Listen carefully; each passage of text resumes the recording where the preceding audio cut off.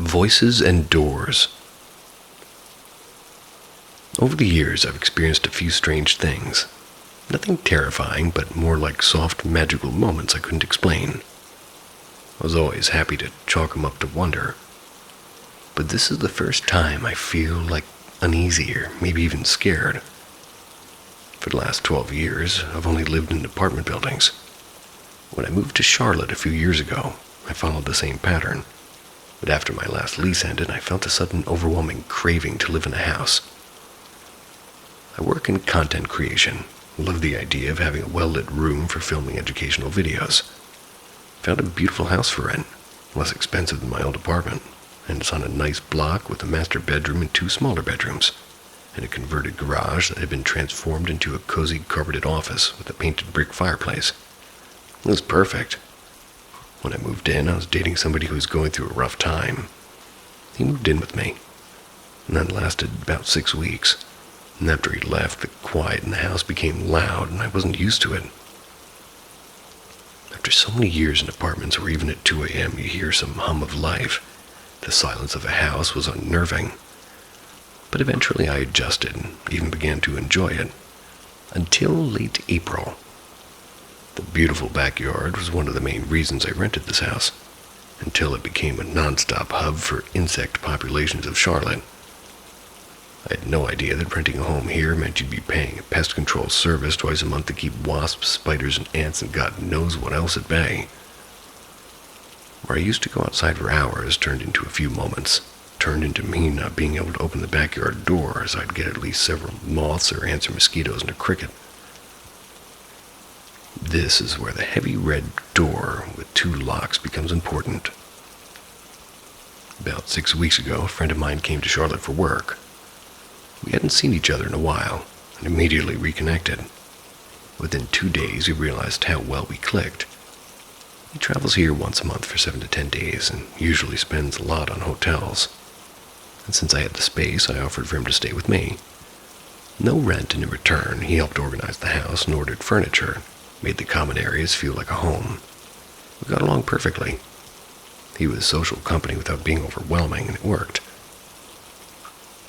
3 Fridays ago, the night before he was leaving, we stayed up late talking and laughing in the office and garage. At one point he paused and made a face. When asked what happened, he said he swore he saw somebody walking up the driveway.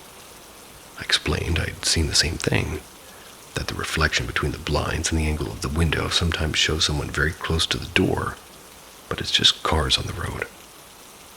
We checked and no one was there, and he shrugged it off and said it must have just been what I described. Later, we moved to the other side of the house. And here's the layout. When you walk in the front door, you're in the kitchen and dining area, which leads to the backyard. To the right is a small staircase down to a large carpeted office. Past the dining area is the living room, which leads to a short hallway that connects to the 3 bedrooms and bathrooms. He was in his room packing, and I was in the master bedroom watching YouTube. He called out to me, and I came to his room. We ended up chatting for a while and laughing and trading stories when suddenly we both heard it. A calm male voice just randomly started speaking. It's weird because calm was like the word we both used, but the weirdest part was while we could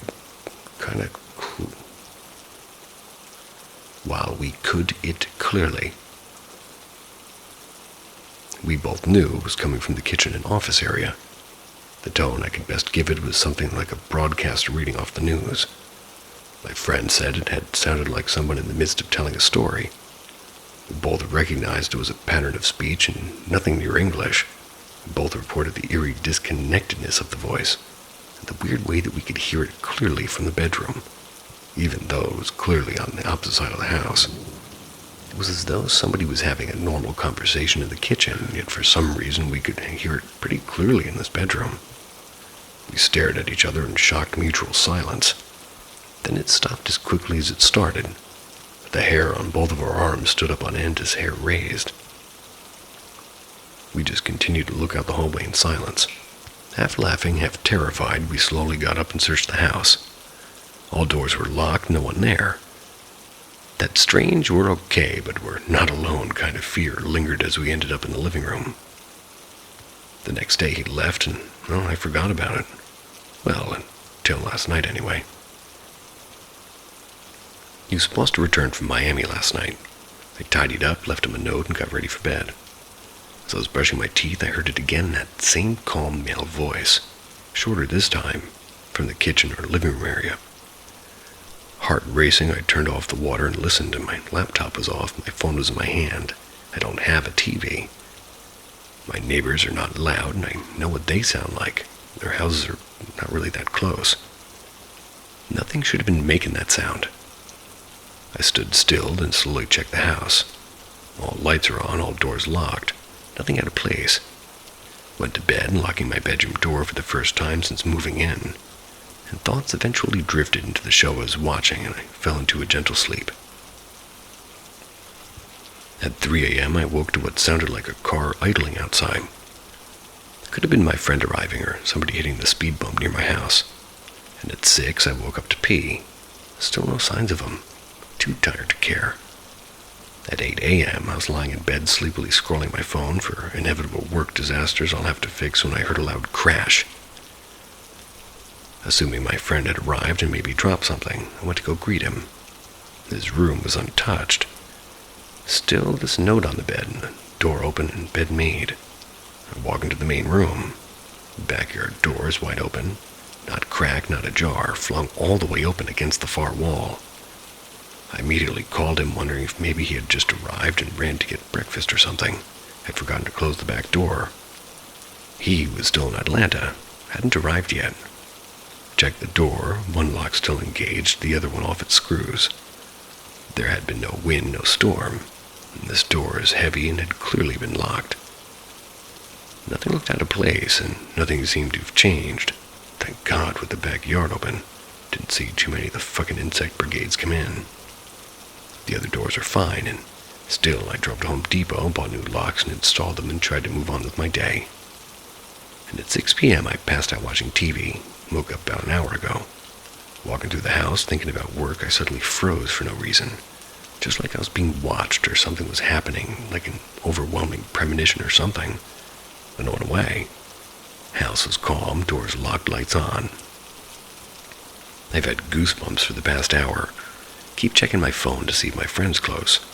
Can't explain what's happening, so I wrote this down instead just to kill time and keep myself engaged. Where we last left off, we experienced. Here's a list of things. He was absolutely certain that he had seen somebody coming close to knock on the door when we were hanging out in the front living room. I have an absurdly long driveway that's uphill before you even come close to the door. But I said I sometimes see it too, and learned that it was the angle of the window and the blinds were partially open, distorting the shapes of passing cars. Several hours later, we're talking in the bedroom, and all of a sudden we both heard a distinct male voice just starting to speak, even though it was on the opposite side of the house. We could not only hear it clearly speaking at normal volume, but we both intuitively knew it was coming from the kitchen. It spoke 2 or 3 sentences in a very disconnected way and then suddenly stopped. We looked at each other in mutual shock and fear, and what the fuck, we both just said in our head that... Well, thorough search revealed nothing. All windows and doors locked. My friend left, everything was fine, and pretty normal, till the day he texted me to tell me he was on his way back. He stopped in Atlanta for a few hours, and I'm in Charlotte. Be arriving around 2 or 3 a.m. Later that night, as I was brushing my teeth, I heard the voice just start speaking again in the kitchen. I immediately got chills, remembering that weird disconnected quality. Only this time it was a little bit more urgent, and it stopped much faster. For the first time in years, I locked my bedroom door at around 3 or 4 a.m. I woke briefly, hearing a car right outside idling. Assumed it was my friend arriving. Woke up at 6:30 or so and opened my door and saw that his bed hadn't been slept in yet, but his aftershave scent was really strong in the bedroom and hallway. So I assumed he had arrived and just hadn't unpacked yet. Checked around the house and everything looked fine, but his car wasn't in the driveway. I assumed he had gotten breakfast or something and decided to try and get another hour's sleep. I texted him, "Welcome back."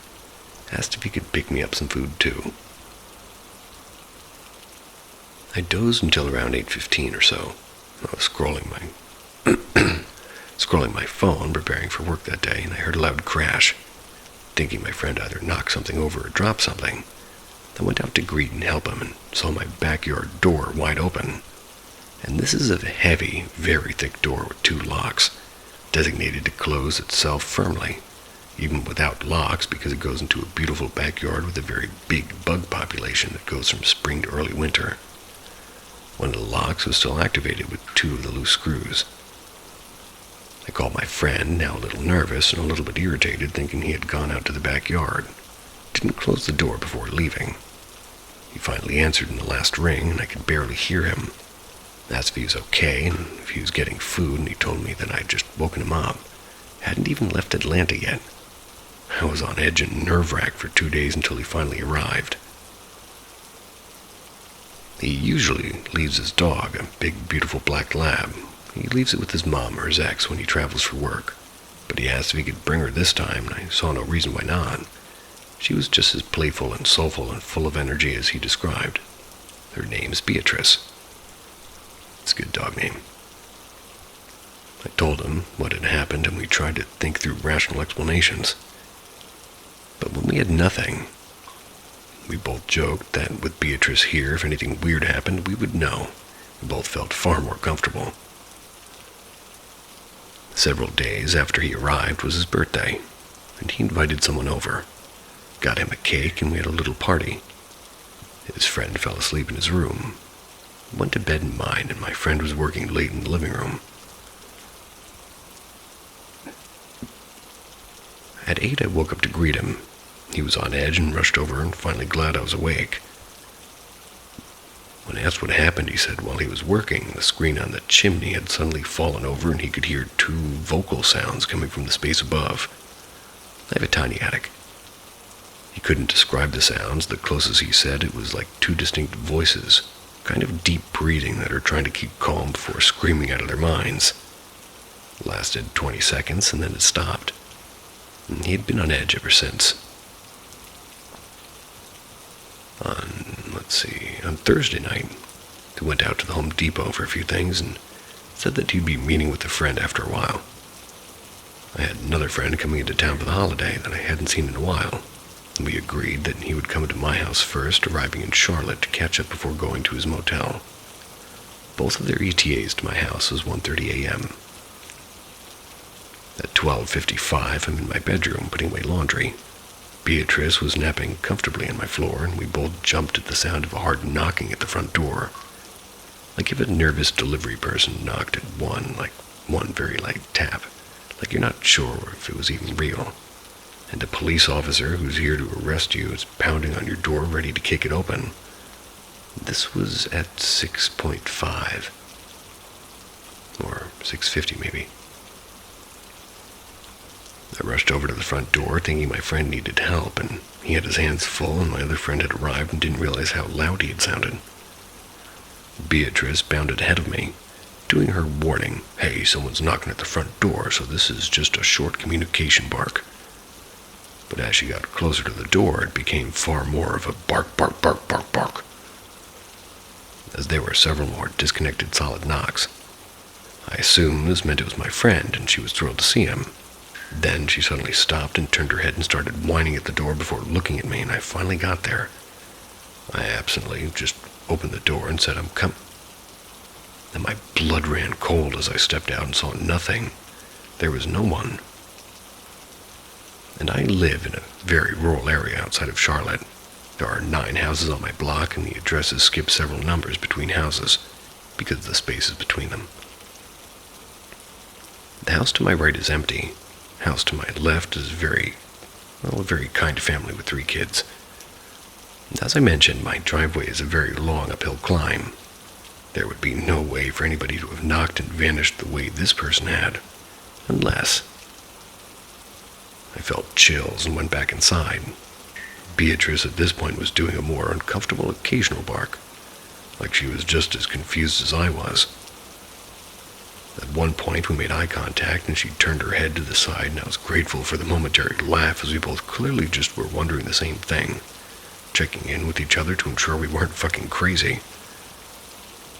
I reasoned the only possible thing was if a person jumped off the side stoop, ran around the side of the garden, and was now in my backyard. I have windows and doors on the side room that connects, and my place and the neighborhood is pretty quiet. Would have sounded very obvious.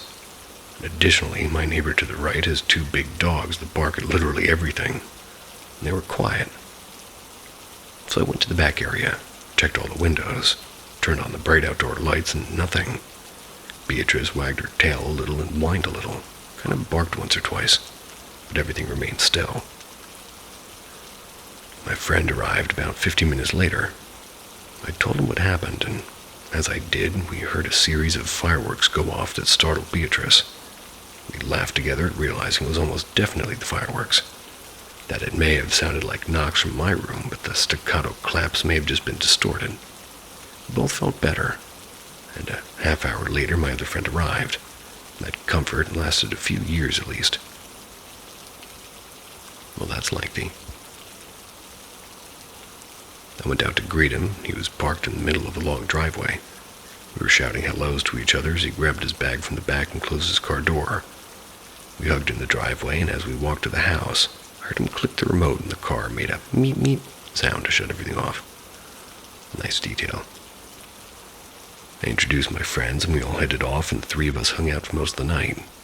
In the early morning, and then finally around 5:30, my friend said he wanted to go get to his hotel, get some sleep before July 4th festivities started. I had to use the bathroom, so I hugged my friend goodbye, and my roommate friend offered to walk him out. A minute or so later, I heard him calling for me from the front door and telling me to come out as soon as I could. Wondering what had happened, I heard Beatrice bark and heard both of my friends speaking hushed, urgent voices. I stepped outside and I saw it. The first car from my roommate's friend was completely fine as usual, but my friend's car had all four doors and trunk wide open. The lights on the car were on, and the console in the middle was wide open with the lid still up. We asked all the stupid obvious questions. Are you sure you locked it? Maybe you accidentally unlocked it. This must have been an attempted robbery, right? But why leave all the four doors and the trunk open and the console wide open that contained several 20s and a watch and a GoPro? My friend noticed I had a Ring doorbell, tried to check the footage, but it doesn't activate unless you're close enough to my front door. On a busy weekend night, I maybe get 10 cars the entire night on my street. Any attempted robbery would have been so stupid as we had music and lights on, and the car was a few feet away from my house, but much longer to a wide open street without any place to hide. But even still, it couldn't have been a robbery because nothing was taken, despite the console being open to show valuable things were left behind. My friend was so creeped out that he just closed each door and finally the trunk. Tried to make ourselves feel better by joking and asking if his ex-girlfriend knew he was back in town, or to ensure he'd check the back seat to make sure there wasn't a serial killer. Without looking at me, my friend said, "Yeah, I'm guessing that wasn't just the fireworks earlier like I'd hoped." The last event happened earlier this morning. Ended up going to my family's place for a barbecue. Then followed by a night on the town and a few local parties. We were making our way back home as the sun began to rise, and the Uber pulled into the driveway at almost 7. We were both exhausted but goofy and definitely a little tipsy. We both waved and greeted Beatrice from the window of my office. She stood on her paws, wagging and barking excitedly to see us before racing to the front door. Glad she is standing on her paws and nothing else. On the last step, as I pulled out my key to open the door, I heard my friend talking to Beatrice from the glass pane excitedly. Suddenly, I dropped my keys because I was so startled by a loud blast that was exactly like a train horn. My friend didn't notice it, but I saw that Beatrice had. As I stood cursing from being startled and my friend laughing, thinking I just dropped it because I was drunk, and laughing harder when I said, "No, it was that fucking train horn that gave me a heart attack." Making him laugh all harder, saying, "Dude, how drunk are you? What are you talking about?" Stood back up with the keys in hand, and I was slowly piecing together that yes, I do occasionally hear loud horns from trains, but this one had come from inside the house, and sure enough I saw Beatrice was still on her paws. But now her head was turned all the way to the side instead of the door. As we'd opened the door, she greeted my friend briefly, but then ran over to the side of the living room with that occasional "what's going on" bark. Stood in the front of the fireplace. My friend had heard the word blah, blah, blah. Last sentence, I gotta mess it up, huh? Stood in front of the fireplace. My friend had heard the weird vocal sounds coming from. My friend stopped laughing then. Yes. Yes, in houses there are bugs outside. I guess unlike apartments. Embrace them.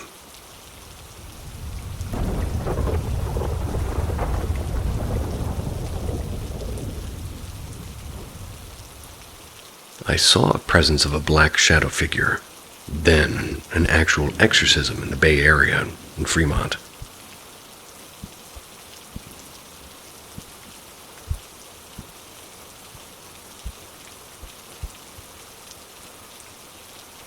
I had an experience in 2022 which turned me from a skeptic to a believer. I was living in Fremont, California. I was living as a paying guest with an Indian Punjabi family of 5, a couple with 3 toddler kids. The couple don't really get along, and wife Rinku is highly frustrated and upset with her life. She asked me to accompany her to an astrologer or fortune teller. We found an Indian astrologer in Fremont, California, and made a visit to him. As we entered his house, a tiny apartment, the astrologer's wife took us to his room. His room was dark and full of pictures of different deities, and also had a white, sort of stick human figure with a red tongue constructed out of white cement or something on the floor. The astrologer looked like a mix of priest and tantric. He wore black kurta. As per his numerology and some other methods, he told Rinku that somebody did black magic on her and her family long back. Rinku believed whatever the astrologer said. When she was a child, her family came across some black magic-related stuff in their farms in Punjab. Hair, lemon, and red fabric. Their lives have been devastated since then. No one in her family was happy. Rinku's father died, and 4-year-old Rinku was taken away forcefully from her mother and was made to live with her aunt all her life, who never loved her. Rinku and her real sister both have horrible, cheap husbands. Rinku was never allowed to talk to her real mom, who herself was living an awful life in some village in Punjab. Or Punjab, or Punjab, I don't know how to say that. So Rinku believes the astrologer. I was still a skeptic, but he made right predictions and assessments about me, so I didn't know what to believe. The astrologer said he can't explain much about what's wrong with her. All he said it was some black magic. He said that he would do an extensive puja, some rituals that made it all go away. He quoted $2,000 for the whole thing, and Rinku, coming from a low-income house, still managed to arrange the amount. Now things get interesting from here. I'd like to know after spending $2,000. As a part of the thing, she had to visit the astrologer a few times. She took me every time she went, and I consciously didn't drink water or eat any offerings the astrologer made to us. And so didn't Rinku. The third time we went to his place, he said something about finding something evil in his prayers for Rinku. He also said that as a part of the ritual, Rinku had to visit a graveyard to drop some stuff, which astrologer gave us. Had to be done by Rinku. He strongly advised me to accompany her to the graveyard, and that day he said a few more things which made Rinku pretty emotional, and she shed some tears. The astrologer asked his wife to bring some sweets and water and tea for us. We refused, and he insisted and gave us some sweets and warm water to drink. We ended up drinking the water, but got the sweets back home and discarded it in the trash. That night, both of us drove to the graveyard at 10-ish. She dropped that stuff in the graveyard. Additionally, the astrologer also gave us a copper pod, a kalash, if anybody wants to Google it, which she asked Rinku to keep in the room she slept in. After coming back from the graveyard, both of us showered and had dinner. The astrologer instructed us not to consume any alcohol that night. Now, at around 11:30-ish, both of us were sitting in the living room. Rinku video called a close friend and shared that we had gone to the graveyard. The friend suddenly tells Rinku that you look really different today and your eyes look scary. Rinku took it as a joke and looks at me asking, if there's something wrong with her eyes. I looked into them and I suddenly got very scared. They did feel different and scary, and something was definitely wrong with her eyes. She went to bed shortly after this, around 12. Looking into her eyes gave me chills. It was hard for me to talk to her while looking at her. Writing this and thinking of those eyes gave me chills. Those eyes looked in trance and felt like they wanted something from me. Those eyes looked greedy and, like I said, in a trance. And I'm a night owl. I generally don't sleep at night. That night I was cooking in the kitchen downstairs at 1:30 a.m.-ish. To give you an idea about the house, it's a 2 BHK. 2 bedrooms, 2 hallways, 2 kitchen. I don't know what this is. 2 beds, 2... Anyway. The hall and the kitchen are modular and on the ground floor.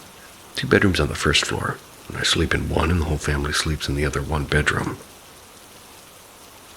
So I'm on the ground floor that night, cooking in the kitchen, which is next to the stairs on the first floor. So stairs are adjacent to where I'm standing. I suddenly feel somebody come down through the stairs and standing outside the kitchen looking at me. I feel something black in my peripherals and I have a strong negative feeling. I feel someone is standing next to me, facing me. I look to that side and what I see is black smoke vanishing in the air and settling into the atmosphere of the room. All of this happened in 3 seconds. That kind of dark was a different dark, different than the dark of a tube light gone old. I feel shit scared, but I don't know what happened to me. I pretended as if nothing even happened. I don't know how, but I acted strong and sort of created an aura of strength around me. I sort of gave a strong message to that thing that if there's anything in that room, that I'm strong and not scared. I pretended to stay normal, didn't react. Just created a powerful aura around me psychologically. It doesn't end here. Some few minutes later, I had to bend down to get something out of the bottom shelf of the kitchen. I sit down in a squatting position, and to my horror, my pajama tore from both my knees, and I have no explanation for this. My pajamas were well-fitting and maybe a tad bit tight, but not as tight as they would tear from the knee. That too, from both the knees at the same time. I was so scared at this point, but I continued to act normal. I even sat at the couch in the same very room after some time, using my phone to watch a video, and my video getting paused on its own repeatedly. I play, it pauses, I play and it pauses again. Even after it had buffered. And at this point I'm clueless, I feel something spooky. But my rational brain is telling me it's all in my head. At around 3 a.m. I called my friend in India. I knew I won't be able to sleep until sunrise. My friend kept my head diverted until 4:30 a.m. After some more time I saw sunrise and felt relieved and went to bed, and I didn't share this with anyone except the friend I was talking to. The next day as I get up, I felt very low and negative, and I have this strong urge to leave the house. Called up my husband and moved in with him that very evening. Background story at this point is I'm a month-old married. Husband lived in a different city in California. We'd gotten married in urgent circumstances. I'm in the process of looking for houses for us. Meanwhile, I continued to stay with the Punjabi family as paying guest until the night I experienced all this. We'd also gone to Gurudwara that day, as the astrologer instructed us to visit the temple this day. During the day before moving out, I felt very negative throughout the day, and I wanted to move out as soon as possible. Also had exaggerated thoughts of me cutting my wrist off. I generally get these thoughts, but on that day I was feeling those thoughts and I felt the pain as if I'm cutting wrist nerves.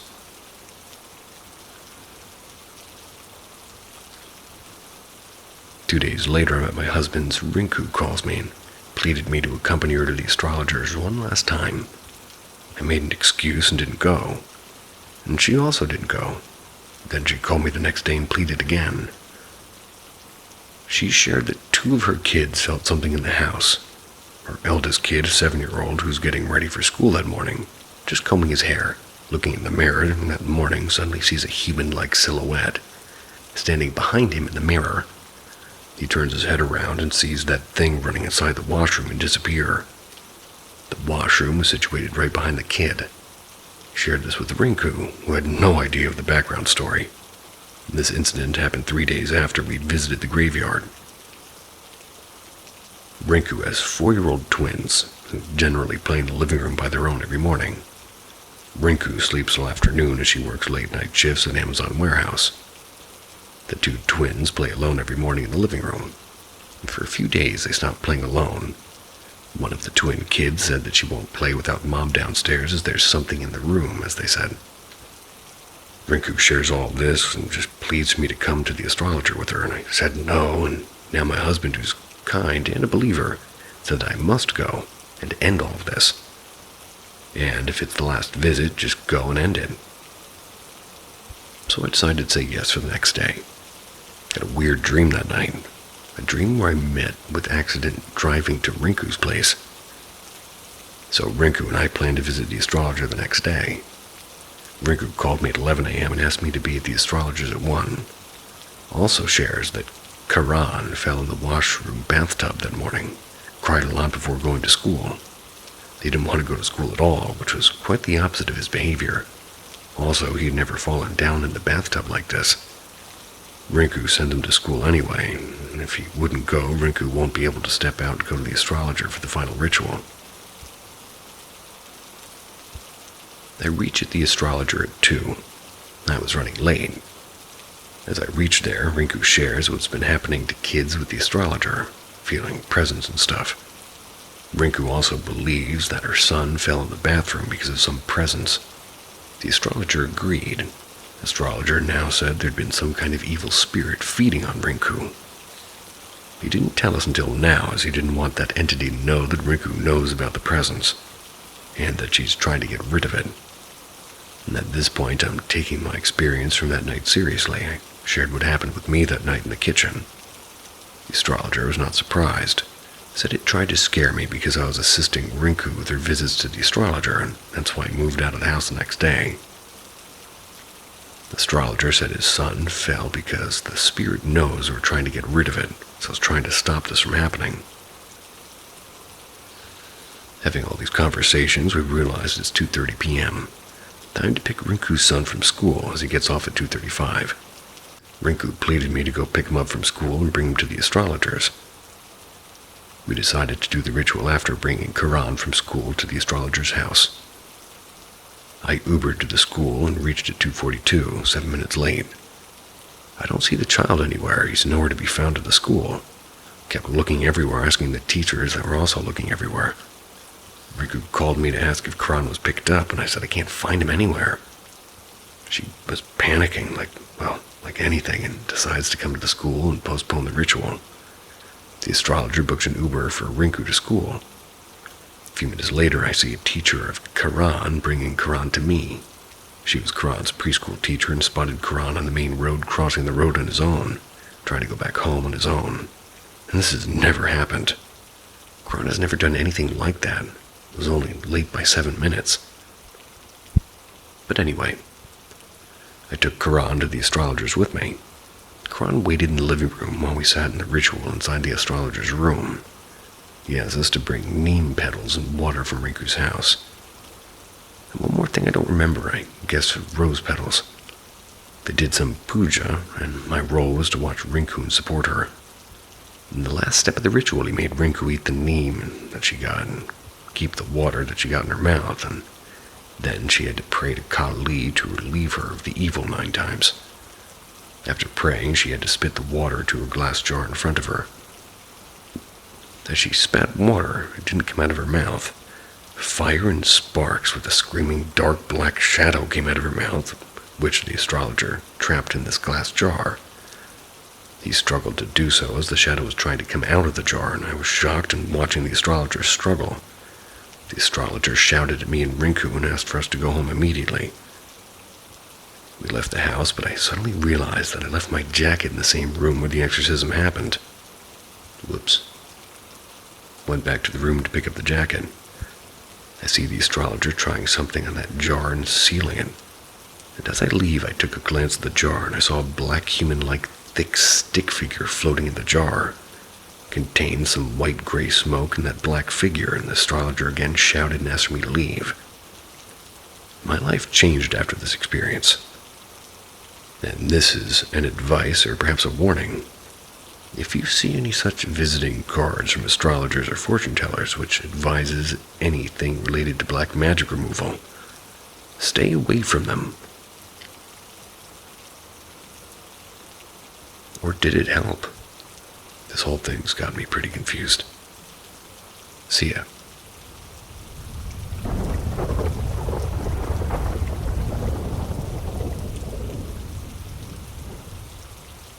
The tracks near my house. Been dying to share at least one of my strange stories here. So here it goes. This happened a while back. I'll say somewhere in my teenage years, as I can't remember the exact time frame. So bear with me on my rough recount of the events that took place that day. There's some abandoned train tracks up in the streets from where I live. It's a hot spot for many. Whether you're an angsty teen or an older couple looking for a nice walk, the tracks were perfect for it. And the downside is, it was also a hot spot for those who dabble in the sketchy or unexplainable things. People who play games with the unknown. Sometimes walking to the tracks felt like entering another world. A not-so-peaceful one. You can feel eyes on you, catch things out of the corner of your eye. Strange noises that make you overthink your surroundings. Maybe you brush it off as your imagination, but some half of you knew that there was something more to it. Something malevolent. One day, an ex-best friend, we're gonna call her friend H, we decided we wanted to take a walk to the abandoned tracks. And this was pretty normal for us. We really enjoyed the trips to the tracks, despite how strange it can be at times. It was a nice day. It was nearing summer. We were high in spirit, welcoming the warm weather. We planned to go later in the day, but before nightfall. And something to note about these tracks in particular is you absolutely did not want to enter them at night. Our rule was, if the sun began to set, we just kind of stayed out. The tracks turned into a whole other place at night. A very dangerous place. Any weird events that would happen in there would get so much worse at night. It was anything but welcoming. So anyways, we planned to head out about 4 or 5 that day and stay until 6 to early 7, depending on where the sun was by that time.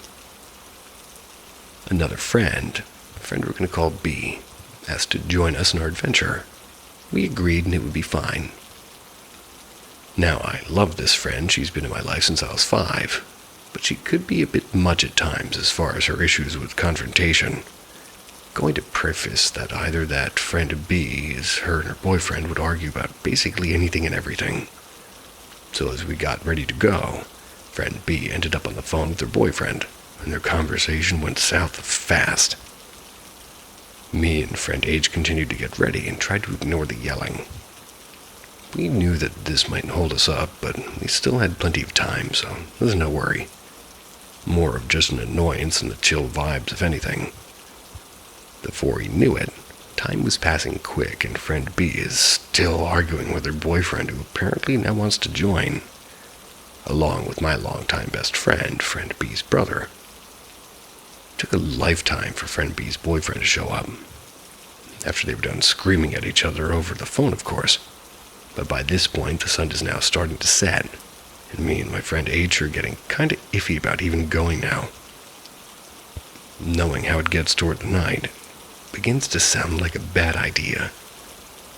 Unfortunately, we stuck with the plan, despite the setbacks, since everybody else was still game and didn't want to ruin it for everyone else. And looking back, I kind of wish I said fuck it and stayed home. Who cares what they think, right? Sadly, I'm known to be a people pleaser, so even though it didn't feel like the right move, we went anyways. By the time we walked out the door and headed to the tracks, it wasn't exactly dark, but the sun was below the trees. Definitely past the point where I'd feel comfortable. From the moment we walked a couple of feet in, it felt off. We can hear what sounded like children playing and screaming. We brushed it off at first because the tracks are in the middle of my neighborhood, so in the entrance there's backyards and houses that sit close behind the separating fences, and the best way I can describe it is there's tracks that lay directly across the street, and you can go left or right and pretty much disappear away from society, the further you walk at least. The one side is so overgrown that it's impossible to walk it. However, the side we go in on is where some of the locals walk, and the side that has houses on either side of the first 50 to 100 feet. The further you walk in, the more the houses grow distant away from the tracks, and you're met with mainly woods on either side of you. The left side being a lot more trees. You can get lost in it if you wander off the tracks and aren't paying attention to your surroundings. Back to it, and we're walking in and hearing children screaming, maybe laughing here and there. We're chatting, and I'm trying not to be too freaked out about coming in this late and play it lightheartedly. I'd be lying if I said I didn't already feel something off, like a thickness in the air. Then we come to the realization that the screaming sounds are weird. The further we got, the louder it got, despite being further away from the neighborhood now. Screams don't sound so fun, or even like children anymore. Sounds more like a woman screaming. And this made us stop dead and look at each other. I remember mentioning that I don't think this is a good idea, but for whatever reason we decided to keep moving. Eventually it stopped. It went from screaming to eerily upset, kind of quiet. This is where it gets kind of fuzzy for me. So I apologize if I get a little bit hard to follow. I'll try my best to explain everything that occurred, though. Friend B and her boyfriend started arguing about something again, and my best friend began wandering a little bit farther into the tracks. Me and friend H started talking amongst ourselves about possibly leaving, since this experience wasn't kind of taking any fun turns anytime soon. We were definitely fully freaked out at this point as well. The vibe in the air alone had me watching everything around me. I didn't want to be there in the first place, but now I really didn't want to be there at all. I tried yelling to the two arguing about how we should leave, and it doesn't feel safe here. They barely acknowledged me, though. This frustrated me. I could care less about their problems, and I felt it was stupid to be fighting in a place like this. I walked a little further with them, and we didn't even make it to the spot we were intending to be in, and there's a spot that everybody liked to chill at. That spot was the waterfall. It was a stream that led into a big body of water, but enough of a creek to make this beautiful waterfall. It's stupid, I know, but we like to get off the tracks and go sit on the rocks, and I'd say it was maybe another 50 feet before we got to our destination that things got next level horrifying. We stood there for a minute or two while friend B and her boyfriend continued their bullshit. I had enough at this point. I told them that we're turning around and leaving. It's not safe, and we aren't enjoying this trip anyways. And out of nowhere, she just kind of went quiet, randomly sat down on the tracks. I didn't like this one bit. I'd already said enough is enough. Not spending any more time here. The place was getting heavier by the second, and things felt more and more wrong the longer we stood there. I bitched at them again that we're leaving. I don't like being pushy or controlling. I didn't want to leave my friends there either, and I genuinely felt like something bad could happen if we didn't leave as soon as possible. While friend B is being dramatic and sulking on the tracks, I made the mistake of looking off into the trees on the left side. Even though there's no fog or anything obscuring my vision, I was having a hard time seeing into them for some reason. Then I saw it, or more like them. And I swear, this isn't me yanking anyone's chains. I'm being dead serious when I say I looked out to see what looked like children in the distance. They were near the trees and scattered about, and some peering out, and others just stood there near the trees. There's at least 6 of them. If I had to make a rough guess, boys and girls dressed in white. The thing that really got me was the fact that they lacked eyes, like deep dark pits in their faces. And they were watching us from the trees. And now this really sent me into panic mode. Without warning, I grabbed friend H's arm and told her, "We have to leave now." Pure fear in my tone. We yelled out that we're going now, and we didn't wait for them at this point. We warned and then started booking it. I can't tell if it was my mind playing tricks on me, after what I had just seen, but I could swear I heard footsteps on each side of us following us, long before my other friend caught up. The air was still before, and now the trees and other growth were whipping in the wind. Now at this part again, I don't know if it was just so freaking out in my mind or something taking over. But when I turned to look behind me, not long after taking off, I saw a glimpse of a dark figure in the middle of the tracks. It was there for not even a full second, but it certainly fueled me to sprint faster. Everything happened so fast it's hard to remember all the details and where they are placed that day, but it was terrifying. I knew something bad was there. I was not expecting to see what I saw that day.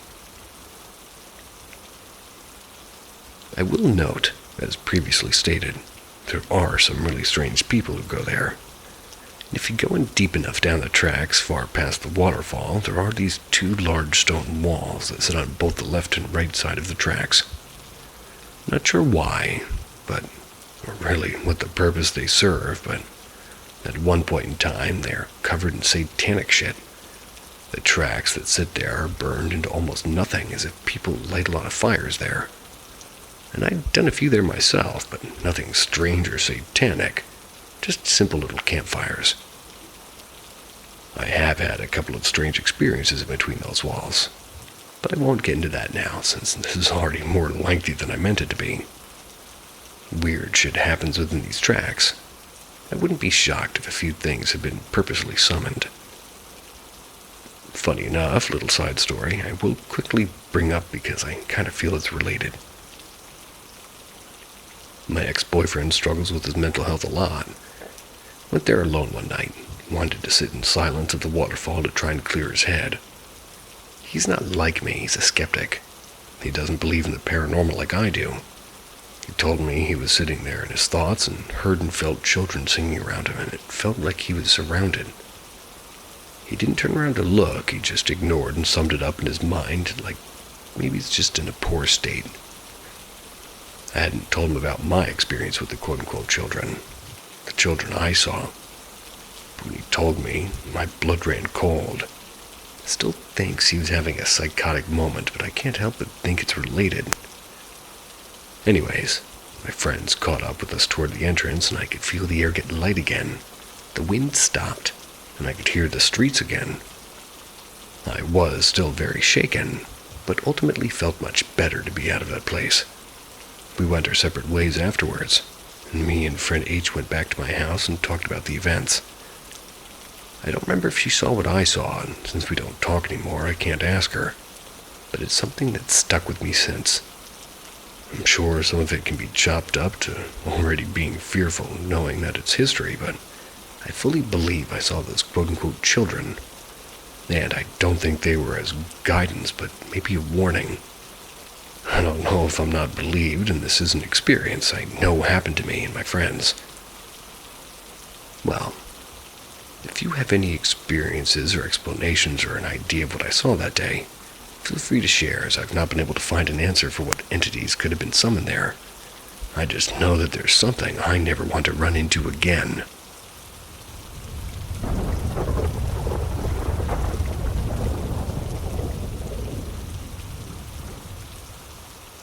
The Ghost on the Old Country Road.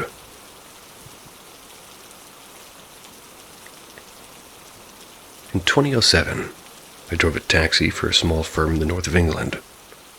I worked there for around 6 months. I usually did weekends and late shifts. That's because the money was better and the roads were less hectic at night. And as you'd expect, however, driving around on a Saturday night, I'd see all kinds of crazy. Drunks fighting and people sleeping on the road and people doing dirty in the bus stops. usually drunken behavior. I'd taken dying people to the hospitals, intervened in domestic disputes, had fights with drugged-up customers, good and bad, you name it. Never a dull moment, I'll say that much. But for many reasons, a job I'll never do again. I dropped off a drunk customer one Saturday night sometime after 12 a.m., heading back to base when I took a left turn that led me along the old country road, as it's called. It's a notorious, horrible, twisty, narrow road lined with trees and old stone walls on both sides. It's on a steep hill. There's almost no streetlights. Every corner is a blind corner, and the camper goes from side to side without warning. During the day, it's scary to drive along. At night, it's almost suicidal. If it wasn't for the fact that I was trying to get back to base and squeeze another fare in before my shift finished at 2 a.m., I'd never have taken this route. The petitions have been going on for decades trying to get this accidental hotspot fixed, but the local council either can't afford it or never seems to be interested. Hundreds of accidents have happened there over the decades. Many have died, and most people just avoid it altogether, despite it being the quickest way from A to B. So I'm cautiously driving along this road just after 12 a.m. No other cars on the road, and that's when I see a young lady with her back toward me walking down the middle of the road. She was a white girl, looked like teens or early 20s, brown hair, wearing a blue flowery dress. As I got closer, I could see that she looked to be in bad shape. Her hair was a mess, and she was only wearing one shoe. I could see that her dress was torn and dirty. She had grazes on her hands and legs and face, and she had leaves in her hair. She was in a right mess. At first, I was just concerned for her safety, walking down this road at night. I'd planned to slow down and give her a warning about the dangers. But when I saw the state she was in, I decided to stop and see if she needed help. I pull alongside of her. I ask her if she's okay. I ask if she'd been hurt or in an accident or something. She looked at me dazed and confused, most likely drunk, so I ask again, and she responds with, "I want to go home." I ask her again if she's okay. Should I call an ambulance or something? She isn't responding, just standing there mumbling and confused. So I couldn't just leave her there. I offer her a lift, and I get out and open the rear door for her, help her into the car. I ask the girl where she wanted to go, and she gives me the address of her residence about a 10-minute drive away. There were rules that prevented us from picking up unsolicited customers. So before moving, I radioed the controller and explained that I'd picked up a drunk straggler needing medical attention and I was taking her home. It got the okay, logged in the book, so off I went.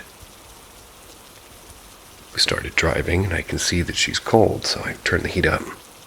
I'm asking her questions like, is she hurt and was she an accident or really what happened, but apart from a few mumbles, I can't get any sense out of her. I ask her name, which she says is Rose, but everything else was just barely audible drunken mumbles. She said, "I want to go home," a few times, but at least I caught that much. It looked like she was falling asleep against the window, so I just stopped the questions. I let her be, and I just drove. We get to the house at around 1 a.m. She's fast asleep against the window, and it's a big old colonial-looking house. I think it's been there since the 1700s and was maybe once owned by a local lord or something. Called her name a few times to wake her up, but no response. Didn't want to start manhandling her out of the car, so I got out and went up to the house to get some help with her moving, As I'm walking up the driveway, I can see that there's still lights on in the house, so I knock quietly and wait. After a few seconds, a woman answers the door. She's crying and rubbing her face, and she's around 60, I guess. Gray hair, wearing a white nightgown. I explain who I am and that I'm a taxi, but I have a girl in the car named Rose who's looking in pretty bad shape, and has asked me to bring her here. Before I can finish, she turns and walks away and calls out for who I assumed is her husband. A man then comes to the door, around the same age, and he's carrying a framed photograph. He had a look of sadness in his face that I couldn't explain at the time, but one that I'd soon know all too well. I explained to him the situation, that I need help with getting her out of the car. He waits for me to finish and then shows me the photograph that he's holding and asks, "Is this her?" I confirm it's the girl in my car, and he asks, is she still there? I confirm that she's asleep in the car. We're probably going to have to carry her back to the house. Puts the photograph down and comes with me to the car. There was a lack of urgency in his behavior, which I found odd considering the situation. We get to the car. I open the rear door. She's gone. I quickly scan the surroundings, and there's no sign of her. I look at him, panicking slightly at the thought of this girl walking around the area drunk somewhere. He doesn't seem to be too bothered by her absence. I suggest that we call the police, and he declines. Asks me to come back to the house. We get back to the house, and he goes inside. I assume he's going to call somebody or maybe look for his wallet. I hear him talking to his wife about something, then he returns holding a newspaper. He opens the newspaper, points to a page, and asks again, is this her?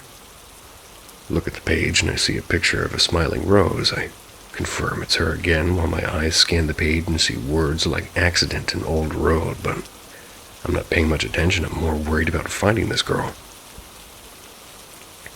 Then he tells me some of the following, some I didn't discover until later that night when I read the article. The article stated that in 2001, it was Rose's 18th birthday. She'd been at a party with friends, gotten into an argument, and decided to leave alone around midnight. She'd been walking down the old road when a car hit her from behind. The driver, yet to be identified, didn't stop. She died laying in bushes by the side of the road, and her body wasn't found until several days later after a police search. He told me that every birthday since then, at around 1 a.m., they've received a knock at the door from a worried driver claiming to have Rose in the car. They'd been sort of just sitting up and celebrating her birthday and waiting for me to arrive. So confused by his story, I asked him to show me the photograph again just to be sure it's the same girl that was in my car, and it was. I didn't know what to say. I didn't know what to do. I wanted to laugh, to be honest. So I just apologized for the misunderstanding, said goodnight, and went back to my car. Sat thinking for a few minutes and decided I'd drive around the area, check if I could find her. I couldn't, so after about 30 minutes I gave up and drove back to base. I arrived back at base just before 2 a.m. The lady controller asks what happened with the injured girl that I'd picked up. Give her a brief rundown of the strange events that had just happened, and she laughs and shouts toward the back room. Ha! Hey Tony, we got another one. He's seen her too. A guy called Tony comes out. He'd worked taxis for years. Tells me about the stories of the ghosts on the old country road that taxi drivers in the area share. I kind of laughed and shrugged it off, but internally I was rattled. I left work and I went home. I read the article about the accident online, cried my damn eyes out. I didn't get much sleep that night and didn't fancy working the Sunday the next morning. I'd call in and take the day off. Went out to the car during the day to see if she'd left anything in the car, and I found a single tree leaf laying on the carpet where she'd been sitting. A few days pass. I'm unable to get over this weird night, and her pleas of I want to go home were still ringing in my ears, and the leaf was sitting on my coffee table staring at me. So I get up one morning, got in my car, went back on the road, and drove up and down a few times trying to remember exactly what I'd seen that night. After an hour, I leave and park up for a while and decided I'd go back to the house. I needed to know for sure if the girl that I'd picked up that night was in fact Rose or some other person. I arrived back at the house and parked where I had the other night. Sat there for maybe 20 minutes. Not sure why I drove there, contemplating whether I should knock on the door or not. And if I did, what would I say? As I'm sitting there, I see the man walking down the driveway toward me. He recognizes me and comes up to the car. I roll down the window. He asks, "We saw you sitting there. Everything all right?" It wasn't. You could tell by the look on my face I was having a hard time accepting any of this. He invited me into this house, and so almost without saying a word, I get out and follow him inside. I get inside, and a dog comes running up to me, wagging its tail. I'm giving it a good stroke and saying hello to the dog, and the lady from that night appears from a room and welcomes me in.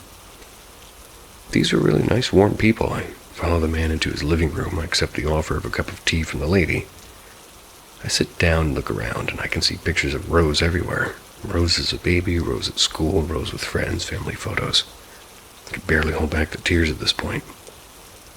We sat and talked about Rose for around an hour. Talked about that night. Talked about the accident. Talked about her birthdays. Talked about her funeral. Talked about the police investigation. The couple who were her parents had gone through hell for the past 6 years.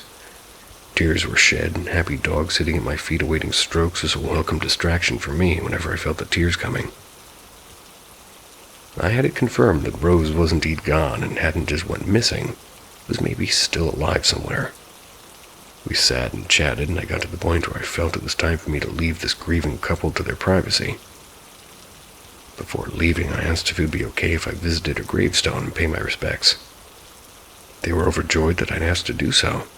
So they told me the location, and as I was leaving, her mother remarked, "Oh, take her some hydrangeas. She'd love those." I didn't realize until I got to the flower shop later that hydrangeas were a type of blue flower, the same blue flowers that filled the house's front garden, the same blue flower that covered Rose's dress on the night of her 18th birthday. I thanked them for their hospitality and I left. Went home, changed my clothes, went to buy flowers, and seeing the blue hydrangeas was a shock. Bought a bouquet and wrote a message on the card. "Dear Rose, hope you find your way home one day." I went and placed the flowers at a gravestone and sat there for the rest of the afternoon and quit the job the following day.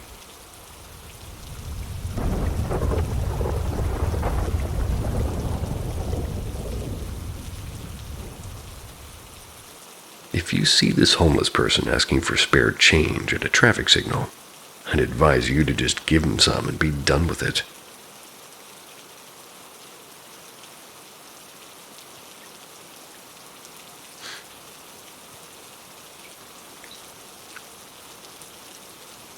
It was already a Friday evening. To add some cherry on the icing, Boss was in a happy mood. Gave her team the go-ahead to leave about 45 minutes early, before the office hours actually ended. I packed my stuff, rushed quickly to the elevator, and in about 10 minutes was driving out of the parking lot, and I was sipping my cold coffee that I had grabbed from the cafeteria on my way down. I take a look at my watch. It was 5:34 p.m. Perfect. It was a pretty hectic week, and I was really looking forward to the weekend. Not that I had any plans as such, but I just wanted to be at home and have a few friends around getting drunk and playing games all weekend. I was already visualizing all of this in my mind as I entered the highway.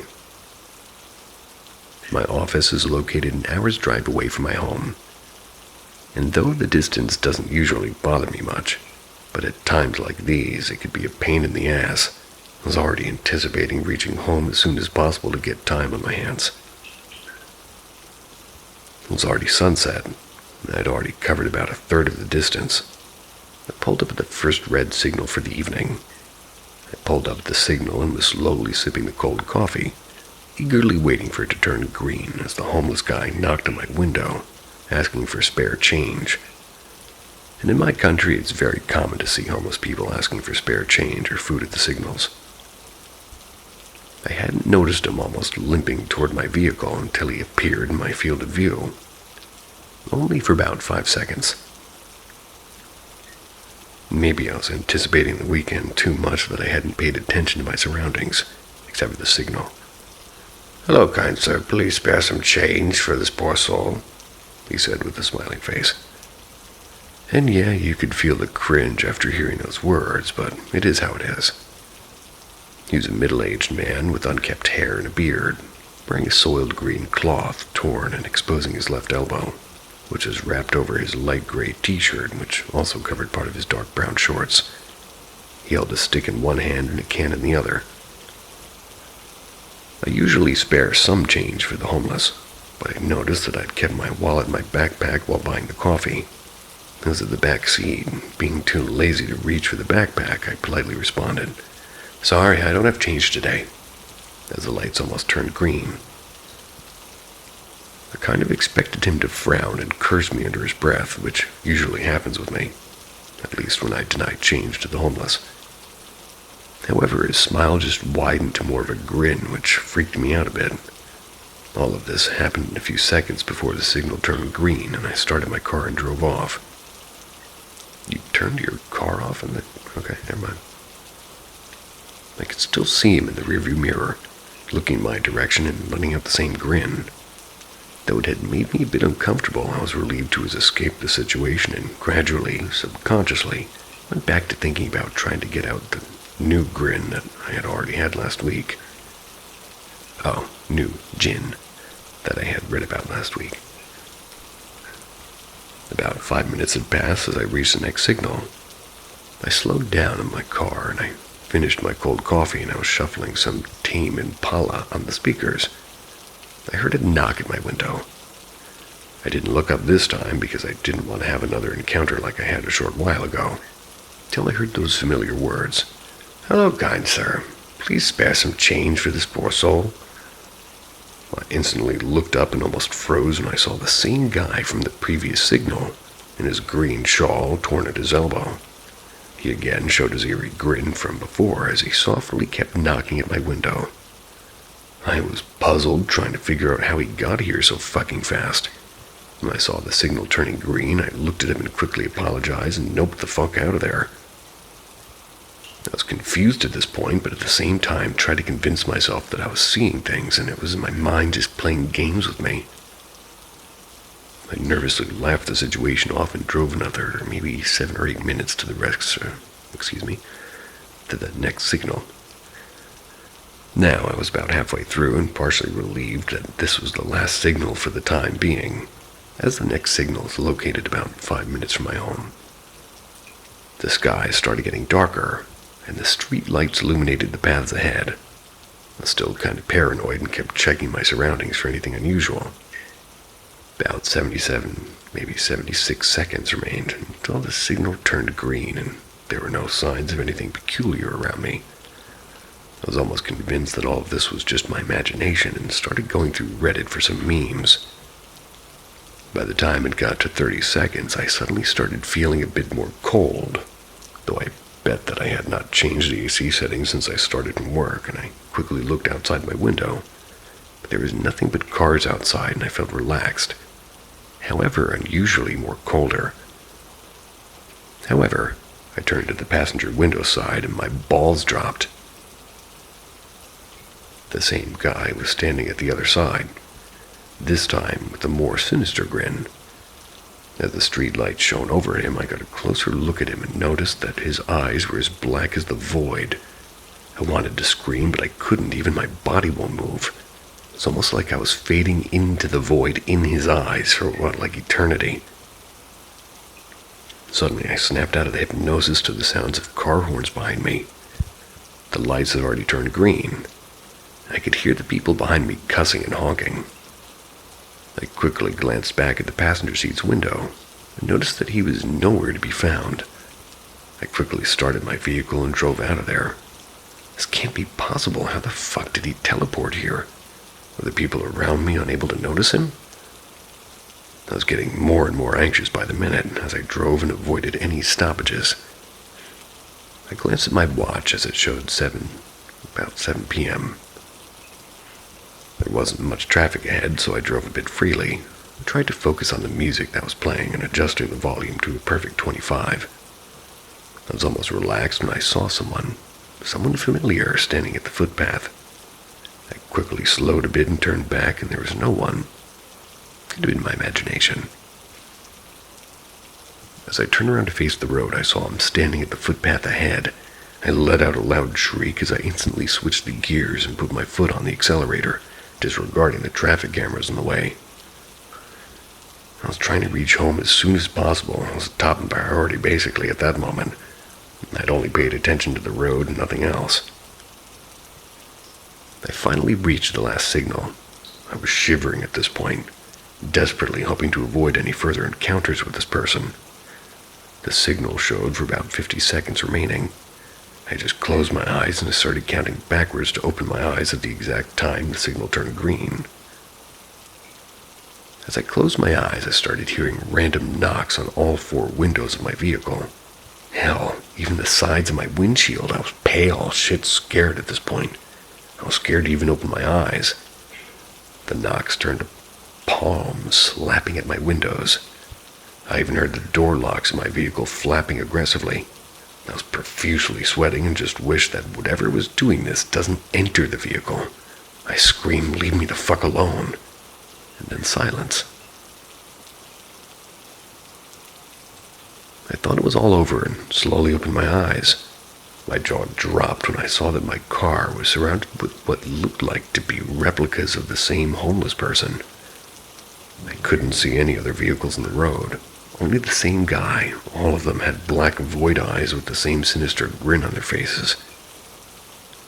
After what felt like forever, I blinked my eyes and everything went back to normal. The vehicles behind me honked aggressively. I quickly started my car and I drove. Why does this guy turn his car off at red lights? As I took the turn, which was supposed to lead toward my apartment complex, I noticed that I was back at the last fucking signal. What the actual fuck, I thought. I heard a knock at my window, and I knew who it was. Slowly turning my head around, I saw that familiar fucking face. He looked normal this time, but I could tell something was off, and he spoke. "Lus rupsit rofinakimos erapsis salapin Nicola." I looked around. I saw everything was in reverse. All the vehicles, people, every fucking thing in my vicinity, and I blinked and everything went back to normal. Sped through the green signal and took the turn. Again, the fucking signal. This time I heard knocking and looked at him and saw that the guy didn't have eyes. They were just plain skin where his eyes are supposed to be. To say that I pissed my pants would be an understatement. I quickly drove through the green signal and took the turn to find myself back at the same signal. I was both physically and mentally drained at this point. It felt like the world was glitching out on me every time I made a turn. I heard a knock, and this time I reached for my wallet lying inside my backpack, took out whatever cash I could find. I slowly rolled the window and put my trembling hand out, offering all the cash I had without looking at whatever was standing outside. I felt a warm, humanly hand take the cash from my hand, but what he or it said in its response left shivers down my fucking spine. "Almost." The voice sounded strange and demonic, like a mixture of two voices. At the same time, from the corner of my eye, I noticed the entity vaporizing into thin air. I could almost confirm that the creature wasn't in any way a human. As soon as the signal turned green, I just stomped on the accelerator with all I had, hoping that the next time I just was led straight to my home. And this time I actually made it. I was almost to the brink of a mental breakdown, unable to process what shitstorm I'd just crawled out of. And as I parked my car, I checked the time, and it was 11:26 a.m. I was literally confused, as I didn't expect this much time to have passed. So was I tripping, and was all this just a figment of my imagination? However, all of the events that happened during this evening, the one thought that fucked me up most was, what fate would I have met if I refused to spare him some change? Hopefully a ghost isn't the reason anybody's balls drop.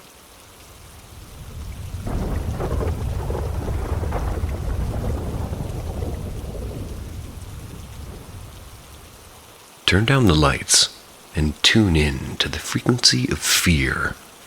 This is Paranormal M, where every haunted hallway, every whisper in the dark, and every shadow out of place becomes a story waiting to be told.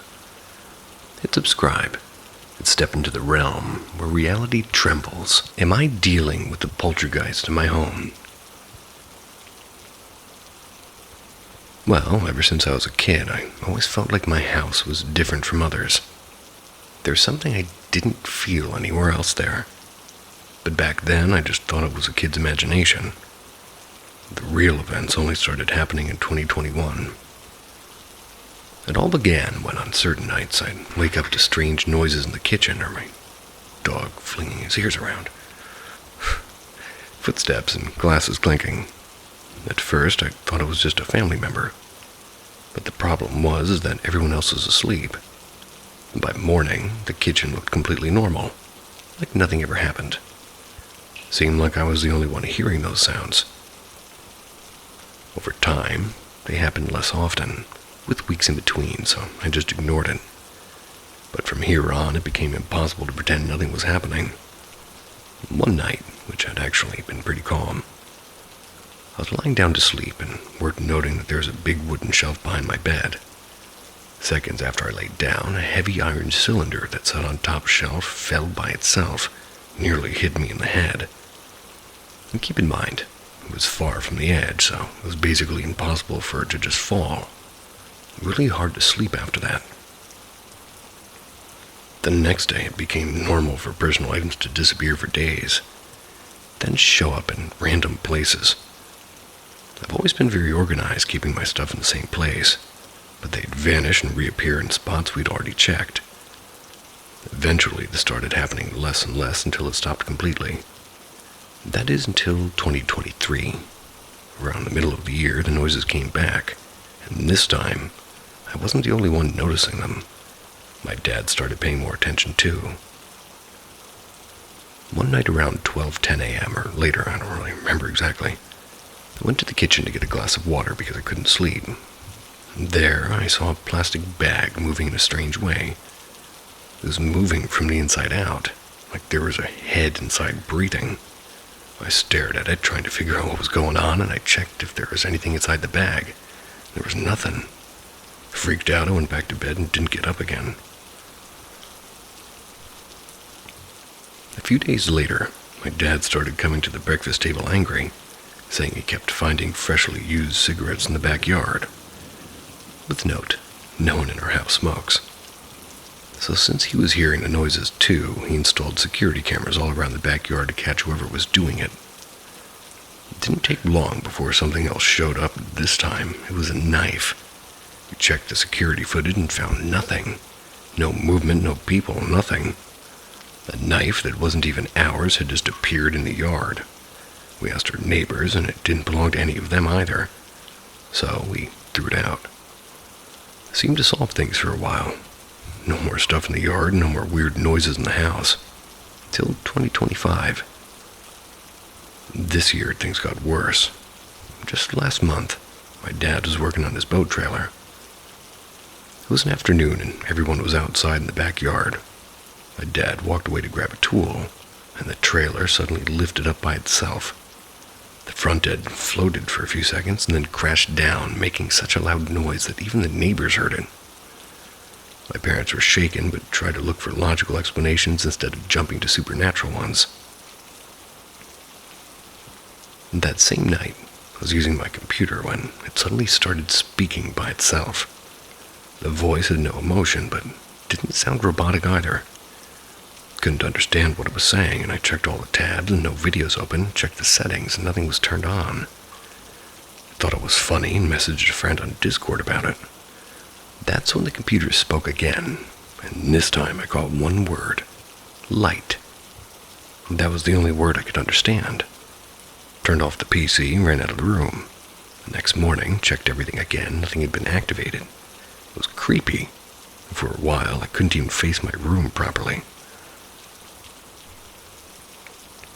Later on, around the 23rd of May, getting ready for bed when my little brother called me to the living room to help put his toys away. After we finished, I took his hand to walk him to his room. As we passed through the kitchen, I saw the light switch flip by itself, turning off the lights. It wasn't a power outage or an electrical problem.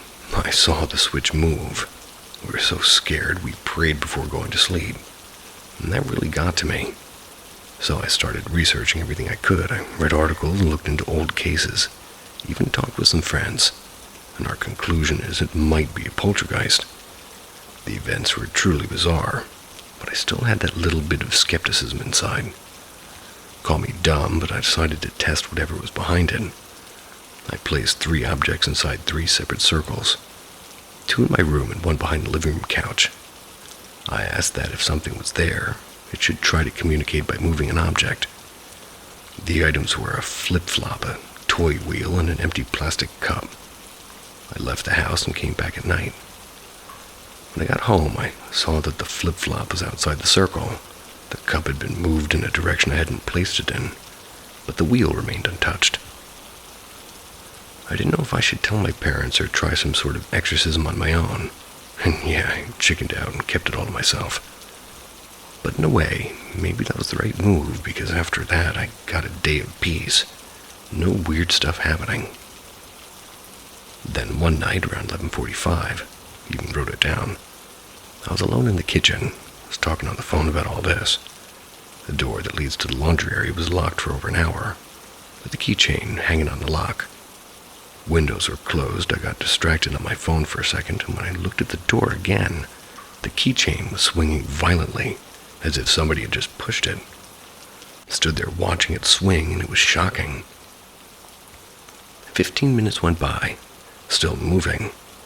While I was standing there in disbelief, I felt this cold creeping into my feet. Just went straight to bed like a coward. Or as the manual says.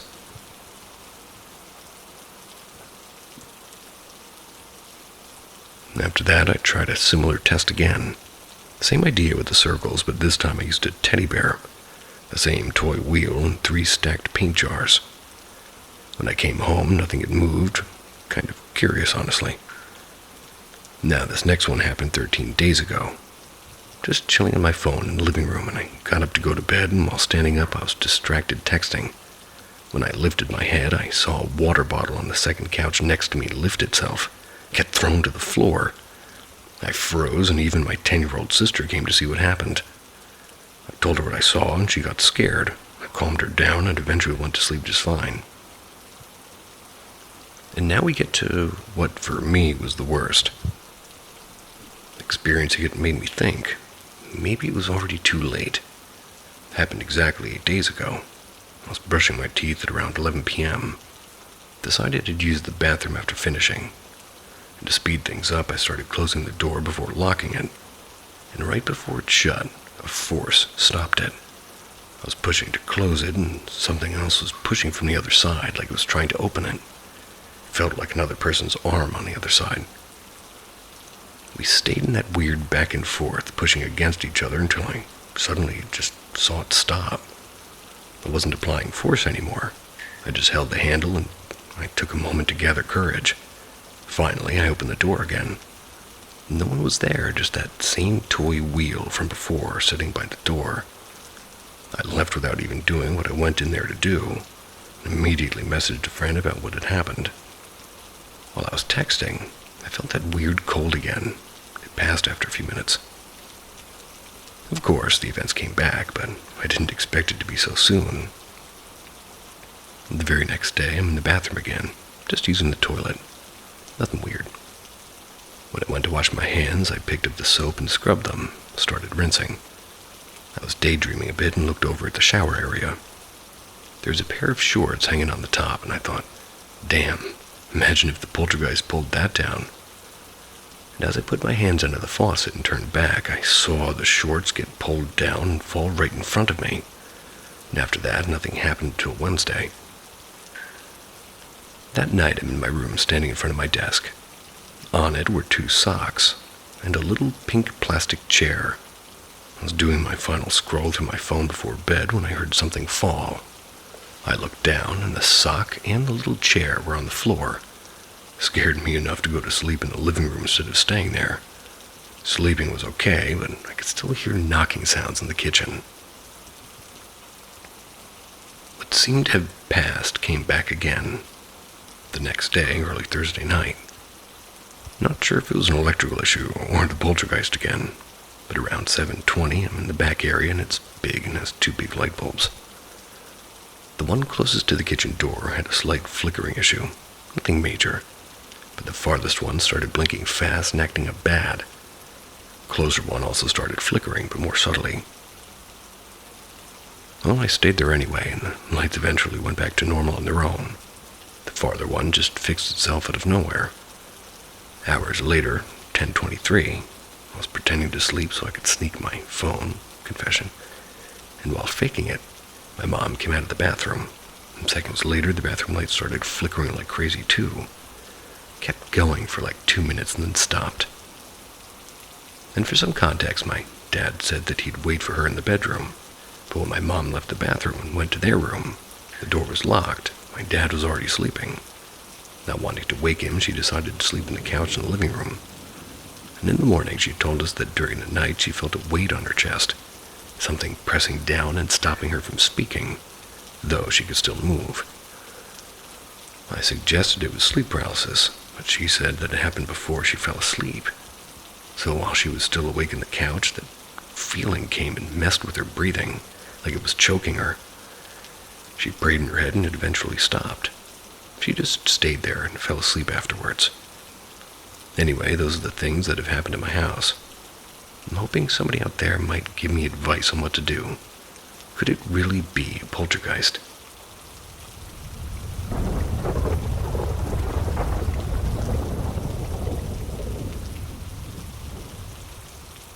Sally.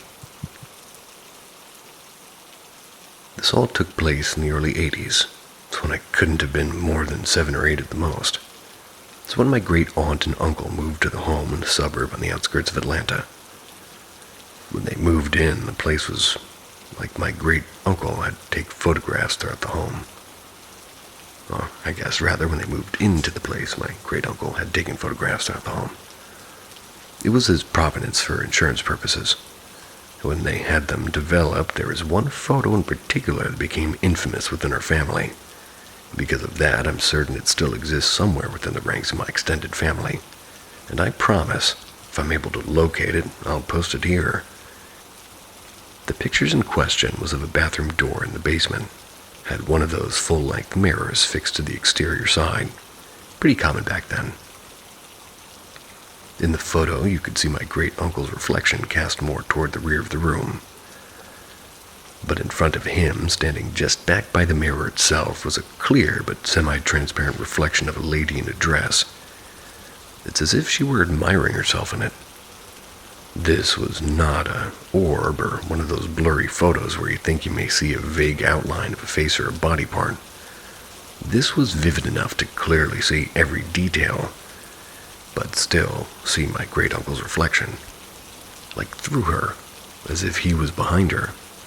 It's the best way I can describe it, but my words can hardly do it justice.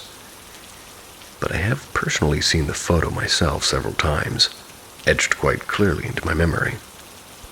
In the photo, you could tell that she was quite pretty, almost strikingly so, but she definitely had a quite somber and forlorn look into her face. She was very fair in complexion and wearing a beautiful white or light-colored dress that was quite obviously from a much older time period.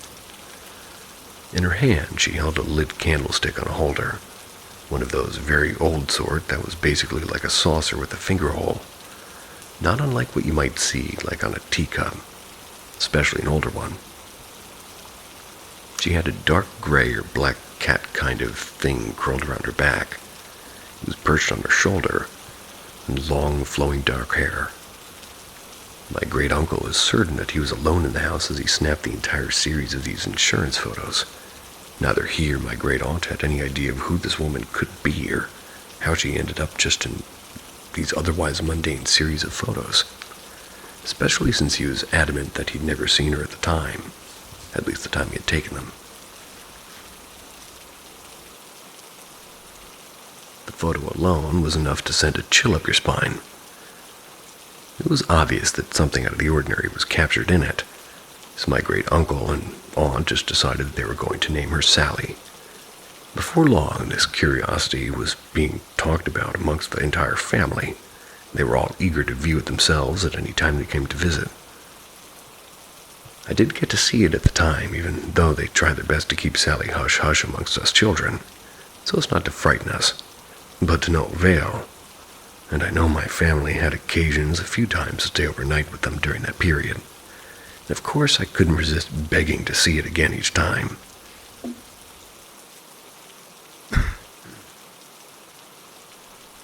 My best first-hand accounts have sadly passed away, as many family members have long since passed on. The photo was definitely not the only incident of high strangeness that occurred in that house, but I do distinctly remember an incident involving my grandmother.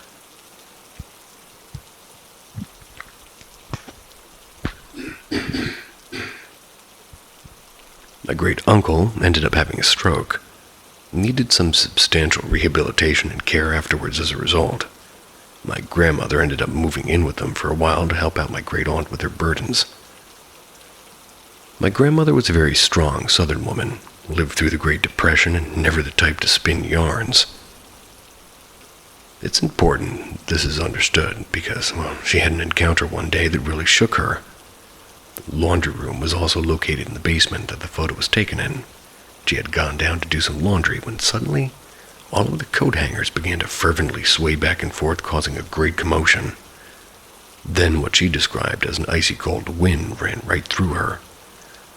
She also went to lengths to keep these incidents under wraps, to keep from frightening the kids, and actually first sort of learned of it when I overheard my mother-in-law talking about it. I was well into my 20s by then. But when I asked my grandmother about it directly, I could see the absolute sincerity in her eyes and all over her face. There were many more testimonies about incidents in that house, and the basement was old and poorly lit, and there were always candles placed in the darker spots to augment the lighting. It was quite common for family members to come across them burning when nobody had been down there at all to light them or vice versa, being extinguished when they were pretty much in use, despite the fact that there was zero air circulation down there. The basement also happened to be the makeshift spare bedroom for us kids when we stayed. My first cousin swears he saw in the same mirror one night when he got up to go to the bathroom, and directly afterwards the candles behind him were snuffed out. And I'll be honest, I was always too chicken to sleep down there. As soon as I stopped hearing the grown-up voices and sounds of them stirring upstairs dissipated, I snuck upstairs and watched HBO on the couch until daybreak, nervous as a long-tailed cat in a room full of rocking chairs. I think I caught a fleeting glimpse of Sally once. I had to bite the bullet and make a mad dash to the bathroom in the wee hours one morning. Not in the door mirror, but the one inside the bathroom on the medicine cabinet. I swore I saw something quickly shuffling away behind me. I was charging toward the facilities, but I prefer to remember it was just me gaslighting myself. The last time I asked about the whereabouts of the notorious photo, my aunt wasn't sure who ended up with it because most of our immediate family members have passed away now. But we're pretty sure it still abides somewhere amongst the family, as if it has become something of an heirloom. If I'm successful in tracking it down, I'll be sure and make another post to share it. I'm editing to add that I spoke to my cousin this morning, not long after I posted this. It was on my mind, and this happened nearly 40 years ago. And what he said kind of blew my mind. He said that his overnight stay was not long after mine, but I'd already told him about my stay there. He's a few years older than me, so he was 10 or 11 at the time, and he basically immediately upon arriving said he heard that they had some sort of a picture of a ghost, and they initially tried to tell them no because of how bad my stay there freaked me out. But he persisted until they eventually caved. He swore up and down he was older and could handle it. He was determined to stay the whole night downstairs, to show me up and prove how badass he was. Said he was fine until the darkness fell. Started getting creeped out, so he made up his mind that he wasn't going to sleep, but instead stayed up all night watching the small television in the basement bedroom. But evidently, that one wasn't hooked up to cable, so just received the 3 broadcast channels available back then. His plan was working well, and he'd toughed it out down there until 3 in the morning, when back then all the networks broadcasted the national anthem and then signed off abruptly, leaving only a snowy screen, like the infamous screen from Poltergeist, and a staticky white noise. So at that point, he decided he was just going to turn off the volume and basically use the TV as a nightlight, try to get some sleep. And I must admit I admire his prepubescent resolve at this point. He was determined to have bragging rights, and survive the night down there. He got up, cranked the volume down. He was getting settled back into bed, but as he was attempting to pull the covers up over his head, he realized there was some resistance at the foot of the bed. As he looked down to figure out what was causing it, he realized something unseen was sitting at the foot of the bed, preventing him from pulling them up. The TV cast enough light for him to even see the butt-cheek indentations, y'all. He bolted and hollered, but wasn't getting any response. He says he could still hear my granddad's thunderous snoring, so he decided to seek refuge in the bathroom, since it was the closest and had a lock on the door. And here's the part that kind of blew my mind. We didn't see Sally in the exterior mirror of the door. He made it inside home free. But as he looked in the mirror on the medicine cabinet, he saw her reflection clearly glide right by behind him. And that's the exact same mirror I'd sworn I'd caught a glimpse of her gliding past during, that visit. I hadn't told him about it because I'd convinced myself that I'd imagined it. And now, needless to say, I'm not nearly so sure. The incidents with Sally were apparently commonplace enough that the residents had come to expect them. And this rung true when my grandparents moved in several months to help care for my great-uncle after a stroke. My cousin relayed to me that the laundry room incident with her granny wasn't a one-off sort of a thing. She had told him several occasions when she went down there that coat hangers on the rack would sway noisily back and forth on a couple of times. And she felt an icy cat tail brush across her legs, so she presumed Sally's phantom cat was still hanging around too. Most all of this was mortifying to my 8-year-old self. Sally never did anything to harm anyone or act malevolently. I think she just wanted to be acknowledged, really. Anyhow, I have another sleuth on the team now to help me track the fate of the photo. My cousin's going to start reaching out to try to track it down as well. We're also going to track down the address of that old house. See if we can dig up a little bit of history or backstory. Maybe determine if Sally's real identity is something that we might want to know about.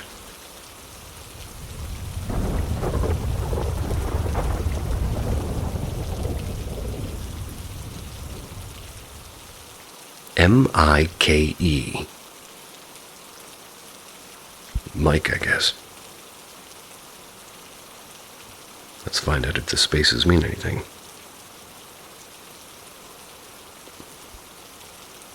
My friend Emily called me one night.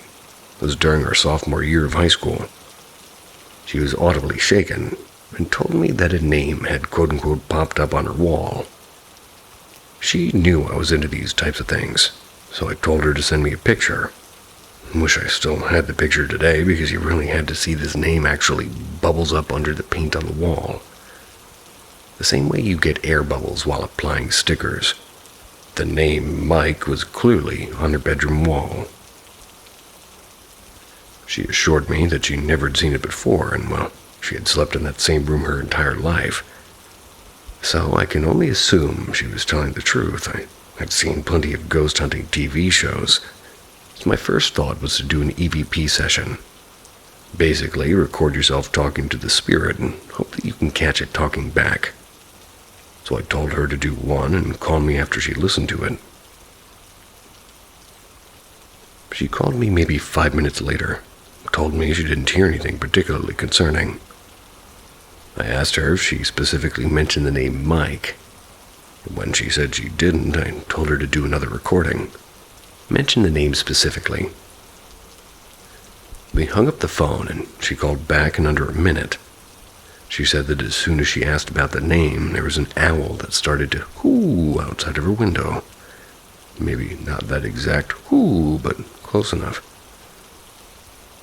Didn't seem too odd to me at the time. I told her that I'd be over after school the next day and we would see what we could do. We got to her house at 3:15ish. Her dad was still at work, so it was just us and the dog, who was really aggressive. So we put him in the garage. First thing I did was grab one of her dad's beers, and she got an apple to eat. Sat there for a bit in her kitchen, talked about a couple of things, and I'm sure before beginning our ghost hunt. Now, when I tell you this story in person, I make sure to explain the layout of her house, so it's easier to imagine what I was seeing. But for the sake of this post, I'll just tell the story. So we start the recorder and start to walk up her stairs. I ask the quote-unquote typical questions like, is there anybody here with us? And is there something that you want to say to us?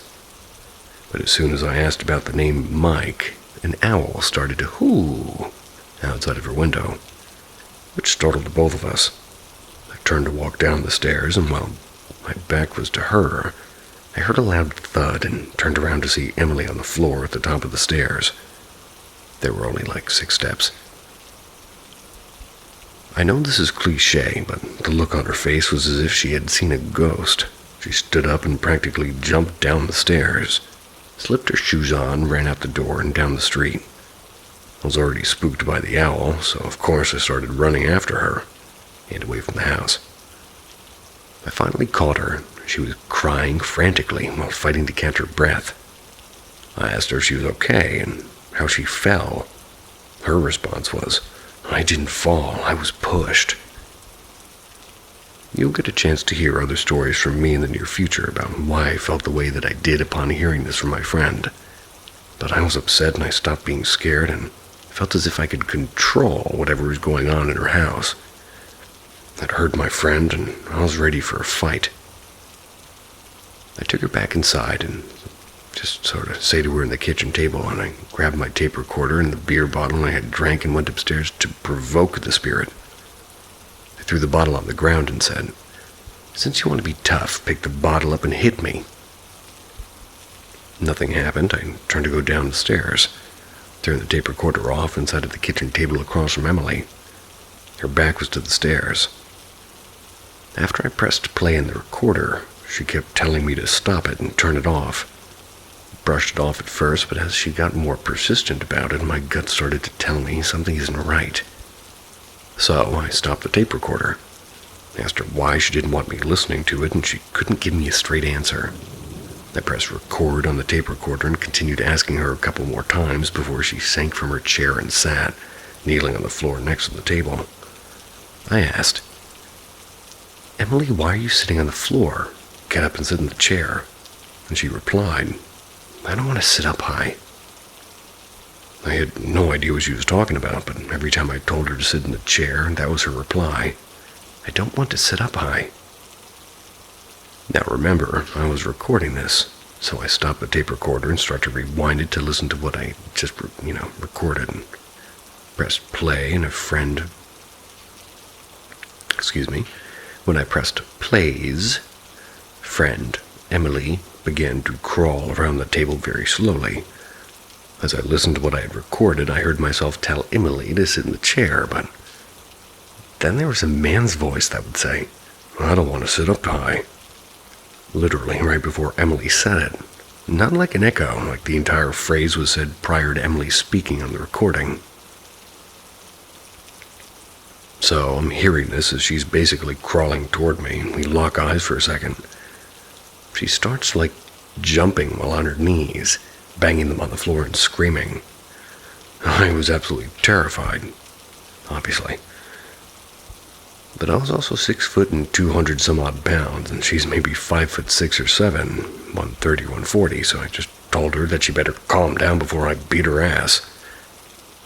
She gave me this super creepy evil glare and giggled in the most evil spiritish way. Got up from the floor and walked out of the kitchen and up the stairs, which I'm facing from my seat. On her way up, she grabs the beer bottle I threw in the ground earlier, and the apple that she had when she was pushed before running out of the house. She then walks back into her room, at which point I no longer see her, and I'm left sitting at the table trying to make sense of what I just experienced.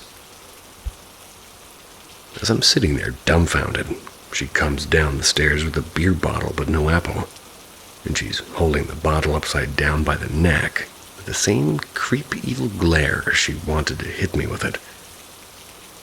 Remember, early when we first came back to the house, I threw it on the floor and I told the quote-unquote spirit to hit me with it. I once again told her, "Emily, I love you, but if you try to hit me with that bottle, I'm going to knock you out." She did the evil giggle again and told me that she wasn't going to hit me, then walked past me at the table to put the bottle on the sink. She then sat at the table in the chair next to me and just started rolling up the newspaper sitting on the table. Emily has this obsidian rock that she put on a string and wore as a necklace. She had a particular bond with the rock and always had it on her. I noticed she wasn't wearing it. I asked her where it was. She just sat there with her head down rolling the newspaper and said, "What rock?"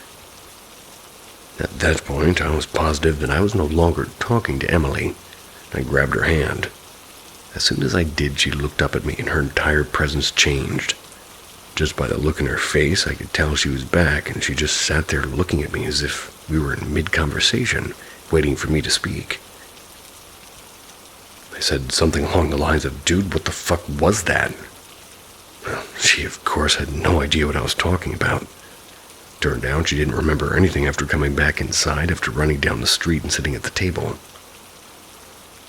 After showing her the recording of the man's voice and her talking with no recollection of doing so, we agreed to let the dog in and keep every light in the house on, sitting on the room together until her dad got home. It was a fucking terrifying experience. Emily never experienced anything else after that, but I had one other run-in with what I believed to be the same Mike entity. Happened 3 years later. The year after I graduated high school, I was telling the story to my girlfriend at the time, and we were just hanging out.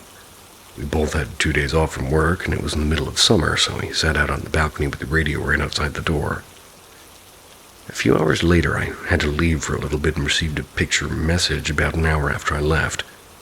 It was a picture of the concrete outside the back door where we had placed the radio. The names Mike, E.M., and 91 were etched into the concrete, as if some kids did it when it was first poured. Of course, we wouldn't see it prior to this if it had been there, seeing that we were already in the apartment for a few months at that point, and that was the exact place we put the radio when we were hanging out. That's how she noticed it, because she was putting the radio away.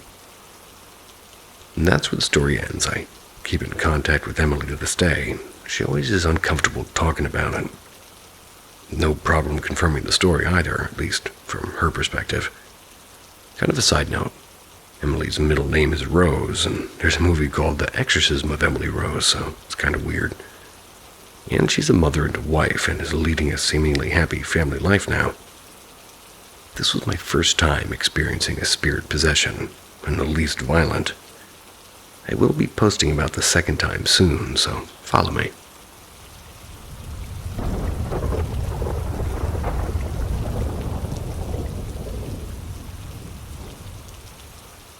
My ghost stories moving to Ontario. I had learned my lesson about cellar-type rooms, so I avoided the one in our house with all of her pets like the plague. I could hear movement down there. I saw shadows and voices. I'm not saying that the sounds or the movement couldn't have been wild animals. It likely was, but that doesn't explain the voices. I have no explanation for those. My oldest brother graduated and joined the Navy, and my mom decided that we needed a change of scenery.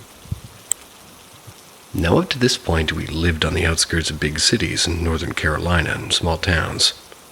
Ontario, though, not very large, wasn't at all what I was used to anymore, even though we had lived there before.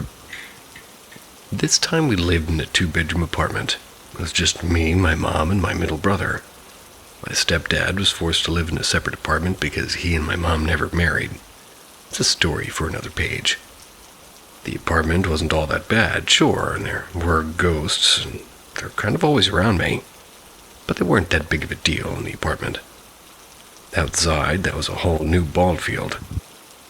I was 15 by then and had come to accept that I was able to see things that others could not. My mom was not okay with that. She tried so hard to tell me that it was just my overactive imagination. And I won't deny that I have an overactive imagination, but what I was seeing was not due to that. We lived on the east side of Ontario, next to a park that had been there since before my stepdad was a kid, and it was old, and for me, terrifying at times. Our apartment was right next to it, and at night I could hear people outside, and there was a lot of gang activity in the area, so that didn't surprise me. What surprised me was the number of monks that I saw. We lived not too far from what I think was a Buddhist temple. Could be wrong, though. I don't quite remember, even though I walked past it all the time.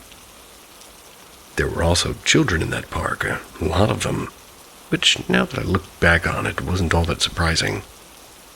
My mom and other members of my family would find me out there in the park all the time, talking to somebody that they couldn't see. It was also around this time that I started watching shows like Ghost Hunters and Ghost Adventures. I won't deny that I was becoming obsessed with ghosts, which just added to my obsession with history. I was in the school library, or the town library, every chance I could get. I needed to know everything that I could about the town and its history. I needed answers as to what I was seeing. Monks, children, and what I can only describe as my first encounter with the demon. Let's just say that the Ontario, Oregon, if you go looking for ghosts, you're bound to run into one eventually. And run into them I did. Just not in ways I wanted to. It all started at that park, and it would culminate during my senior year in high school. I'm getting ahead of myself, though. That park, hell, that side of town, opened my eyes to the history of the town that I'd never seen before, or more appropriately, didn't want to see before. The main ghost that I saw during that time was a little boy named George, who had died in the apartment that I shared with my mom and brother. And he was afraid of them. I don't know why, I never asked, but my mom would constantly catch me talking to him. I think she thought I needed psychiatric help, when in reality I just needed people to believe me, to listen to what I was telling them. My family at the time refused to listen, so George was my outlet, my friend, and the one person I could count on before we started school in the fall. He was only a child, but he was my only comfort at the time. I hope that he eventually found peace, because at the time I wasn't ready to help him move on. Wasn't even aware that I could. George was my friend, my confidant, and my first foray into helping ghosts. And admitting that that's what I had been experiencing all those years. I'm of the belief now that Wyatt helped me put in place where I would find George, because I knew that the time was coming when I would kind of need him again, and he was preparing for, his return. And as I said before, they were across the train tracks, and I know that those tracks had some ghost stories attached to them. You had your woman in white wailing for her lost children and love. And I know that there was a story about a group of ghost kids that would push you out of the way of a train, whether one was coming or not. So your basic haunted train track stories. And if you look at Ontario, Oregon on Google Maps, the train tracks are easy to spot. Now, there is a point on the tracks where the road goes under them, and there are tunnels on either side for pedestrian traffic. Those tunnels are freaky, and homeless people do sleep in them. But I think that they're worse during the day, mostly because that spot is a hot spot for gang activity. And yeah, there are gangs in Ontario. But then there are schools, and as I mentioned before, there's a lot of grade schools. But there's one public high school and middle school. Here's where things get a little bit odd. The middle school used to be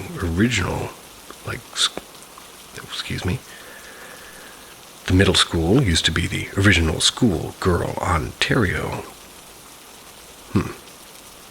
Be the original schoolgirl. Or at least that's what I was told. And that's what I read. And it's just down the road from a creepy old church, which doesn't help it any. It said that there used to be a pool in the gymnasium, and that there were several drowning accidents, so they covered it up. Never went to middle school there, so I don't know if it's true or not. The high school, though, that place is weird. There is no auditorium, or at least not one that's visible. The cafeteria now sits on top of an old auditorium. Huh?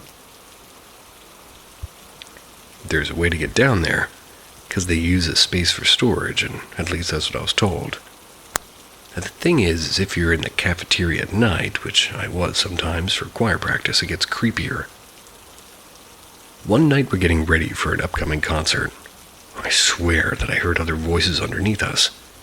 And sure, somebody could have been down there, and if it's true that there's a way down. These voices, though, were singing songs from when my stepdad had gone to school there, which would have been the 70s or 80s, I think.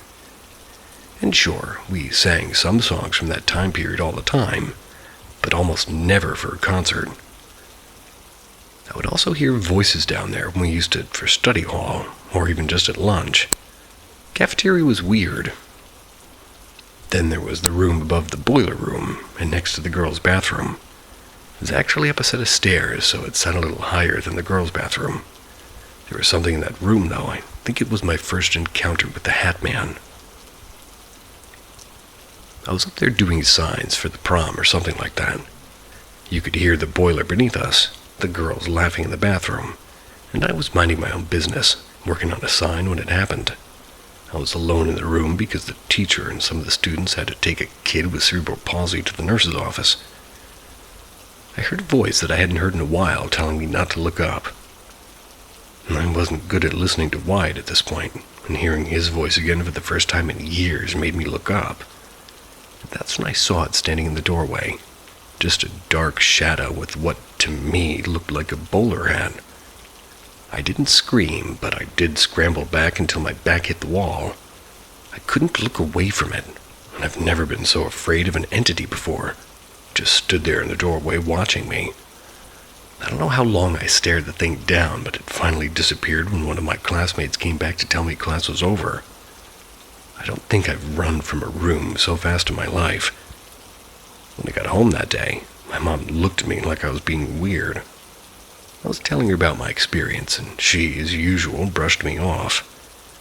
I did eventually tell my stepdad, who said that he had a similar experience when he had gone to school there. We talked a lot from that point on about ghosts in general, and my experiences up until then. Hell, I even told him about Wyatt. I think that was when we really started to connect, because up till then he hated the man. Or rather, I hated the man. I blamed him for Joseph, my biological dad, not coming around often. And Fred, my stepdad, and I really got to know each other a lot better after that. Any time after when I would have an experience, he was there to listen and help me figure out that I had actually been able to see ghosts. He said that he thought Wyatt was a spirit guide, and that I shouldn't fear him. And Dad was like half Cherokee or something like that. I don't remember anymore. So ghosts to him were just another part of life. I finally had someone besides my older brother who believed me and supported my beliefs. He made me the woman that I am today. And that experience with the Hat Man, that brought Wyatt fully back into my life.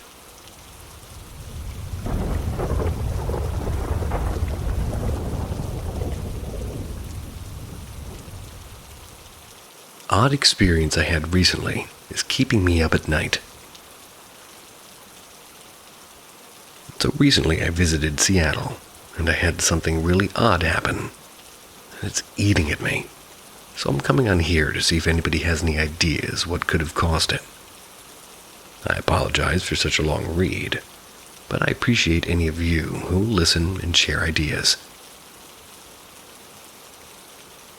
Me and my mom took a girls' trip to Seattle. I had a concert to attend there. We stayed in downtown area the whole time there.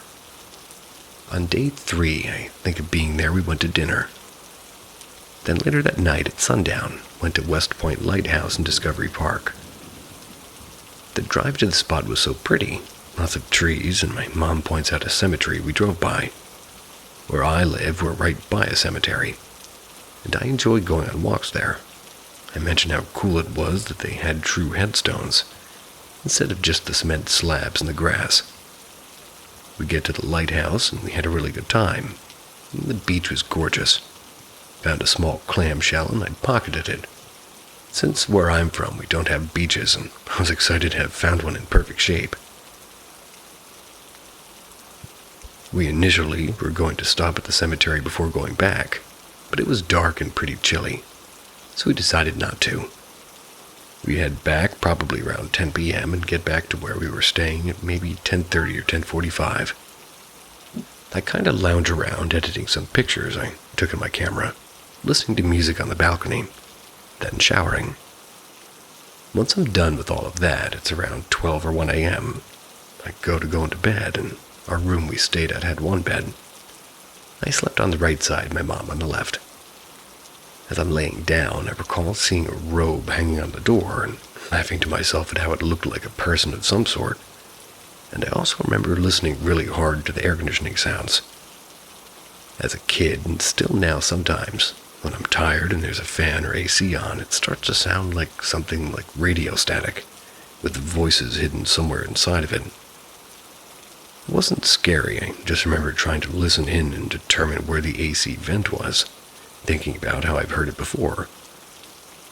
I fall asleep really fast from what I can recall. I kept having really weird dreams that I don't remember very well. The whole time I was there leading up to this event, I had really weird, vivid dreams.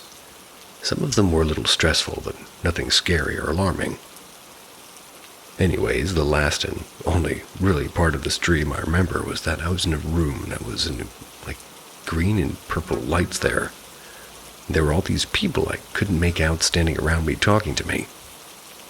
I don't know what they were saying or if I said anything back. The moments in between the dream and waking are really hard to recall. The best I can explain this is I'm suddenly sitting up in bed and something is coming at me. My eyes adjust and my mom's holding onto my shoulders, trying to calm me down. I'm freaking out and shaking. My mom is frightened as well. And I remember reaching and turning on the lamp, and I keep focusing on the main door going out into the kitchen and living area. My mom's asking me to try to figure out what happened. I asked her if I yelled, and she said yeah. She told me that she woke up to me sitting up in the bed, almost on my knees. I was mumbling and sounded very afraid. She lightly grabs my shoulder to try and wake me up and to let me know it's okay. I yell at her to stop. Neither of us remember quite what happened after, but from my memory, I thought I was pushing her away from me, because whatever was coming at me in my dream, I thought she was it. And as I'm trying to calm down, my mom asks if she can get me some water. I nod and she starts to get me some, and she announces it and goes to the restroom first. She takes a while. I start to get really nervous. It comes out and basically falls into the floor, and I freak out, stand up, walking to the kitchen as she gets up and lays on the bed, saying that she needs a minute. And for context, I've always had really vivid dreams, sleep paralysis and lucid dreaming. It runs my dad's side of the family, it seems, as he, my grandma, and aunt all have similar experiences. In many of my dreams like this, after being aware that I'm dreaming, I start to think I'm finally awake and that I've returned to normal. Then something just slightly unusual happens. The second I clock it, something really bad happens. This felt like one of those unusual things, and it caused me to panic. I refused to go in the room where she was for a moment, and I was standing by my phone that I left charging in the kitchen. I told her I wanted to get someone, that I needed to get someone, and then finally that I was scared and I wanted to call my dad. She told me she was okay and I didn't call him at that moment. I end up back in the room with her and I'm shaking and crying uncontrollably. Eventually I call my dad at 2 a.m. Me and my mom telling him what happened, and he helps me calm down a bit. He suggests we take a walk or go down into the lobby. I tell them that I needed to call him because I needed to make sure it was real and I wasn't asleep still. Probably 45 minutes later, we hang up and me and my mom sit at the kitchen table. I absolutely just can't calm down. The main room of the hotel felt so wrong, like someone was in it. My head feels constant pressure and my heart feels like it's pounding out of my chest. But when my mom feels it, she says it's beating normally. I'm in a constant state of fight or flight. I just have the strongest feeling of I need to get out of here. Now, I've had some really messed up dream situations like this, but I've never, and I mean never, had a reaction how I did this night.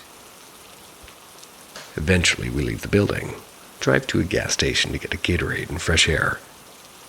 The second I'm out of the building, the parking garage, I was able to calm down mostly. The feeling I felt being in that room was what I can only imagine is the sensation of impending doom.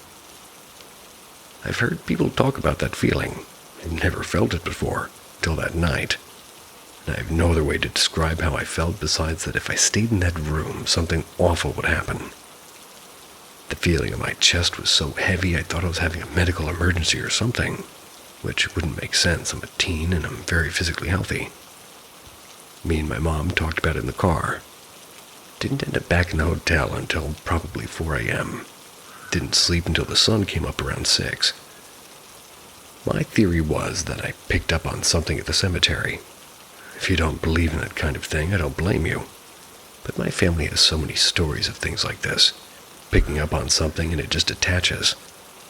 The shell I took from the beach, I returned it a couple of days later hoping it would make me feel better. And initially it did, but that night I wasn't able to sleep until the sun came up again.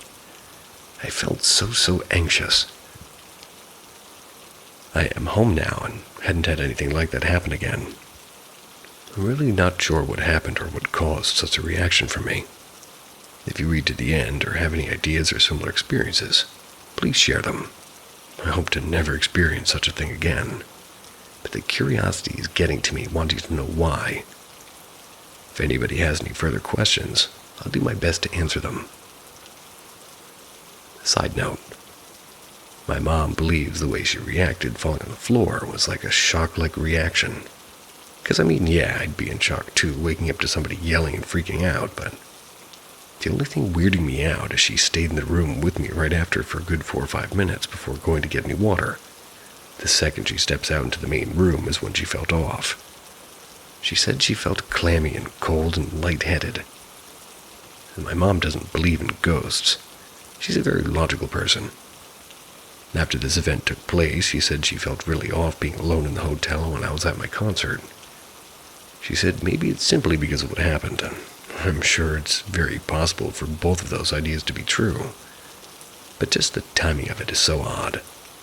I felt bad about that area of the hotel, and the second she steps into it, she reacts that way. We talked about it more after coming home. She said she had also had very weird dreams in that hotel, and that she couldn't ever really rest being there. One last weird thing. Both my dad and my best friend who I told about the situation started having weird experiences. My dad picked us up from the airport, talking about how he fell into a funk, and just felt really awful for the next 3 or 4 days after that. My best friend starts telling me a few nights in a row how she can't sleep and how she feels anxious, saying she's been crying and doesn't know what to do. Maybe everything is just a weird coincidence, but it feels unlikely to me.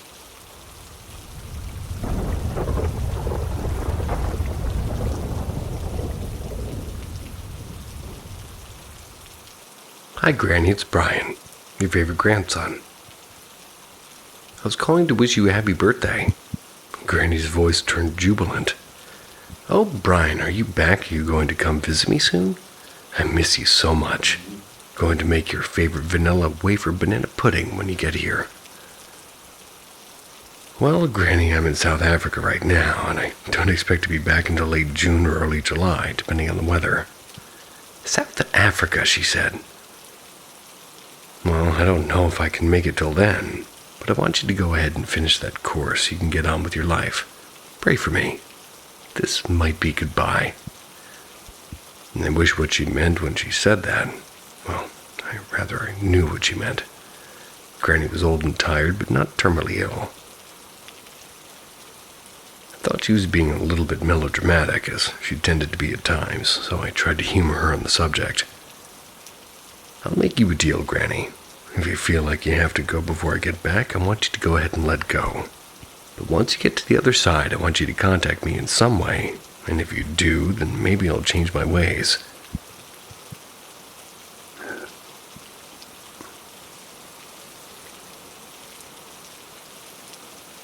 Granny was very religious. As I'd mentioned from the offset, she was constantly trying to bring me around to her way of thinking since I was old enough to walk to church. And I'll never forget what she said next. Her answer sounded so intent, so confident, that it sent shivers up my spine. It's a deal. I'll contact you. That threw me for a loop. So I quickly changed the subject. I told her that I'd be there in about a month and couldn't wait to dig into some of her famous vanilla wafer banana pudding. I felt like a feeble attempt at giving her something to look forward to. And I said that hoping it wasn't the last time I would ever hear Granny's voice. We said our goodbyes and hung up the phone, feeling torn and a little bit bummed. Went back to my hostel and began packing my duffel bag. Had to get back to the ship where I would spend the night before our early morning muster. There we would call roll, and we were divided into 3 watches. It was time to get my sea legs back. At 8 the next morning, and with all hands on deck we departed Cape Town, then set a course up the west coast of South Africa. Our destination was St. Helena Island, a British territory in a remote part of the South Atlantic Ocean. The going was rough for that first week out, to say the least. For the first 4 days, I was sick as a dog, as most of the crew. We were only averaging about 5 knots and 20-foot swells. And on the 7th night, this happens. While motoring under storm sails off the coast of Namibia one late afternoon, we got hit by a gale storm with winds approaching 70 miles an hour. The ship was tossed in heavy seas like a rubber ducky in a toddler's bathtub. Fears of sinking ran through my mind, but the Picton Castle was built sturdy and could handle nearly anything the weather could throw at us. I found out what the captain meant about sailing a steel-hulled vessel, but still, the sea has a way of finding out everything that was done wrong. We were wet and haggard by the time the watch was laid below. And then something happened that night that had left me feeling very uneasy. Allow me to go into a little more detail. After watch turnover that grueling evening, I'd gone straight to my bunk and pulled off my foul weather gear, hung it up by the hatch dripping wet, rolled into my bunk and was dead asleep before my head hit the pillow. Then, shortly after midnight, I was suddenly awakened by Granny's voice jolting me out of my sleep like a clap of thunder. It was short and sweet. She simply proclaimed, "I love you." I sat up in my bunk so fast I banged my head against the bottom of the bunk above me. "Granny!" I yelped to the pitch-black surroundings. But the only answer was the sound of waves slamming against the hull of the ship, and the wispy snoring of my shipmates nearby. I lay on my side, rubbing my head, trying to process what just happened. Her voice rang out with the youth that Granny had when she and I used to have snowball fights. It was when I was a toddler. That was the memory that the sound of her voice sort of was bringing back to my mind. I dismissed it as a dream, and I lit up my wristwatch to check the time. 12:47 a.m., just a few hours before time to go on watch. I rolled over and instantly fell back asleep. I'd all but forgotten about it, as we had much preparation to do prior to our arrival at our next destination in a week or so. There were many hours of ship work and learning to be done, and it would take all of our energies and focus to harness the untamable South Atlantic Ocean. Several days later, we dropped anchor at St. Helena Island, right around 9:45 a.m., then divvied up the watches for shore time. Luckily, mine was the watch to be let go first, with a few hours to explore. We piled into the skiff and just kind of motored up the dockside where we tied off the debarked with our backpacks, and we were spending money in cameras. I felt the urge to give Granny a call. I invited a couple of shippies to grab a pint and do a little laundry, which was the usual after stepping foot on terra firma. It had been a couple of weeks since I had a whiff of flowers and foliage.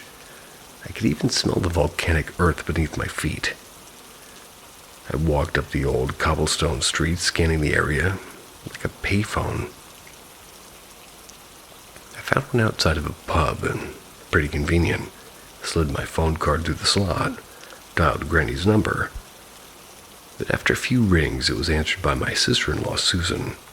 Right away, I got that feeling in the pit of my stomach, telling me that something was wrong. "Hello?" Her voice chimed through, a much clearer connection this time. "Susan? Hi, Susan. I didn't expect you to answer. We just arrived on St. Helena Island in the middle of the Atlantic. Still about 2 weeks out, give or take. Thought I'd give a call and check in with Granny. Is she there?" And after a moment of silence, she told me that she had some bad news. Well, Granny had passed away a little bit after midnight on May the 23rd. She went peacefully in her sleep, and the doctor said it was of natural causes. My heart dropped, but something told me that she was in a better place now. Susan filled me in on what the funeral was and how it went, and I assured her that I would visit as soon as I got stateside. I missed Granny's funeral, but at least I could go visit her grave. So I'd failed to mention earlier that I had kept a journal of my daily life at sea. Usually just snippets of events that stood out to me so I could laugh about it later. Upon arrival back aboard the ship that evening, I went straight to my bunk and slid my seed chest out from under it. I opened the lid and took out my leather journal, now almost full front to back with entries over the past few years at sea, and I flipped through the pages to the date of Granny's death, and there it was. Journal entry, May 23rd, 2006. The last paragraph read, "Had a dream last night that Granny woke me up from a deep dark slumber. Sounded as though she was right next to my bunk, and I even answered her out loud. Thought I might be losing it. The sea has a way of messing with the sailor's head, and a way of answering questions that the sailor had no desire to ask." End of journal entry. Fast forward about a month later to when I'm at the cemetery with Susan, my brother's who's showing me where Granny's resting place is. No headstone, just a small bronze placard inlaid at the head of the grave. Emily Pearl Taylor, May 15th, 1914 to May 23rd, 2006. A rare and beautiful soul, it read. I reached in my pocket, pulled out the single black pearl that I had collected from Mangariva Island in Granny's birthday present, and I made a little hole in the soil next to the placard and dropped the pearl in. "I love you too, Granny," I said. Still not going to convert, though.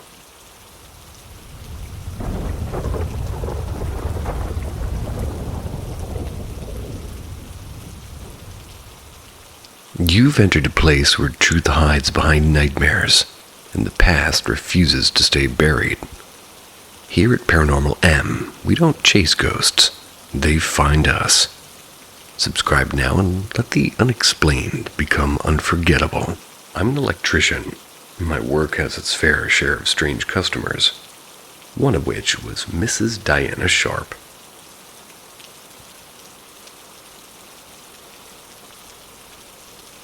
The small town of Guysborough, Nova Scotia. It's like every other East Coast town you've ever been to. Economic majority is based on lobster fishing, colonial style, town hall, post depot, millionaire paradise homes, etc.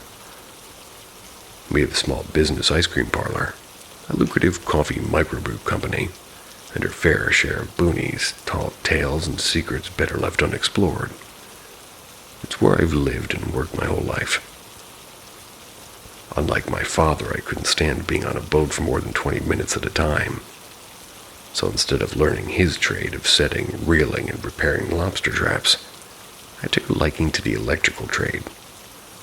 I went to the NSCC in Port Hawkesbury, got my certificate in residential and commercial work, began earning my hours alongside registered journeymen.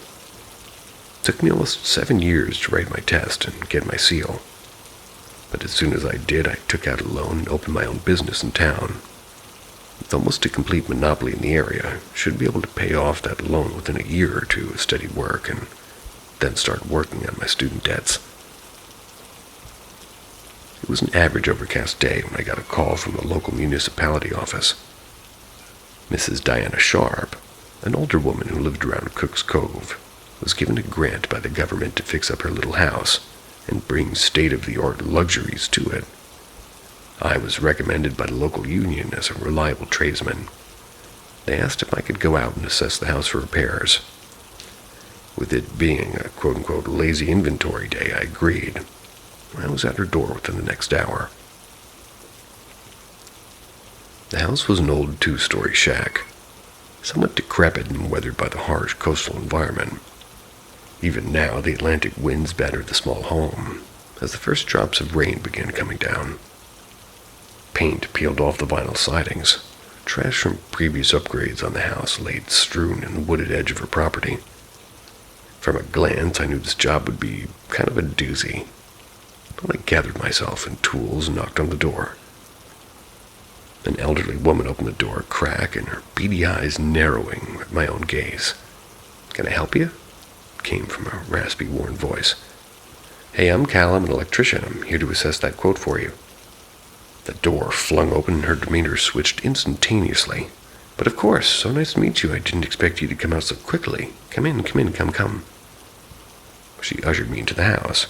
As her hunched body shuffled away from the door, I walked in and was greeted with the average granny cottage smell of must and age, mixed with fresh baking bread, a hint of cinnamon, and the feeling of safety. The place was uncharacteristically calm. Outside, a storm was brewing. One that could threaten to take this shack away with one gust, but the interior seemed to ignore it all, stuck in a mood of having longtime friends coming over for a visit. I dropped my tools and I took off my jacket, eager to get out of the coming storm. I heard dishes being moved and a gas stove being lit. "Would you like some tea? Warms up the heart and soul on days like today," Diana called from the kitchen. I figured a cup wouldn't hurt and accepted her offer. 2 milk, 1 sugar, trying to watch my weight. As the kettle boiled, Diana sat down at her dinner table and handed me the grant documents. She had a sizable sum granted for electrical repairs and upgrades, and said she trusted me with using every penny responsibly and respectively. I told her I would do just that, and asked if I could look around while we waited for our tea. She stood and led me to the various rooms in her humble abode. Aside from her kitchen and dining room, the first floor consisted of a decent-sized living room and a smoking room. As we went along, she outlined what she wanted done with her home. Replace all the electrical components, install new lights, run a few new circuits, the usual grant work. The second floor had 4 bedrooms and a bathroom. I'm not much use for these rooms anymore. Children up and left the moment they turned 18. And not a single one has come to visit. She snorted with contempt. But I reckon the switches, lights, and other doodads should match up the rest of the house. I felt my heart drop for her, alone in this withering house with no family to visit and keep her company. Nevertheless, she carried herself high all the way down to the basement door in the kitchen. I had missed it entirely before. The small wallpaper indent in the wall looked nothing like a door. A hole sat where a knob should have been. An old-style iron latch kept it closed, and the aged brass hinges creaked as she opened the door. "Be mindful of the basement, Sonny. It was never finished by my good-for-nothing husband, so it's just muck down there." The dark, cramped stairs led down to a cobweb-infested space, with barely enough room to stand upright. The floor was only concrete at the base of the stairs, and like Diana said, it was muck and mud for the rest of the room. Brand new appliances like a water heater and gas furnace stood atop stone tiles, saving them from the muddy mess. The panel was mounted in the concrete wall directly in front of the stairs. "Damn, this looks like it'll be a real job," I muttered. "Nothing you can't handle, I assume." Diana quickly snapped back, sweet and inviting as ever. We walked back up to the kitchen as the kettle started to wail. I was looking forward to that cup of tea when a figure in the corner of the room caught my eye. It was a man standing tall and gaunt in ratty-looking clothing, his face covered by a long matted beard and a fisherman's cap. His rubber boots bulged past his sizable legs, and his whole body dripped as if he was soaking wet. I was completely caught off guard and just eyed him down for a few seconds before Diana grabbed my chin and yanked my gaze toward hers. "Oh, that's my good-for-nothing husband I was just talking about. He's no harm, I can assure you, as long as you don't meet his gaze with yours." She said this as if talking about a family pet. She released her iron grip from my face and headed for the stove, and as she grabbed the kettle, I took another glance at the corner, only to realize the man was gone. It vanished like a cloud of smoke on a windy day. How? That was all I managed to sputter out before I just was handed this cup of tea. "Mattias was a good man," Diana began to say as she sat down at the table. "He loved and cared for us and brought home food and money and made sure the house never fell into disrepair." She took a long sip from her cup. It's been almost 20 years since his ship washed ashore after a storm, battered and damaged with no one on board, and he and his two crewmates were pronounced lost at sea after a months-long search. I wept almost every day for a year. Her voice ached with sorrow as she choked back tears. She pulled a handkerchief from her pocket and wiped her tired eyes. Then one day he appeared at the door in the shape you saw him. He said nothing, walked in up the stairs, and he was gone. She gave a shrug and a half-hearted smile. Since then, he appears only when guests arrive and watches over us. Like I said, you won't have any trouble from him, so long as you don't look into his eyes. I stood there for a minute or so, a cup of tea shaking in my hand, thoughts whizzing around inside my head. I took a deep breath and managed to ask the burning question on my lips. Oh, what happens if I look him in the eyes? Like I was a teenager, my voice broke and squeaked, and again, Diana took another long sip from her cup, let out a sigh, and said without missing a beat, "You'll drown where you stand." Brutal.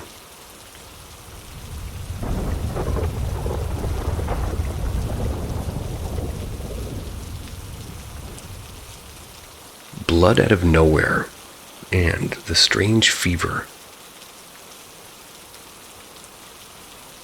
First off, this incident took place 10 or 12 years ago. Large gatherings and joint families were often the occasion in our house. It was a very common thing in India at that time. It's still quite common, but not as much as before. All the elders, parents, uncles, and aunts, they were in my grandparents' room spending their own quality time, while all of us cousins, 12 of us to be exact, we were playing hide-and-seek, which included my parents' room, and me and my brother's room, and my uncle's room, and 2 storage rooms, 3 bathrooms, and 1 not very much used living room, which barely gets any light even in the daytime. Poor window installment. Also, this living room had a lot of antiques and old stuff that belonged to my grandpa. It was quite a reason to usually keep us kids out of there. It was our last round. It was my brother's turn to find us all. We waited for lunch to get ready, too. While he felt searching in the living room and storage room side of the house, we cousins did what we always do in the last round. Sneakily get into the lunchroom and keep the dinner. Don't know what to exactly call it. I don't even know what that is. They were wondering where all of us had been hiding or hidden, and we sneaked back into the room. My brother still kept searching. Eventually he came to the living room, opened the door for it, and tried to spot someone, as he felt somebody rushing there. As usual, it was all dark, and literally without turning on the lights, you can't spot anything. But my brother eventually caught attention of something in that dark room. He saw someone sitting behind the sofa as if trying to hide, with very shiny blue eyes, so shiny that it was the only thing visible in that room along with the edge of the sofa. My brother couldn't figure out which one of the cousins it was, so he tried to approach the sofa as the switch for the light was there as well. That figure started approaching him as well, except it was creepy and my brother was a little bit scared. And at that moment, my mom called out for my brother, due to which he looked behind for a split second. When he looked back toward the sofa, the figure was gone. My mom immediately came through, took him out of that room, and said to him, "We always advise you to never go to that room, but you don't listen. You may end up hurting yourself." It was very shady of my mom to mention something like that. While growing up, we always thought there's something that our parents never tell us about in that room. Never let us be in there alone at any time of the day. But anyhow, my brother didn't share this blue-eyed figure thing with anyone until the next morning, when an explanation was needed for what had happened. After everybody left late at night, we all happily went to our rooms and had a good night's sleep.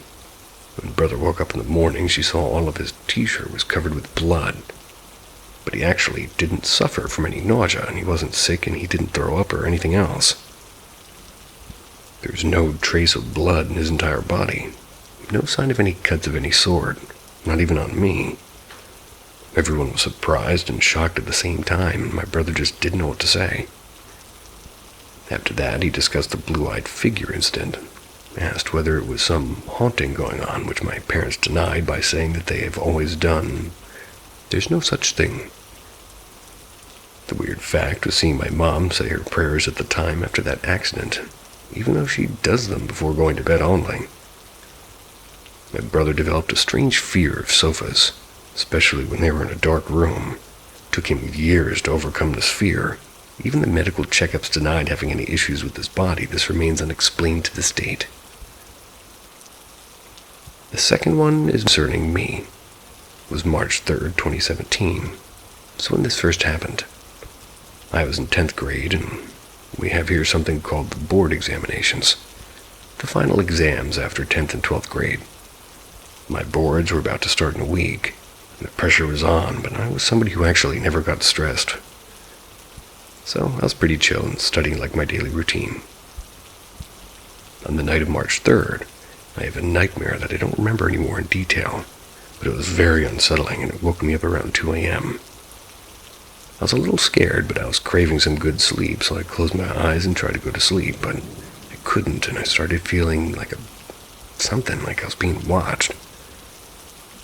While my brother beside me was sound asleep, I started seeing figures around the room window, but I thought it was just maybe overdoing it. Then I had another nightmare, and around 3, I heard my brother say to me, "Are you okay?" I said I was fine, because the nightmares weren't much of a concern, but he actually, what he meant was he saw me shivering, and I didn't realize I was even shivering. Even though the cold winter days were well behind us, I was actually sweating, but still, my legs kept shivering and kept cranking my teeth. I tried to stop, but I couldn't. I started getting frustrated and scared. And what was more unsettling was the fact that my brother got scared, which is not something very common. He immediately called my parents, started rubbing my hands and feet, and got me a cup of coffee and put me back to sleep. Cup of coffee? I woke up at 7 in the morning, which is pretty strange, unless you're drinking caffeine in the middle of the night. Never naturally woke up until I've had 7 hours of sleep. Felt very fresh and much better than last night. My mom came in and asked me how I was feeling, to which I replied, "Great." And that wasn't the case. I was burning. When she checked the temperature, I had 103 fever, and I was surprised as I don't feel any symptoms. They eventually kicked in, and I went to a doctor's clinic, got some medicine. Whenever there's a change of weather, I easily fall sick. Like my immune system is weak in processing the outside weather changes, which was the assumption for this incident. Never told anybody of feeling being watched or any of that stuff, because such claims always get rejected by my parents. By the afternoon, I start feeling well, but still prefer a day's bed rest in order to be good and healthy to resume my studies. By the evening, the temperature was down to 98, which was a significant improvement. But then, at around the 8 p.m. mark, while just lying on my bed, this time alone, I start shivering again, and also hear a thud on my window just to find nothing. The shivering again starts to get on my nerves, and I call in for my mom. They notice a drastic jump in my temperature again, back to 102. And after 2 days of medication and 2 days of the same shivering causing a sudden effect on my health, went to the doctor again, who gave us a little strong dosage this time. Also wrote down some tests to get done from the hospital. He also mentioned that it may very well be exam stress, but I very well knew that this was not the case. Third day goes all fine, 98.4 temperature. But again, around 8 p.m., the same shivering starts as a follow-up to a thud on the other window. Same thing keeps happening for the next 4 days, 4 weeks in total, where the shivering starts whenever I'm alone, around the 8 or 9 p.m. mark daily. It's initiated by a strange sound or sighting around me, like the thuds on the window or in the ceiling, or my closet opening on its own, my room's curtains moving on their own. More tests were consulted, and more medication was given. 15 different tests, all negative. No flu, no viral fever, no infection. And after the 8-day mark, the strange happenings and shivering stop after a long session of religious prayer earlier that day.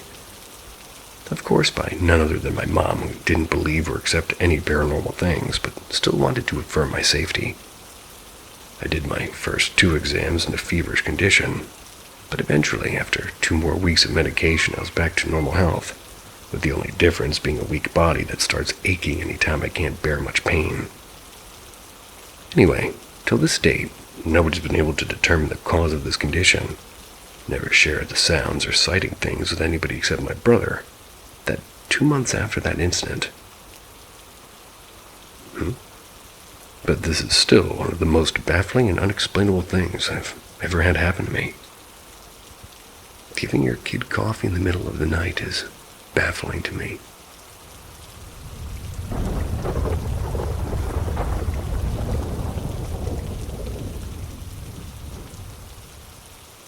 Strange events in my town. This event occurred in February of this year. So in the morning, me and my dad and my little cousin were campfiring in the front yard sort of area. It's hard to describe properly. So my dad told this event that occurred a week ago in our town. I'm not going to include any super personal details, but here we go. So according to him, a week ago a woman committed suicide by burning herself.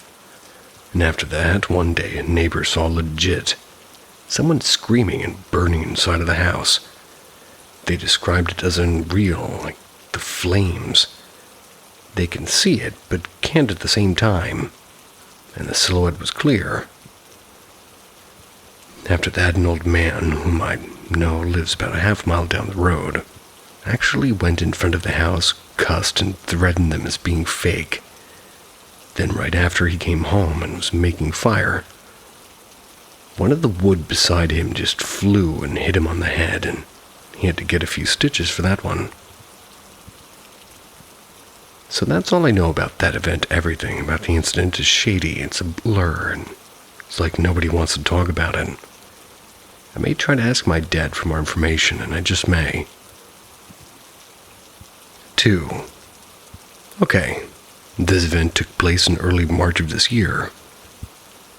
Me and my parents were sleeping in the living room. We were on the floor with mattresses of our grandparents' house. I woke up at night around 4 a.m. I saw my parents talking, so I asked them what happened. They said they can't sleep because of mosquitoes, which is common here.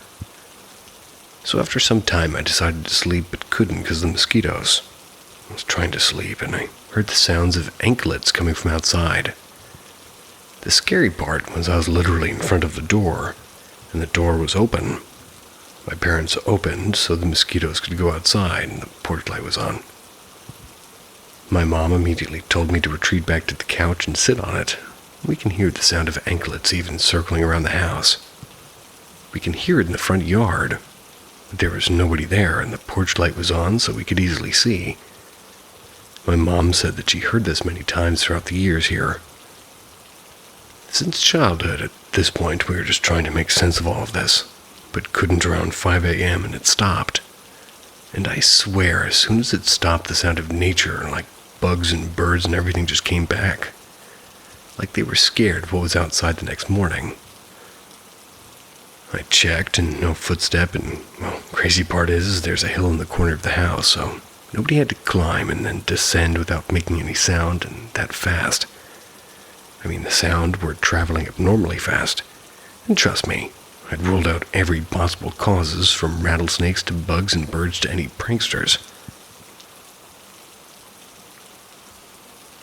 3. I saw a black shadow in the corner of our house. It was a legit solid figure of entire black. It made no sound as it moved its arm. I don't know if it's paranormal or just a shadow, and I personally think it's just a shadow. At least that's what I want to think. But I thought I would include it. I'm ad-libbing this because the English is crazy.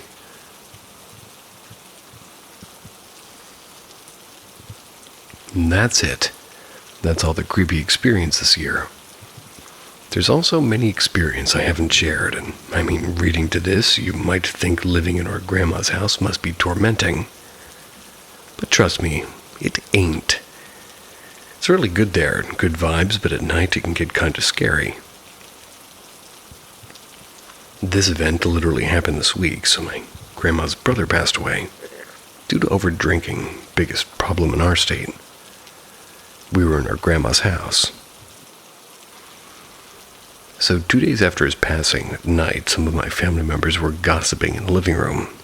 I was on the phone playing Genshin Impact when suddenly, boom, there's a loud bang sound, and then followed by a scratch that came from the front door. I instantly looked up at the ventilators, and one of them were shaking. Shaking as in somebody pushed them. My mom saw the door moved a bit, and the door was closed but loose. Then there was a gate in front of the front door, so the gate was basically the main door. It was closed, so nobody could come in the door in which it was banged and scratched on. At least not a human. Possibilities. That day it was windy, so yeah, it could have been wind, but no, it was loud to the wind, and maybe the door and ventilator shook because of wind, but wind does not explain the scratch. We do have monkeys that causes loud sounds, but if it was a monkey, we would have seen it. My mom can directly see outside through a window. And after this event, all of us were scared, and we decided to cover the window with a cloth. I don't know why, maybe we were just way too scared. I didn't want to write about the story before because I felt sad and wrong, but I think I feel okay enough to write about this. The event goes way back to 2013 or so. We're living in a rather warm house in the city. We did have a lot of experiences. Maybe because we lived there for almost 9 years. My father bought a new bike, and it was really costly. And, well, whatever the hell they're writing here. The garage was busted due to a recent storm, and there was literally no type of security, and on top of that, there was a lot of burglary happenings in the neighborhood. So as weird as it sounds, my father decided to stay awake and watch the bike from a higher point in our house till a certain point in the morning. So as he was sitting alone there near the main staircase, he heard a whisper from the staircase. When he looked toward it, it's dark but noticeable. He saw my mom, and of course my mom was sleeping. There's no possible way that my mom, So he begins showing aggression. He was tired, yes, but he said it was real and he can feel it, and there's no way it was hallucination due to lack of sleep. He said then, after the poof, the figure vanished. He did stay awake there for a little longer than fell asleep there, and woke up at the morning, not brave, but pure recklessness. I don't know about the story, whether it was a super real hallucination or a mimic, I guess. This happened to me, so I can guarantee it's true, though. So the same house as the previous story, 2014 or 2015 or so. So one night I woke up at night. I felt thirsty and I drank to fall asleep. And that day a family member of somebody was in her house. I don't remember his way back, so due to lack of beds, my father and I had to share a bed. So as I tried to sleep again after drinking water, I felt a hand inside the covers. My God. Typing it now, I realize how creepy it was. So I thought it's my father. But no, I saw he was asleep, so I just felt the primal fear the hand made contact with me. I felt it was frail. The situation was so messed up. I decided to make a commotion and wake up my father. My father denied doing anything like that. Same night, my mom saw a guy just standing and staring with no facial features, just the hair looked messy. Next morning, when we were telling our experiences, my parents decided that something came to our house the night before. Something isn't that creepy, ? So those are some creepy stories, and I'm still skeptic, and I don't know how, but I kind of like it this way. At least my mind can comprehend normal stuff. Don't know what any of that was.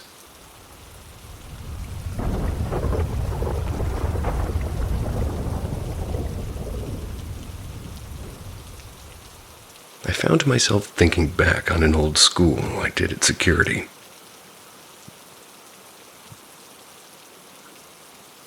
I've had my fair share of weird, unexplainable experiences since I was a kid. There's the usual stuff, mostly hearing voices or calling your name, or having a dream that within a few days comes true, or thinking of someone or something for the first time in a long while, and suddenly they or it either comes up as a topic or shows up in real life. all things I can write off as being my imagination or overthinking things. But there's one experience that haunts me to this day, and it's when I worked as a security guard at an old school ground in New England. This was around the start of COVID's quarantine, so nobody knew what to do entirely. I remember it was either March or April. The weather was warm and quarantine was only just being enforced, and since the school was a dorm-based campus, this meant all of the students had to leave.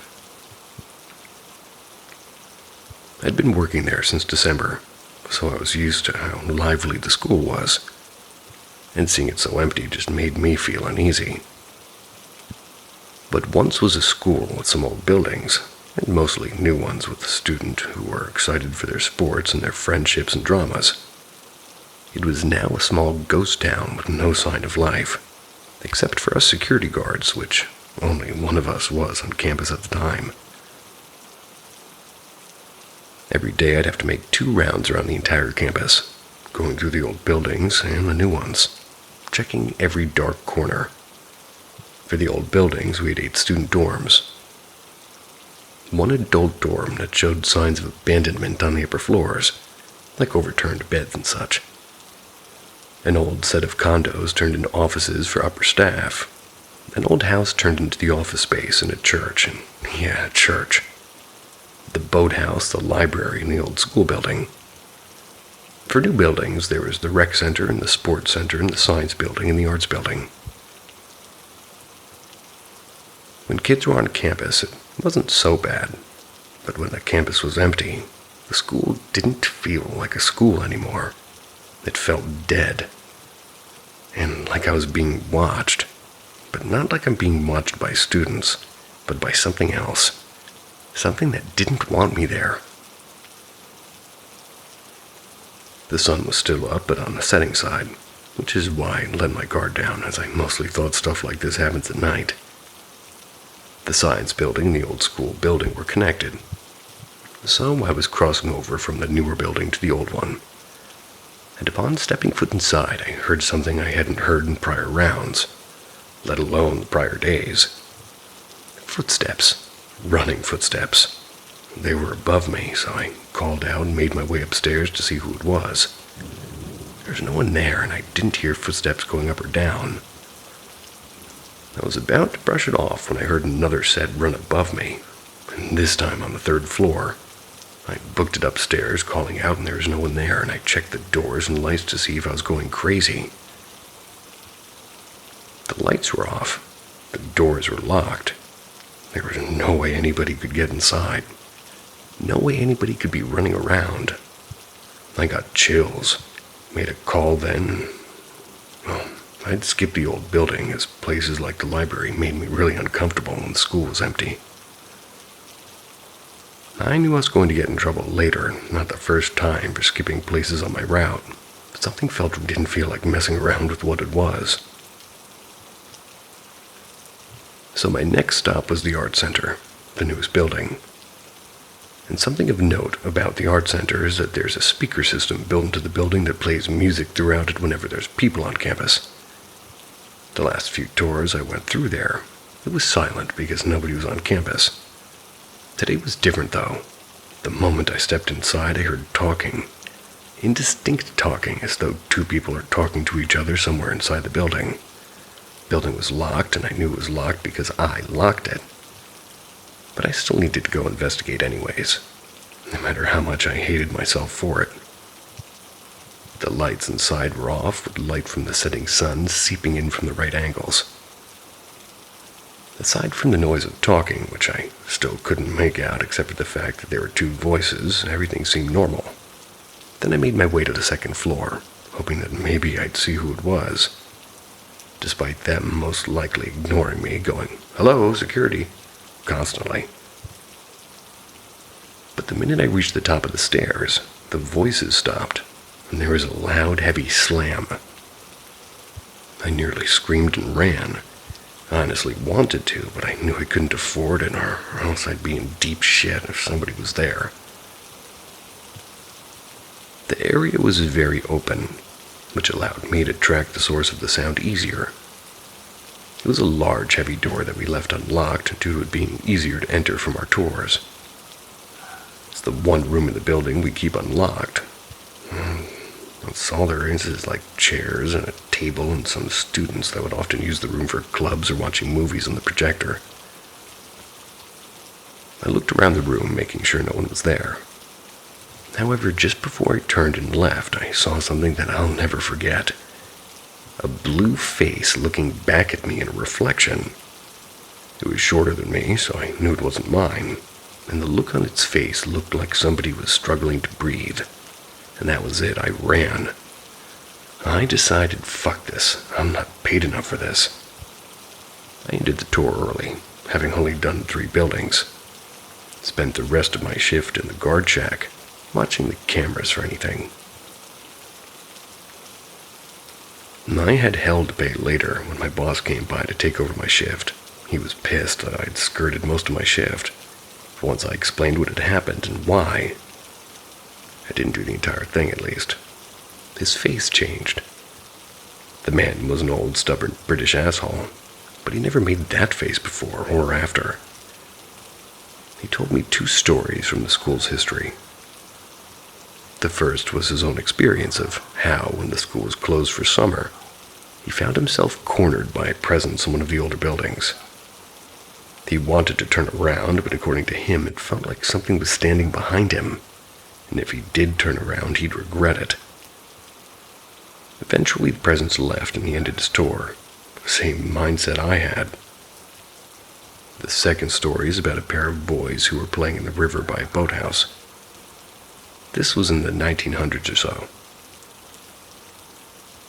During the early days of school, a pair of boys were playing on a raft in the river. That's when one fell off, and I did some digging and records indicate the boy had drowned. The other boy tried to get help to save his friend, but he was too late. I don't know if the boy's spirit is the blue face I saw, but I knew I saw something. I heard something, and I brushed off most of my weird, unexplainable experiences in life as just my own imagination or coincidences. But I can't shake that day off. Something about that face burned itself into my memory. All tours I did after that had me paranoid and on edge, but I never experienced another paranormal event there again. It made me realize how much we've romanticized these experiences, and honestly, disturbs me how romanticized they are.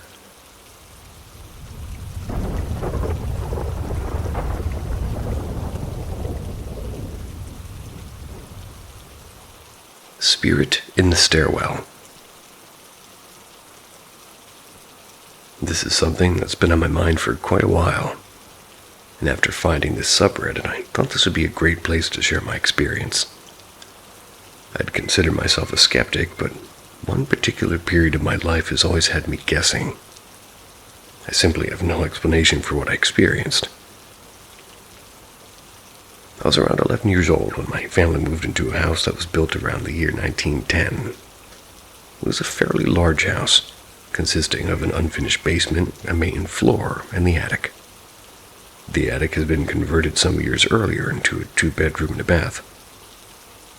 It was decided that my brother, 7 years younger, and I would share the 2 bedrooms in the attic. Starting from the first night in the home, I was uneasy and generally uncomfortable, especially when I was alone upstairs. Part of me wants to attribute this to my new surroundings, but who knows? The upstairs area in particular gave me the creeps. The long staircase up into the hallway was always dimly lit and led straight into a hallway, obscuring any line of sight that you would have from the bottom of the stairs. Just thinking about it gives me chills to this day. The first few months were uneventful. It was probably about 6 months into living in the home when I would get woken up in the middle of the night from what sounded like thumping coming from the stairwell. For some context, my bedroom wall shared a wall with the stairwell. It sounded like somebody lightly hitting the stairwell wall with their palm. Not a smack, not a knock, but a distinct thump. It did frighten me, but it would not last more than a few thumps. Then I would fall back asleep. This would happen about every other night for a week or so.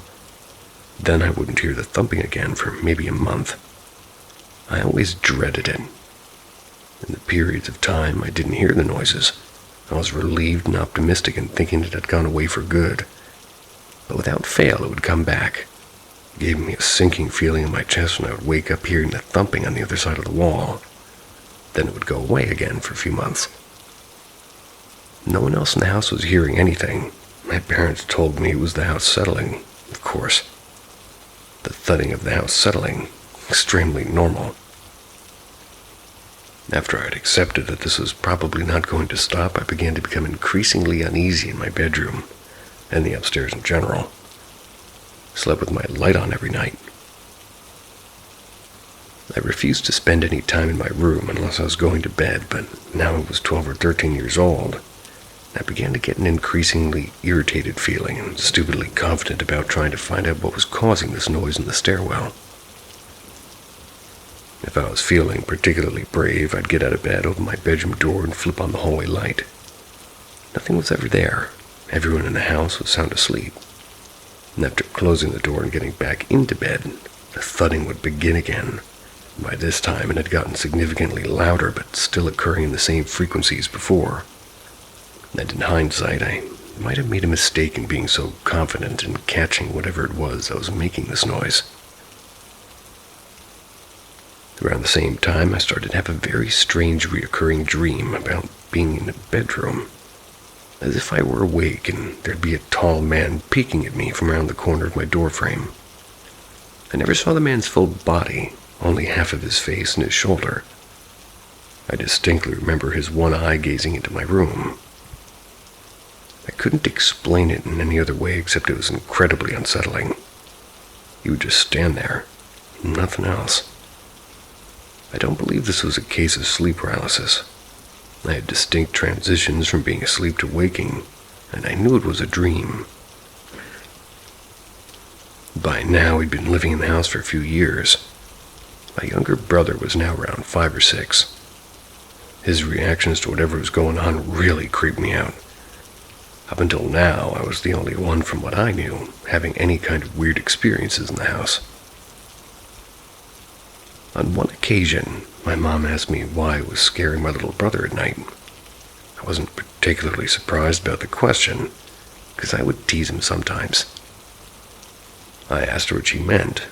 She said that my brother had gone and woken our parents up and said that I kept hiding in his closet with my scary mask on.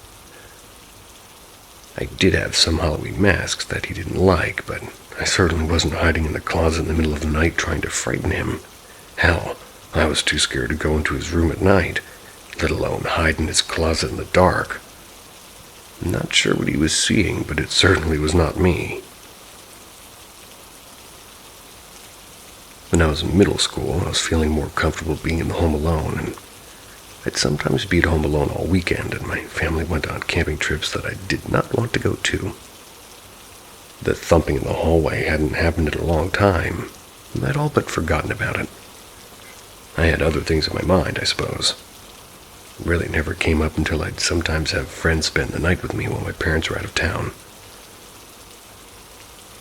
Eventually, it came to one of them asking me if my house was haunted, and I hadn't really talked with my friends about what I'd experienced in the house, so I was definitely surprised by them saying that they would be sleeping on the couch and hear what they described as windows opening and closing in the middle of the night.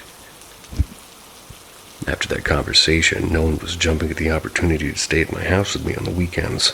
My family was out of town. And again, a while passed. Nothing out of the ordinary. I had again put it out of my mind. Sitting at my computer in the downstairs area on a Friday night waiting out on a friend, and his parents were going to come pick me up and go to an event. I was chatting away on MSN Messenger, and I heard creaking coming from the upstairs hallway. And these were distinct footsteps. Not like the thumping on the walls. As I was listening, my mind was coming to the realization that I was home alone, and these footsteps were not from any of my family members or friends. The footsteps began rapidly coming down the stairs. Before I knew it, I jumped out of my seat and bolted out of the door to wait outside for my ride. Stood by the street in the middle of winter waiting on them to come pick me up, and I had this incredibly unsettling feeling that I was being watched from the upstairs window of my brother's room. I don't know what was causing the noise, and honestly, I'd rather never find out. That same night, I stayed at my friend's house. Didn't say anything about the footsteps. I wanted to forget about it. The next day I came back home to my family, and after a few sleepless nights waiting on the thudding to begin again, it didn't. Everything stopped. The last experience I had. A few years later, my family moved out of the house. A few years after that, the house burned to the ground. Apparently, it was an electrical issue that caused the fire. Every once in a while, I'll share things with my brother, and he'll confirm that even with him being so young, he can distinctly remember being creeped out by that house. I'm 31 now, and I still don't know what it was I was experiencing. Can't explain any of it away, and I'm confident that it was very real. Haven't had any similar experiences since I heard these footsteps.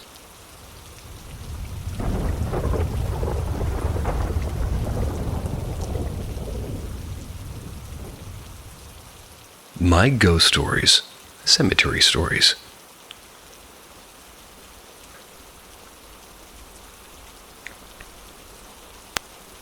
Some things that need to be known to understand me this time.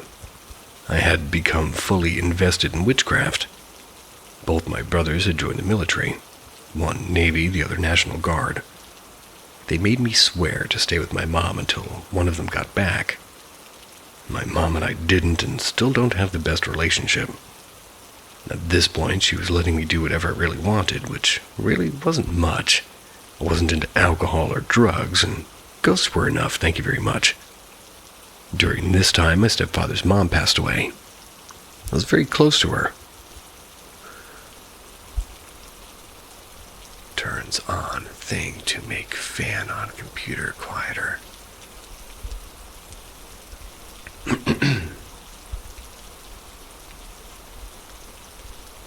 Ghosts were enough, thank you very much. And during this time, my stepfather's mom passed away.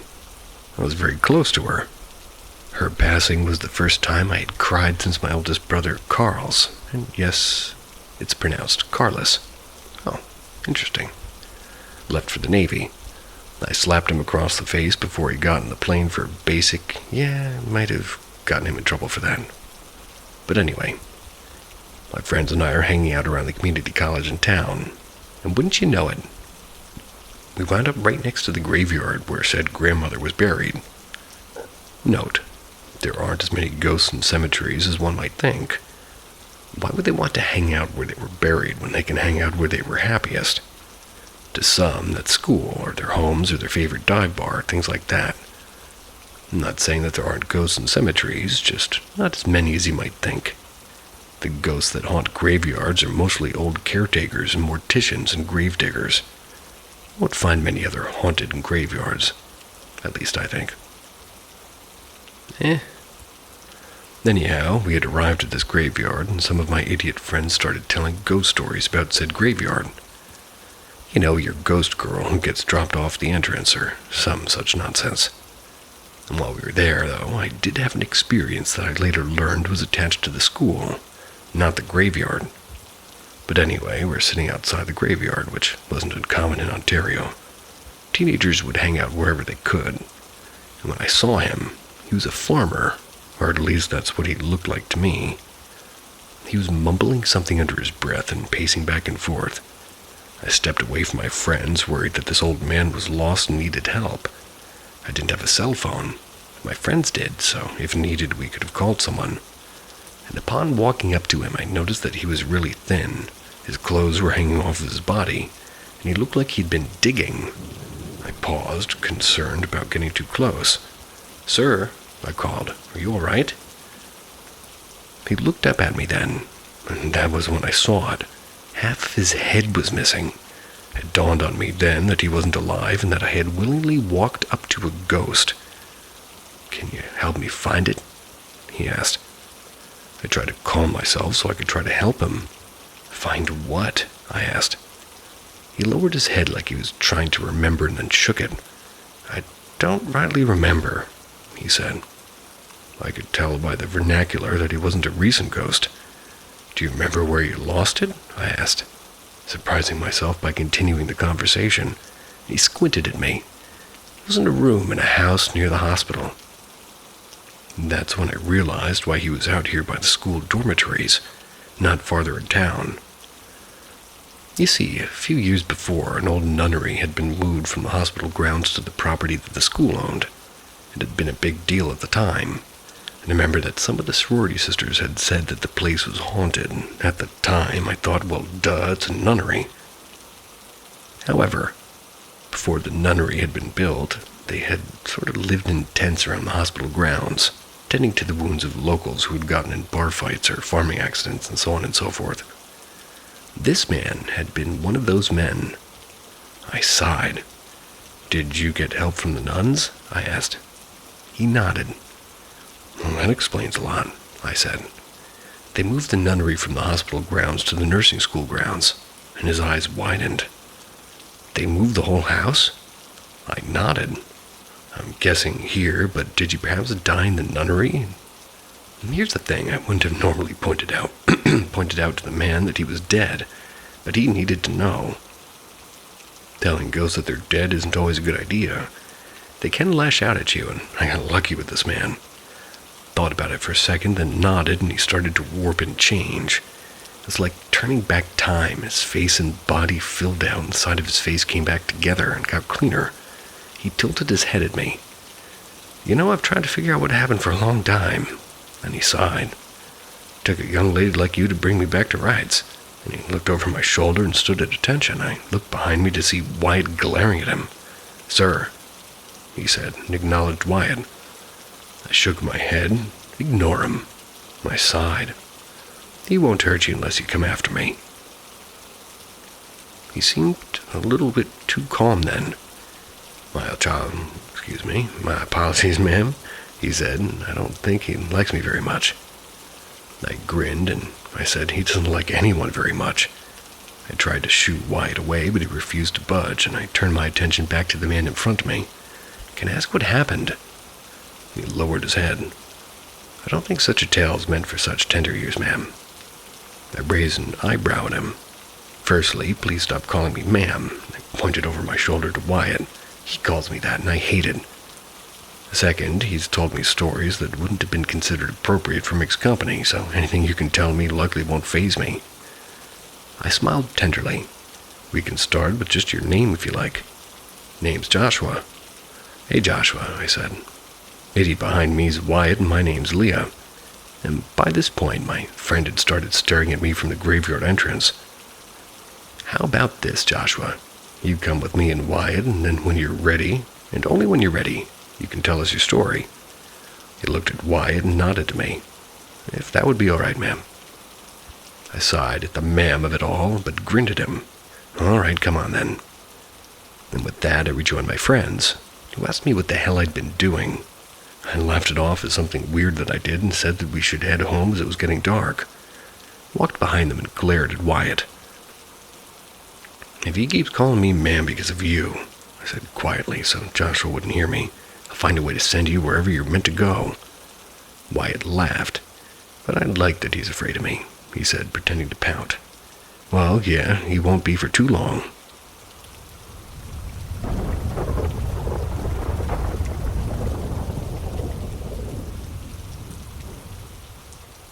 The Thing with Eyes on Its Chest. So as the title suggests, it's about a specific type of thing I'm making this post for. So yesterday night, my family were having a conversation in the bedroom, and then the conversation suddenly turned into a paranormal one. It's rarely when we talk about this type of things. So many stories were told by my sensitive aunt first, and I didn't believe her, so it was okay. Okay. Then my dad wanted to tell a story, and I was shocked because surely he was a logical person. He said that he and one of his friends were invited to a party in the cabin in the woods, which was great. Typical setting for a horror movie, I thought. The party was hosted for the celebration of the opening of a new business of one of the employers of my dad's friend. So as they went, they missed the party, and they had to stay there at night. The cabin rented out all night, so no problem. but there weren't so many people. So at night at 3 a.m., I know it's the bad hour or something even here. So at 3 a.m., my dad and his friends had to use the bathroom, and great enough, the plumbing was broken in the bathroom. So they have to use another bathroom that was located somewhere far away from the cabin, near some banana tree. Now remember this detail. You can see the bathroom from the cabin, so his friend was watching him from the near porch light. As my dad was doing his business, he felt the whole bathroom moved, and it was just a small block for a bathroom. I know it sounds weird, but these were common before. So as he looked around him, he didn't really see anything. So he did his business and came and asked his friend. He asked his friend why it shook, and even it wasn't windy. Then the friend pointed toward the side of the bathroom. He saw a tall black figure.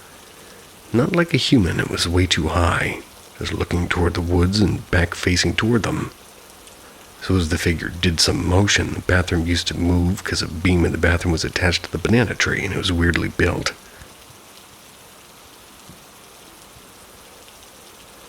He asked him why his friend didn't warn him, and his friend said he didn't wanted him to be scared. He said it felt like whatever it was didn't notice that my dad was there. That night, they just packed their bags and drove off. The friend didn't even did his business, LOL. Later, they learned that place, particularly where the bathroom is, was a burial ground. Someone built a bathroom over it for God knows what reason. Then my aunt wanted to tell a story.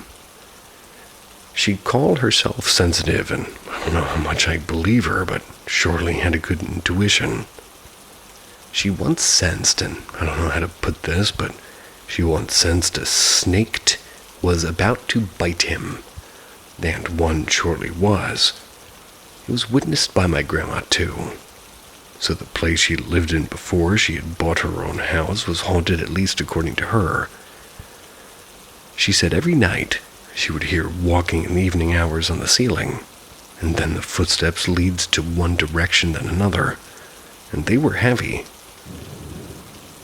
So as my aunt and my uncle were doing their evening chores one day, they heard the sound of a plastic bag above the ceiling, meaning the roof there wasn't any attic.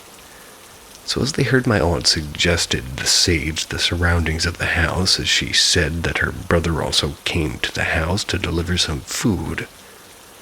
My grandma had made it. Sorry, I'm just randomly putting periods places. They told him everything, and once again she said to sage the house. And as soon as she said the thing was with them and she could sense it, said that the room was filled with a real bad smell, undescribable, and how she was angry. Stood alone in the house while my uncle and her brother saged around the house, and they completed whatever it was and punched hard in the window, leaving a crack, and ran off. The thing did come few times. Alrighty then. Like one time, there was a long thing watching her through the window, like a snake. And one day, when she was watching some clothes outside, the house near the water pump,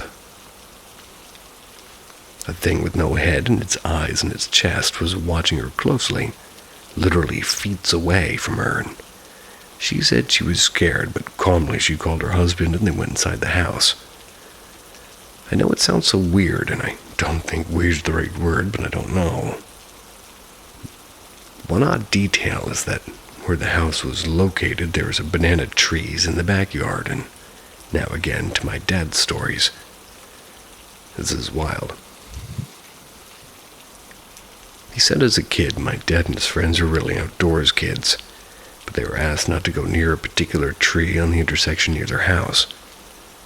People said there was a thing with no head and eyes on its chest, and again near the tree or attached to the tree, and by coincidence or some mystical fate, the tree was a ding-ding right to banana tree. So my dad and his friends saw it a few times, and it was described exactly like my aunt said. He said now that the tree was cut to build a hotel, the thing moved near one of his friend's dad's shop, So as people used to go to the shop, they would always see this thing and never saw anything but pig running. My dad said, I don't think it was a pig. There were many farms, but not here. It was too faded and fast to be a pig or even an animal. So one more time, he and his friend were digging a hole and actually put a pole in for some of the tent for the event of something.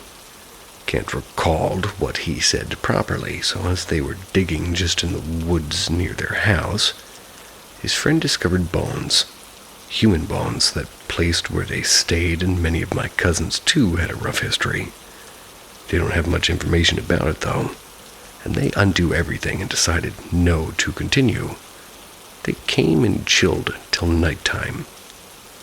When they heard something outside the house, they chased after it. Couldn't find anything when they heard the footsteps or dried leaves just in front of them.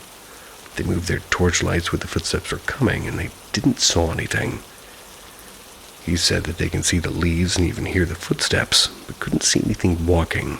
They bolted, not knowing what to do. So those are the events with the thing with its eyes on its chest, or at least related to this thing, or at least related to those banana trees. Past tense, future tense, present tense, all over the place.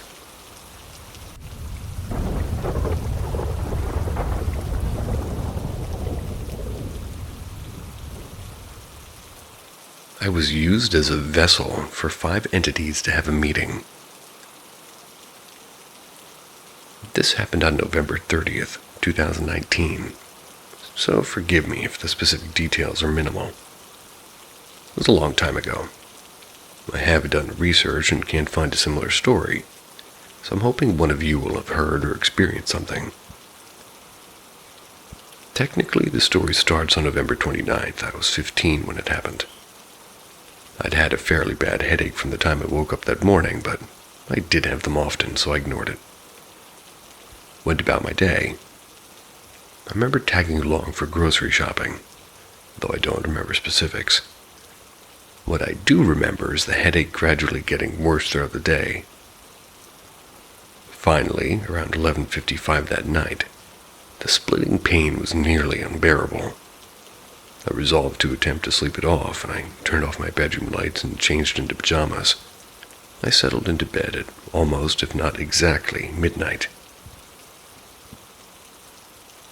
I remember as I got underneath the covers, I got a cold flash, so I crossed my arms, both hands grabbing the opposite arm. In the span of about half a second, 3 things happened very rapidly. That cold flash turned hot. I realized I should move my blanket off of myself, and I found that I couldn't move at all, and my arms were locked into place. I tried to kick, but I couldn't, and I couldn't move my head, and I did hear sleep paralysis before, but I'd never experienced it. I'd had frequent nightmares from very early childhood, but never anything more than that.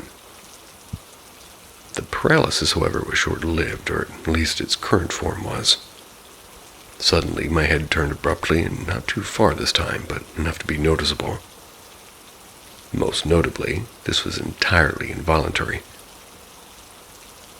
The next part of the story, which is the actual point of this story, is the hardest to explain, partially because it sounds so made up, and partially because of how blurry the memory is. I ask that you bear with me through this.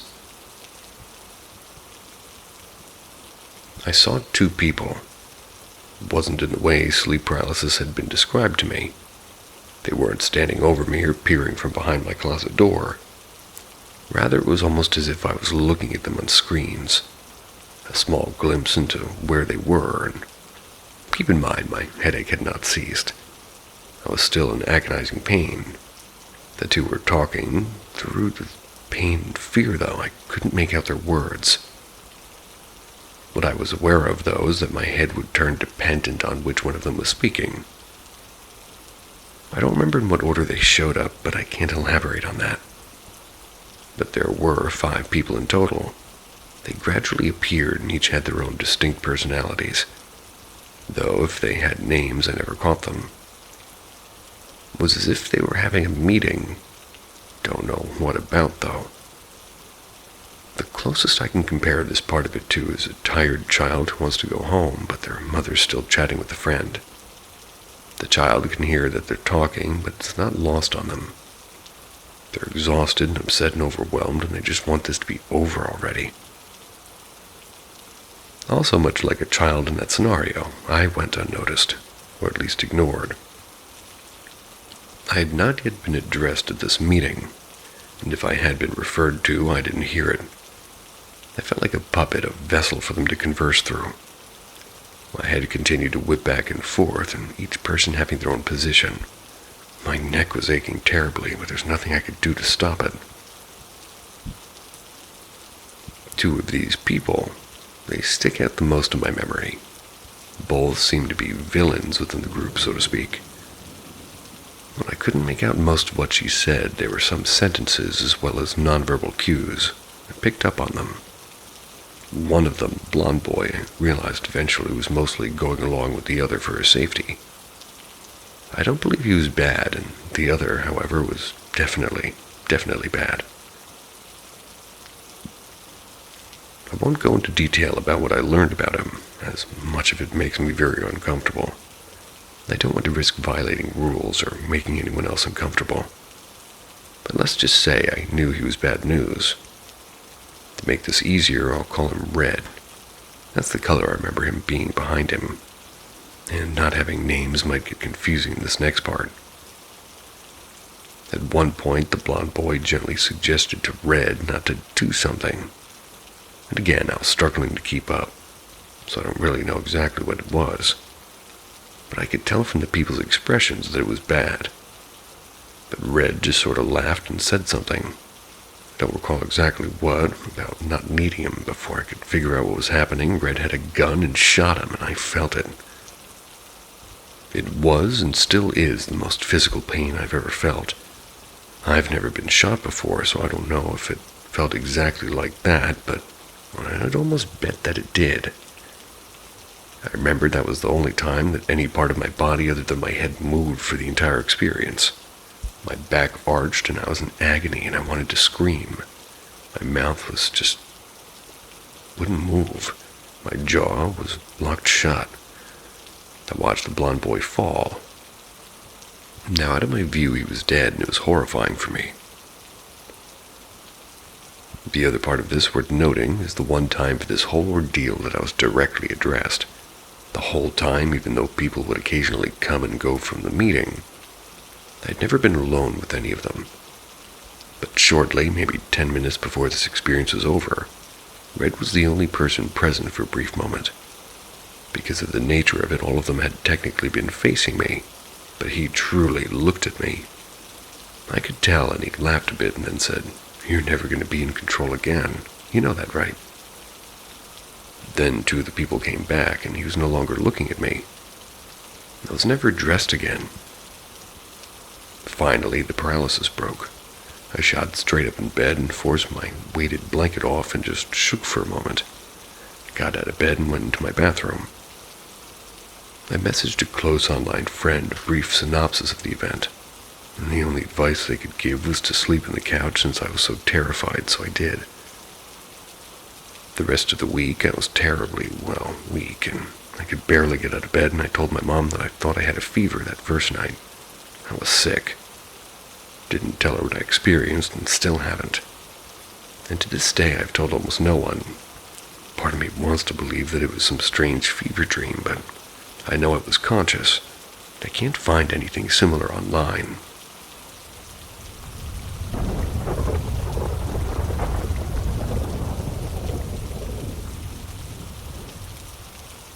There's a darkness in the world we pretend not to see, but we see it here at Paranormal M. Every episode explores that eerie truth hiding in plain sight. Subscribe and click the bell. You're not alone anymore. Manicures for the departed. This story is about a manicure technician named Pi. They run a 24-hour service, so having customers come in late at night is nothing unusual for her. She had one particular regular customer who consistently booked appointments for around 2 or 3 a.m. Pi would always accept these late-night bookings, but whenever this customer arrived, she'd be in a heavily drunken sort of a state. She'd come straight from drinking out, get her nails done, but would often fall asleep head on the table. And what's worse was her sleeping habit. When she sleeps, her entire body would jolt here and there, making it difficult for Pi to work. Manicure that should have taken 2 hours often stretched to 4. Eventually, Pi decided she couldn't accept bookings from this customer anymore. But then she realized her children's school was starting soon, bringing new expenses to her.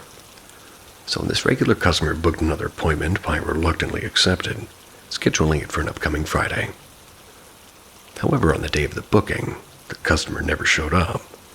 Pi didn't bother calling, as it was sort of her agreed policy that any missed appointment later than 15 minutes was considered canceled. The very next day, somebody sent Pi a message, asking if that customer had booked an appointment with her. Pi replied yes, and the person asked if Pi offered off-site services. She confirmed that she did. Pi felt a pang of panic, wondering if the customer was in some sort of debt or trouble. The person then asked if Pi was available tonight, offering to pay extra if she would come to a specific destination. Pi usually only accepted off-site services during the day for safety reasons, as they agreed another time. A location was sent to Pi, a temple. A temple. Pi was instantly confused, like why a temple? Trying to be optimistic, she tried to calm herself, thinking perhaps the location was merely near the temple. But then curiosity got the better of her.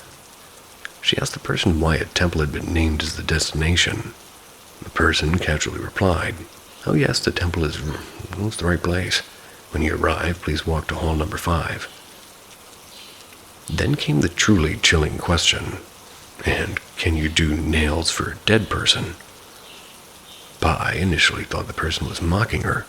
In the past, a psycho had messaged her online with not safe for work requests, so she assumed that this was just another sick joke.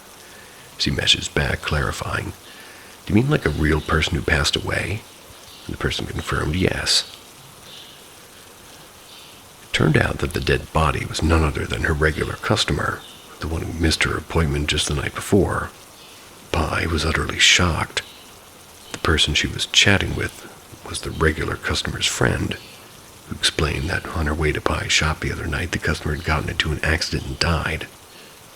Her friends had tried to stop her from going, knowing she was very drunk, but the customer had insisted, saying, "Just let me go or else I won't die with my eyes closed."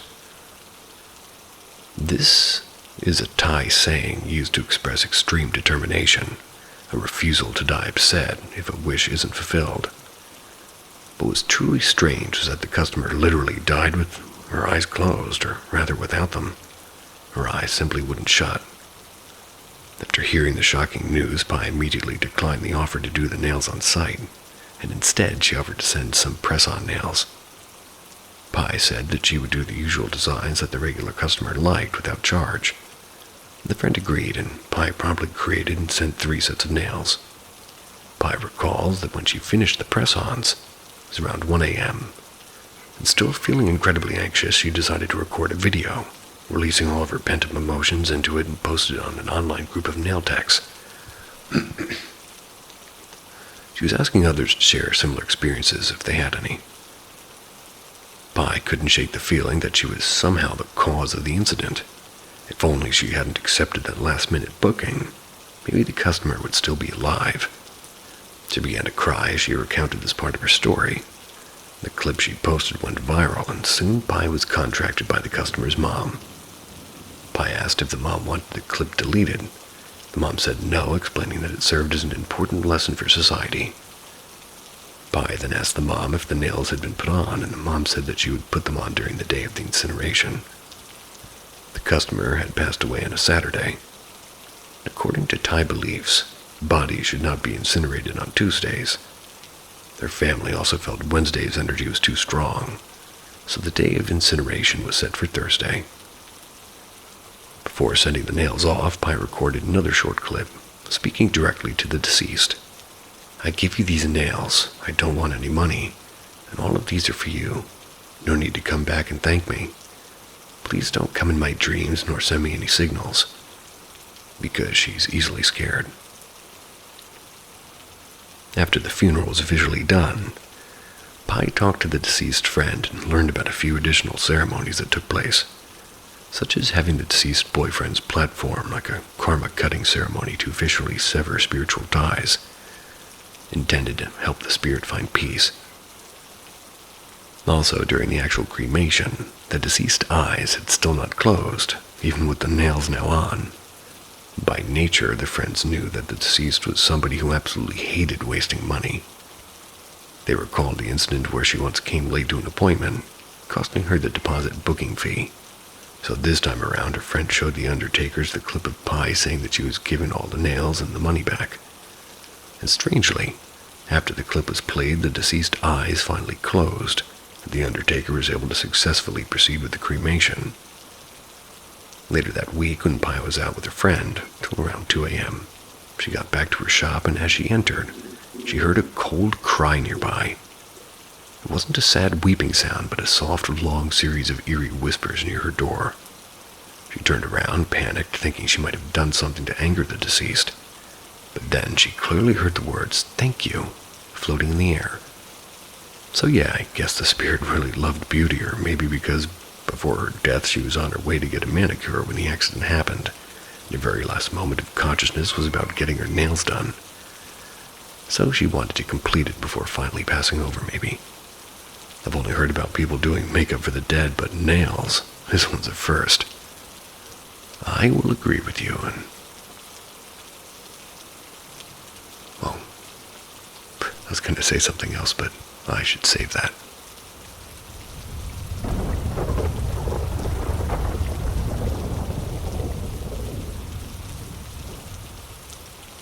A chilling experience by an online housekeeper. During the COVID-19 pandemic, Time was laid off for her job. Seeking new work, she signed up as a house cleaner through an app. And to her surprise, the pay was quite good, so she continued cleaning houses and apartments across Bangkok and its vicinity. One particular day, she received a booking for a house that was quite a distance away. Despite the travel, she confirmed the job as she really needed the money. Upon arriving at the house, Time met her client, Jonathan, a tall European man with blonde hair. He instructed her to clean only the first and second floors, and to never under any circumstances enter the third floor. Jonathan then left for work, leaving Time alone with his dog. As she was cleaning the second floor, she started hearing noises from above. Thud, thud, thud, thud. The sounds were like loud footsteps on the third floor, as if someone was jumping. And soon after, loud music began blasting from that same floor. The lyrics from More Than Words, a classic by Extreme, specifically saying "I love you," played on repeat. Time assumed Jonathan probably didn't want her to disturb the person upstairs. She didn't think much of it and continued with her work.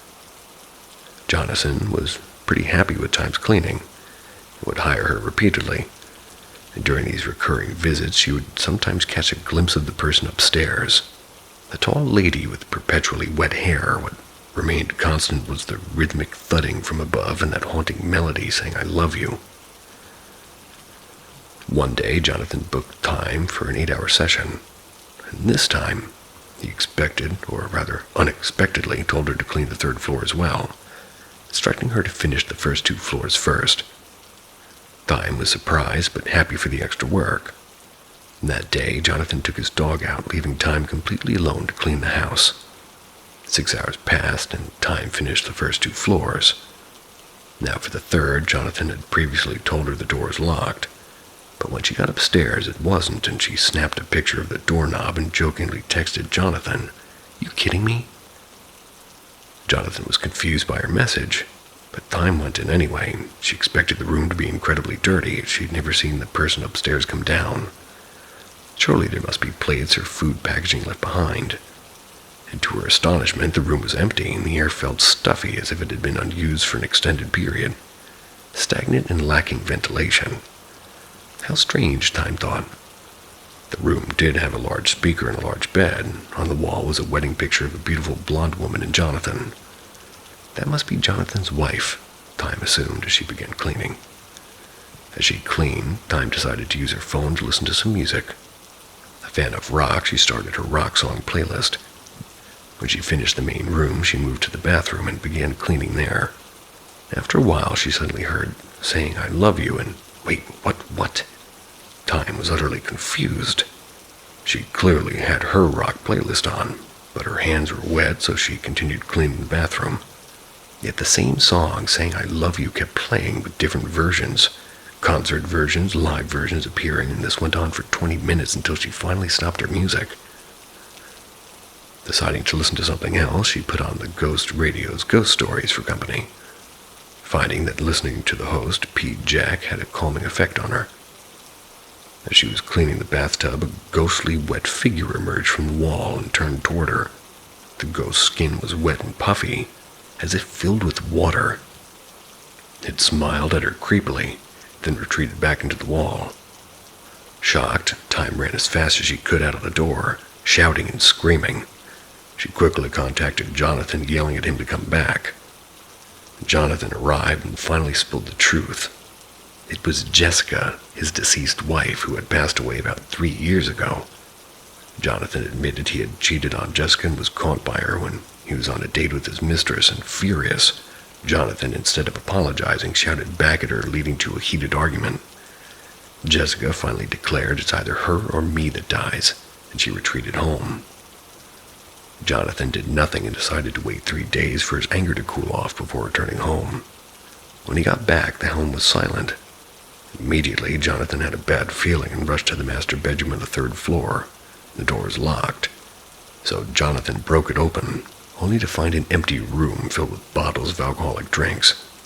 He then ran to the bathroom, discovering it was also locked. Again, he broke open the door, only to find his lifeless wife lying in the bathtub. Her body was bloated and her skin was filled with blood and pus and oozing out and mixing with the water in the tub. Judging from the decay, the forensics team estimated she must have passed away around 3 or 4 days prior. But that wasn't all. On the walls, a bloody handwriting wrote something along the lines of being with Jonathan always, never leaving him ever, and that he would never have another love as long as she would be with him. After that incident, Jonathan had the audacity to bring his mistress to the exact same house, and the two started living together, even buying a dog, but Jessica's ghost relentlessly haunted the mistress, causing her to break up with Jonathan and leave. Only the dog remained in Jonathan's care.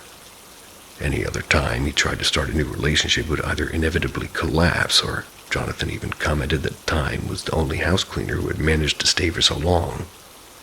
The previous cleaners would never last this long. Shocked, Time decided to go home. As she was leaving, she heard somebody whisper into her ear, "You forgot something." Time thought maybe it was just stress and continued on her way. As she was checking her cleaning equipment at home, she noticed one of her cleaning tools was missing. Never went back to that house ever again. This experience traumatized her so much she decided to quit despite the high pay.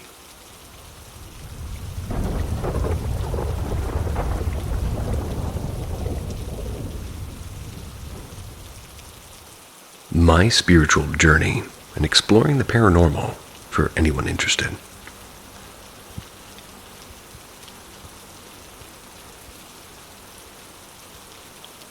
I've been interested in spiritual things for my entire adult life. I was raised religious, very religious. My parents were also very abusive, so religion was just another tool they used for their abuse. So, religion was not a good thing for me as a kid. I remember as a kid being fascinated with the supernatural.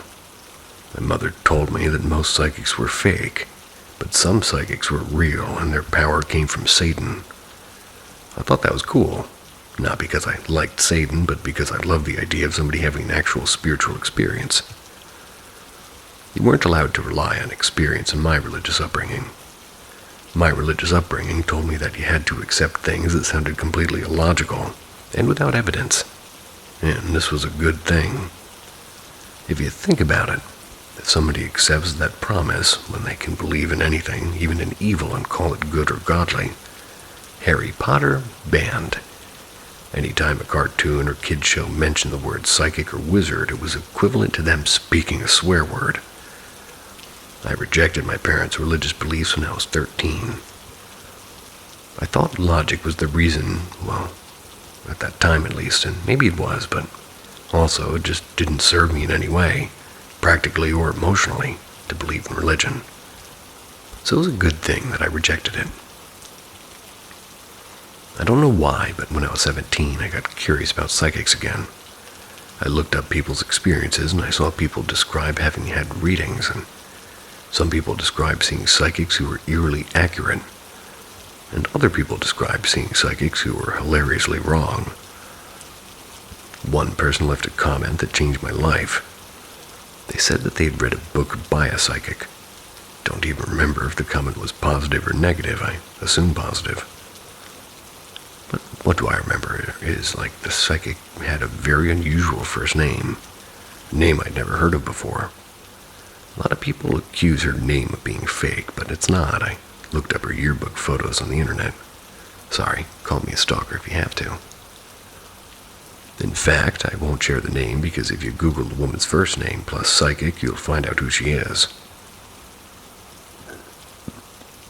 I watched an interview of hers, and the things that she was saying sounded strange, but at the same time, there was a level of resonance that I felt that seemed to be very sincere, unlike some other people claiming to be psychic. She talked about ghosts and said that the difference between a ghost and a spirit is that a ghost is the soul of somebody who has passed away, but chooses to remain on Earth and not cross over, and a spirit has crossed on but may return to Earth to visit. Shortly after devouring this information, I'm walking at a park, wondering about all these supernatural concepts, and a woman called her daughter's name, and her daughter had the exact same name as the psychic. I asked the mom to confirm it, just to make sure I wasn't hearing things, and I heard her right. That happened back in April 2013, and I've had an interesting update in February 2025. I was on a video chatting website and met somebody from the same state as the psychic. Then to start a conversation and to be humorous, I said, "My favorite psychic is from there." To my surprise, he said the first and last name of the psychic's brother, who was also a professional psychic. Turns out he used to date the psychic's niece. Now let's go back to 10 years ago. In 2015, I'm using the Ouija board with somebody and I'm not sure if it's going to work, but I trust the person not to deliberately move the Ouija board. I thought that if we were to connect with a ghost, it would be similar to what the psychic described, something that may be negative but not powerful, so I wasn't scared. The board moved, but it moved so slowly that I wasn't getting any answers. However, the person who I was with claimed to receive from the spirit that she said that it was wise and very good. Well, I was perplexed, but I listened. She said that the spirit was telling us to read everything that we could get our hands on. After looking into psychic abilities, I looked into the law of attraction. Everyone wants to believe that magic is real, and the law of attraction essentially claims that it is. One particular woman I studied is named Esther Hicks, a woman claiming to channel a collective consciousness named Abraham. Abraham would completely reject the psychic's teachings, and according to Abraham Hicks, there are no bad spirits. Once you pass on, you leave behind all negativity. You become one with God. So the notion of a ghost lingering in fear is pretty much preposterous. And in fact, you are God. There's no old or new souls. We're all one soul, manifested in countless bodies. And I'll be honest, I don't like that idea. I prefer the notion that we're all unique and individual. However, Abraham Hicks certainly has things that are valuable. In 2022, I'm watching an interview with Esther Hicks' husband, and he said he used the Ouija board and that the Ouija board told him to read the exact same message that the other woman said to receive. What do you mean by that? So, there you go. Some extreme coincidences that seem to be an indication of spiritual truth from two extremely contradictory spiritual teachers. I don't know what the truth is, and I'm still on my journey. Just wanted to share it with you all. I don't mind the idea of us all being one thing, but I see what you mean.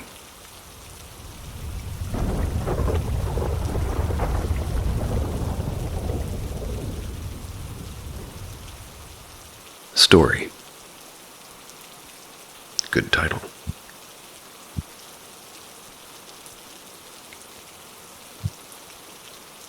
So, 4 years old, I watched my father murder my mother. Because of family ties or relationships with the Kansas City Mafia, he served approximately 30 minutes in county jail before his father bailed him out. He got 5 years supervised probation, kept custody of me and my brother. My brother went to a state facility almost immediately due to being mentally handicapped. Spent the next 12 years being berated and beaten daily. Christ.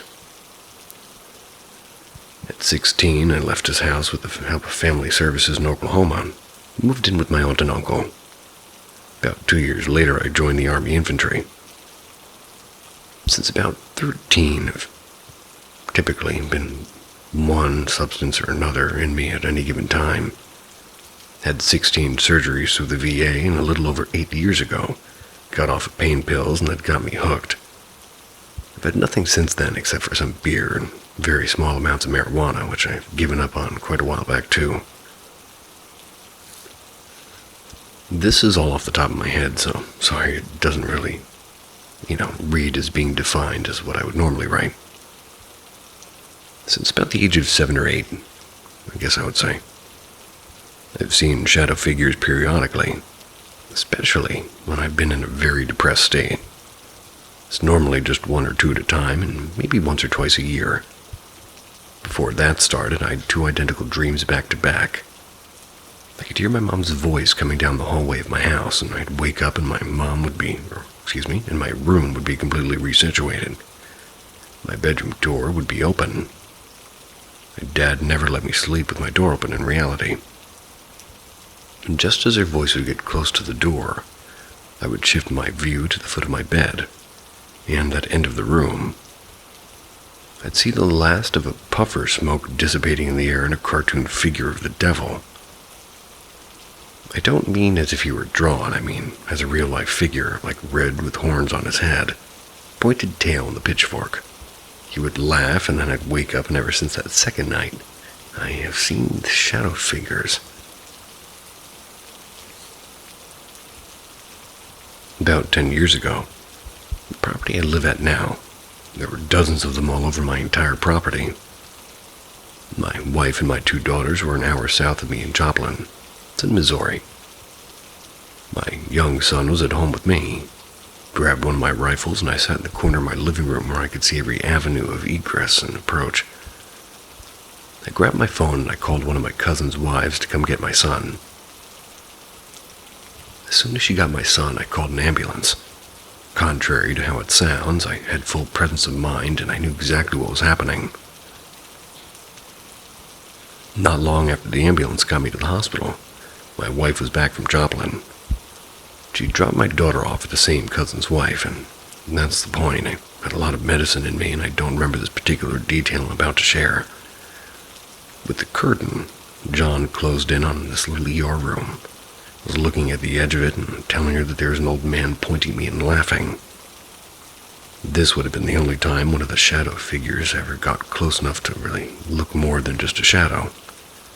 The very next night, I was just having drinks at the Eagles Lodge and called my wife to come get me a ride because I had too many. After she got me home, I went to my shop and she went inside. I don't know why she came back out, but when she did, found me in a pool of my own blood and called an ambulance. Cops saved my life. Spent the next several days in a nut ward at the Kansas City VA.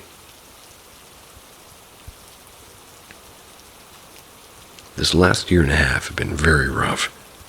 I had given up again and quit my tiny little business. Came home and told the wife I wanted a divorce, and honestly I was just trying to push her away because I knew that I've made up my mind again. This time I wanted to leave a letter, but I wanted it to be really perfect, so I used AI. Terrible. Oddly enough, it was the first time I was ever able to be completely honest about everything in my head because I wasn't talking to another person. The only place I was ever able to try to work on the letter, which certainly turned into writing a book about my story, was just a few feet away from where I had previously almost bled out. About that time, some acquaintances of mine informed me that they had access to some mushrooms. I've been working on getting to an ibogaine treatment program through veterans organizations in Mexico. Ibogaine. So I'd studied a lot now on the therapeutic aspects of psychedelics and PTSD. Told my wife, and she said she wanted to do them with me, so I told the friends to get some for us. The wife was not at home when they arrived, so the first time in my life I did mushrooms by myself. I'm not unfamiliar with mushrooms, and when she arrived home later that evening, we decided to do some together. They were very intense but short-acting, and after the peak was over and well into the downslide, they started giving me scratches on my arms and my head, and as soon as her fingers touched my head, it wasn't her anymore. I could see my mother's hand plain as day. And since then, we've had a dozen of signs that are unstable that the energy of other family members are here with us. Some good, some bad. Sorry for the somewhat incoherent ramble on the story. I'm running behind today, but I wanted to get this message out to you. Don't have time to read this back over, so if any of it doesn't make sense, please reach back out to me. Thank you very much for your time and consideration. Hope to hear back from you soon.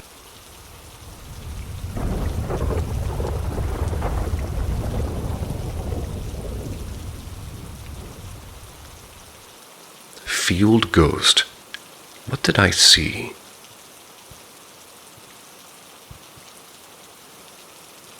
This event happened about 7 years ago. It was my senior year in high school. I was out in the country at this party with some acquaintances.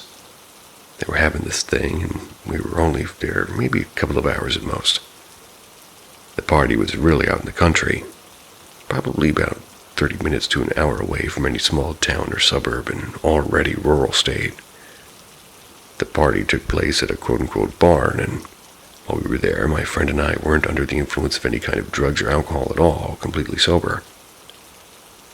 The group I was with decided to leave the party since it was late and one of our friends who was with us was really drunk, so that was another reason.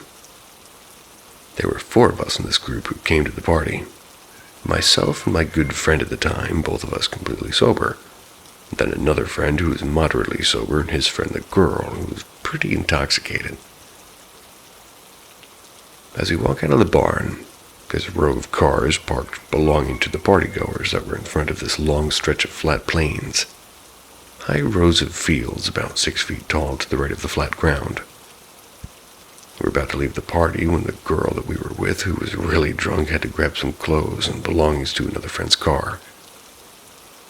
My sober friend and I stood there waiting for her to get her stuff, which was taking a while since she was so drunk and started puking next to the car. As her other friends struggled to help her, my friend and I continued to stand there, when all of a sudden I saw this orb of energy appear practically out of thin air in the middle of this flat plain field in front of the cars. The orb was orange, and the energy looked like some type of plasma just floating in midair. The orb suddenly morphed into a human-like silhouette about 6 feet tall with a head. It was also orange, and the energy was flowing inside the silhouette like it was circulating and moving around. I looked away from it in shock, and a second later my friend asked, "Are you seeing this right now?" He pointed at the energy, and I said, "Yeah," and I looked back at it.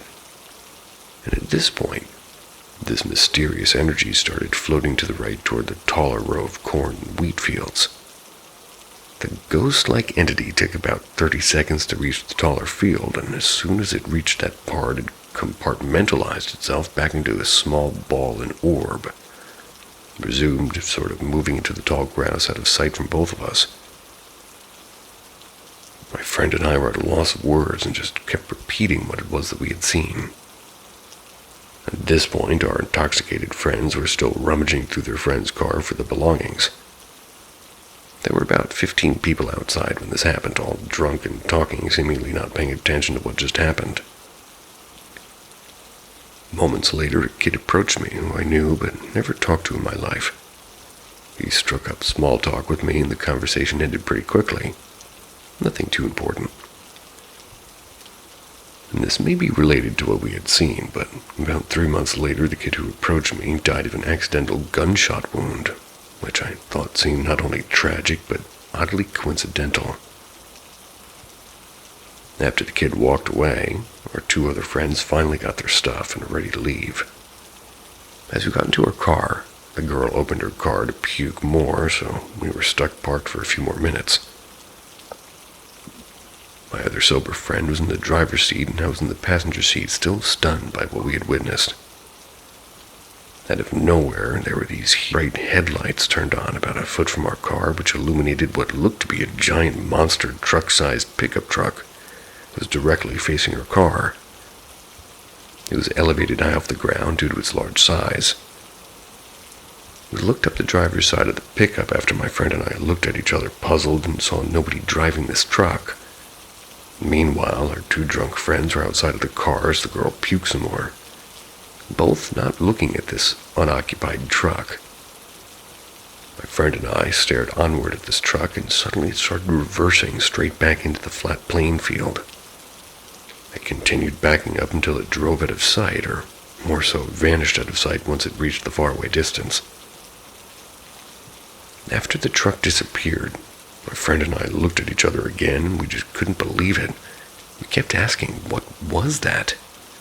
Maybe for a whole minute or two until our two drunk friends got back in the car ready to leave. We asked them if they saw any of what we saw, and they said no and responded saying that we were just seeing things. We left the party, dropped off our two drunk friends, and to this day my friend and I can't explain what happened that night. Nobody at the party reported seeing anything strange. I still don't know what we saw. Was the orb turned humanoid figure, some type of ghost or interdimensional being? Was the giant truck appearing out of thin air type of ghost vehicle? Or was the whole ordeal some type of shared hallucination my friend and I both experienced while completely sober? Could it be that the other partygoers were having fun at our expense and somehow tricked us into believing we saw ghosts when it was some type of holographic projection they displayed? I could explain why everybody around us was so unaware of what happened, but they were also all really drunk and preoccupied with other matters, with no sign of any light coming from any type of projection device. Not sure if it could be that. Also, the kid who passed away 3 months later coming to talk to me immediately after seeing the field ghost seemed almost too coincidental.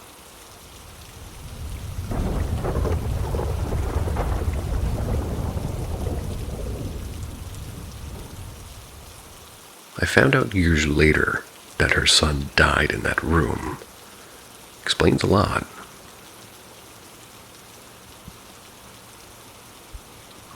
When I was little, maybe around 7 or so, I had my first paranormal experience. My mom always told me that she felt like I attracted things from the spiritual realm, even as a baby.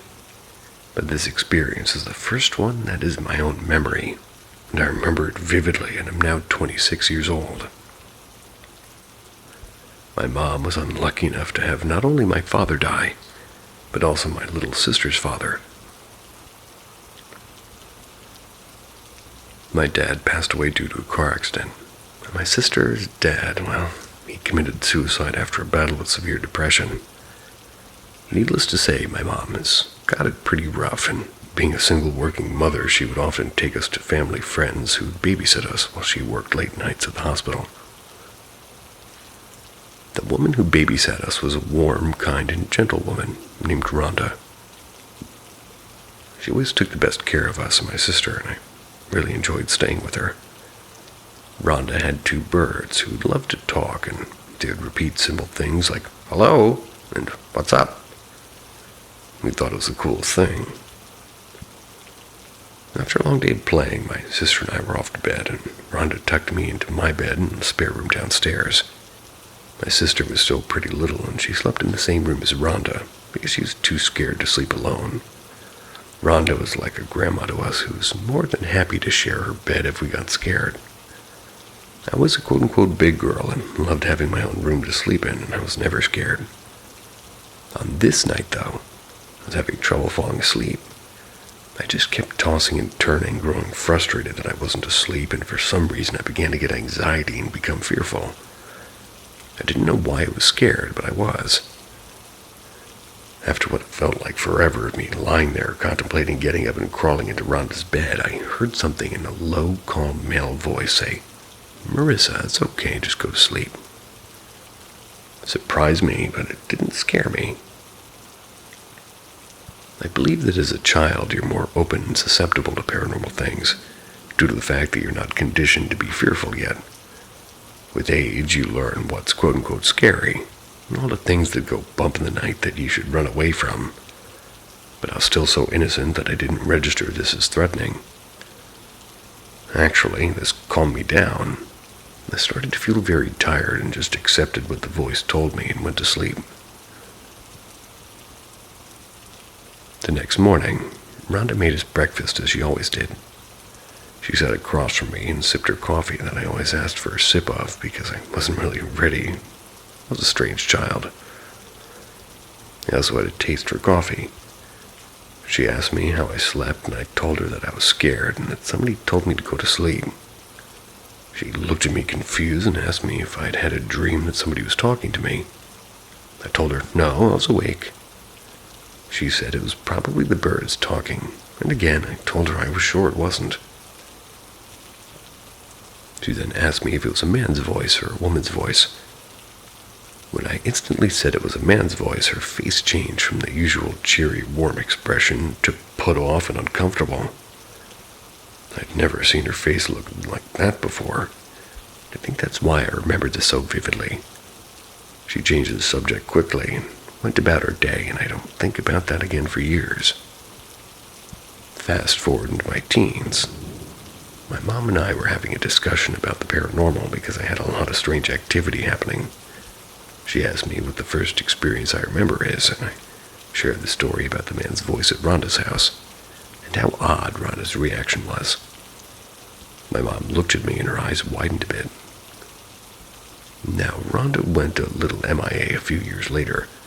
Unfortunately, she was slowly losing contact with us, and eventually she was no longer part of our lives. I hadn't seen her in years. When my mom collected her thoughts, she looked at me and said, "Marissa, you know Rhonda's son died in that room, right?" I did not. I knew she had a son who passed away of a tragic overdose, but I was so young and never met him, so I didn't really think about it.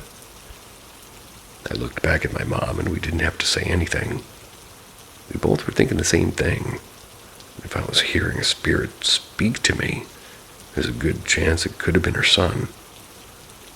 And from what my mom said about him, he was a very kind and caring person, much like his mother. Maybe that's why I wasn't afraid when he, if it was he, spoke to me. I'm not saying this is factually what happened, but it does make me wonder. The voice I heard was real, that much I do know. Regardless of who it belonged to, I'm sure to me that much is true. Since that experience, I've had many, many more, and unfortunately, they got more and more sinister as I got older. They got very, very dark for a while, and I witnessed things that you usually only see in horror movies. I still think of this experience often, and hope that you enjoyed reading my testimony. If you did enjoy this story, I also share my experiences as well as other strange and usual things on my YouTube channel. My handle is Marissa White. If you're more of a reader than a watcher, then not to worry, I'll be sharing more in here as well. White spelled W-I-G-H-T. I think that's pronounced White.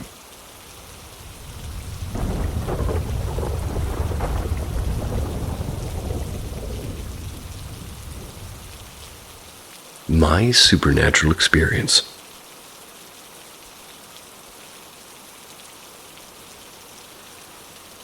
I was born and raised in Germany, but I'm Turkish, and growing up with a mostly Muslim population also comes with its own horror stories about jinns. When I turned 14, we moved back to a small village in Turkey. It was with a huge culture shock, and when me and my twin sister started hearing about horror stories about these creatures, we found it absolutely cool that creatures could exist, and we were super into these stories, and horror movies, and the supernatural in general. My grandpa was the coolest man that would ever tell us stories most of the time, but would laugh it out at the end because he thought he would get scared, or rather, we would get scared. I was 16 years old when my grandma died, and I remember being devastated and heartbroken since we were living with them for years, and I felt like my own mother died. Grandpa died after 3 years.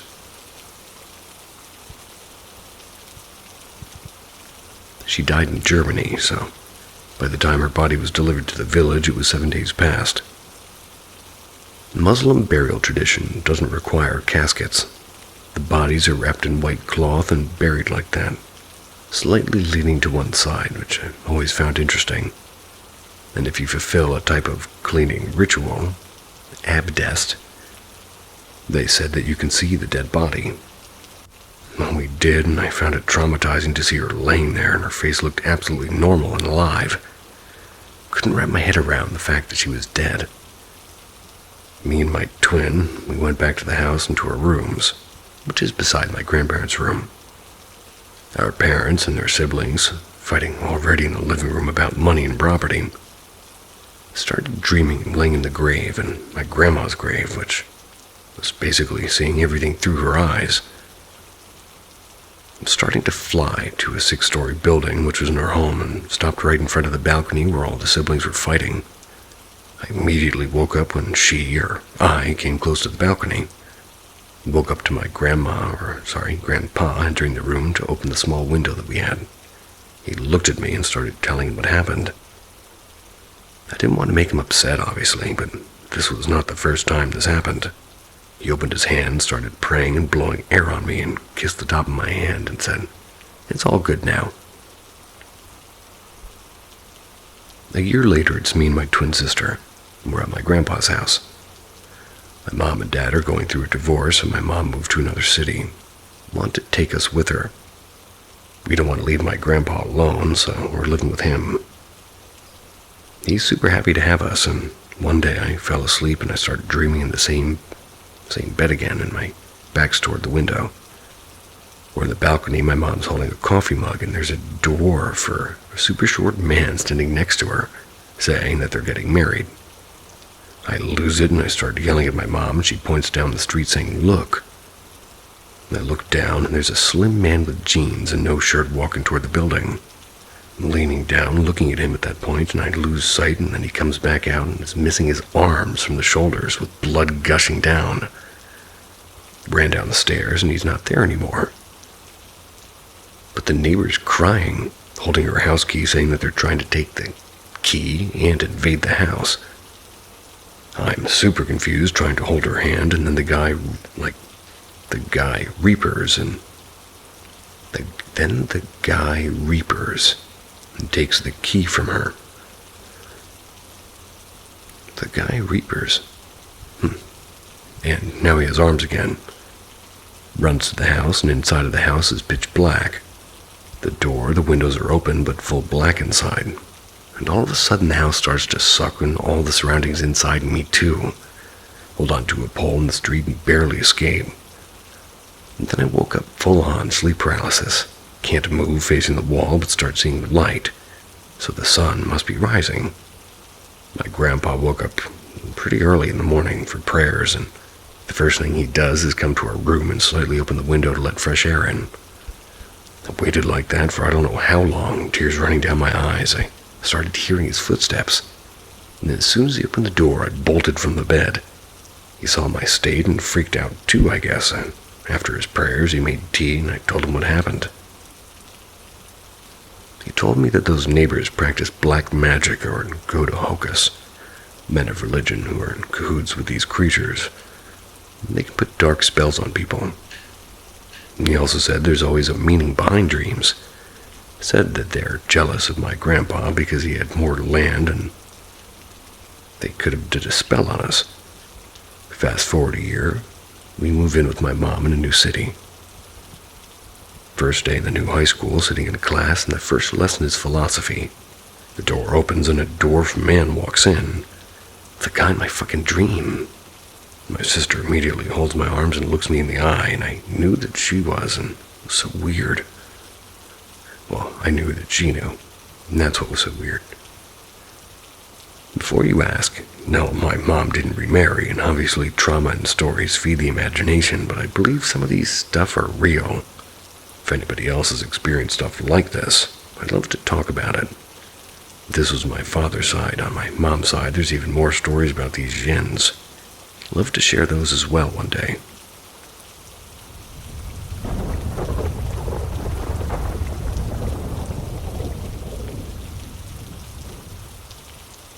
Cat ghosts.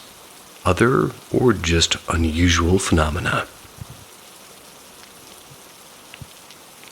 I live in a house that's roughly 30 years old with my kids and wife. We've noticed over time odd activity. My youngest has complained of feeling a light pressure pressing down on his back or stomach at night, and a presence. And despite being a good sleeper now, has had bad sleeping cycles. My eldest says that he used to be scared of a white orb floating around at night. I was laying in bed one night with our still alive female cat sleeping next to my chest. It was extremely quiet, and then I heard the distinctive sound of when the tips of cat's paws tap on the wooden veneer floor as cat walks, which was coming into the bedroom, but from where I saw nothing. My sleeping cat suddenly woke up with a start and a soft, startled meow at that moment too. She'd heard it too, and sensed something as well. She was uneasy for a good while, looking at the spot, before finally going back to sleep. Now, a while back, we had 2 other cats that passed away from kidney failure and FIPS, respectively. FIPS?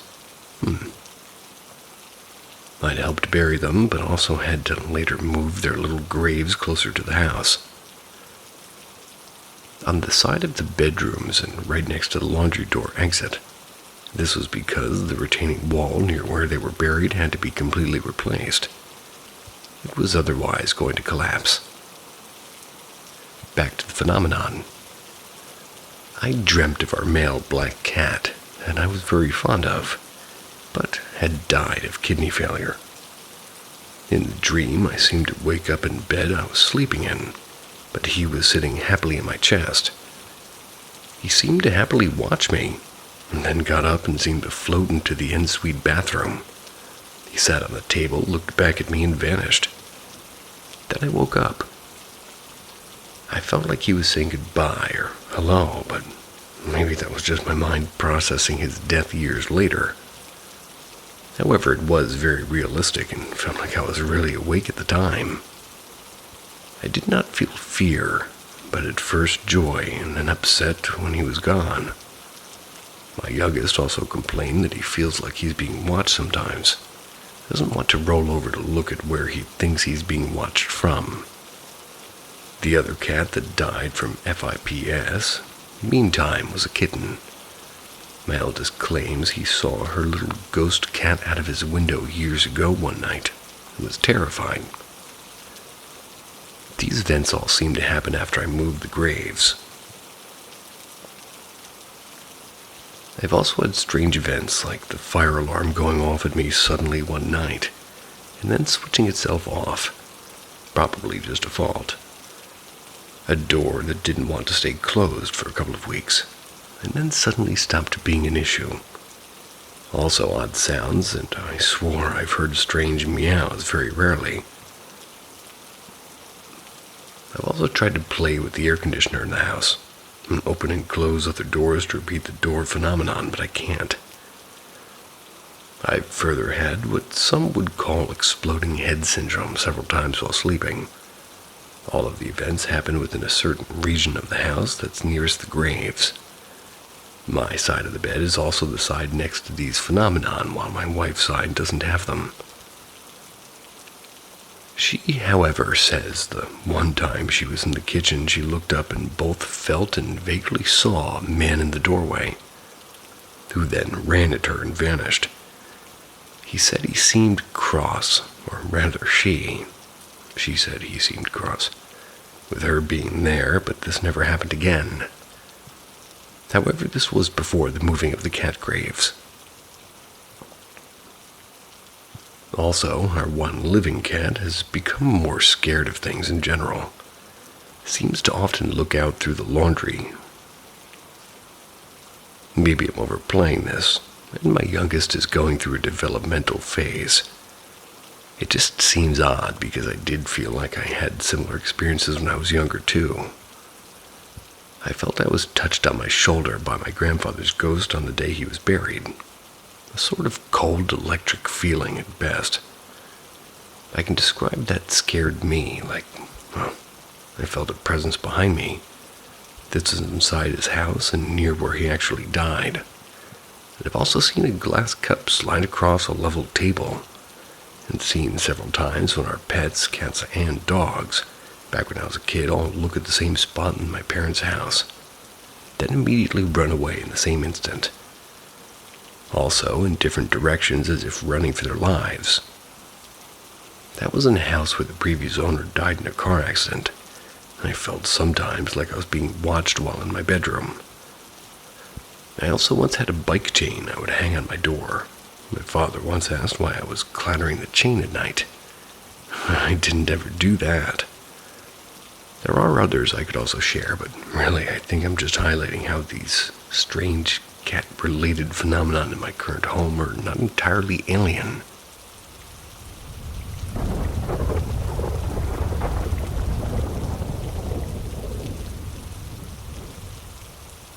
The time I summoned a demonic nun at 14.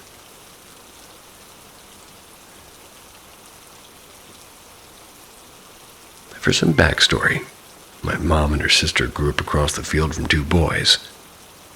We live in a small city in Montana, so they grew up playing with chickens and swimming in the river.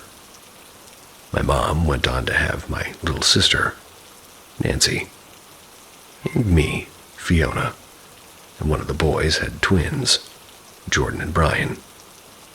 The twins' grandparents still live across the field from my grandpa, so we grew up with each other, spending hours and hours together outside in the fields or down by the river when they come for a visit each summer.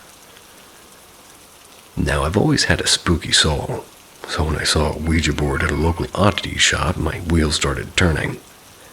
At the time, I was probably 14 or 15. My sister was maybe 11-ish. And for reference, the twins are my age. Being broke high schoolers, we decided not to purchase the Ouija board, but to, well, make it our own. We returned to their grandparents' house, immediately fetched some cardstock, markers, and a little bit of scotch tape. And before our silly teenage brains could process the weight of what we were doing, the board was made. We justified making it with the following sentiment. They say not to do it in your own house, but none of us technically lived in their grandparents' house, so it should be fine, right? Got some salt from upstairs to make a salt ring, which is something we painstakingly laid out on a towel, so we didn't get any in the basement carpet. None of us are very religious, I'd say spiritual at most. So we Googled a protection prayer, and Jordan read it aloud. And just like that, the four of us put a finger on our DIY planchette and we were off. I honestly don't remember much about what happened in the basement aside from talking to a few people. The first two of which identified themselves with initials instead of full names, and a woman whose name I can't seem to recall. They were nice enough, I guess, but all three of them warned about some sort of darker energy on the premise. Like I said, I don't remember a whole lot about it, but I remember we heard a noise and got a little bit scared.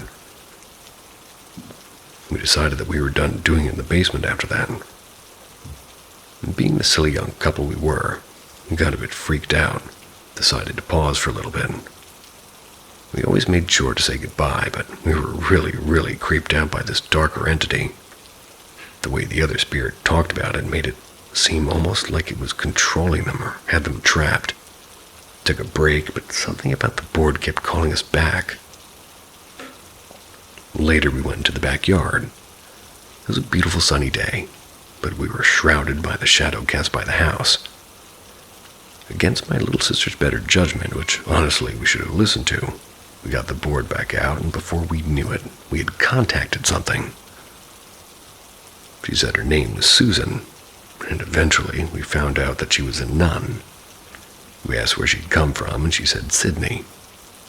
We weren't sure if this meant Sydney, Australia, but And Brian chimed in and said, "Wait, there's a town in Montana called Sydney." We asked if that was what she meant, and she confirmed. This is where things take a turn. We ask her if she's the evil spirit that the other spirits had mentioned. Regretfully, she was. We started to get scared. My sister wanted nothing but to be done, but my strong-headed friends and I kept pushing it further and further. We started asking about her life, and I think we asked how she passed away, all of which you're not supposed to do. Eventually, one of us asked where she worked or something related to that. She spelled out a bunch of random letters. Confused, we tried again, same thing. Weird string of letters that looked a little bit too much like real words to dismiss. So at this point, we're freaked out and ready to be done. We said goodbye immediately and flipped the Ouija board over, too frightened to even look at the thing. While it was still fresh in my mind, I quickly opened the browser on the old Samsung my dad had given me at the start of the pandemic. I typed in the letters and hit send, and my skin erupted into goosebumps. Somehow, in a way that defies logic, the letters turned about, well, it was the name of this church in Norway. Remember how she had said she was a nun? Well, how would any of us 3 high school freshmen and like a 6th grader know the name of a Norwegian church? It's possible that my friends were pranking us, but I've never seen them look so scared, and I've known them since I was 3 years old. So my friends and I are done by this point. Little sister's white as a ghost. We say goodbye and forbid anything from following us. Promptly burn the Ouija board. We didn't know that you weren't supposed to do this until afterwards, but I digress. It's been 5 years since then, and thankfully nothing seems to have followed us. But that day taught me a lesson that I'll never forget. You never know what you're dealing with. Who knows what's on the other side of the veil? And who knows who or what is trying to get into our side? And one more thing. It could have just been a scam call, but I recently got a phone call from an unknown number from Sydney, Montana. Normally I don't answer spam calls unless it's like something in a Russian accent to mess with them. But for some reason I answered this one and there's nothing on the other line.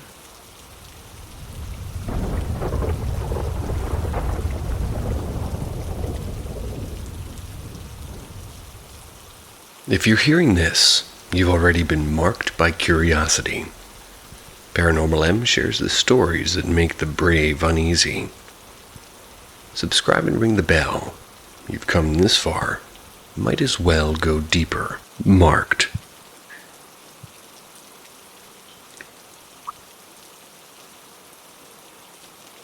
I don't know how much time I have. Currently hiding in my bathroom trying to figure out how this has happened. Let me explain. I live in the city. Not much really happens to me here. I get up, I go to work, half-ass my job in accounting and head home. Rinse and repeat. 2 months ago I moved far away from my little rural town to get away from the inherent claustrophobia of having to deal with an overprotective family and cliques of gossiping townsfolk. You know, a fresh start. I don't think I have a mental comprehension to be able to sustain a healthy relationship, hence no partner, and I live alone. However, for the past week and a half, I've been hearing noises at night. At first, I chalked it up to some strays landing in my garbage, or my neighbors being particularly rowdy. I started to notice it was coming from inside my house. The low humming of whispers, the gentle tread of footsteps sneaking a path as to not creak my floorboards and scratching. Now, I'm not the kind to feel paranoia, but this was weird, and it somehow got weirder. The whispers got louder, and I noticed things had moved in my house that shouldn't have moved. An ominous faint purple light began piercing the gaps of my closet door before abruptly disappearing on my approach. I should have just noped my way out of the house, but I stuck it out, and whatever this was, it had to be a logical explanation. Maybe I'm just a sleep-deprived thing, or maybe the noises were coming from outside and I was misconstruing the information present to me. Then I noticed something I hadn't before. Got home from work the other day, and while fiddling in my pocket to find my keys, I stopped and saw runes just below my door. Somebody had etched into the concrete what looked like letters of some form of runic alphabet. Next to it, a small red fingerprint. I knelt down to inspect it. This wasn't done quickly. The etching looked professional, like it took time and effort. As my fingers ran across the runes and met the stained fingerprint, I felt a jolt of electricity run through my fingertip. Ouch! What the hell? Excuse me. And when I say I jumped out of my skin, I meant it. I turned around, and standing there was a short old lady with a kind demeanor about her. "I'm so sorry, dear. I didn't mean to make you jump like that," she said empathetically. "It's okay. You just startled me is all." My heart was pounding. Great, now little old ladies are scaring the crap out of me. "Well, my dearest apologies. I'm your neighbor from across the road. Hope we haven't had a chance to be acquainted, so..." "Well, you're not in your house very often." She spoke meaningfully, yet there was something I couldn't quite put my finger on, and as she spoke, her posture went from arched to straight. It was as if she gained some form of confidence. I couldn't tell you why, but that mixed with how tightly fixated her eyes were on me just didn't sit well. Yeah, the joys of working life, am I right? Anyways, I just wanted to give you this. She extended her sagged, veiny arm toward mine with what looked like a letter. It was sealed by a small wax print, what looked to be a goat's head. "This is just a small welcome from everyone here in the community." She smiled and gave a little bit of a tilt of the head. Well, I appreciate it, thank you." I wasn't really too sure how else I could respond. I mean, maybe I could invite her in for some tea or something. "Would you mind if I came in for a drink?" I was taken back. It's not often somebody you've just met will invite themselves into your house. But common courtesy got the better of me, and I let her in. She wasn't in my house very long. She got significantly less talkative. It was almost as if her mind had wandered, or admittedly, I felt bad. Maybe it was her age, and she had just trailed off. Something was still off, though. She may not have been talking, but she was definitely paying attention. I caught her inspecting every nook and cranny in her peripheral vision. This was getting a bit much for me with everything that had been happening, so I quickly poured her a glass of water and escorted her back to the door. "Thank you, dearie. I look forward to talking to you soon." She did that with a smile and a head tilt. "My pleasure. You take care now." As I closed the door and I went to my living room to watch her off, she was gone. There's no way an old lady moves that fast. Didn't know what to even think anymore. The next couple of days played out the same. The noises and the purple light and investigating never brought up a shred of evidence as to whatever was going on. That's really when we get to tonight. At 2 a.m., I'm laying in bed when I heard a loud thump come from outside. And as I get up and open my curtain to inspect, I see through the window across the street the little old lady. She's looking at me and smiling. And this time it's a big, big smile. She starts pointing towards something in my direction. Then remember, the letter's in my dresser. I never opened it. I rush over to grab it and I break the seal, and inside's a small note, and as I read it, I look up to my window and she's gone. The words written on the paper send a sharp chill down my spine. "Thank you for letting me in."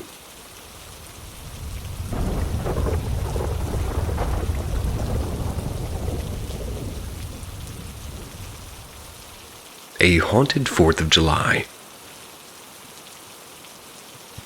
With the 4th of July quickly approaching, thought I'd share one of my most unexplainable events to date. This takes place almost 15 years ago in my old neighborhood in San Bernardino, California. Growing up, I lived in the same house since I was several months old. The house itself was haunted, or at least held a lot of residual energy from previous families living in it. But this story isn't about my house, but my friend's house directly across the street from mine. From what I remember, the original house had burned down. I was really young, around 3 or 4 years old, and still remember the charred remains standing there for the longest time. I don't remember the fire, though, so I'm not sure if it happened before moving in or during the first few years after. I don't know the details, like if anybody died or anything, but when I was around 5-ish, They demolished the remains and built a new house. Shortly after, a family moved in. The little girl living there became one of my best friends. But I never went over to play because my parents were really strict. Plus, her family were gang members. Whoa. Even though her parents were good people, my parents didn't want me going over there, just in case. Yeah. They lived there for several years. My friend never mentioned anything spooky going on in the house. However, she did mention that her mom had seen some things in my house, with one being about seeing a little boy disappearing by the side of my house. I've never seen a little boy or felt the presence of one, so I'm not sure if it was true or not. One day they decided to move out, and another family moved in, but for a short period of time since the house ended up being too large for the woman and her kids, and she decided to downsize and move into a house behind the house in question. This was a two-home lot owned by the same landlord. During this lady's move, my other friend that lived next door to me and her family decided to move over to the one across from me. Now that I was older, my parents didn't care if I hung out over at their place, so I helped them move and practically existed over there all the time after school. Prior to the main story, there had been times that things seemed off in the house. I once babysat my friend's baby brother, and there would be noises coming from the kitchen and hallway. I thought it was their cat messing around. On another occasion, I'm hanging out with her and her brother, who was around her age. I was on my laptop sitting on their couch, and they'd gone into the kitchen. Shortly afterwards, out of my peripheral, I thought I had seen her brother come back, and I was standing facing me in the hallway, in front of the bathroom. When I asked him a question, he didn't answer. When I turned my head, there was no one there. So anyway, it was the 4th of July, not sure in the year, maybe 18 or 19 years old, and my friend 15 or 16. Their family going to watch fireworks at the San Manuel Stadium. She didn't want to go and decided to stay and hang out with me and my parents, since we're going to have a little cookout. After we ate, we sat on the curb and watched the neighbors lighting fireworks. Shortly after, she went over to her house. I don't remember for what, but when she tried to get in, the door was locked. And what was strange about it was that her family never locks the door, and no one was home. Plus, they knew she was staying behind, and they also had their dog there. So she needed access in order to let her out to go potty and stuff. After a while, we decided to check if any of the windows were open so we could get inside. I was hesitant just in case somebody might have snuck in like a burglar or a crackhead, but we ended up finding a bat just in case. Luckily, her mom's window was unlocked, and with a boost, I was able to get through the window. I met her at the door. When she came out, she said that it was strange that the deadbolt was locked. Her parents don't have a key to the deadbolt, only the bottom doorknob, so it wouldn't have been a way for them to lock it from the outside. We did a quick search, and no one was in the house, only the cat and the dog, with the dog looking visibly nervous. When her parents came back home, we asked them about the door, and they confirmed that they didn't lock the door, but chalked it up to maybe it flipping over on its own.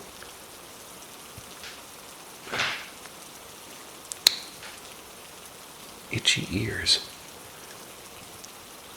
A couple of days later, my friend, the one who originally lived in the house, came to visit and hang out, and the three of us were catching up on what's been going on and began telling her about what had happened. But before we could finish, she said, "The deadbolt was locked, wasn't it?" I was shocked, and she said it would happen all the time when she lived there, and that there was always some type of poltergeist activity going on, like the radio and TVs turning on. She even said that she saw a woman in a sun hat through the window sitting on the porch while she was laying on the couch. I asked why she never said anything, and she said that when she would tell her mom, she wouldn't believe her, said it was just her imagination. But I was relieved because, well, we confirmed her experiences. It's been years since I've moved, so I'm not sure if it's still active. My friend's family still lives there, but all the kids have moved out apart from the youngest one that I used to babysit. I'm no longer as close to them, but I do still talk to them when I visit my folks.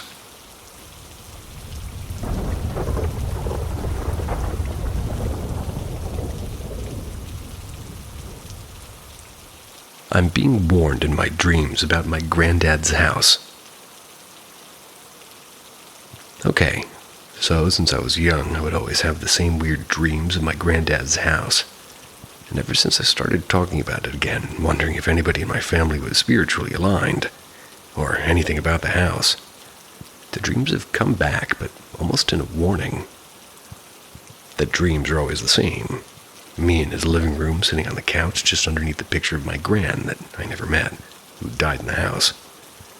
My granddad's dog would always be in the dreams, but she would sit at the living room door. The dreams would always start off almost normal, and then his dog would start barking. Never got up from the couch in my dreams or opened the door. Always felt like something was there standing outside it. Then the room would rather violently, and I'd wake up. The room would rather violently. It's weird that I'd consistently have the same dreams as a child, around 7 to 10, and now I'm 19. And what's also weird is that I was told that my granddad and gran had a dog that would sit at the living room door and bark at it. Coincidence. I wasn't told that until recently. Since I was young, I was obsessed with the paranormal. So I've always believed that there's a possible stage between life and death. So you could say some of the feelings I felt of the house were just because I was consuming so much media that I was biased on the paranormal, but not really. I used to stay at his house a lot when I was young, with my cousins, and I had a really weird experience with sweets being thrown around the room. When my granddad came back into the living room to ask what we were screaming about, told him, and he said his actual words are, "It's probably just your Granny Mary." Oh, wow, right? I'd like to think of it as she was playing with us, but I don't know. There was a time when me and my cousin were in his bedroom, when my gran died in, which I was told this very recently, and the TV moved. Really freaked me and my cousin out. And yeah, there's probably explanations to why it moved, but I don't know. I've had sleep paralysis in the house, and I used to sleepwalk a lot there, which I rarely did as a kid. My mom also told me recently that he used to have a parrot, and the parrot would always say, "Margaret," at the same time every single day. My granddad would say, "That's Mary getting up." Yeah, not freaky at all. So that's the context. Really weird shit. There's probably more like his back room and garden had a really weird energy about it. Also had really weird dreams about his garden. Now to what's been happening recently. Me and my friend were talking about all that type of shit like a week ago or 2 weeks ago. I was telling her about my granddad's house and how I always felt a really weird energy, and that something's definitely going on there. Then I started to wonder if anybody else in my family was, into all that, and could see stuff or was just spiritually aligned, so I asked my mom, and she said that before my gran was like that, kind of, and I'd have to ask my granddad if I wanted to know more. So on Friday, I was like, okay, I'm seeing my dad, which is tomorrow and Saturday. Maybe I can ask him. Tell him why, when I go to sleep, I have a dream that I'm in front of my granddad's house with my dad and granddad. I break the ice. My granddad was his usual self in the dream, until I asked him about my gran, and if she possibly was like that or could see things that others couldn't. His face drops and he gets mad. He was like, "Don't talk about that, don't ask me that," like shouting at me. Then I woke up and was like, wow, okay. Early Monday morning, and I kept waking up and going back to sleep. I had dreams of the house. Dream 1. I was outside the house with my granddad again, and the way I would describe the house was that his normal front door was there, but then there was another door-shaped hole in the outside door, but with no door. He would start whistling, and my granddad whistles, by the way, just to say. Maybe not connected to the dream, but weird in this context of the dream. And there was like a high-pitched screeching noise coming from inside the house. Never heard that noise in the dream I used to have. It was like it was responding back to him, and then I woke up. Dream 2 again. I was with my granddad, and we were walking toward his house. Got in the same position we were in Dream 1. He starts to whistle again, and then there was a high-pitched screeching. However, this time I started to whistle, and we were almost whistling at the same time. The screeching got louder and closer. We stopped whistling for a second, then we whistled again, and suddenly this black orb comes zooming out through the door-shaped hole, throws my granddad in the air, like, okay. Now what? It turns and looks at me. I'm like pleading at this point, saying sorry. Then as soon as it tries to throw me or go through me, I woke up, and when I woke up, I immediately sat up and was like, what the hell was that all about? So yeah, I started to talk about weird, consistent dreams I used to have about my granddad's house when I was younger. Start to question it, and it's like I'm getting warned in my dreams to not question it, but like I want to question it. I'm practicing tarot right now, and I do think that I 100% should not ask my deck about it.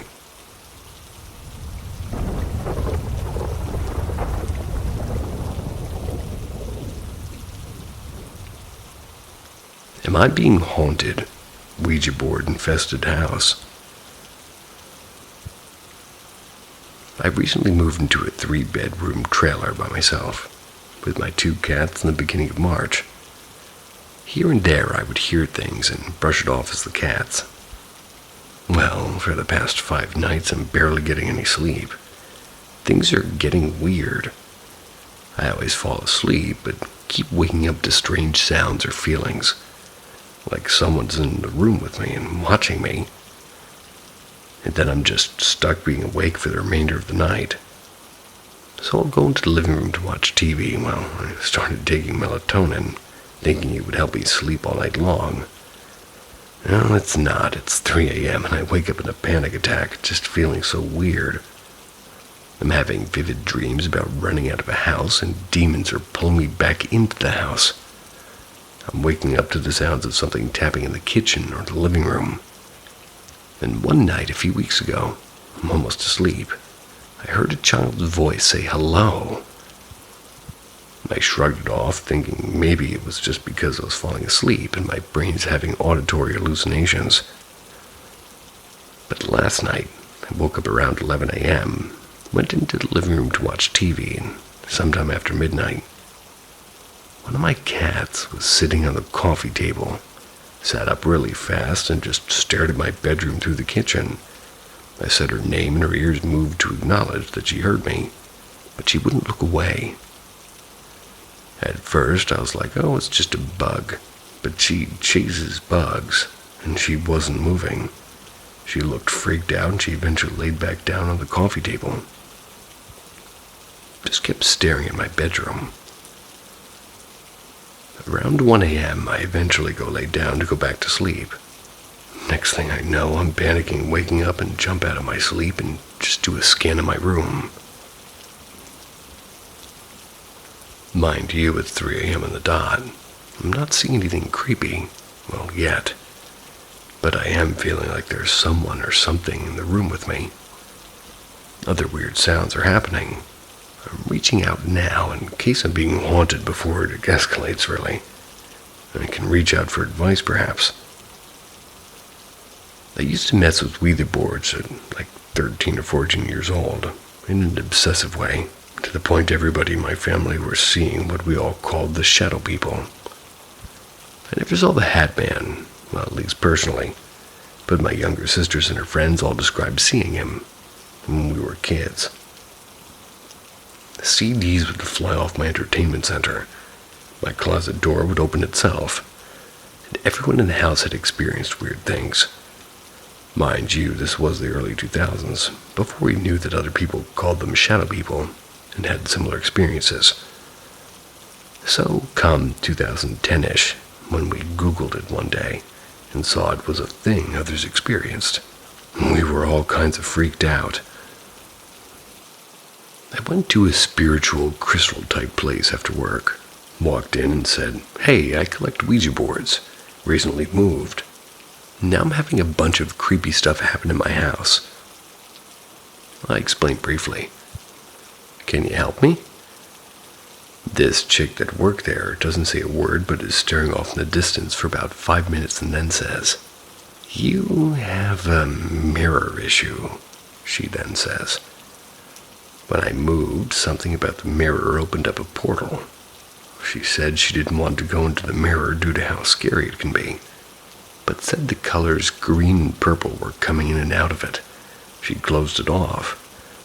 I asked if I should cover my mirror, and she said, nope, it's taken care of. I asked about smudging sprays, and she said I didn't have to do that, but if it would make me feel better, I could. So I did purchase a smudging spray from there. She wasn't even trying to sell me anything, which made me believe her even more. The Ouija boards don't do anything or really cause the activity. She said they are completely fine, so I guess I can keep them because I have a lot in my collection. Thanks everybody for the suggestions. I'm going to spray the smudging spray tonight and give an update in the morning. Ended up covering the mirror, spraying the smudging spray everywhere in my house, and had a friend come sleep over just in case. I got really freaked out after my encounter with the chick at the crystal store. I didn't take any melatonin either. I slept all night long. No nightmares or strange sounds, no strange feelings either. And hopefully this issue is permanently resolved. I just want to thank everyone in this community, as I'm not really into all this stuff. But seeing everyone's comments really made me think and decide to do things I did. And I come from a non-religious household, non-religious background. Not sure what I believe. I keep trying to find logical explanations of all these weird things, but it's getting more intense each night, and I'm maybe being haunted, or maybe somebody could explain all of this.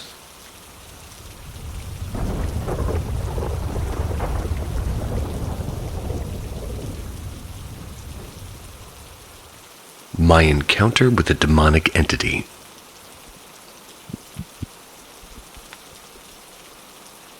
Back when I was 13 into 14, I was severely depressed with no sign of getting better. This is around the time of my horrid nightmares as well. I'm not sure what could have pulled something negative in, since I was banned from any occult stuff growing up per my dad. Could have been any number of superstitious things. Answering when somebody called my name, or opening a door because I heard a knock only to find no one there. Or maybe leaving cabinets or closets open. That one was a huge no-no in my house. My dad claimed it opened a doorway for spirits to come through, which I fully believe, because if somebody accidentally would leave something open, we'd all get nightmares or have trouble sleeping in general. Not me side-eyeing my closet without a door right now. I don't have any issues with it now, thankfully. I started noticing weird things, sounds that no one else heard, figures following me around.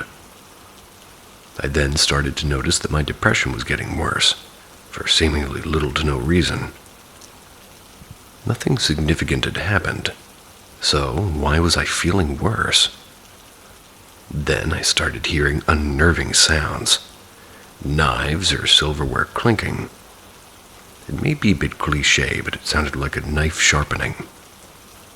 A few nights later, I had a run-in with the demonic entity. I felt uneasy the past few days. Definitely not like myself. Everyone was in bed at this point. It was probably 1 a.m. I was laying in bed trying to sleep. I've always struggled to fall asleep. And all of a sudden, I heard a sharp, "Hey!" come from my doorway. I didn't look. I didn't want to give it more power. It didn't like that. Well, I tried to ignore it and go to sleep. But then I heard animalistic growling. I finally looked over, and that was a mistake. I saw a shadow standing in my doorway, staring daggers into me. The creepiest shit I've ever seen. I closed my eyes and I told it to go away, but it didn't. It had started to come into my room, as I'd come to find very soon. I tried to get up, but I found I was paralyzed. It was like my brain was disconnected from my body, and it was horrifying. I started reciting some kind of statement. I can't fully remember what it was, but it was something that told the entity to go away, and that it holds no power, or something like that. Hell, it may have just been those exact words. I heard that growling again, and it was closer. When I opened my eyes, I saw its face a foot away from mine. I would have screamed had I been able to, but thankfully something else happened. As I stared at it, its face began to tear apart like a burnt film, and it disappeared.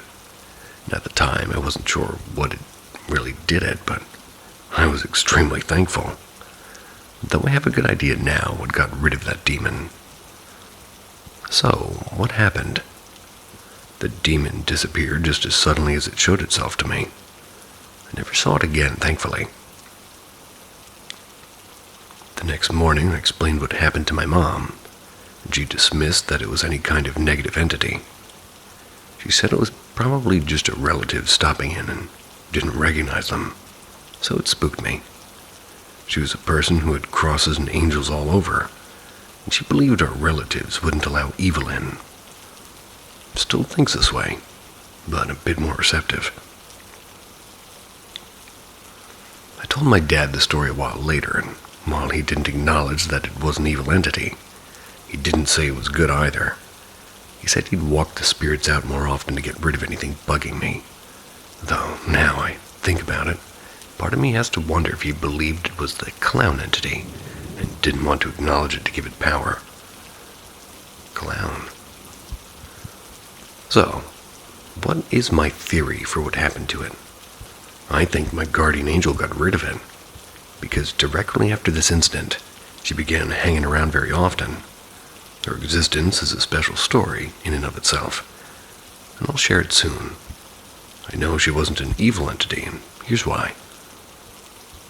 After she began to appear and got rid of the demonic entity, my mood improved tenfold. The night I heard the knives, I was so depressed I began to make a plan. With the entity gone and my guardian angel around, I began to feel better in my health and my mental state and everything. Still shows up periodically, often when something big's gonna happen, or when I'm feeling really down. But that's my story. Really curious to see your guys' thoughts on this one. And like I said, I fully believe it was a demon. I just wish I knew it pulled it in to begin with. Send that angel my way, would you?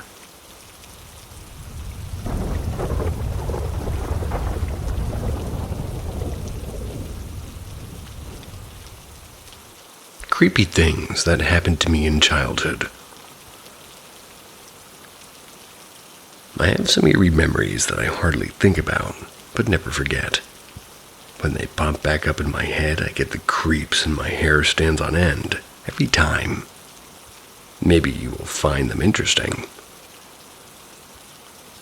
A pretty foggy one was about at age 3. I very well could have imagined it. I remember walking down the hallway with the lights off, and there was a shadow thing crawling on the ceiling above me, following me. I turned to my mom's bedroom to see if it would be in there and go in there too. Turned to look and it was gone. I sat down in front of my mom's mirror. Something is strange about my reflection. I'm smiling but don't remember feeling happy. I turned my head from side to side and the reflection didn't move. It was still looking at me, smiling. When I was 5 or 6, I had to pee super bad and ran into the bathroom and sat on the loo to do so. I looked up at the corner and I noticed a glass on the edge of it. I thought to myself, that's really close to the edge. I hope it doesn't fall. As I'm looking at it, the glass slid off the counter, shattered on the floor. My stepdad came rushing in. What the fuck are you breaking in here? Why would you do that? I told him exactly what happened. I didn't do it. I did it. Rather, it did it by itself. I saw it happen. My little arms couldn't even reach from the toilet. Why would I block my way out of the door with broken glass? Like, it didn't make sense. But he called me a liar and made he made me eat soap in my mouth. When I was 8, my family moved into an old house. It's where I always felt like I was being watched, and sometimes I would have strange dreams and feelings of being scared at night. I'd wake up and look at my alarm clock, and I swear every time it was 3 a.m. Nearly every day I would feel like someone was looking at me when no one was around, even though I saw a silhouette of a person in my peripheral vision, and then would turn and no one would be there. A reoccurring dream I had a few times was from my point of view, walking in a meadow, distantly following a girl with light-colored long hair. She was wearing a white nightgown. I remember when I got a new bed. It's just the kind I wanted for my 9th birthday, with a little bookshelf situation for a headboard. I immediately put my books there. Some were pretty heavy. They stayed put there for months. One night I was feeling especially vulnerable, and the creepy feeling was strong enough that I didn't want to look around my dark room for fear of seeing whatever I felt was watching me. I built a pillow fort around my head and eventually fell asleep. I started having the meadow dream. I was following the girl, but this time she stopped. She slowly started turning around, and this was weird because the dream was always the same. She always kept walking, and she never turned around where I could see her face. Just when I should have been able to see her face, I still couldn't because I did not, or rather, she did not have a face. I felt panic, and then I woke up and all of my heavy-ass books sliding off my bookshelf onto my face. Well, they would have if not for my last-minute pillow fort. I looked at my alarm clock and 3:01 a.m. There wasn't anyone in the room with me, and the shelf was still perfectly intact. I don't know what happened.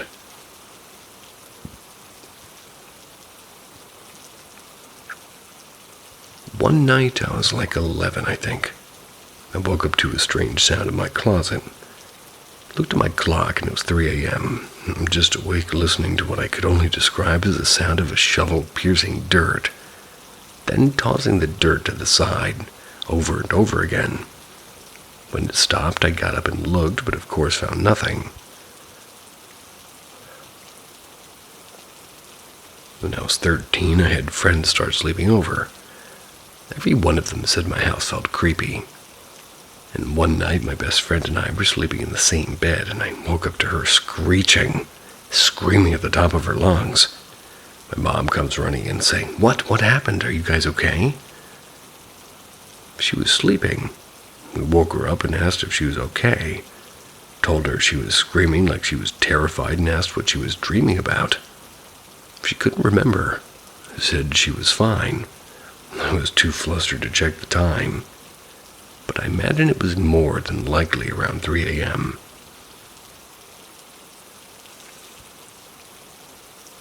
I remember when my parents started leaving my brother and I home alone. One night we were in the living room watching TV, and a painting abruptly fell from the wall next to us.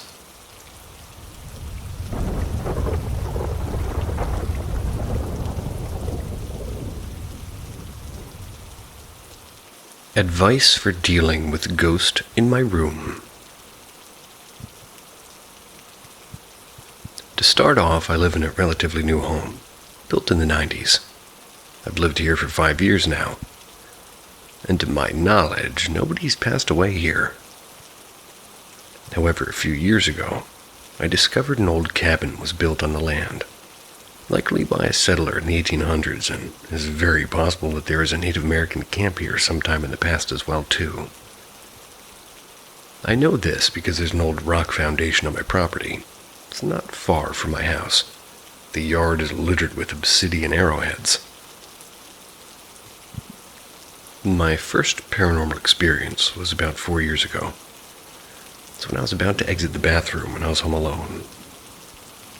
The second I put my hand on the bathroom door's handle, I felt an overwhelming sense of fear wash over me, and I have no explanation for this sensation. It took me over 10 minutes to calm down and decide to leave the bathroom. However, just as I exited the bathroom, I heard a loud scream and stomping. The scream being distant and the stomping coming from upstairs.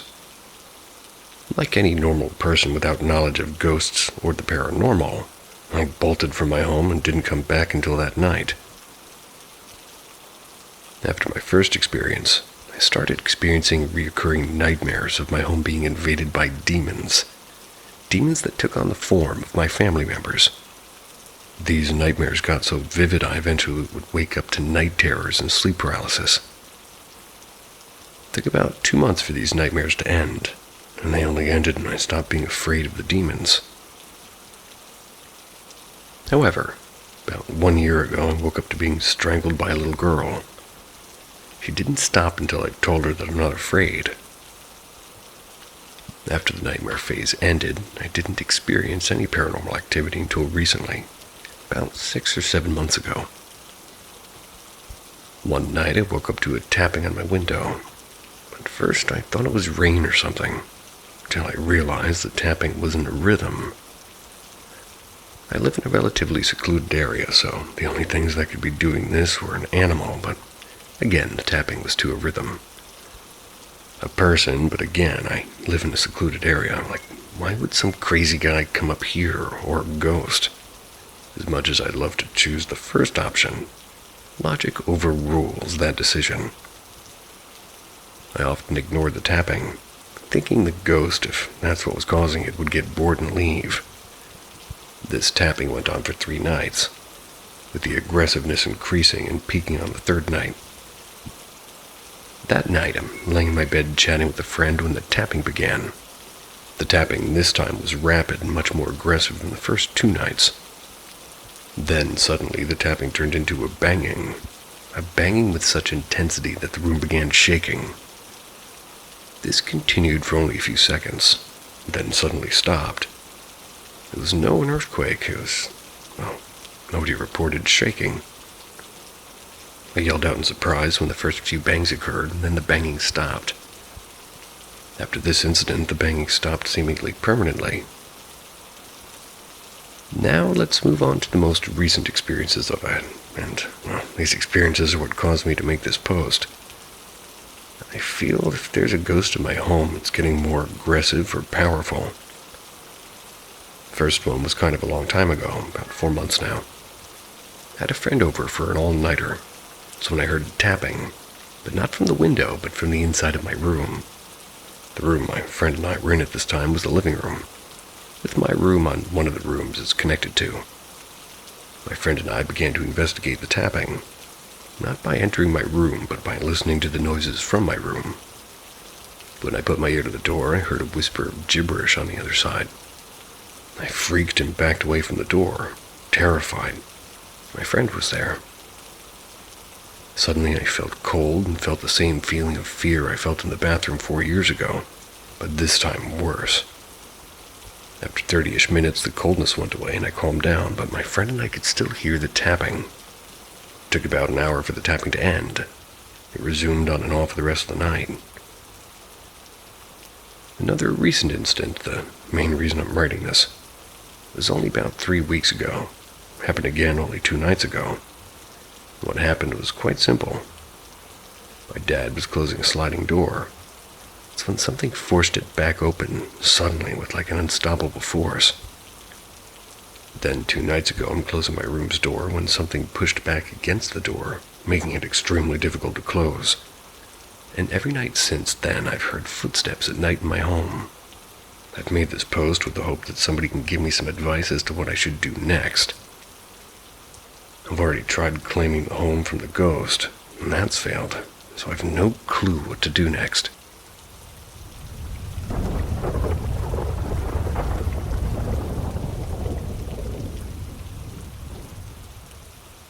Truly bizarre encounter makes me question the future.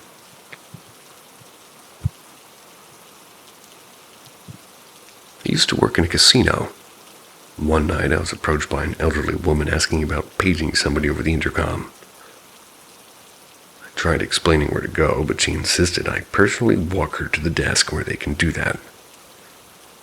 As I walked her through the casino, she started talking to me. She mentioned she was a medium, and how her family was always strictly advised her against sharing that information with random people. When you work at a casino, you encounter a lot of scammers and odd people. I was polite, but I tried not to engage with her much on the topic. As we kept walking, she said something to me about my sister, and I stopped and asked how she knew my sister. She didn't, but started talking to me at great lengths about my family. At this particular time, my sister was going through a very difficult time in life. It was impacting her family as a whole. I was skeptical, but I was curious, and she went on. I was careful to neither confirm or deny anything, but just listen to what she had to say. She went into great detail about how my father, mother, and even I played into the current situation. She even began to become visibly emotional, as if she could feel what my mother was feeling. I was utterly astonished, and she told me that I, being the oldest and most diplomatic in my family, needed to be more outspoken with everyone involved. Everything she had told me was undeniably accurate and insightful. But then she shifted her focus. She told me about somebody I worked with and went into great detail about what this person looked like and how they felt about me. She talked about the dynamic between us and advised me to take caution. At this point, she had lost me. I couldn't think of a single person or relationship in my working life that fit that description. I began becoming more skeptical again and reminded her I needed to get back to work and to keep walking toward the destination. She kept talking to me as we walked, and I began to once again find myself astonished as to not just what she was telling me, but also how she would go about it. Her body language and expressions and emotional energy. As we got closer, she abruptly stopped walking. When I noticed, I did as well and turned back to her. Before I could say anything, she placed her palm at the base of my sternum and above my belly button just below where my ribcage started. I immediately noticed a physical sensation. I became paralyzed and almost felt like she was stealing the breath from my body. I started becoming hyper-aware of my surroundings. The lights and dings from the electronic games, the mass amounts of people walking by, but everything seemed to be in slow motion or, almost as if I was leaving my body. It could have been only a few seconds, it could have been 20 minutes, I don't know, but I feel as if I couldn't breathe and the weakness in my knees, and I started to feel like I was on the verge of passing out. Casino security saw this encounter and approached us. When security interrupted us to ask what was going on, it must have startled her because I felt this shockwave through my entire body. She jerked her hand back and started apologizing profusely to me. As soon as she pulled her hand back, I was able to breathe again, gained control over my body. I was completely freaked out, and it must have been visible because the security kept asking me if I was okay, and I assured them everything was fine, and they walked off. I turned back to the woman, still apologizing, and she said, "If you don't do something about that, ulcer is going to kill you." I was so freaked out that I told her thanks, but I have to go back to work now, and quickly headed back to my office. Not only was I in a bizarre headspace, but I noticeably was completely void of physical energy. The entire experience was the most profound encounter of my life, and I'll never forget those words and physical sensations. I was having a lot of stomach issues at the time, but I was far too scared to get medical verification. I had already previously suspected it, and it was a potential side effect of medication I was on at the time. But if that wasn't bizarre enough on its own, it gets even weirder. The encounter happened nearly 10 years ago, and it sat with me ever since. But recently was reflecting back on it. I realized the second part about the coworker that initially made no sense all of a sudden did.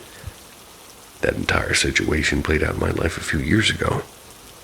The description of the person and the very specific details were 100% spot on from what I described like 10 years ago, or in the story from 10 years ago.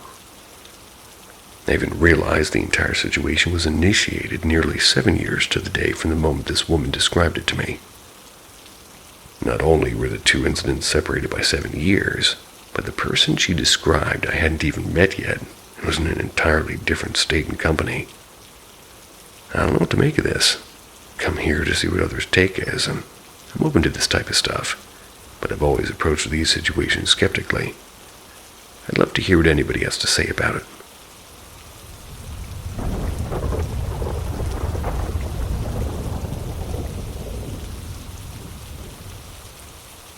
My boyfriend's side of the story. I encountered something in the woods in Florida. My boyfriend and I went out around 10:30 to go catch possums and raccoons at my school's arboretum one night. I've run these trails for months, 2 or 4 times a week at early hours of the morning when it was still dark. I know them inside and out, and I'm comfortable with them. We walk my normal route, which just consists of basically taking the first path left and then walking forward with 0 turns. This takes you around the perimeter of the arboretum. Why have I never heard that word? It's where you can literally see the football field and residential houses. We've been walking about 45 minutes when I hear a noise to the left of me, like a small animal. I look around in the bushes, and the grass here isn't too long. He points toward the trail and asks if I see a deer. I've got pretty good night vision and senses, and I've been walking the woods by myself since I was 10 or 11. I didn't see it, but he just kept pointing and saying that it was moving. He even said it leaped across the trail at one point. By this point, the woods were completely silent, save for some very faint bug noises. But I saw and heard nothing. I jokingly asked him if he was hallucinating, and he made an offhand comment about how it was unusual for a deer to be by itself. Not really. We didn't think anything of it until after we got off the trail. We walk another mile or so, and the terrain looks totally unfamiliar and smells super strong, like weed and burning. I look at him and tell him that this wasn't the trail I usually took, and I had no idea where we were. About there, the path forked into a very dark path to a small trail to the right, which is the direction of the entrance. Despite his insistence, we go forward, and I took us right. After not even 15 feet of walking that direction, I hear a faint crunch of a branch to my right and ask something like, "Did you hear that?" He takes his phone out and turns the light on, and I start looking in the field thinking it's an armadillo or something. The grass here is incredibly dense, easily 4 feet tall and up to my lower chest, but there's no trees, and we verified in the maps. He's holding the phone above my head for about 45 seconds to a minute. Then he just says my name and to look, and I finally look above where I was searching the grass, and I see a pair of blue slanted eyes. They're about 9 feet tall, almost like those of a mountain lion. They were so bright they looked like they were glowing even without the light. I watched them scan from his eyes to mine, and then it started moving diagonally completely silently. I grab his wrist and tell him we gotta go. I start pulling him back from the trail. Told him not to run because in my mind I was trying to rationalize this being a bear. He walked backward and kept his eyes on it while I led us out forwards. I took glances back occasionally, and I could see it stalking us for about maybe a 10-foot distance. It kept moving crookedly and almost completely silently. The bushes didn't seem to move as it walked, or the only thing you'd hear is like this occasional crack of a small twig. After about a mile and a half of this, it let out a shriek, and for lack of a better word, like nothing I've ever heard before. And I've heard mountain lions and coyotes, but this was completely different. At this point, we ran out of there screaming prayers, and we could hear the crickets and other bugs crescendo and get louder as we made our way back. I called my stepdad and explained what happened to him, and he stayed on the line while we made our way out. Neither he nor I are very superstitious. We would even make jokes about my mom burning sage in our house to get rid of bad energy, but I could tell by his voice he believed us and he was trying to get us out without panicking us more. The whole time we were running, my boyfriend kept telling me things like, "This isn't the right path, we need to turn," even though it was just a straight shot back. Once we made it out, he couldn't stop looking toward the woods and kept telling me his body was telling him to go back and things like that. Super unsettling. I didn't start to panic until we got back to his house. Couldn't stand going home alone and walking by that forest at night to get back to my dorm, so I stayed at his place until sunrise. Every time I tried to close my eyes to sleep, I saw images of the eyes of these fucked up deer. Didn't sleep for 48 hours, and when I finally did, it was restless. It was like a 2 or 3 hour nap. I've had extreme paranoia since back. Can't stand to go anywhere without him on the phone. We've tried to rationalize it, but nothing makes sense. Didn't move or sound like a bear, and I've seen plenty of those. There were no trees for it to have been a panther. Not to mention Not to mention the fact that there's never been a sighting in this part of Florida for several miles. Nothing else, but possibly a panther could have had those eyes or that scream, nor stalked us through the woods the way it did. The only other thing I could imagine was a drone or something like that. The woods were dead silent and we never heard any mechanical sounds.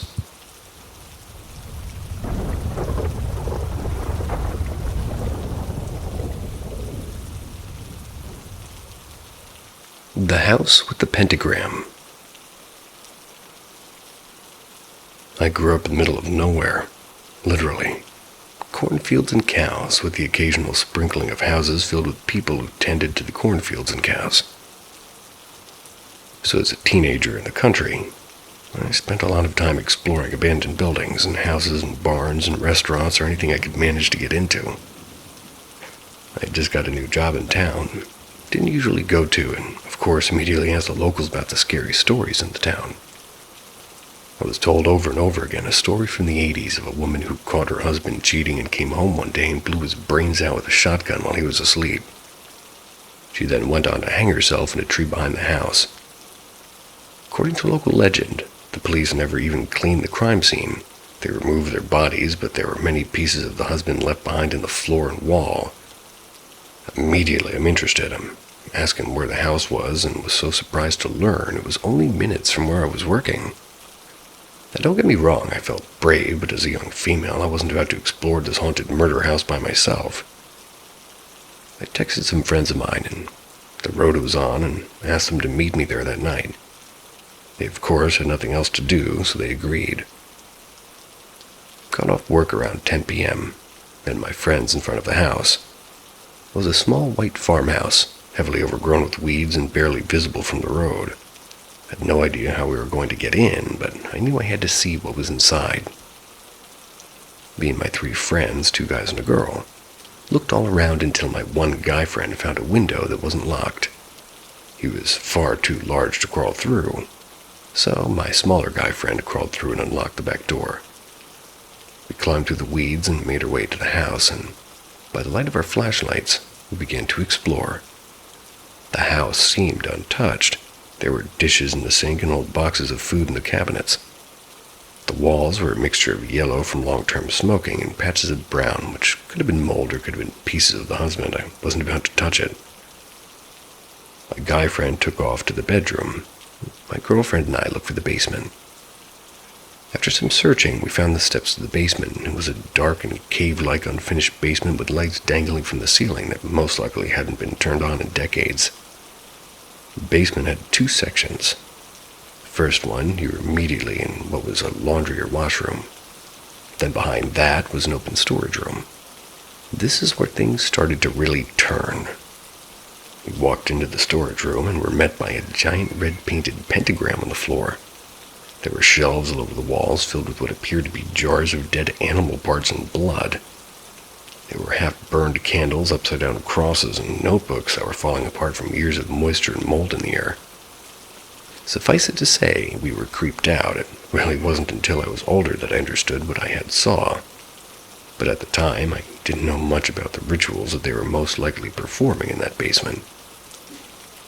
I have no way of knowing if the husband and wife had done this or if it had been done by fellow trespassers.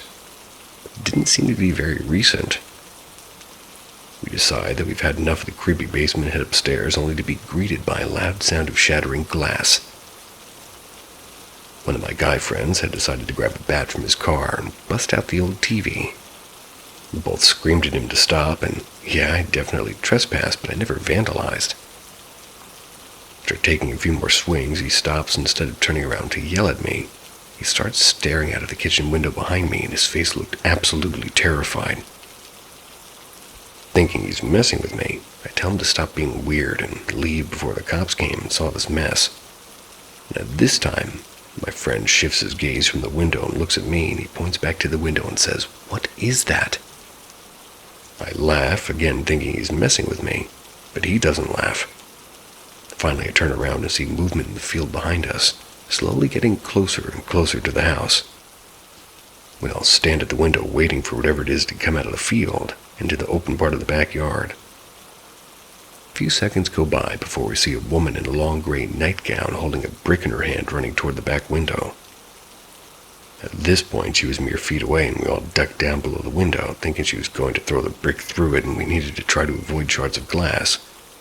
And as she did, the window shattered so loud my ears started to ring, but I didn't feel any glass. After a few seconds, we all stood up and looked through the hole where the window once was. The woman was gone, and the glass from the shattered window was outside in the lawn. She threw the brick at the window, but the window broke outside instead of in. We all shared a collective "fuck this" and ran out of the house and back to our cars. Spoke about it a few times after, but never to anybody else since. We were convinced that they wouldn't believe us. The house has been torn down, and, well, it's now an extension of the field from behind it. Don't know exactly what we saw that night, but I know I'm certainly glad that house no longer stands.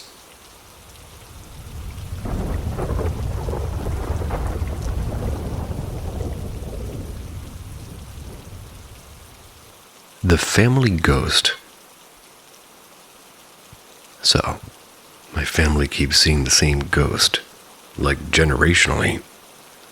I, a 17-year-old female, have always been curious about the supernatural. I watch all the ghost shows and stuff.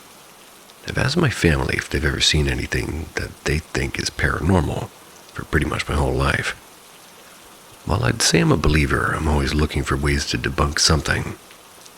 The thing that really pushed me to believe, though, was the stories I've been told by my family, especially considering the fact that there's one story my dad, who's a 46-year-old male, absolutely refuses to even tell me.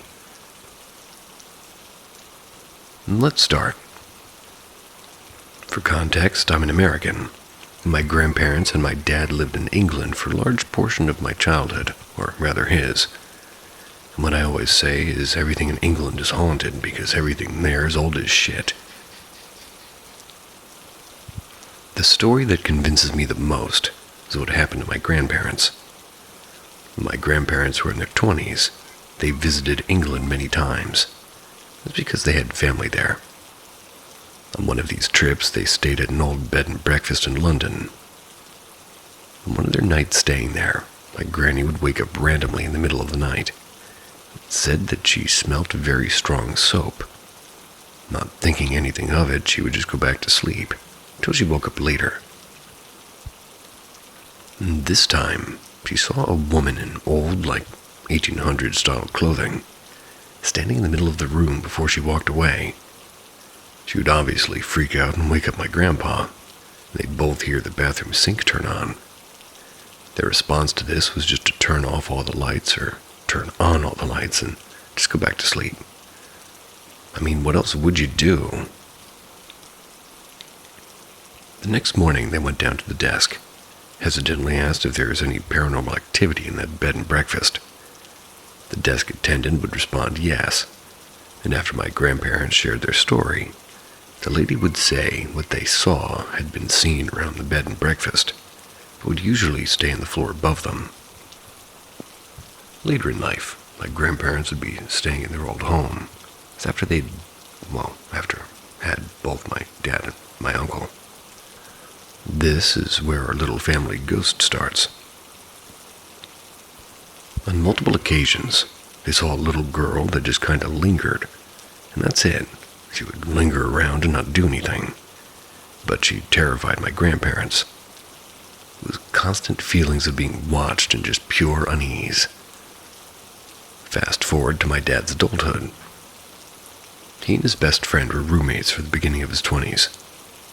His BSF would be the first to see her. The little girl would walk around their old apartment. The BSF would hear the footsteps. What is a BSF? They would feel the unease, and on only a few occasions she would see the girl. My only told me one time that he saw the little girl, and it was in broad daylight. He said he was in the room in the middle of the day just cleaning when he saw the girl around the corner of his door. He'd gotten used to the feeling of being watched, but this was the first time he actually saw what was watching him. Needless to say, he was fucking scared. His response was freeze. closed his eyes and turned around. When he looked again, she was gone. He had to leave the apartment because he couldn't bear being in there. Now, I know these sound pretty mild, but it genuinely terrifies me. Terrifies me because my grandparents don't believe in ghosts. They're very devout Christians, and both me and my father were raised in that devout Christianity. That's my grandparents what they thought it was. Considering their faith, they said that they don't believe that people can come back from the dead in any way, shape, or form. They believe what they saw were demons. Well, they believe all ghosts are actually demons, just trying to trick people. And again, I know it could sound not that scary, but this terrifies me. Having my grandparents admit to seeing something that they absolutely would not believe in and hearing them tell me that they do believe. Not to mention, knowing that my dad has a ghost story that he refuses to tell me because it scared him so damn much. I'm honestly scared that one day I'm going to see this little girl. I've had the feeling of being watched before, and I'm telling y'all right now, if I see this girl, I'm shitting bricks. It's terrifying to know that this also affected somebody that was so close with my dad. I don't need this in my life, and I'm already stressed enough. Honestly, extremely willing to take some advice on how to manage this all. I'd love to hear anyone else's experiences and how they may have managed it.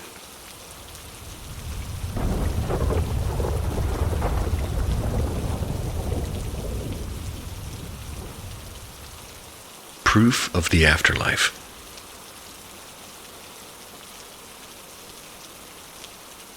From June 2022 to February 2023, I was homeless after moving to Florida. I spent a lot of time in motels, staying with strangers, and then a couple of months switching between friends and my grandparents. I did spend part of November on the streets, and those 8 months were the hardest of my entire life. I feel ya. In mid-August 2022, I was days away from ending up on the streets. I was out of money for the motel I was in. Didn't even have enough money to really apply for an apartment or speak correctly, let alone pay a deposit. And being in an electric wheelchair with 2 emotional support cats, I was petrified. That sounds brutal. I was sitting on the bed just sobbing. Sometimes I mentally talked to my mom who passed away in 2016, kind of like praying.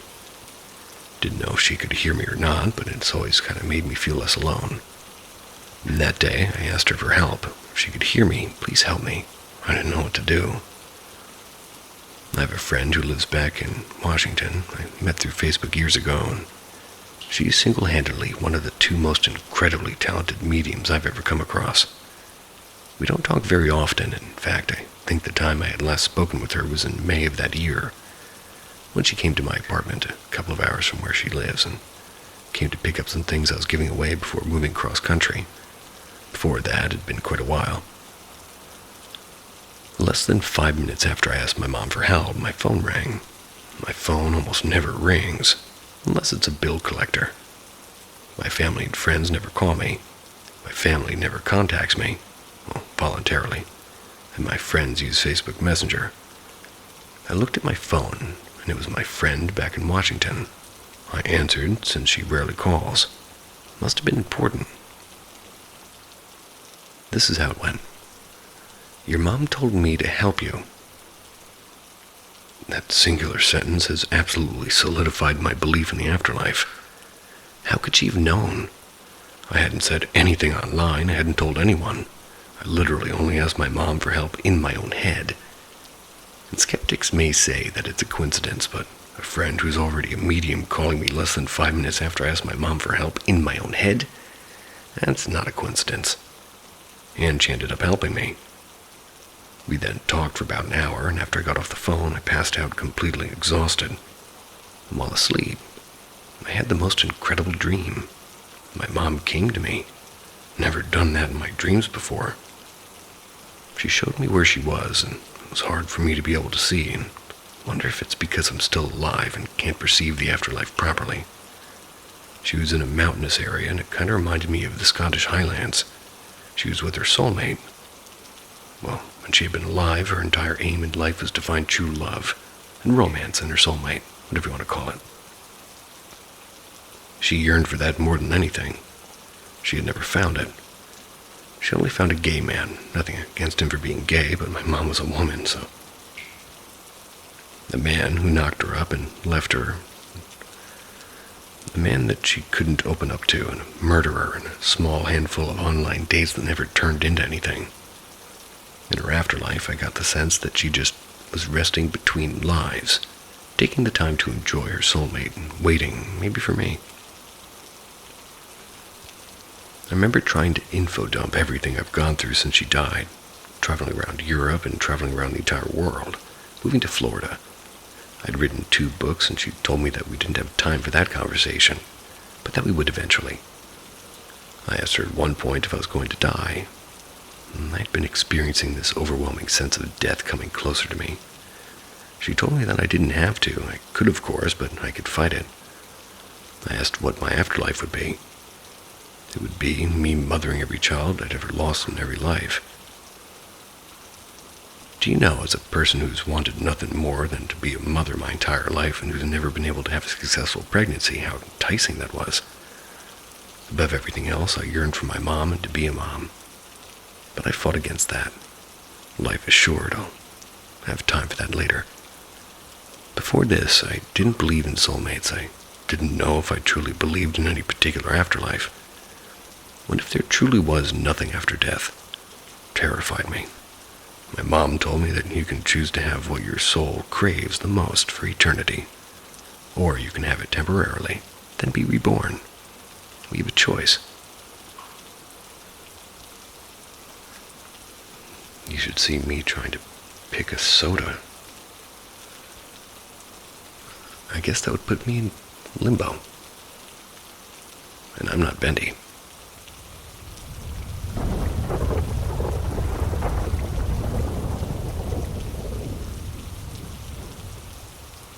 This is Paranormal M, and the stories you'll hear aren't made up, they're passed down. Every tale has roots, history, and something still watching. Subscribe and ring the bell so you don't miss what's next. What's in the trees?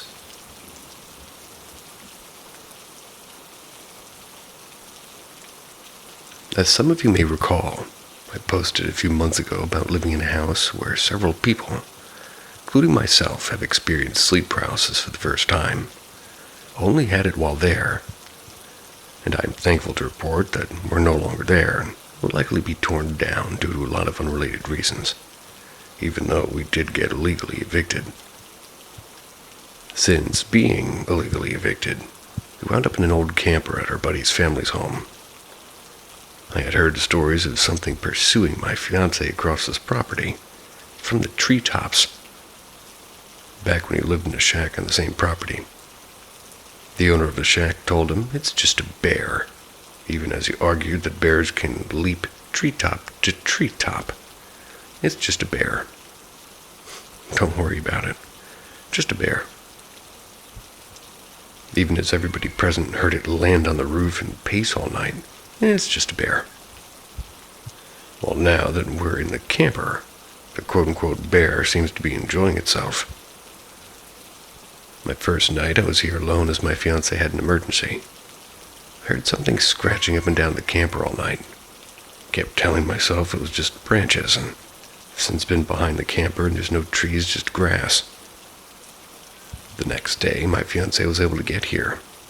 We're walking out of the house. It's about 25 yards or so from the camper, which is where our buddy lives.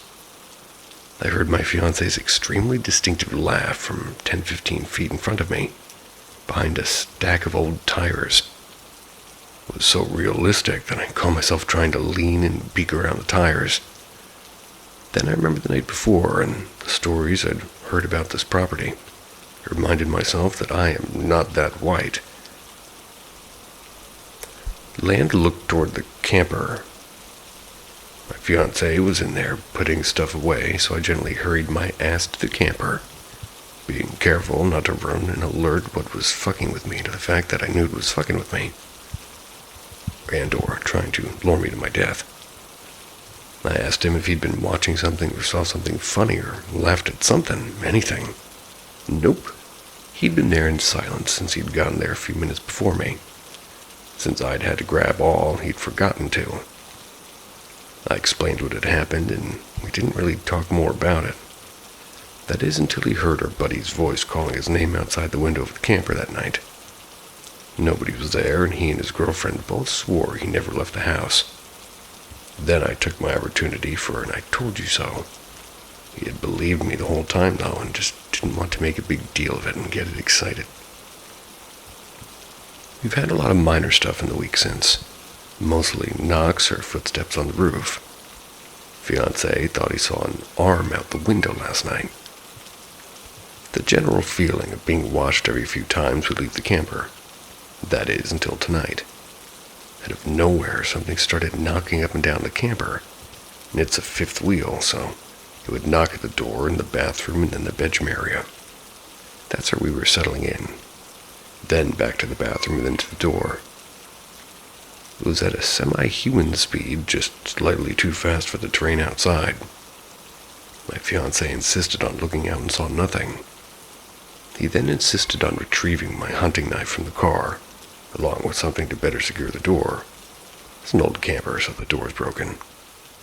We'd been trying to shut, but it wasn't especially secure from the inside. Just enough to keep our 3 cats from letting themselves out. Thankfully, he made it to the car and back okay, but he looked super sketched out when he came back in. I asked if he'd seen something. He told me that he had heard something knocking further down the property. It was toward the house of our buddy and his girlfriend.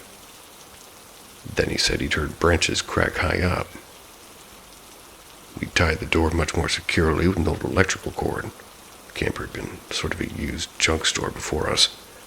We secured our cats in cupboards and kennels and closed the partition between the living and dining area and the bathroom and bedroom area. We cranked the sound on the game that we're playing, but we can still hear occasional knocking and sometimes just one, most recently a bunch in rapid succession. We aren't sure what it could be, and we're in the rural Midwest near several reservations. They most certainly would have occupied, especially Ojibwa. If that helps, our buddy suggested a Pukwudgie. But I don't know enough about them to be able to guess. Haven't heard anything like this. Me neither. Probably a bear.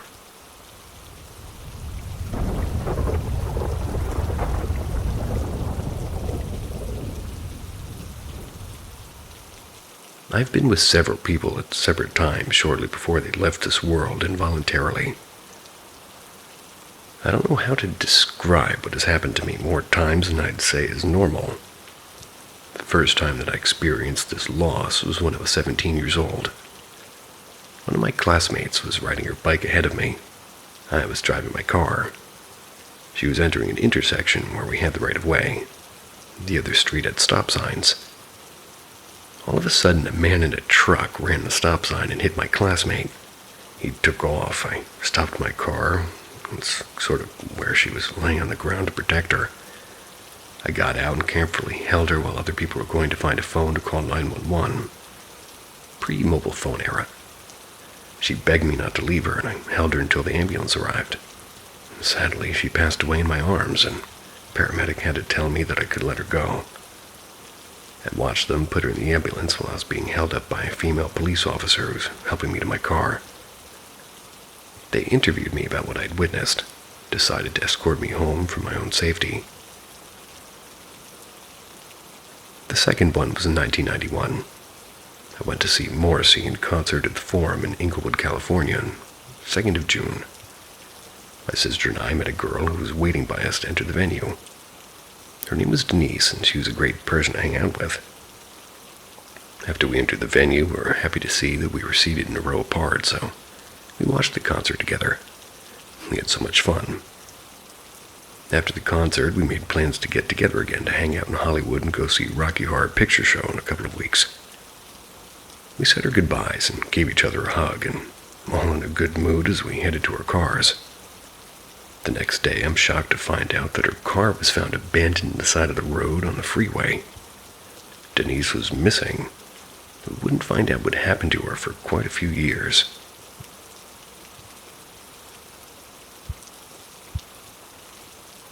Without as much detail here and some other experiences that I've had since then. When I was 26 years old, my then husband was in a band. I became friends with the drummer and his wife. One night we went out for dinner before the drummer was going to start his overnight shift at a grocery store. On his way home, he fell asleep while driving on the freeway.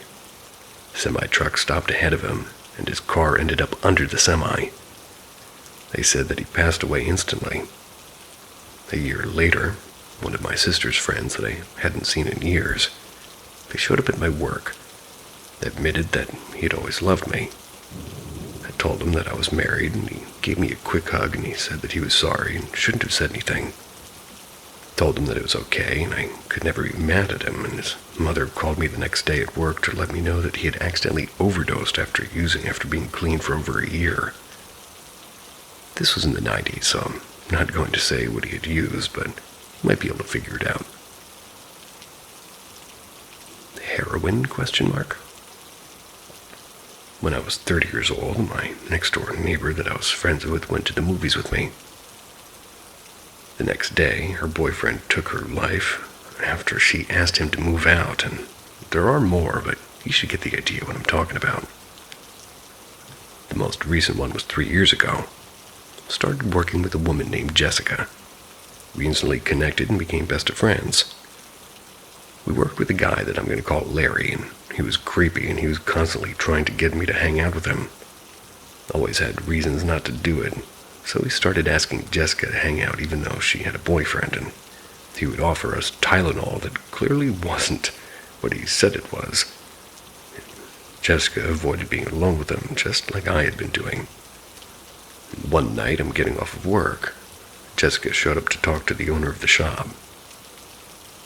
It was stormy that night. Larry asked me to drive him home. I couldn't because my daughter's boyfriend was with me, or picking up my daughter from work right after I got off work. Jessica came over and gave me a hug and let me know that we had an early catering order, so it was going to be maybe a 6 a.m. start of the day instead of 8. We started to walk out, and then the owner told Jessica that he needed her to take Larry home because of the weather. She gave me a hug and told me that she was going to go straight home after dropping him off. Well, I told her to be careful, and she promised that she would. And 4 hours later, the owner called me to let me know that Jessica was gone. They found her unresponsive in Larry's apartment after supposedly overdosing while partying with Larry. Jessica didn't use any illegal chemicals. She didn't even drink socially. And 3 days later, Larry just disappeared after the police interviewed him and couldn't keep him in custody. He took off, and we still don't know where he is.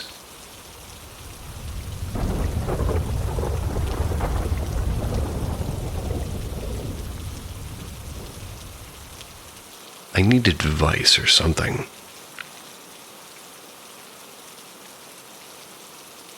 Since January of 2024, I've noticed some odd things happening around my apartment. I have 3 cats.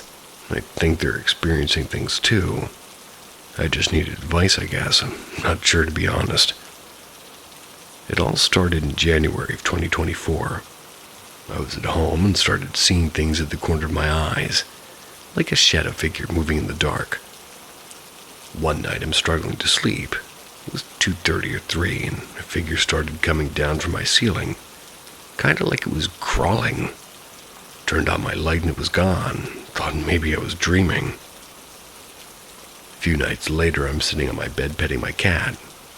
I look out my bedroom door, which you can see the dining table. My cat walked by, the one I was petting. I looked down immediately, and there he was. But he was alerted, and something scared him. I pushed him to the side and walked out of the dining area, and it was gone. The other 2 cats were sound asleep on the couch, and since then I started seeing more things at the corner of my eye. I eventually went to the hospital because I thought I was hallucinating or something. I was cleared to go home a few hours after being seen, and the psych doctor believed I was tired or stressed, and I believed I was too. From January 2024 to December 2024, I noticed I either woke up at 3 a.m., 3:32, 33, or 34. I struggled to sleep around 3 a.m. and just couldn't sleep at all until 4 a.m. would hit. Started going to bed a bit earlier and still would wake up at 3 a.m. mostly, stay awake wide till 4 a.m. and then pass out. January 2025, now June 2025. I've noticed some odd finger-like bruises on my arms. One's on my leg and either one fingerprint or 3 small scratches on my face. I don't let my cat sleep with me. Thought I was grabbing myself while I slept, but the prints were either too small or too big to be my fingerprints. My cat started acting different. Not the classic stayed sitting, or, excuse me, that's what they wrote, but I'm assuming stares. Not the classic stares at nothing and going about their business. Or states, why not? But they could be sleeping and suddenly wake up to stare into a direction. Ears back with an intense stare. Sometimes even running toward nothing and stopping with their backs arched.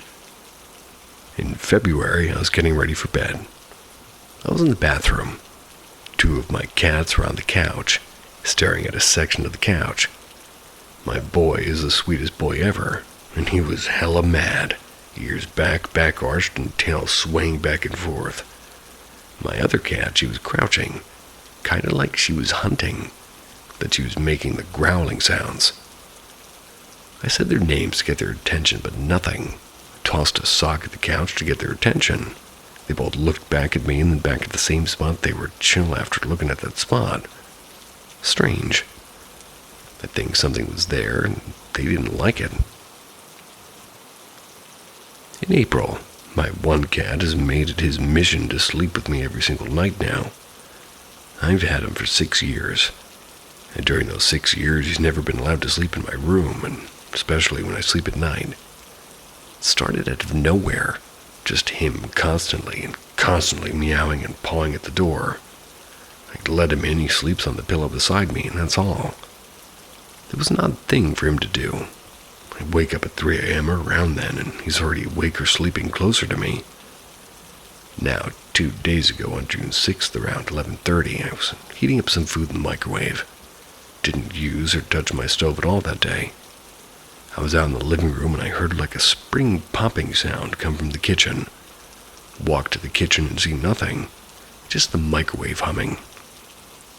I look at the stovetop and the red light's on. Indicates the stovetop's on. Walk over to my stove and the front left stovetop was on. The rings weren't red yet, but warm. It was turned to low. And I swear on my life and my grandmother's grave, I didn't touch the knobs. You have to press into the knob and turn it left. Cats aren't that smart, nor were the kitchen. Or rather, nor were they in the kitchen, probably. I was being lazy and using the microwave. So was something attached to me. I don't necessarily believe it, but I've had odd experiences throughout my life. But this takes the cake. Hopefully it has sprinkles.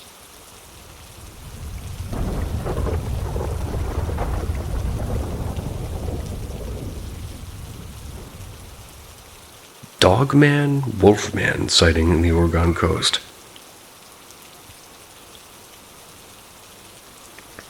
So, I set a live trap for a mouse last night. Catch and release. Can't stand to harm mice. Triggered at midnight and the loud pop of a door woke me up. I decided I didn't want to just leave it in the cage all night long waiting for morning, and I could hear him trying to chew through the wires, and I didn't want him to torture himself or get hurt attempting to get out. So I decided I'd just take him outside immediately. Instead of releasing mice in the yard by my house, I always go about 3 miles into a forested area, and I'm not cruel enough to just release them by someone else's house. That would cause them a problem. But anyway, before I even got to my car to transport the little mouse, my stomach began hurting like never before. It was a horrible, foreboding feeling that almost was telling me something terrible was about to happen. There was no reason for my stomach to just suddenly start screaming in pain, and I essentially never have stomach problems like this. It's exceedingly rare, I just don't get stomach aches. But this was painful on a scale that was so strange, and I kept getting this deep sense of something being wrong. I got into the car with this little cage, going down the street, and it was literally only 1 block away from my home that I instantly slowed on the brakes because of something enormous at the side of the road. At first I thought, well, that's got to be the tallest dog I've ever seen. Its silhouette was blacker than the night, and as I slowed my car from maybe 20 miles to 10 miles an hour, it suddenly came out into the streetlight. It walked across the street in front of my car. It wasn't running. It wasn't going slow either. I suddenly realized it was no ordinary dog. I knew it wasn't a bear either because it didn't have much of a belly. This was 3 to 4 times the size of a wolf, so I can confirm it was not a wolf. And what I saw looked like a humanoid, literally hunched over on all fours with a back erect and hunch, moving with pace across the road. The head was distinctly wolf-like and enormous. Literally looked like a giant wolf head. That being had jet black fur, as black as hair can get. The legs were lanky and my brain literally froze. Instantly I began rationalizing, but it was fairly impossible to rationalize what I'd just seen. Closest thing I can compare this to maybe be the werewolf from Harry Potter, the one that Professor Lupin turns into. All I can think of is, how did they know? And that's nearly identical to what this thing looked like as it's hunched over and walking on all fours. It's horrifying. It was literally quite accurate to be looking like that exact CGI rendering. It was on all fours and his backside maybe 4.5 feet in height. Head was higher, easily reaching 5 feet. Again, there's no way this was a bear or any other regular beast we're familiar with as humans. There was nothing familiar about it. To anybody who might say, maybe it's just a really large dog that was sick and hunched, definitely no. It was bigger than the largest dog breeds I've ever seen. To be over 4 feet in height at the back, not the head, while hunched over. Definitely not a regular dog. Impossible to be a bear, as none are this skinny. The humanoid aspect of it couldn't be denied. You could tell that if it wanted to, it could easily stand up on 2 legs. And what's more insane is that I could feel its energy, and the energy was dark and oppressive and just really had a sense of danger sweeping over me. It had this otherworldly energy about it. To continue, I slowly continued driving. I quickly stared over to the left side of the road as I was passing to see where it was going. I was able to see its silhouette by a bush, and looking back at me, watching me pass. I didn't want to stop. I was scared. I went on with my mission to release the mouse, but I can tell you this. When I got home, I ran into my garage and shut the garage door as quickly as possible. I was panicked and truly terrified. When you know what you saw, you know what you saw, they always say. I also know my mind didn't just fill in the blanks or hallucinate this. And last night I looked up stories of Dogman, only to find people's descriptions and drawings being fairly identical to what I'd witnessed. What are the odds of that? Now I'm convinced it was real, and never thought in my wildest dreams I'd see something like this. I didn't know Dogman was a paranormal thing, but my dog's name is Dogman because he's half dog, half man, but looks like a little dog.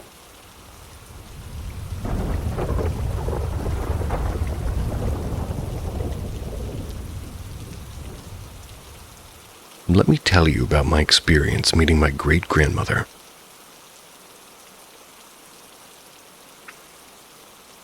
It's well known in my family that my grandpa's mom was indeed a witch, a bad person with lots of bad actions to anyone who confronted her. She came from Spain in the late 30s, went to live in a very spiritual place in Mexico, also known as an esoteric place filled with nahuales. And nahuales are beings with the ability to change shape, often taking on the appearance of animals such as jaguars, dogs, coyotes, or birds, among others. Beyond her strict persona, being rich was one of the most focusing thing about her, or perhaps they meant fascinating. Why? Because my family rumor, that it was confirmed by my grandpa, is that in her house she used to hid golden coins on the wall. And me growing in that house when I was a kid, I can confirm that house had a lot of passageways between the walls. Here's the story about her death. My grandpa's friend used to do very dark humor pranks between them.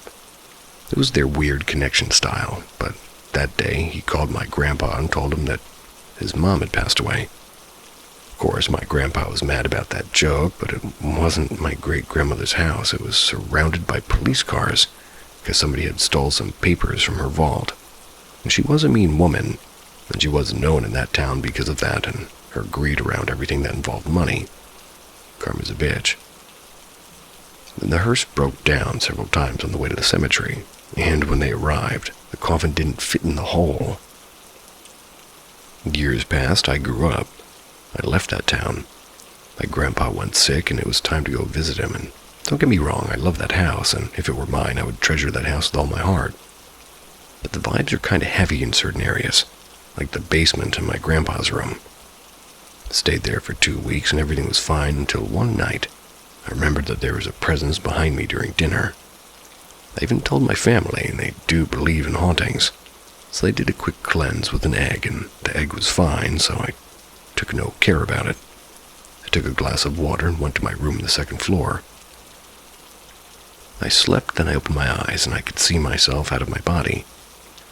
I know it wasn't me being dead, but I was floating over my body. I couldn't speak, and I know I could talk with my mind, but not with the voice. Something took me out of the house, and I could see a clear view of it, and I flew to the main door and opened it, and everything seemed fine. I was on my way downstairs to the basement. It was clean. Don't take me wrong, it's been years since my visit to the basement due to decorations and old furniture and old things from my grandpa thrown there. But this time, everything was like it was used to be in the past, like 2 offices, 1 living room, a bathroom, and a garage. Everything, but from a different time. And a woman was there. She was counting her money, grabbing ledgers, and putting them in a safe in the wall. She picked a huge painting of a ship and covered it with it. When she was done, she stood still, watching to the wall. I knew that she knew that I was there. I sensed it. She didn't like it. She turned around, and she definitely didn't want me up there. Go out. No, here. Mine. When I woke up, I told my family about it, not to my grandpa, because even what she represented in the history of our family, my grandpa adores her. Loves her, but doesn't speak a lot of her. We went to the basement, to my grandpa's old office, and there it was, a ship's painting. Behind it in the wall, we all said it was a nightmare, and I didn't felt like it. My aunt took the wooden boards off the wall, and there it was, a huge safe. We couldn't open it, so they broke into it. They found papers and maps and nothing else. But that was the moment I think she snapped. From that moment on, strange things started to happen in the house. Shadows and chills and sounds, you name it. My last night there, I saw that crow following me everywhere. I knew it was her. It had to be her. I woke up, and before leaving, I went to my grandpa's bedroom. We talked and laughed and asked me to look through the window because something was annoying him. A sound. I looked, and there was a crow. He asked me not to close the window because of her mother's favorite animals were, in fact, crows. I haven't traveled to see my grandpa. He's been sick lately, and I know I have to go visit him. I'm not scared of her, but there's something I don't connect. When she said mine, did she refer to the money or about my grandpa? Was she a Nahuale?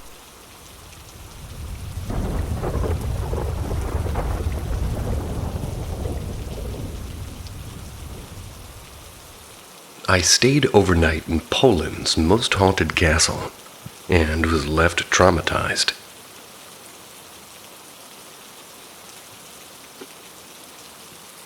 Prior information. Niedzika Castle, otherwise known as Dunajec Castle, is a 14th century medieval castle with various legends leading to its title of being the most haunted. It's open to visitors, but I believe in order to stay inside the castle overnight, you'd have to have connections in order to organize access. In May 2019, myself, my parents, and my friend at the time, we were 16, we were given an opportunity to spend the night in Nijica Castle. It was during our Poland trip, as my mom's family in Warsaw have some connections to tour guides. Me and my friend, being young and impressionable, my mother didn't say anything about the castle being haunted prior to our stay. It would obviously freak us out, so we had no idea of the stories surrounding the castle and town. Skipping forward to late at night, we were inside the bed located in the pillar of the castle. We were fine. Instantaneously, a negative heavy energy kind of entered the room, and it was imposed on both of us. It's hard to say without sounding cliché, but it's definitely the feel of impending dread. Like you don't look at your surroundings and you keep your eyes on the screen sort of dread. We joke that this place is haunted because we got goosebumps at the shift energy. No trigger caused it, we were just chilling. What really made us feel uneasy is that we both seemed to feel it at the same time. Fast forward, watching more movies on the laptop. It's late at this point, and while my eyes are on the screen, I just know that something's looking at me. My friend proceeds to point out the spot behind the dresser. It's close to the entrance. Tells me she's getting bad vibes and doesn't want to look in that spot. Weird, right?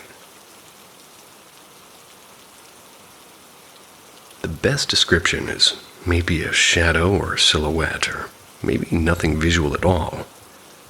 It's standing in the corner of the room. The thing is, me and my friend could exactly describe her in the exact same way. Blonde and golden hair, definitely a female presence. Then very, very negative and sad and possibly angry energy. We couldn't see anything with our eyes at all, but we know exactly where she was and what she looked like. I think the most uneasy part was just the feeling of being watched by something that doesn't want you there. And by the time we kind of acknowledged her presence and what she looked like, me and my friend were on top of each other in bed because we were literally frozen in fear. My parents were in the master bedroom next door, and I could easily shout out something to wake them up, but we couldn't. Me and my friend were huddled together in bed, frozen. We were nervously laughing, but really trying to avoid eye contact with this weird presence. I'm not sure if she was angry at us, or maybe just an angry or sad spirit in general. We just ended up both passing out. Couldn't decipher any intelligible message. It was just a kind of intuition that this young blonde woman was there with us. Next morning, packed up and left. Obviously, told my parents about our night, and she was very uncomfortable. What she didn't tell us was the legend of the Nijica Castle, which involved some story of a woman who lived there hundreds of years ago being murdered. I was told she was thrown into the castle well. Other sources say she was killed in other ways, for which her spirit has never left the castle in order to protect something along those lines. I found very few sources that go into detail. I've never read anyone else's experience either. What I would love to know from this experience is as follows. The chances of it being a real claim, given that there were two witnesses of it, and is the translucent figure, orb, or mental image telepathy common for a human spirit? The story that we had was, well, we've no clue about it at all, which seems to match up. It is super coincidence that, what we described and the lady of the Nijica Castle story being the way that they were.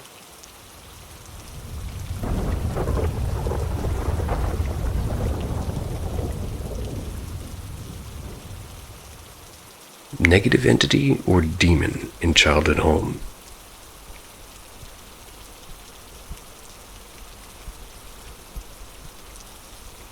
This is a recollection of certain events that happened in my childhood home that I lived in for the first 11 years of my life. I'm 20 now, and for context, the house was built in the late 1970s, when my parents bought the house. The house was bought from a widow, and her husband loved the basement, but unfortunately he died of cancer. It's unknown if he died in the house or on his way to the hospital. Before I was even born, my dad experienced a growl coming from the TV in the upstairs bedroom. No one was there, and it scared him to the point that he feared going into the basement at night for a month. Fast forward to when I was born. I had a couple of seizures, one being in the house, and the last one was when I maybe was 2 years old. When I was 3, however, there was a storm outside, and my bed was right up against the wall. As I was trying to fall asleep, I felt the bed lift up and slam down as I noticed it. Nobody could have been behind it. I ran out to tell my parents what happened, but they told me to go into bed, and I always hated that door, refused to close. It was the door that led to the laundry room. If you closed it, it would just open up exactly 5 or 15 minutes later, regardless of the day or time. I used to try to close it all the time, but I wonder if that angered the entity. Regularly, I would hear the pipes banging and clanging together. Never heard these sounds in any homes I've spent the night in, even homes older than this one. I would regularly wake up and hear whispers coming from the living room, similar to how my parents would talk when they were up and I was asleep. But the time was between 1 and 4 a.m., with the most common of it happening between 2:30 and 3:30. I would also experience sleep paralysis on an infrequent basis, often the same time as I would hear the whispers, but these whispers never happened during the sleep paralysis. I would feel a heavy weight either in my arms or chest when it happened. I would either have a bad day or I would get physically sick. My dad wonders if the entity made him aggressive. Then my mother got sick, and the one night I really had to pee, but someone was in the bathroom, so I had to use the downstairs bathroom after waiting 10 minutes. Shortly after, I went back to my room, and my dad wondered why I was up. I lied and said I sleepwalked because I knew that he wouldn't believe me. After my mom died, it was from when paranormal events escalated. From always feeling stared down on a regular basis to even hearing my Xbox going on when I knew I turned it off. But when I went downstairs, it was already turned off. Then I saw a figure of a man in a top hat, which was creepy as he was translucent. I also saw him again doing the same motion in broad daylight. Then my neighbor's dog, who was the most chill dog you met, started growling at something behind me, bared his teeth. Quite scared, as he seemed to go outside the same time that I went outside, and, a few days of this, and he's back to his same, chill self. I saw a shadow figure peering at me through the window one night, close to Halloween. But to reach the window, you'd have to have been maybe 10 feet tall, which no human ever was that tall. Don't think so. Adding to the fact that when I looked at it, it backed away. This was not a sleep paralysis episode, so I was able to freely move about. Most oftentimes, it would also appear that somebody was sitting on my bed when there was no one there. Just the indent of somebody sitting there.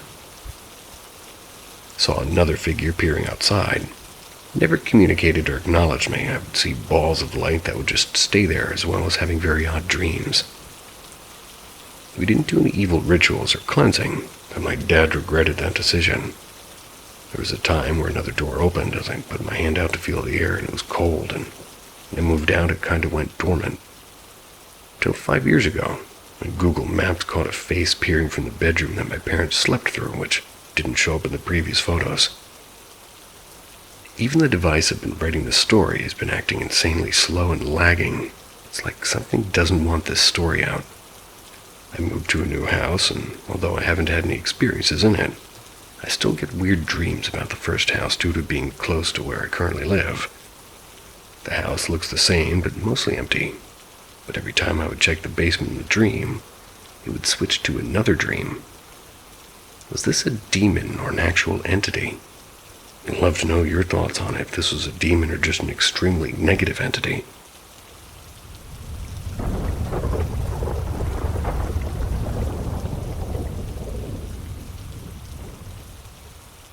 I saw a doppelganger of my friend while he was in the same room.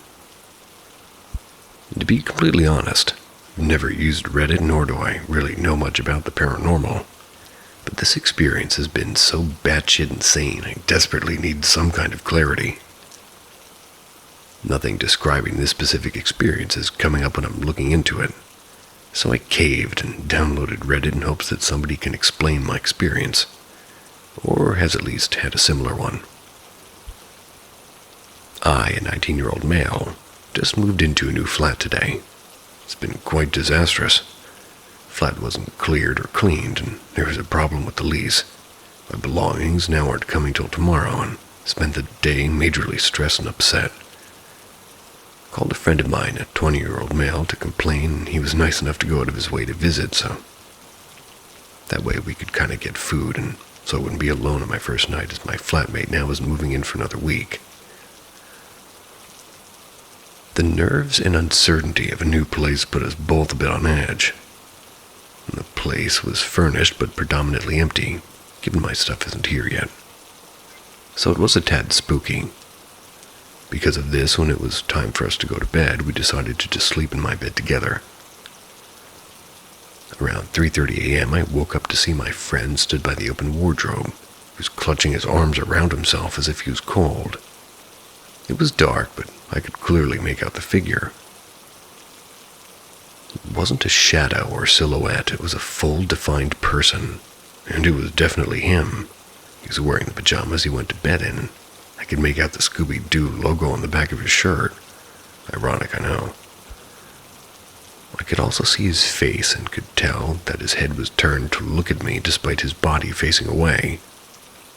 We had joked earlier in the day about a stained and smelly duvet the previous tenants had left behind, and about how we may have to use it for warmth as a last resort. All I had with me, given my missing belongings, was a throw blanket. Given the duvet was dirty and it was sat in front of the wardrobe, I assumed he had enough of the chilly room and just woken up to grab it. I laughed and said something like, "Take it you caved to the cold." He said nothing and just kept looking at me. So I made another joke, assuming he didn't hear me properly. He did the same thing and just stared. So I called his name, and when I got no response verbally or physically, I called it repeatedly, gradually getting louder and more frightened. I was then met with a response, not from the figure by the wardrobe, but from my friend who was still lying beside me in bed, annoyed that I woke him up. I was too busy looking at the wardrobe to notice my friend still in bed right next to me. Looked between both of them and the figure staring at me and my friend who was still in bed looking at me too, except with a hoodie on over his Scooby-Doo shirt. I started freaking out and shook my friend, trying to get him to look at the wardrobe. But as I was looking at the figure, it just started to fade away. My friend turned on a light but saw nothing. And in speaking to my friend, I've learned it might not even be a spirit attached to the flat, but rather one attached to him. Apparently, he's seen similar apparitions since he was a child, usually differing in appearance, sometimes taking the form of family and friends, but always staring and always stood somewhere in the room late at night.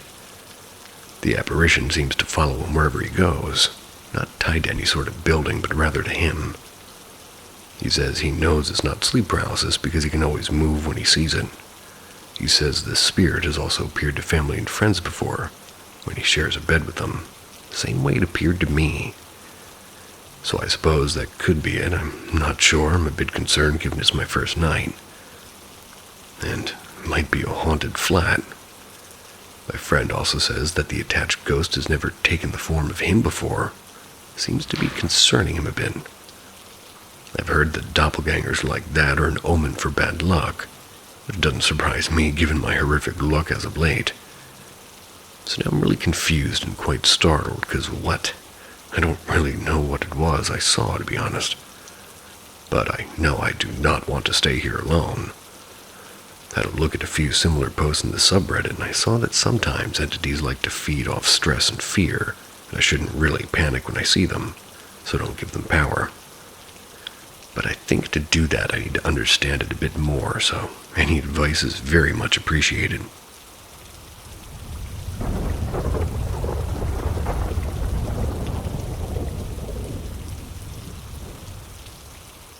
I saw a frozen airplane in the sky. I'm so confused.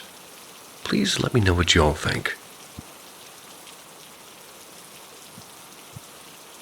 Me and my friend Bella had a mutual friend studying abroad, so we both flew down and visited our boy Chris in Buenos Aires. That's while he was studying.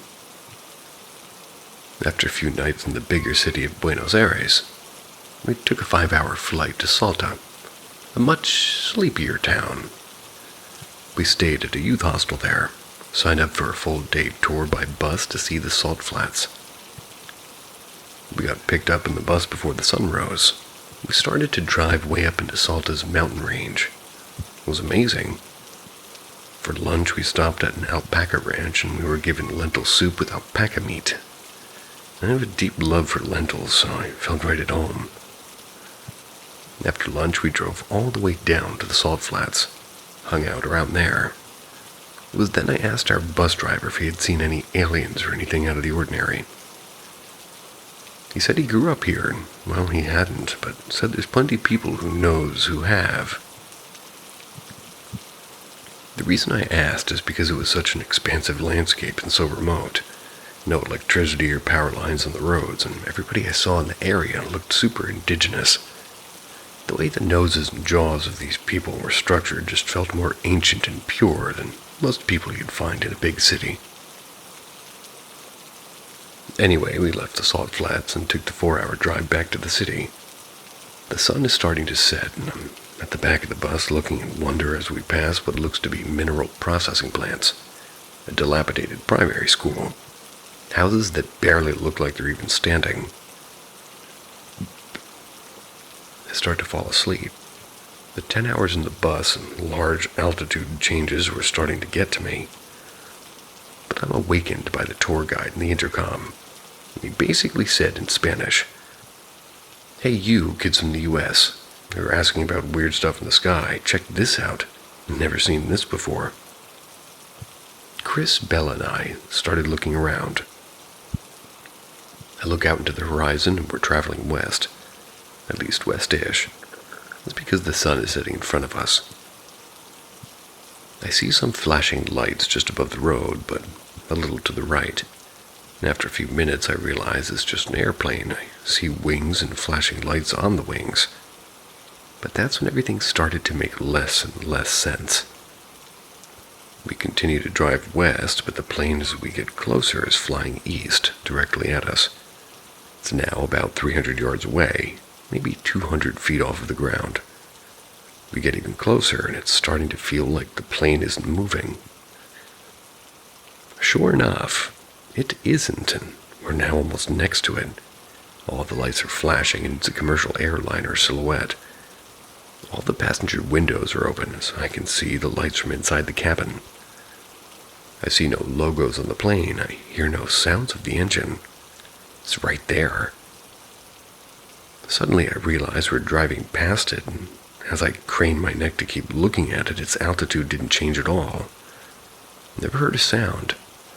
Felt like it was a sculpture stuck into the remote valley of the place. From seeing the plane to literally driving past it was about 10 minutes of viewing. I pulled out my phone, but at the same time I had 2 witnesses. We remained fixated upon it, trying to find a logical reason why this was even happening. Nothing made sense. It felt like a life glitch.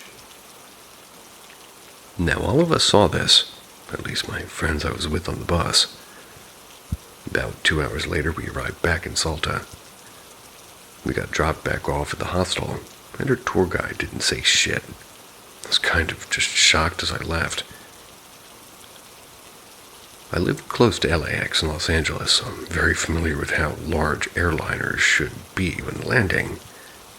I've seen them at the same altitude and distance, and they make enormous amounts of noise.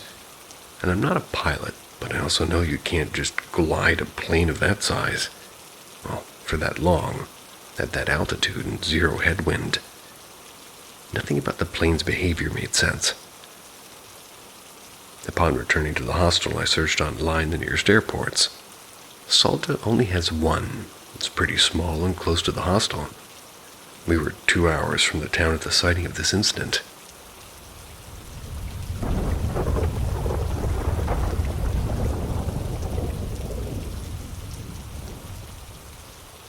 I think I know why many planes are disappearing. For some context, I'm an investigative journalist that likes to dabble in paranormal investigation.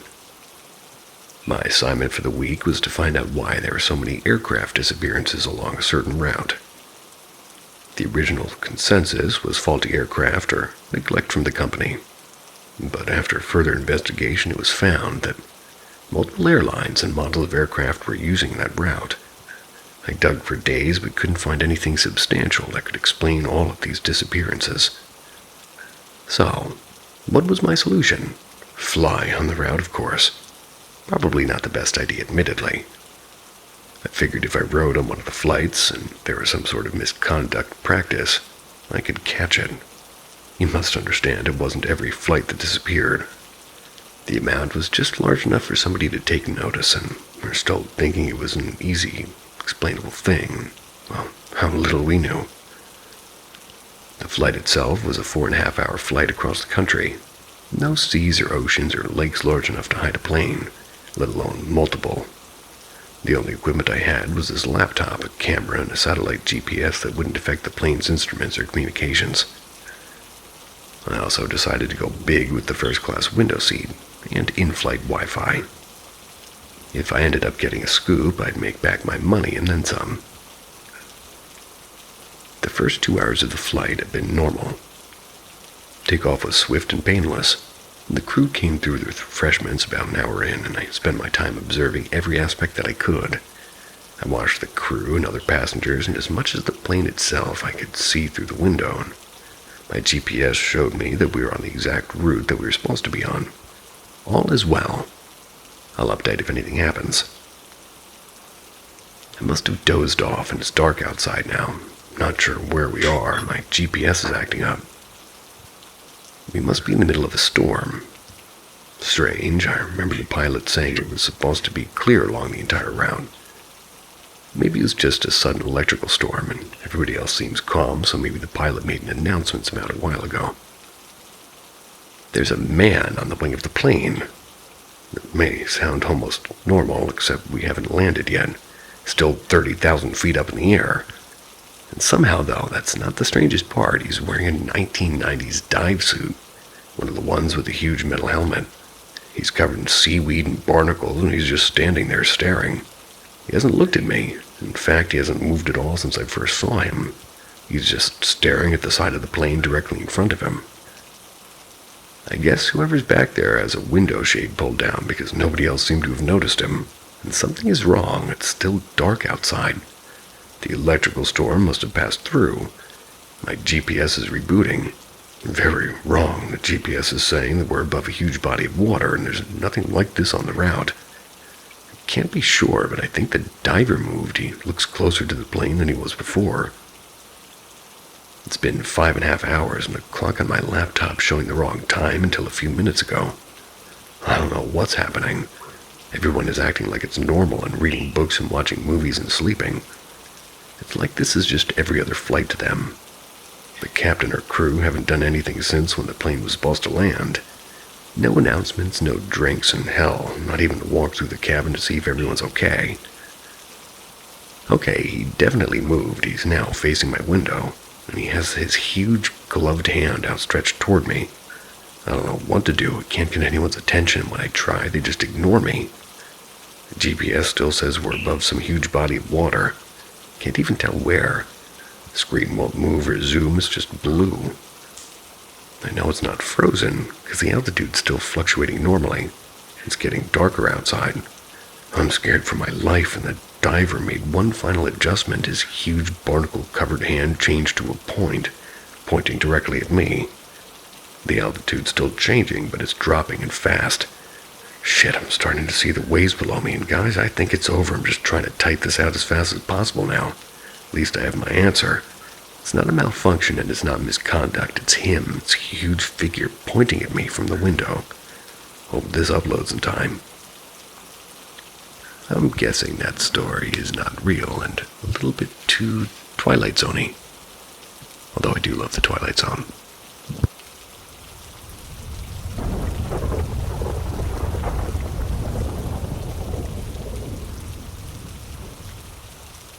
Two real ghost encounters. The Red Candle Lady and the Ghost Bride.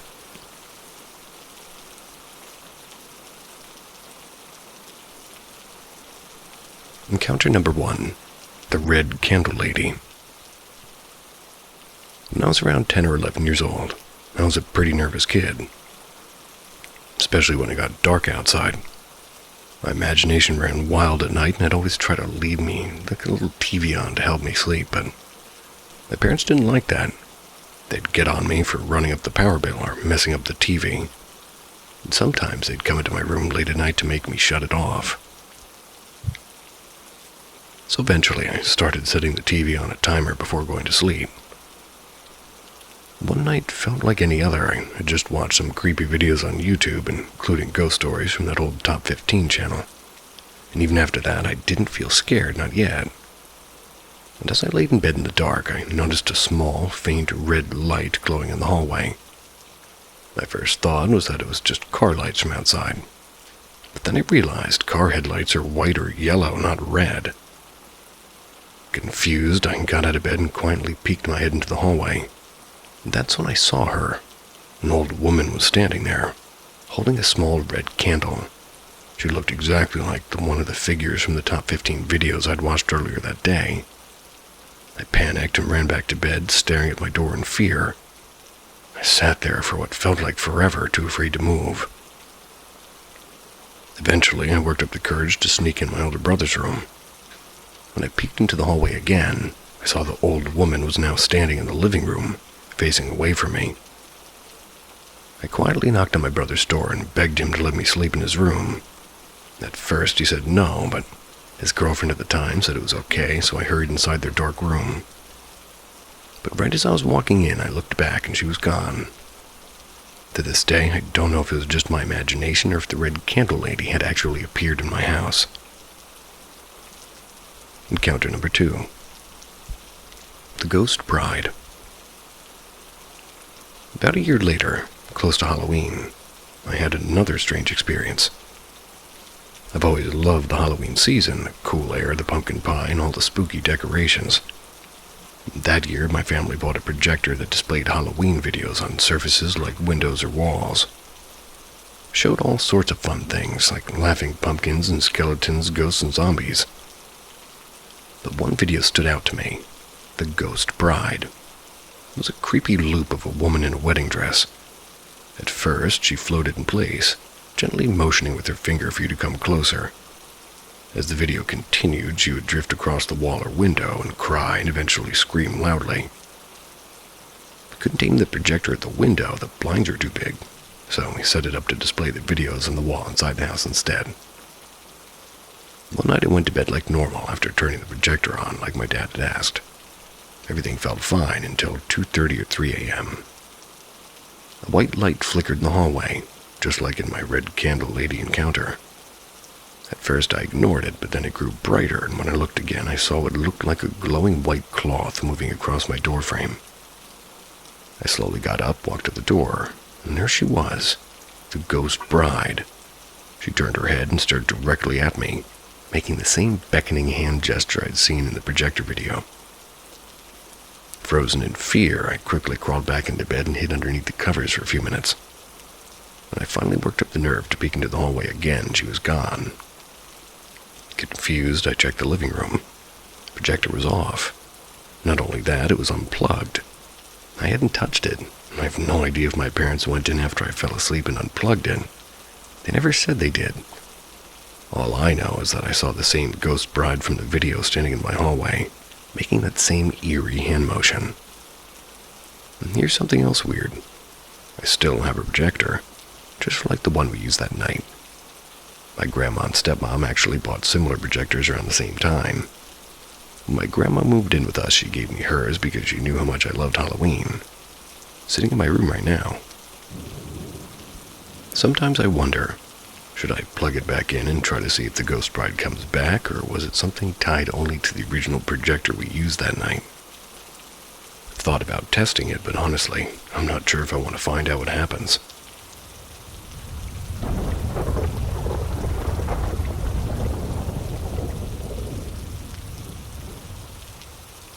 Someone explain, please. The first experience I've had took place in an old town in England. It's called Stratford. It's upon Avon, in which my family and I were visiting on holiday. On one of the days we were walking, spotted an old museum called Sheev's House. We walked in and instantly felt something off or creepy about the place. It was extremely old and had loads of wax figures dotted around. Anyway, while we were exploring the museum, me and my dad and sister went ahead leaving my mom in a room by herself. This is where it gets weird. My mom reported having her jumper pulled aggressively from behind while she was reading an article. She turned around thinking it was me or my sister messing around, but to her surprise, there was not a single person in the room. She was confused, and after telling us about what had happened, my dad spoke to the owner of the place, in which he casually responded, "Oh, and that would be Lee." The owner explained Lee was one of the many people that haunted the museum, and he liked to grab attractive women during his life and had followed suit as spirit. He also showed us a file that read that it was Lee's anniversary of death, and that he's usually most active at this time. He then went on to show us many files of ghost hunters that had explored the place, and also showed us short clips of documentaries that had been filmed in there. If you search up Sheev's House, it's got a long documented list as one of the most haunted buildings in England. The owner also ran ghost tours at night, which me and my dad attended but didn't see anything. Anyway, my mom's convinced that her jumper was pulled, and the fact the building is known for being haunted is undoubtedly strange. This next experience is even more creepy. Coming back from a vacation in the south of France, I guess, my family and I stopped at an old sort of family-run hotel place as we're driving and needed to split up the journey. I'm not sure what to call it. It wasn't a hotel as such, but almost like a big house which you could rent a room in. The family cooked for us, and although the building was old, nothing seemed too off about it. Anyway, me and my sister went to sleep in one room and my parents were in the other. And in the middle of the night, I heard a smash come from their room. I remember being scared, went back to sleep not daring to investigate. In my morning, my parents were freaked out. They told us that in the night they could constantly hear footsteps next to them and floorboards creaking.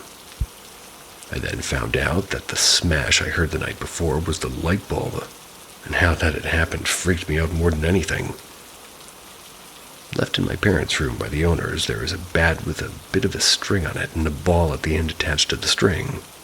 An old-fashioned kid's toy, basically, where you repeatedly hit the ball back and forth. But anyway, my mom had told me after she woke up to the light bulb smashing, the bat and ball had moved onto the bed from its original position. It was under where the light bulb was, surrounded by glass.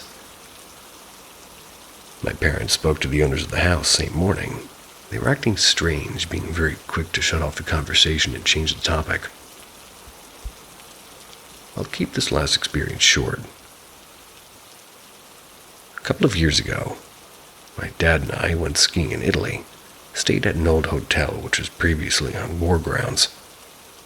I remember coming back one night and going to the toilet to find the emergency string in the shower swaying rapidly side to side.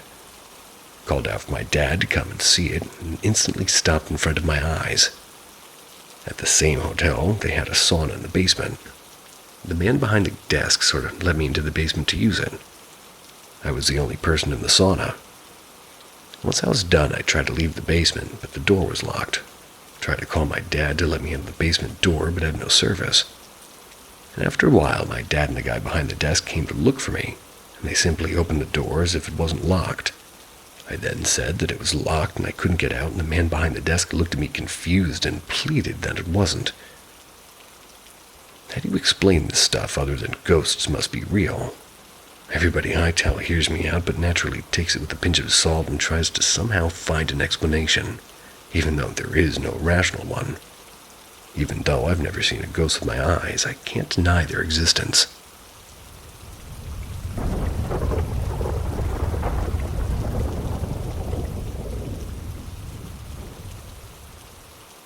I think my house is haunted. 3 incidents. Story 1. A few years ago, during the time of the 2016 Summer Olympics in Rio de Janeiro, I was watching the games in the family room after dinner. The television is mounted on the wall next to a door that leads into the garage. Prior to this incident, I lock the doorknob but leave the deadbolt unlocked since I'm home. And after all, it would sort of lock the deadbolt when I go to bed. During a track and field running event, the door suddenly flew open, but stopped short of hitting the wall, as though the force that opened the door double-backed onto itself. I jumped up from the couch and peered into the garage from the door, calling out, "Is anyone there?" In silence. I repeated myself, but it was just me being met with silence. I closed the door and locked the doorknob and sat back down on the couch. Suddenly, I was struck with the realization that the doorknob unlocked itself. I stood up again, locked the deadbolt, continued watching the Olympics in peace. And for the next 3 days, I locked both the doorknob and the deadbolt early in the evening before coming to the conclusion that I just imagined what took place. So I eased up on the extra security and locked just the doorknob. That very night, while watching a recap of the game in the family room, the door suddenly flew open, hitting the wall. And even as I write this, the echo of the door impacting the wall still rings in my ear. Got up, called into my garage, "Is anyone there?" No answer. I asked, "Who are you?" Still no answer. Closed the door, and just a few days before the doorknob was unlocked, I locked the doorknob and deadbolt and continued watching the Olympic recap in a nervous silence. After the second incident, I always made sure to lock the doorknob and deadbolt when I'm home. My door has not opened on its own ever since. Story 2. Early summer 2019. I'd just come home from work, earlier than usual because the group exercise class I go to at the gym was canceled. FWIW.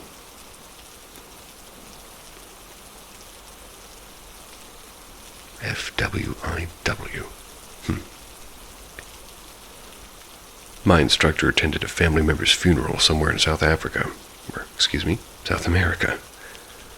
As I made my way up the stairs to change, I heard what sounded like a buzzing sound, but I couldn't pinpoint where it was coming from at first.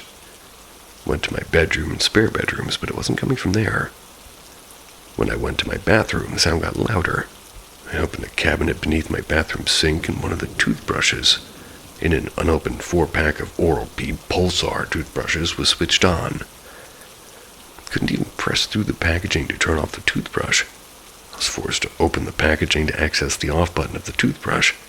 For the life of me, I just don't know how the toothbrush turned on by itself like that. Story 3. I have a 3-light floor lamp at the opposite side of my bedroom next to my desk and computer. I use this light only when I'm working at my desk in the evening or during the weekend. I never turn this on in the morning since I get ready for work in the master bathroom and use the lighting in there instead. When I leave for work, I make sure all of my lights are off. When I came home from the gym one evening last December, however, I was surprised to see that all 3 lights of my floor lamp have been turned on, except for when I first bought the lamp and tested it some 10 years ago. Never turned on all the 3 lights at once since, and looked through my whole house to see if anybody else was inside my house. No one was there, and a few nights later it happened again. Same floor lamp, and all 3 lights were on. My dog at the end of every story starts doing this. Oh my God.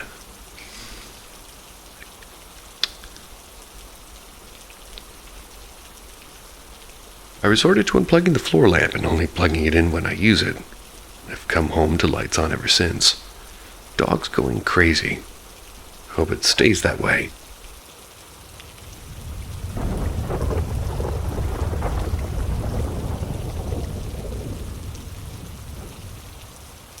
Soul food. So, Ko was a food delivery driver in Thailand, typically doing his rounds during the day. He also had a side hustle in the evening, but unfortunately he wasn't doing well. To better support his family, he decided to start doing food deliveries at night and offered a more stable income. Since he had no experience with night deliveries, Ko decided to ask some experienced riders for advice. An older rider named Pa Sak told him that there was nothing much to worry about for night deliveries, except for one specific order that usually came in around 8 or 9 p.m. This particular order was always for a house at the very end of the 18th Street.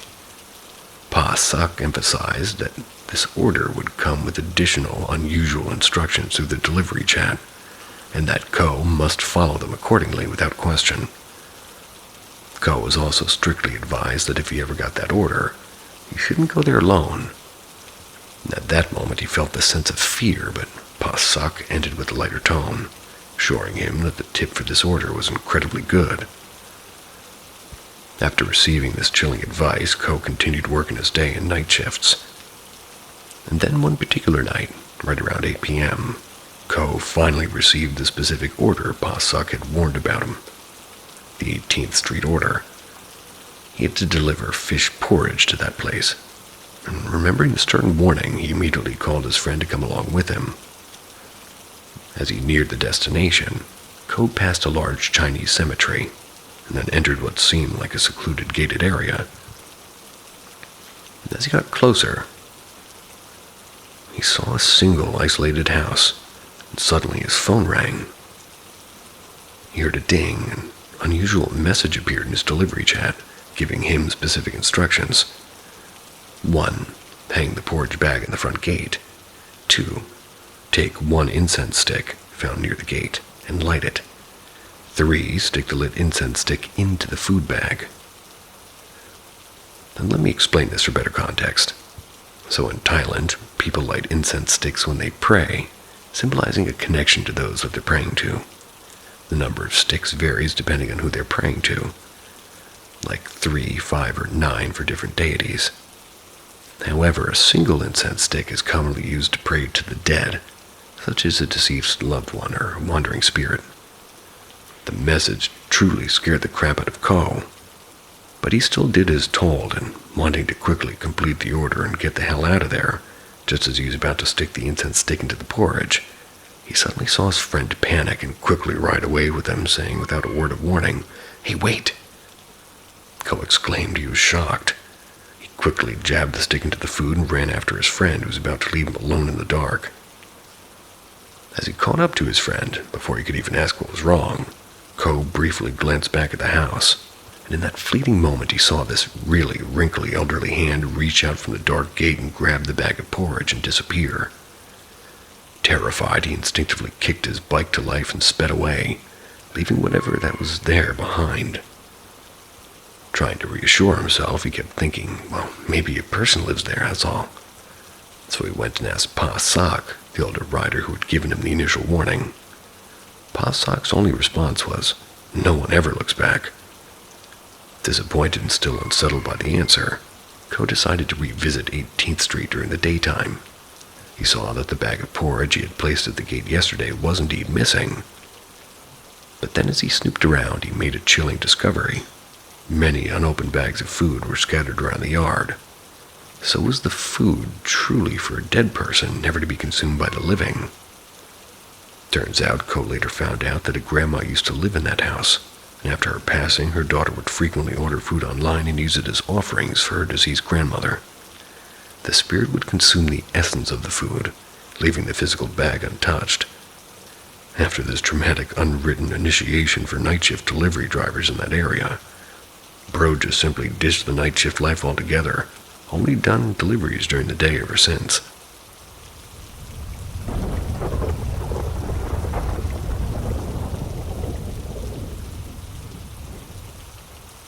Are witches real? Me and 6 other friends were walking back to my apartment around 3 a.m. We were all very giddy and drunk, and my apartment was pretty close, by 4:45-ish from the club. I lived in Plovdiv, Bulgaria at the time, and on the road back there's an active railway station. We're walking through the underpass that connects the passengers with the different terminals that you have to go up on escalators and stairs and elevators. We see this very old lady pulling a kind of cart. It's common in old communist countries. Basically, it's a big shopping bag on wheels. And the first thing that sticks out is that the shopping bag is huge, double the size of a normal one. As we approach, she starts asking us for help to carry the cart up the stairs, as escalator and elevators are not turned on for some reason. And I quickly reply, "Sorry, we're busy." Quickly go past her. A few steps more, and cold shivers go down my spine. Instant dread sets in, and I quickly regret this. I usually always help old ladies and women, even when not asked for. But the alcohol in my current red-pilled brain thought it would be cool to not waste my time. Tisk, tisk, tisk. A few more steps, and I do a turn, and I run to her and apologize, and ask to help her. She refuses and says something along the lines of, "You already made your choice." I insist, and the rest of the people picking up on my demand start picking up her cart. But it's insanely heavy, and she's also had a cane. So the 2 people grab the cart, and 2 people hold her by her side to help her walk, and I'm just stupidly holding the cane. She starts telling us how she spent all day picking up herbs, that the cart is full of them, and that's why it's heavy. She's telling us that her train will be there soon, and stuff like what she's planning to use the herbs for. I'm pretty convinced that she's a witch at this point and wasn't listening, just hoping to get out of the curse that made my spine turn to ice. And we're up at the terminal, and it's just us, her and my friends. And she now wants to give us a gift for help, and my mind is racing a bit, but I do my best to politely decline, and we leave. We talk a bit on the way back about, this with friends, and they sound like they got the same vibe from her. We're back at the apartment, or maybe at 4 a.m. We split into the living room and single bedroom, and all fall asleep fairly quickly. I'm kind of awake, kind of asleep, very delirious, and too tired to check my phone. But it sounds like there's a huge party going on around the whole floor. It's like having a blast. Never happened before. Around this time in my life, I was living alone for the first time, 20 years old, and I was in a different city. So these friends would visit every other weekend because we'd party and they could all sleep over. And this feeds into why the party upstairs was so weird. 1, only older people lived in the building except me. 2, I had gotten noise complaints because we wouldn't always go to bed after coming home from clubs. And 3, it only happened once in a year and a half of me staying there. Even though I know I'm not awake enough to go check it out, well, the party sounds incredibly awesome. I'm trying to go in my half-asleep state, end up going to sleep before getting the energy, wondering why no one else from my group is up to check it out. There's a feeling of being very welcome to join, and I can almost imagine exactly what's happening there just from the music and footsteps. And in the morning, I wake up and have vivid memories of the party, like talking to people, which is again weird since I never went. I'm the first one up and making crepes for the dudes, and they wake up one by one and start asking if I went to the party. They share similar thoughts and stories and perceptions, but none of us went. 6 or 7 years ago, and we remember it and we talk about it, tell our new friends, but none of us know what entity we actually encountered. I was wondering if it's something unique or a common occurrence.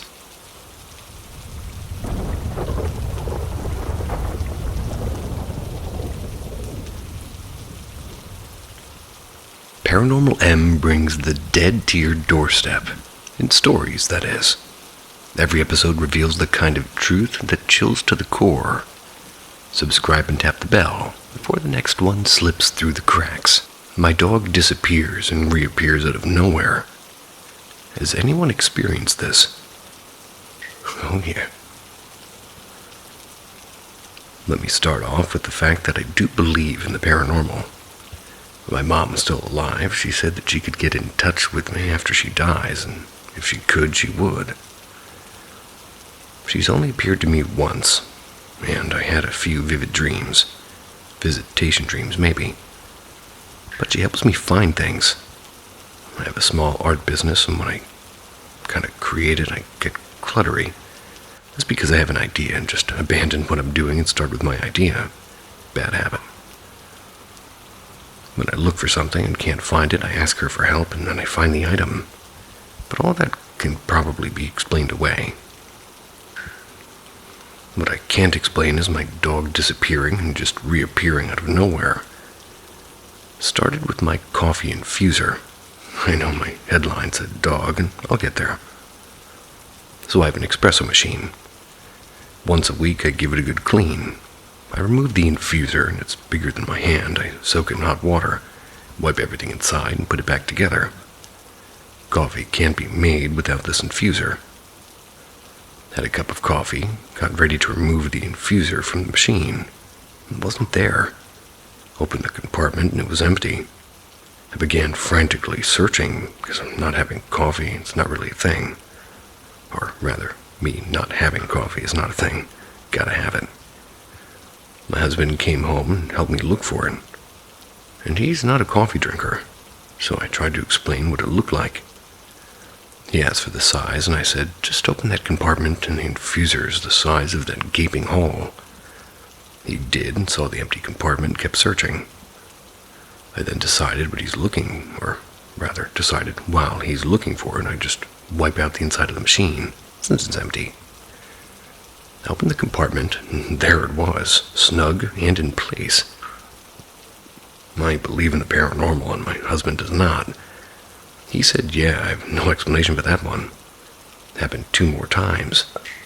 Both times I closed the compartment, waited a little, and it would reappear, and now onto the dog. Our little dog is 16 years old. When my mom passed, we sold her big house to our oldest daughter with a growing family, for basically what we owed, which really wasn't much at all. And in return, we now live rent-free and bill-free. Well, I do pay her little for the electricity for my studio. We, being my husband, dog, and I, moved into the mother-in-law wing, attached to the house. Basically a 1-bedroom apartment, 1 bath and half bath that connects the houses. That door stays shut because of privacy. One morning I got up and my dog was gone. We know her days are probably numbered, and I thought, oh no, did I not let her back in last night? She probably died outside, poor thing. I looked in every room first and she wasn't there. Went outside to the fenced-in backyard, called her name, walked behind every tree and even looked under the deck. No dog.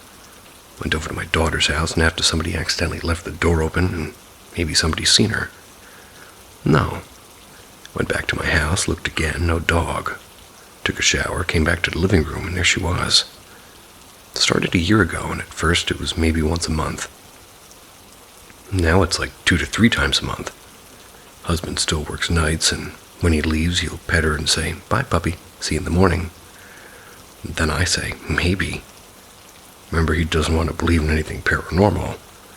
And he's on his way out, and he can't find the dog. Same search routine. This time I actually locked the half-bath door and went to bed. When I woke up, there she is. We jokingly said maybe she's checking out the other side before she dies. So baffled. Where's she going? Is anything like this happening to other people? My close family knows about it, but never really talks about it, because I know what this sounds like, but man, I know what I see, and it's so strange.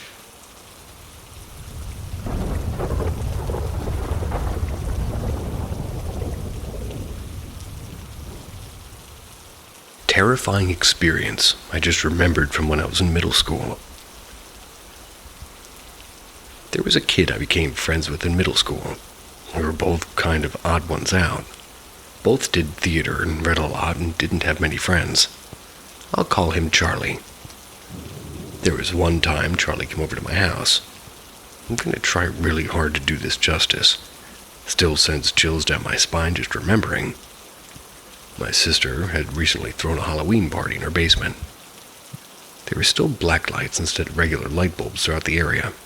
We were hanging out down there, and I wish I remembered more of the conversation. But long story short, Charlie was being very odd, saying things I didn't really know how to respond to that were dark and kind of intense. He talked about having some sort of a dark presence or being possessed. I think he could tell I didn't really believe him and told me that he could prove it. Above us were 2 rows of 3 lights. He pointed at the first row's center light. "That light's going to go out," he said. I kind of laughed and waited, and after about 30 seconds had passed, I started to say something. And as soon as I did, bang! Not only did the light quote-unquote go out, but it popped so loudly I genuinely jumped. My breath catches and I just stare at him. He has this unexplainable look in his eyes. His eyes were naturally dark brown, but looked black. It was so intense and unnerving. He did other things during this hangout, such as insult me playing a lead role in a play at our local theater, which wasn't typically like him. Didn't really know what to do, and he was always around at school, so I just kind of played it off. We played video games, and I did my best to move on. A couple of weeks later, it was my birthday. Charlie had been invited over a month ago, along with 2 girlfriends of mine, Lena and Chloe. We all met at my house, decided to walk to the downtown area, not even a mile from my home. There was a small patch in the heavily wooded area that served as a shortcut. As we were walking, Charlie began talking about graves and death. Chloe, Lena, we all kind of looked at each other uneasily. I don't remember exactly what Charlie was saying, but it was something kind of genuine, wholehearted tirade about how he was the Prince of Death and it was part of him, or something along those lines. I don't remember what else he said, but he ranted on for a long time, and it became more of growls and a deep, intense, and booming voice, and suddenly, without provocation, he launched for Lena's neck. He locked on and was full on choking her with all of his strength. And I'm not proud of this, but as soon as I saw Lena hit him and get him off of her, I just ran. Lena, Chloe, and I all lived in the same neighborhood, just a couple of doors down from each other. We sprinted full speed and didn't dare to look back. I don't know what I was thinking, but we all decided to split up, so I slammed my door and sat in my room, terrified and not knowing what to do. My parents weren't home for some reason, so I just sat there for what felt like hours. Then the police knocked on her door. My older sister answered it. She came upstairs horrified, asking why the police said Charlie had knocked on a neighbor's door with no shirt, no phone, and a missing shoe, and banged up. I was horrified. I knew for a fact when we left he still had this phone and shirt and shoes. A while later, my parents got home. Police came back to question me. I told them everything, and they claimed the other girls had told them a different story. I have no idea why they would do that, and insisted I didn't have anything else to tell them. Apparently, Charlie had been in and out of psych wards, which I had no idea of, and they had recently adjusted his medication. Nothing further did come of that situation with the police. I didn't see Charlie at school for at least a full year after that. Obviously, the kid had mental issues by society standards, but nothing will ever be able to explain how the light went out. Forever leave me unsettled.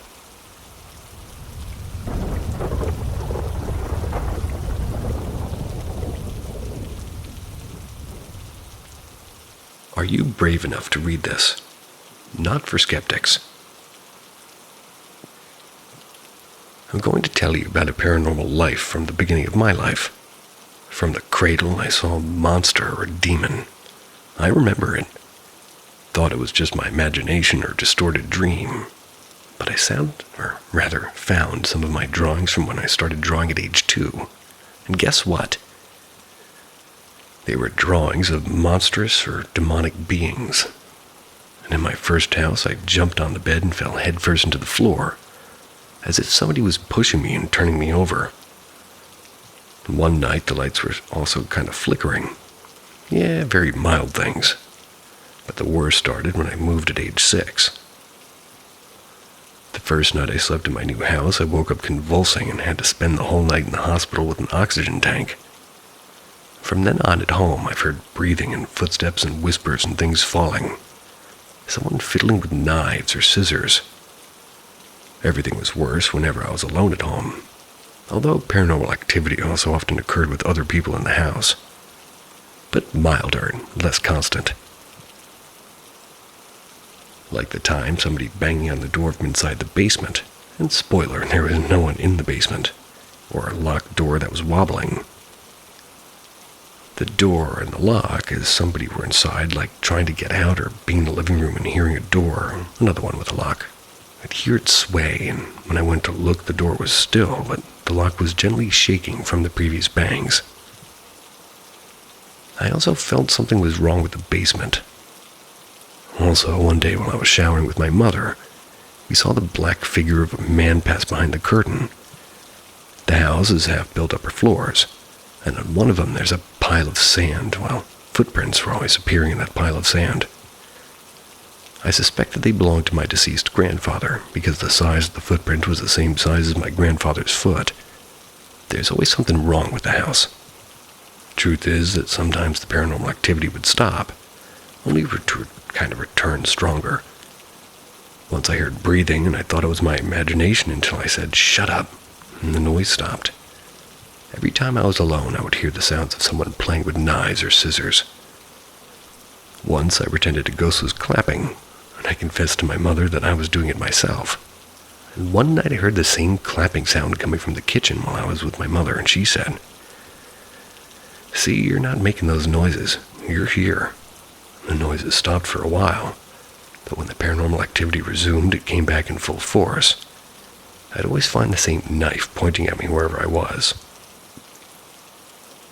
For example, doing something in the kitchen and feeling something and turning around, and the knife would be out of place pointing at me. Or once in the living room, I fell asleep, and when I woke up, I'd find the same knife a few inches from my head on the table. Though when that activity stopped, a new one would start, waking up with scratches on my back and bloody, almost Freddy Krueger-like. They thought it was because of an animal, and I didn't have one at the time. They said I was scratching myself, but in truth, I bit my nails too much. What did I scratch myself with? And besides, I slept clothed, and the marks always appeared in my back. Clearly, something in that house didn't love me and was threatening my life. And more things I don't remember, but I know happened. Other paranormal things. Dreaming about my grandfather telling me something, and days later I realized what he said and what he meant. That my grandmother killed him. I asked. My family confirmed it. Also, when the person I cared about the most died, I kept feeling like I'd swallowed ashes. And hours later I found out that that person had passed away and was cremated. When I was gathering her things from the house to take them with me, one of their music players started playing by itself, playing a love song. And the most recent thing that happened to me was walking past a room and seeing my static reflection as if my figure were still inside the room and not where I really was. And so far, my entertaining life.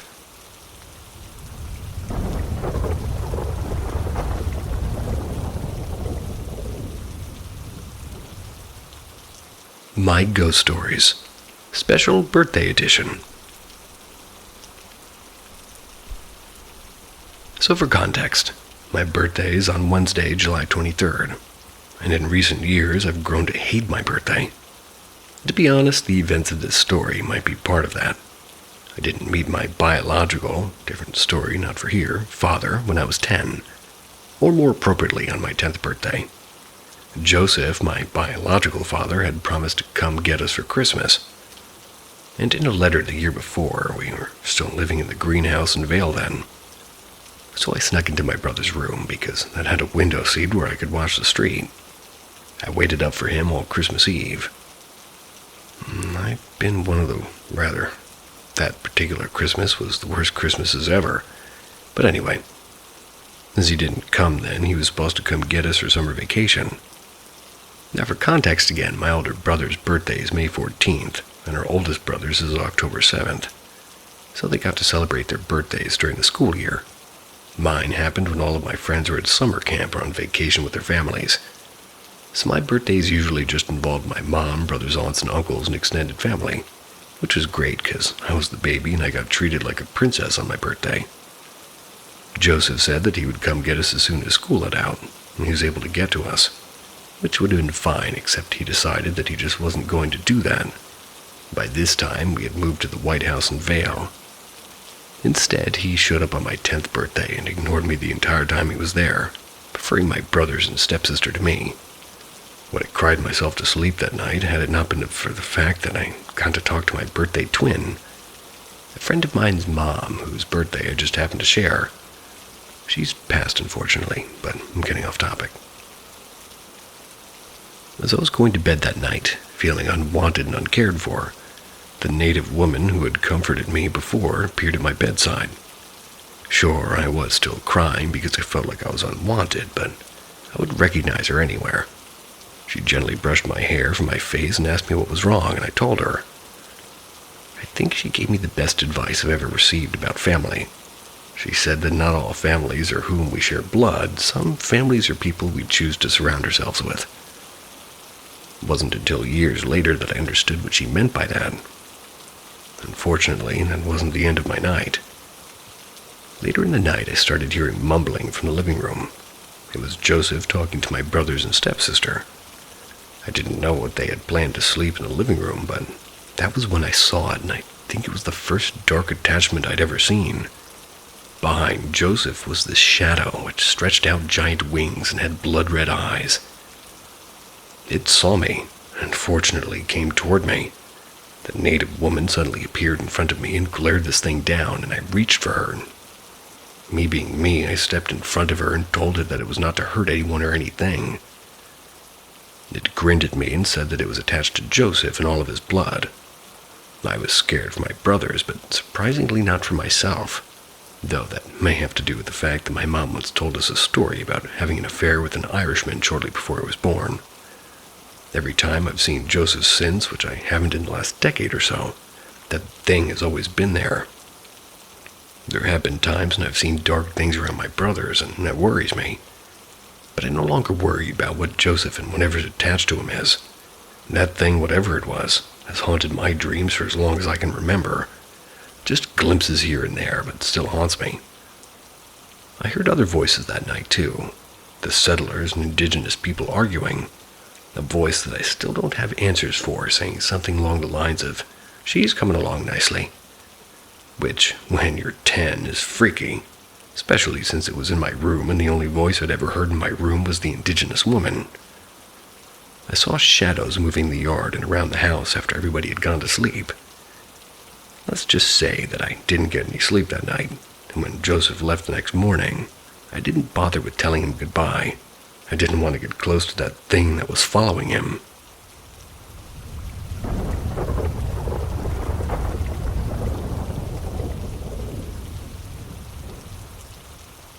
I think there's something living in my dreams. I've always had trouble sleeping, ever since I was little. I also had very vivid dreams.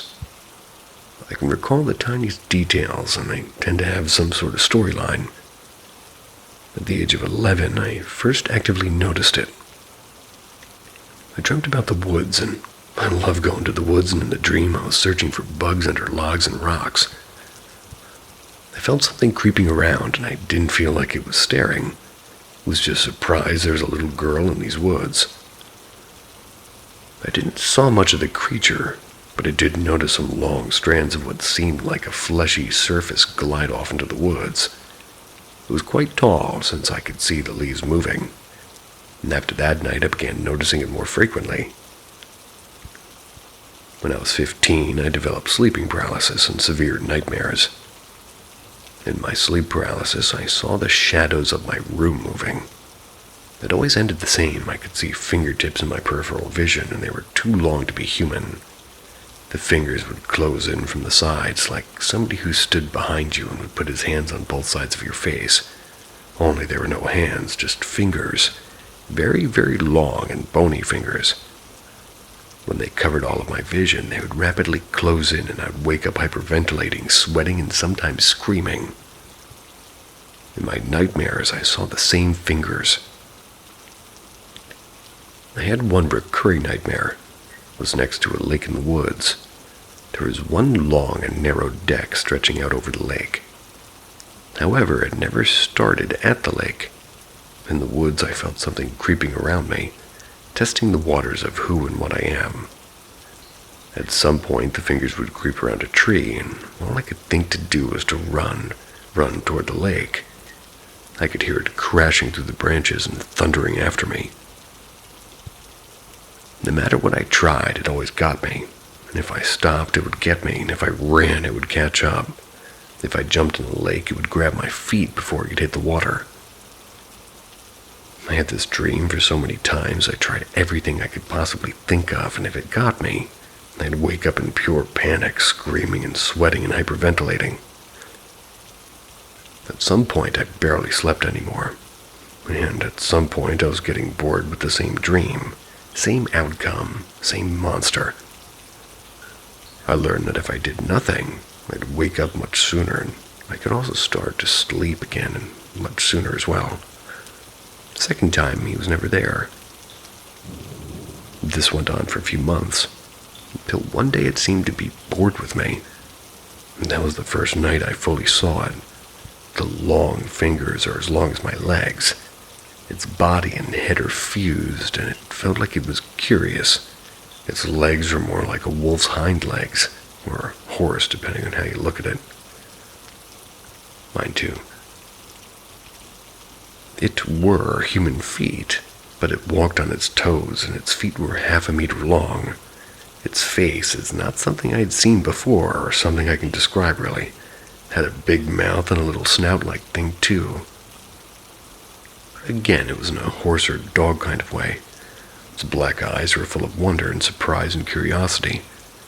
Not what I expected. After looking at each other, it slowly walked into the woods again, looking back a couple of times while I stood there. Ever since that night, it's been in every dream I ever had, no matter where the dream played. Always somewhere in the back, and I think I've met it in a different form too, in a different dream. While I was sitting on a train, which went very fast, everything suddenly stopped moving and a conductor passed me. He kneeled in front of me, looked me in the eyes, and they were the same eyes, talked to me about my insecurities and doubts. I could only listen, and in the end he said, "Remember what I'd learned you. Don't be ruled by fear."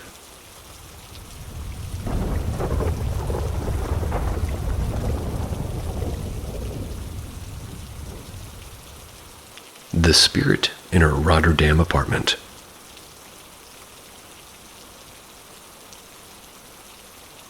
In 2010, my girlfriend and I moved into a rental apartment in Rotterdam. At the time, I was a hardcore skeptic. Ghosts, spirits, and the paranormal. Nonsense. Or so I thought. The apartment had a strange attic filled with forgotten belongings left by previous tenants. We put the washing machine up there and used the nearby room as our bedroom, and another attic room we used for ironing. From the moment we moved in, my girlfriend said she felt something dark in the house. At night, she'd wake up and see a shadow male figure standing at the foot of her bed. I shrugged it off, probably just dreams, I told her.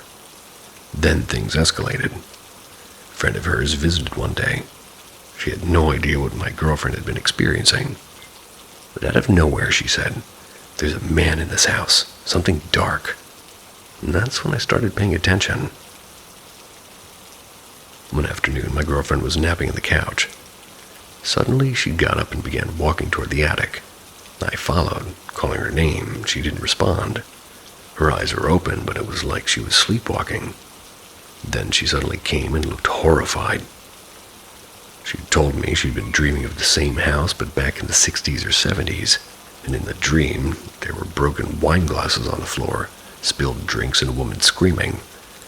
She heard 2 angry male voices upstairs, and felt somebody was being attacked. She was about to go find out when I woke her. It was chilling for both of us, and for a while the weirdness stayed mostly with her. But everything changed when we began preparing to move out. One evening, I'm lying in the bed in the attic bedroom, and I heard somebody walking up the stairs. The light in the hall switched on. I assumed it was my girlfriend coming to say hi. I waited, but no one came, and the sound stopped. Curious, I got up and opened the door. No one was there. Went downstairs. My girlfriend was sitting calmly in the living room. "Why didn't you come say hi?" I asked. She looked confused and said, "I didn't go upstairs. I thought you did." That moment hit me like a punch. Felt my entire body go cold, and for the first time I was truly afraid. She was so unsettled that she left to sleep at her mother's. I stayed, and I refused to be chased out of my own place. That night, around 1 a.m., I was jolted awake by a knock. Not just any knock. It came from inside the wall right next to my head. I'd lived there nearly 3 years. I knew every sound that house made, and this was new and terrifying. I froze and I wanted to get up, but I couldn't move. Just pulled the blanket over my head and lay there. I was questioning everything I believed. What does this thing want from me? How is this even possible? From that night on, it only got worse. I began losing things, keys and personal items, only to have them reappear days later in plain sight. It was maddening. The presence wasn't just there anymore, it was interacting with us. We reached out to a psychic for help, but then we were already sleeping elsewhere. She told us to return the house and, with calm and kindness, guide the spirit toward the light. "No fear, no hate," she said. "Just tell them that you can't help and needs to move on." We did as she instructed. That night, sitting in the attic, we gently spoke her words. And then 3 thunderous bangs slammed into the attic door. It was violent, aggressive, and terrifying. Bolted from the house, and I swear something followed us in the car for a short while. When we told the psychic, she simply said, "It's not going anywhere. Don't return at night." And soon after we moved out, and from the moment we stopped sleeping there, the activity stopped. I went in a skeptic and left knowing that something else exists, something real, something powerful, and doesn't care whether you believe in it or not.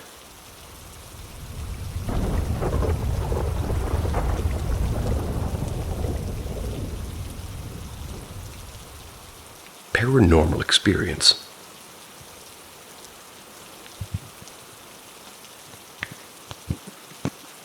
I was about 13 years old. I stayed to play sports at my school. School leaving time was at 3:15 p.m., and I trained from 5:30 p.m. to 7 p.m. During those years, several of our friends had begun to be curious about the Ouija board. Frankly, I wasn't afraid because I thought a Ouija board drawn with a pencil on a piece of paper couldn't be anything serious. Some of us joked of scared, or rather, scared those who were more afraid, and things like that. One particular day, we're on the 3rd floor, and as always, playing. Since it's usually completely empty at that time, to our surprise, people always walked by that day and interrupted us. We went to another clear place, and the same thing. So we ended up in a hidden corner next to the school chapel. No one could see us from the side where we were, so we continued calmly. And suddenly, a man out of the entrance door. It was like a bathroom that was always closed. We thought it was some school staff or something. We all got together, so that's what we were doing, and couldn't be seen, and we stood watching. We had our hand on the coin on the paper, until he left and we could continue. The guy continued on his way. He didn't turn to see us or anything. Suddenly, he crashed into the wall and disappeared. We were frozen, and we were approximately 7 people between men and women from 1st to 3rd grade of secondary school. We ran out of there. I remember being terrified for about a month. I confessed in church, and I'm not even very religious. I had trouble sleeping from just pure fear. It was always a great anecdote, and I never had anything like a paranormal experience again. I thought I wouldn't have another one until... And I'll now tell you another experience I had.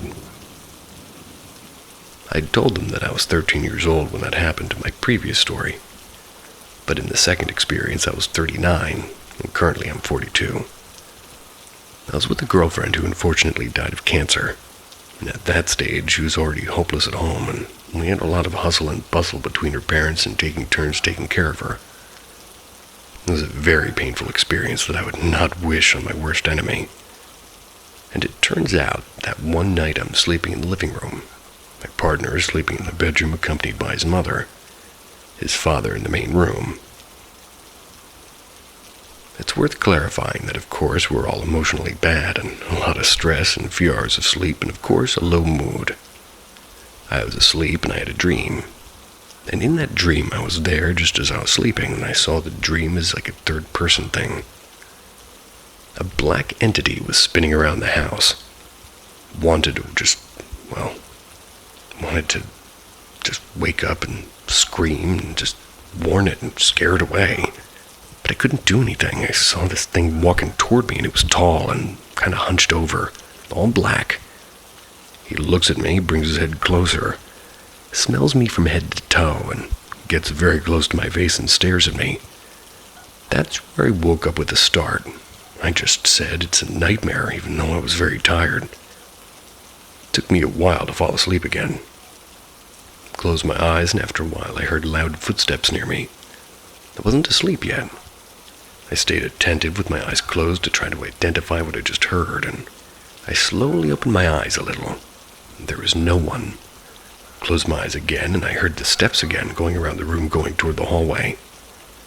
I got up, went to the bathroom to wet my face, went to the room where my partner's mother was with her, and I stayed to keep her company, helping her with things. And really, also, I wouldn't be left alone. It was very scary. She passed away weeks later, and since that moment, I've not had any other paranormal experiences.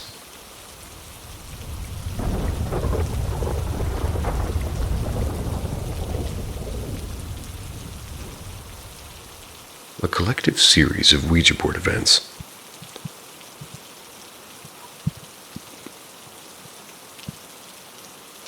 Back when I was in high school, two friends of mine, Olivia and Megan, decided we wanted to use a Ouija board. I was nervous to do it the first night, so it was just Olivia and Megan. It works, so I started doing the board with them. We do this almost every single night, trying to talk to the same two entities we thought we were talking to. We'll call them two colors that represent them well, blue and red. These two entities became attached to us.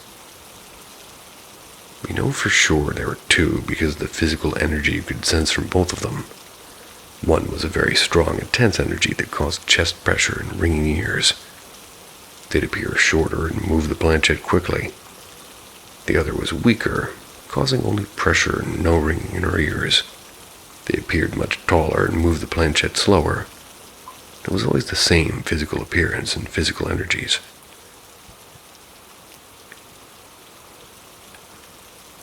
I have a tiny backstory for blue and red. However, I've decided not to share as their deaths are a sensitive topic that could easily trigger someone reading. It started out like the typical Ouija board experience. Electronics turning off on their own and hearing footsteps, feeling like we're being watched, and tapping and banging and things moving on their own. Even had objects disappear and reappear in other places. I also have a few razors that were completely dulled to the point where the sharp parts are completely gone. They're just pieces of metal at this point, not razors. Something that never bothered us because we didn't scare easily. Then it escalated. They became more physical. They'd appear to us and we'd hear them talking through phone calls. One would hear them from the other side, and you could hear them moving around through the phone. One would hear from the other side, even interacting through dreams. I've had dreams of drinking and talking with them, telling them about my dog who had recently passed, venting about bullshit. And then the one I remember most is being put in their position before death. Olivia and Megan had the same dreams. It escalated again when Megan and outside friend upset Olivia, blue, red, and myself. Megan began to experience some revenge from blue and red through the board and outside of the board. The things that happened outside of the board included being hit with a car door, being pushed, and having her milkshake explode literally in her face. The bored experience she and the outside friend had after upsetting everybody goes as follows, all in chronological order. Uncomfortable, inappropriate remarks. Affecting the outside friend by bringing her to feel an overwhelming amount of anger where she threw the planchette across the room, saying really hateful things, then having no memory of what she had done. The board says, "You're just like me." The outside friend says Blue's name, but the board spells out Red's name. Megan starts to feel an overwhelming amount of sadness. The board says you try to figure me out because you're scared, over and over again. Outside friend had wanted a profile and information about the spirits. And by the time the sentence finished, outside friend is unknowingly saying, "I'm just like them," over and over again. Board says you're going to break. Outside friend continues repeating that she's just like them, going in and out of awareness. I never heard about how they ended that session. We've since stopped doing the board, but they're both still there, and I've seen them. Don't do Ouija boards, everybody.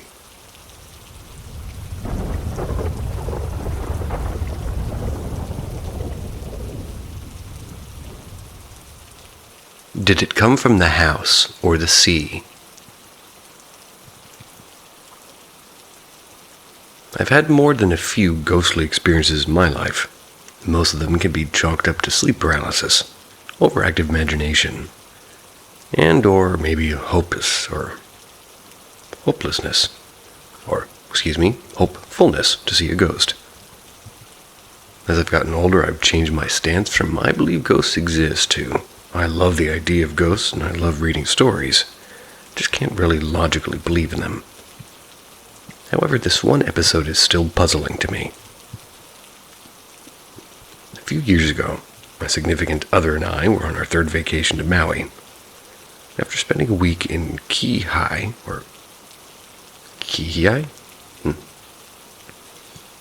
we decided to change it up a bit and we called for a friend of a friend who managed a vacation rental in Paia. The place she hooks us up with was a cute little guest cottage. It's out back of a larger house. The ocean was basically our backyard.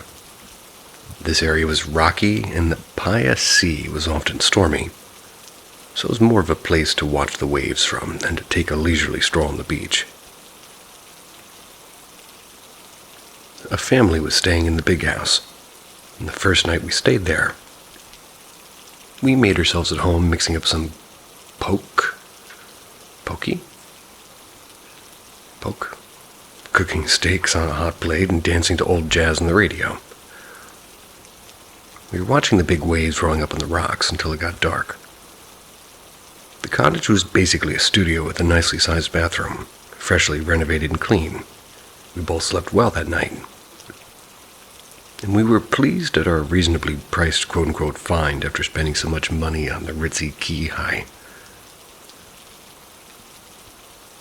The next day was Thanksgiving.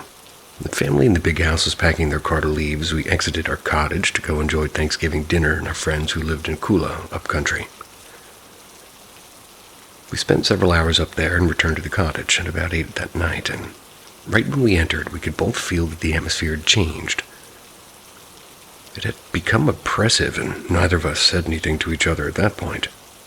We prepped for bed and turned out the lights, only to spend the entire night unable to sleep. I remember a distinct feeling of doom hovering over me. I got the impression that whatever it was came either from the big, now empty house, or the sea. My significant other later said it felt like a demon was breathing down his neck all night. We both lay there like boards, unwilling to move, so as not to anger whatever it was. As the morning brightened into day, the feeling that something absolutely did not want us there persisted. We ended up packing as fast as possible, getting the hell out of there. After we left the property, he brought up his horrible feelings, and I agreed that I had also just spent the night in abject terror. Nothing physical happened, no weird sounds, just a strange, hostile presence that took over every inch of that place. Before writing this, I asked him to remember that night and what he thought that thing might be. He didn't want to discuss it. He did mention that he had felt it the first night, too. I had not. I remember a distinct, cozy feeling that first night, as if everything was right with the world, and I've often wondered if the thing had been in the big house with the family. When they left, it came to visit us, though I have no idea if they felt anything really untoward at all. If it came from the sea, it would explain how utterly inhuman the thing felt to me, and the sea was stormy that night. But like many strange experiences, I'm sure I'll never get the answers to my questions.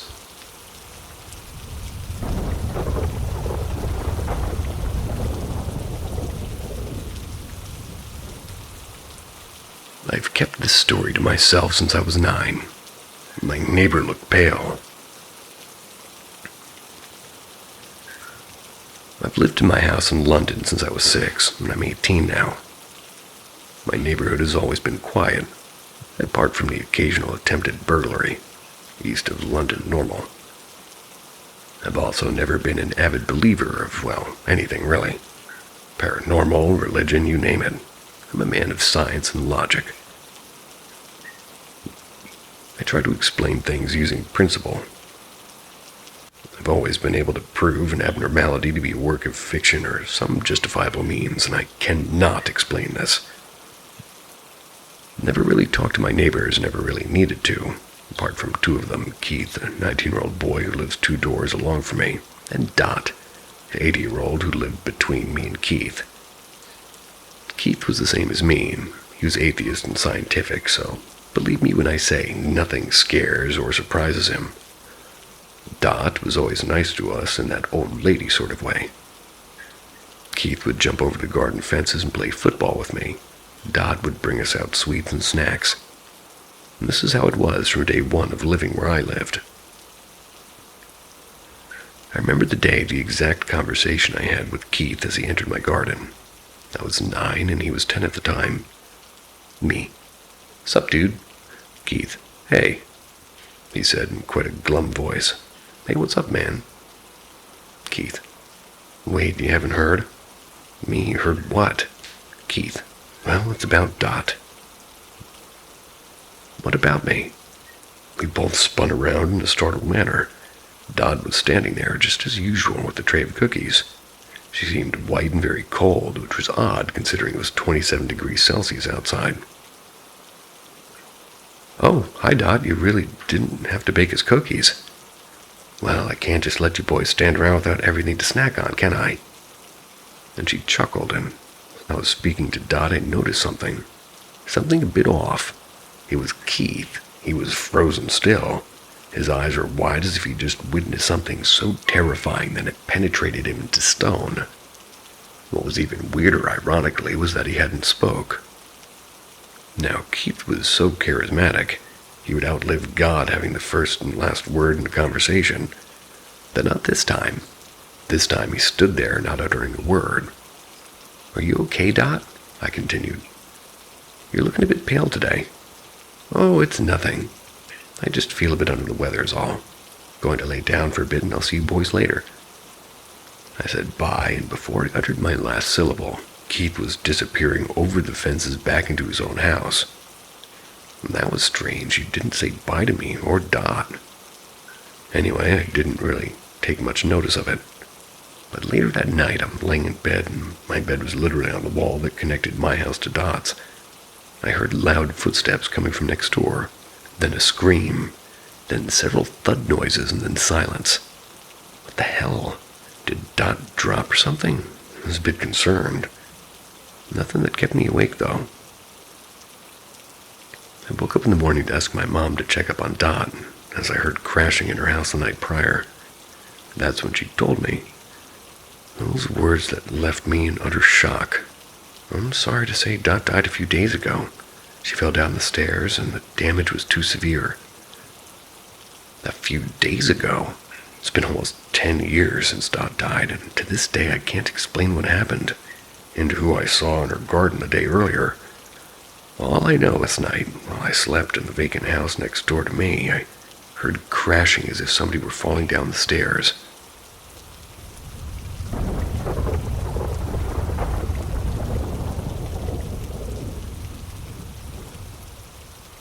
Lights out and my fear of mirrors.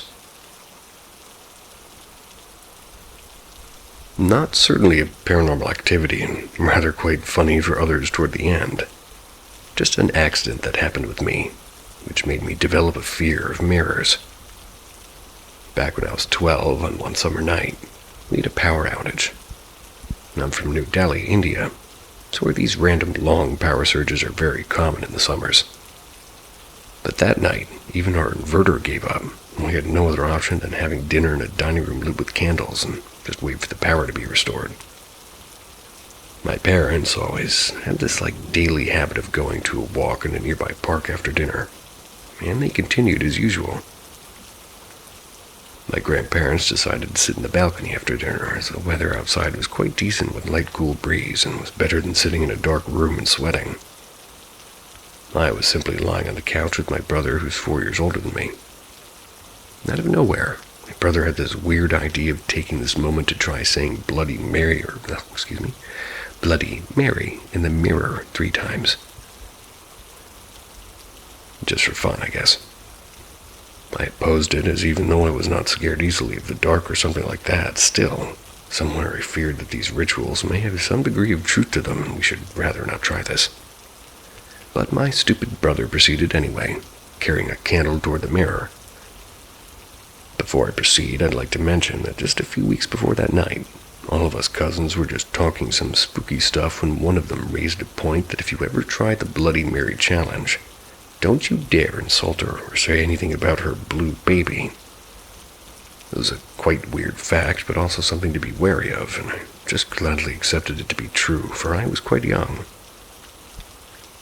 Anyways, my brother proceeds on to say Bloody Mary 3 times in the dark room in front of the mirror. I was nothing but a little scared to see what happened, and all my focus was on him. Nothing really did happen for a few seconds. Then my brother did what I never wanted to see. Started insulting her and teasing her and made fun of her like, "Yo, bitch, what the fuck is even a blue baby?" I got quite scared, and my asshole brother stood there smiling. After a few seconds, we heard heavy breathing sounds and some other tiny noises which scared the shit out of me. I even screamed a little, whereas my brother started to laugh.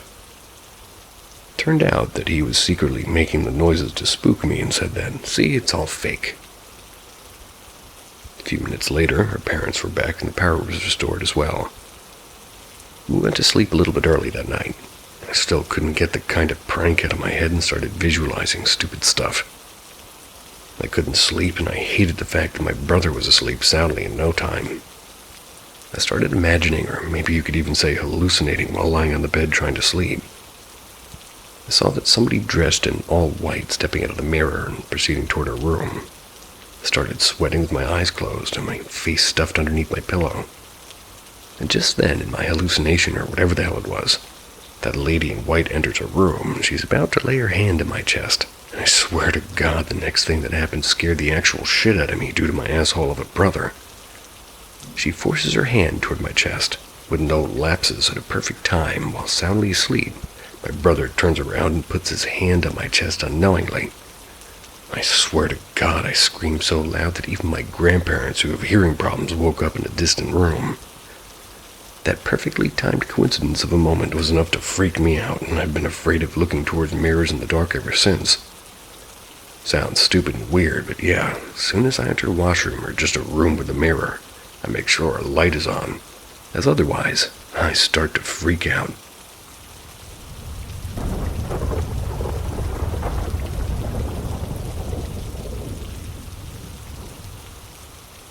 Knocking. I opened my eyes to a strange sight. I was levitating, floating just a few feet above the ground, looking down at what appeared to be a bedroom. Whose bedroom I was in was a mystery at the time, too dark for me to see. Directly below me lay a person sleeping soundly.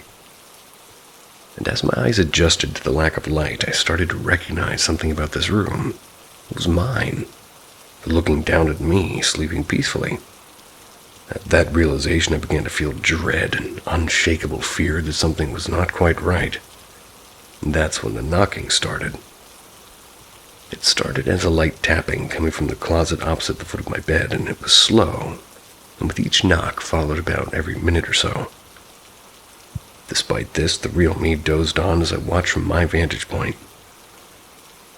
After a few minutes, the knocking got louder and more violent and rapid, as if somebody was trying to bang the door down. The thunderous pounding shook the door in its frame and filled the room with a deafening boom. Still, I remained asleep, completely oblivious to the noise. My gut wrenched as a sense of dread became worse.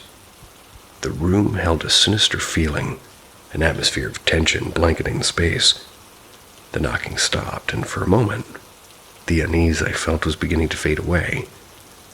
Then the closet doorknob turned, squeaking obnoxiously as it did so. It was a slow turn, as if whatever was opening the door was making sure not to wake my sleeping self. The feeling in my gut reached its peak as my stomach grew tighter and the door slowly pushed open, its hinges squeaking almost as loudly as the door handle. Still, I slept on. As the door swung open, the air smelled of decay and became heavy with the scent. Out stepped a crouched figure, one with arms long and gnarled, with pale skin pulled taut around jagged bones and twisting joints. Its hands, with long skeletal fingers so thin the tendons were bulging, ended in long yellowed nails. Its feet just the same. Its face was that of a horror movie monster. Its head was thin and incredibly long.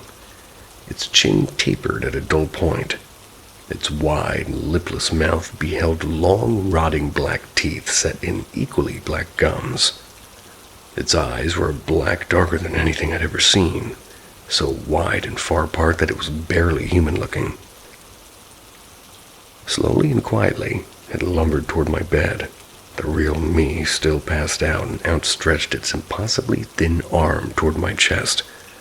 It dug its long, rotting nails deep into me and drew blood and followed with its other hand and slowly pulled apart the skin and muscle of my sleeping torso with a sickening, wet ripping noise. That revealed the writhing guts that lay inside, and it shoved its face deep into the cavity it had just made, and when it lifted its head again, my small intestine hung out of its teeth. My eyes bolted open and I jumped up, dripping sweat, felt my chest, and sure enough, it was in one piece. Then I heard knocking. Remember that horrible, gruesome image I had witnessed moments before. I tried my hardest not to empty my stomach and bolted out of the room. I quickly pushed the door shut and locked it tightly before running to the living room. There I grabbed my phone, slipped into the space between my couch and the wall, trying my best not to make any sound and calm my breath. Don't have much charge left in this thing, and typing this only drains it more, and I can only hope that whatever that damn thing was can't get to me. I just phoned 911 and they're sending over a guy to check out the house, and I swear I just heard that closet doorknob squeak.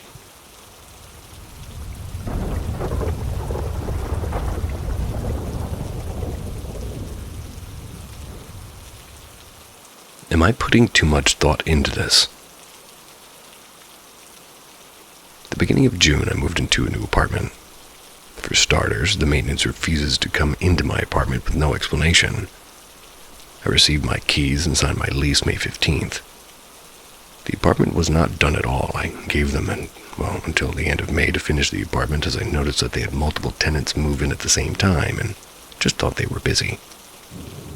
Fast forward to the day before I moved in.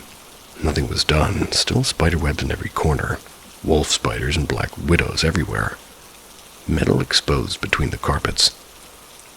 I ended up finishing the apartment myself.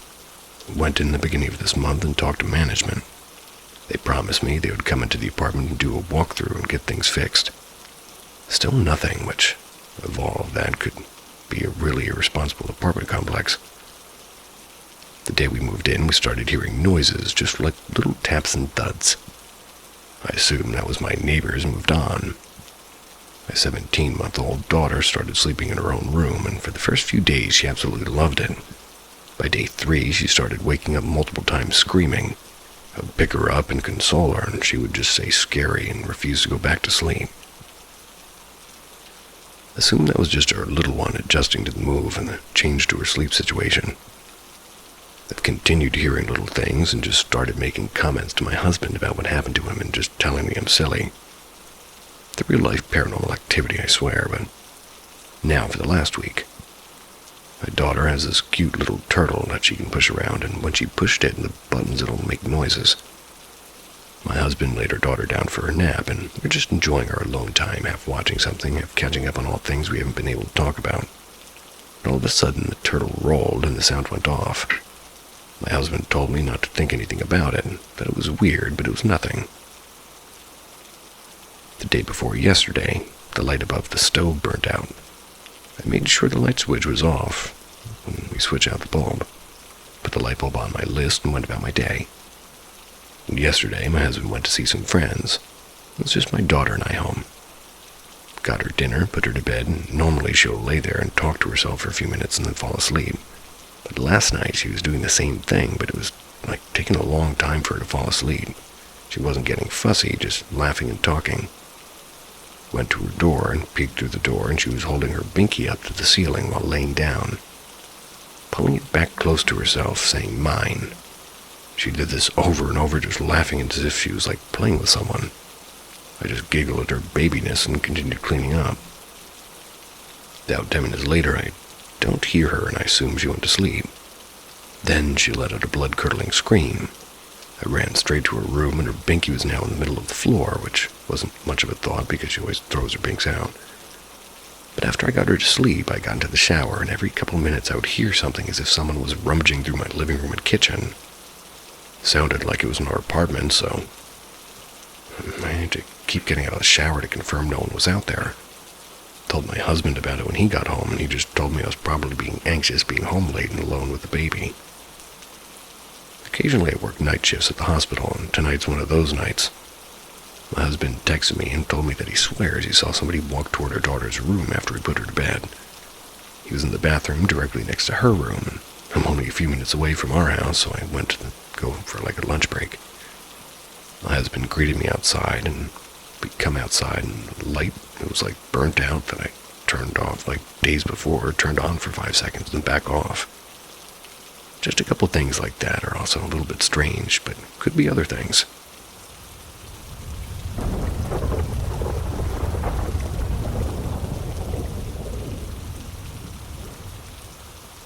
Newish activity.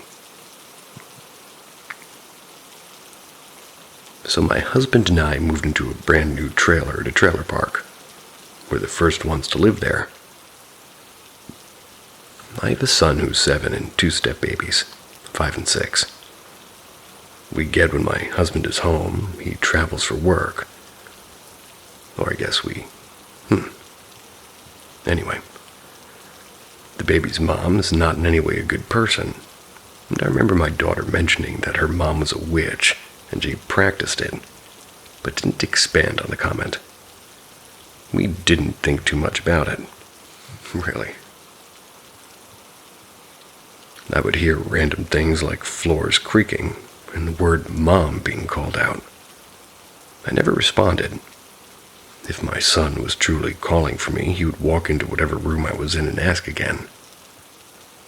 Well, 2 weekends ago, when my husband went to drop off the kids with their mom, she was especially angry, told my husband a lot of horrible things, including that he should kill himself. Well, we get home and we talk about it and try to pay it no mind, as she's not well, clearly.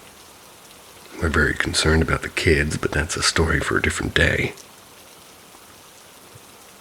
My husband left for work that Monday night, and the activity ramped up. I was really hearing the footsteps. My son was sleeping with me in my room as he was scared, and we were able to fall asleep. Tuesday, I was FaceTiming my husband around 9:30, and I look up from my phone, and I see a mist, and it hit, like slammed the door, knocking things over in the bathroom. I jumped up and checked, and didn't see anything, so I kind of played it down and didn't sleep at all that night. Finally, Thursday night, I woke up to hearing the floor creaking. As I heard that, there was a loud hum and a fierce vibration I can't explain. My son was sleeping, but he moved and changed sleeping position. I made up my mind that I'd have my mom and dad bless the house Friday. I did just that. They brought their pastor and he blessed the house, and my whole family with holy oil. That night was calm. Saturday is where I can't take my mind off what happened. My son's camera in his room goes off, so I check it. He's sitting in bed staring at the door. I jumped up and go to his room to see if he's okay. He says, "Mom, my head hurts so much and I'm having so many nightmares." Meanwhile, I'm looking at him and he's in a daze and his eyes are bloodshot red. Take him to my room and ask if he's okay, if he'd like to watch a movie and take his mind off the nightmares. He looks at me and says, "Mom, I don't know. I just don't know what to do." I said, "Put your slides on. We're going to go to Nana's house." We jump up, put shoes on, and I just grab my keys, and my son asks if he's okay, if he can bring the tablet. So he runs back to my room and grabs it. He runs to the door, and I'm just sort of staring right outside of it, and he stops like he couldn't move. I grab his arm, and I immediately feel a dark presence, and I'll pull my son toward me. He's being pulled back. I pulled as hard as I could and ran with him to the car, leaving the house completely open. Now my mind goes to the baby's mom, because as I mentioned in the beginning, she's a practicing witch. I'm terrified that she's done something. What can I do to protect my family? I'm not in the house, and I'm currently safe, and so is my son. Sorry it's so long, I just don't know what to do.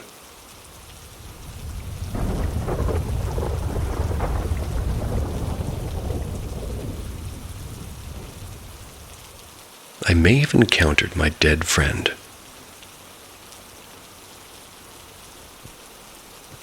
So I made a throwaway account for this. It's quite a personal story. Won't be using real names or anything, but it's something that I've experienced and want to get your opinion on. I've kind of believed in the paranormal for ages. Not seen any actual proof, but I want to believe it's real.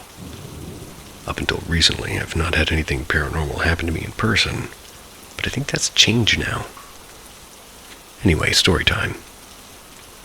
I had a friend who died just over a year ago. We hung out a lot and became really close. We both experimented a lot with various substances. My other friend and I eventually stopped doing everything, but my friend always wanted more. Long story short, he got into the hard stuff, and you can guess how that went. Obviously, this has really affected me. It took me a long time to get over, and it's a horrible way for somebody you remember as being so funny and quick-witted to go. But anyway, not long after his passing, I started experiencing phenomena that I definitely hadn't had before. Started feeling something touch me randomly. One time that stands out was when I was waiting for the bus just around the corner from where he died. I swear I felt somebody grab my arm forcefully and no one was there. I started seeing him in my dreams too, which I guess is understandable. In one dream I remember speaking with him and he said something about wanting to turn me gay. He was bi. But anyway, one night in bed, I'm just on the border between being asleep and awake and somehow sense another presence in the room. Opened my eyes and there was a kind of silvery gray humanoid shape hovering a few inches directly above me in the dark, parallel with my body. As soon as I focused on it, it vanished and didn't come back. It looked exactly like the ghost from that one Doctor Who episode called Army of Ghosts. Featureless, but undeniably humanoid. I tried to refocus my mind and I see it again, but I haven't seen it since. I think his spirit might have been trying to sleep with me or something. You see now how it's a personal story. Yeah, sorta. Anyway, haven't seen the apparition before or since then. He still shows up in my dreams, and I remember him once saying something along the lines of, "You need to get over me." Occasionally I get the feeling of somebody being stood behind me when I'm alone in my room. Not a scary feeling, just a friend looking over my shoulder to see what I'm doing and then vanishing. One last thing that may be nothing or maybe something. My mother went to a psychic medium show, and at one point they said my name, and I wasn't there, and said there was a young male presence asking about me. Apparently the presence said that he valued my friendship, but I should live my life and stop grieving him. I know psychics can be fake, so I'm not inclined to believe this completely. But it is mad how they got my name and said basically what my friend had said to me before in a dream. So anyway, that's my story. Wanted to tell it here where I probably won't be laughed at. Like I said, haven't experienced anything you would call paranormal before or since then. The touching and feeling another person with me stopped happening. Notably after I stopped smoking weed. Makes me wonder if the weed was opening my antenna for the paranormal. Maybe my friend was hanging out around because I was high to get some sort of a secondhand buzz. I don't even know if that'd even be a thing. It's just a hypothesis. Really want to believe it's him saying hello from the afterlife, but there's no way to know for sure. Anyway, thanks for reading my story. What do you think? What do you guys think? See ya.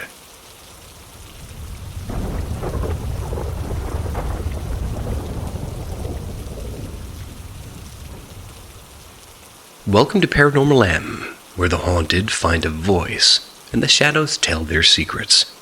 Each episode reveals a mystery that leaves its mark. Subscribe and hit the bell. What you hear here stays with you. What is in my house? I don't know whether I should be afraid of it or not.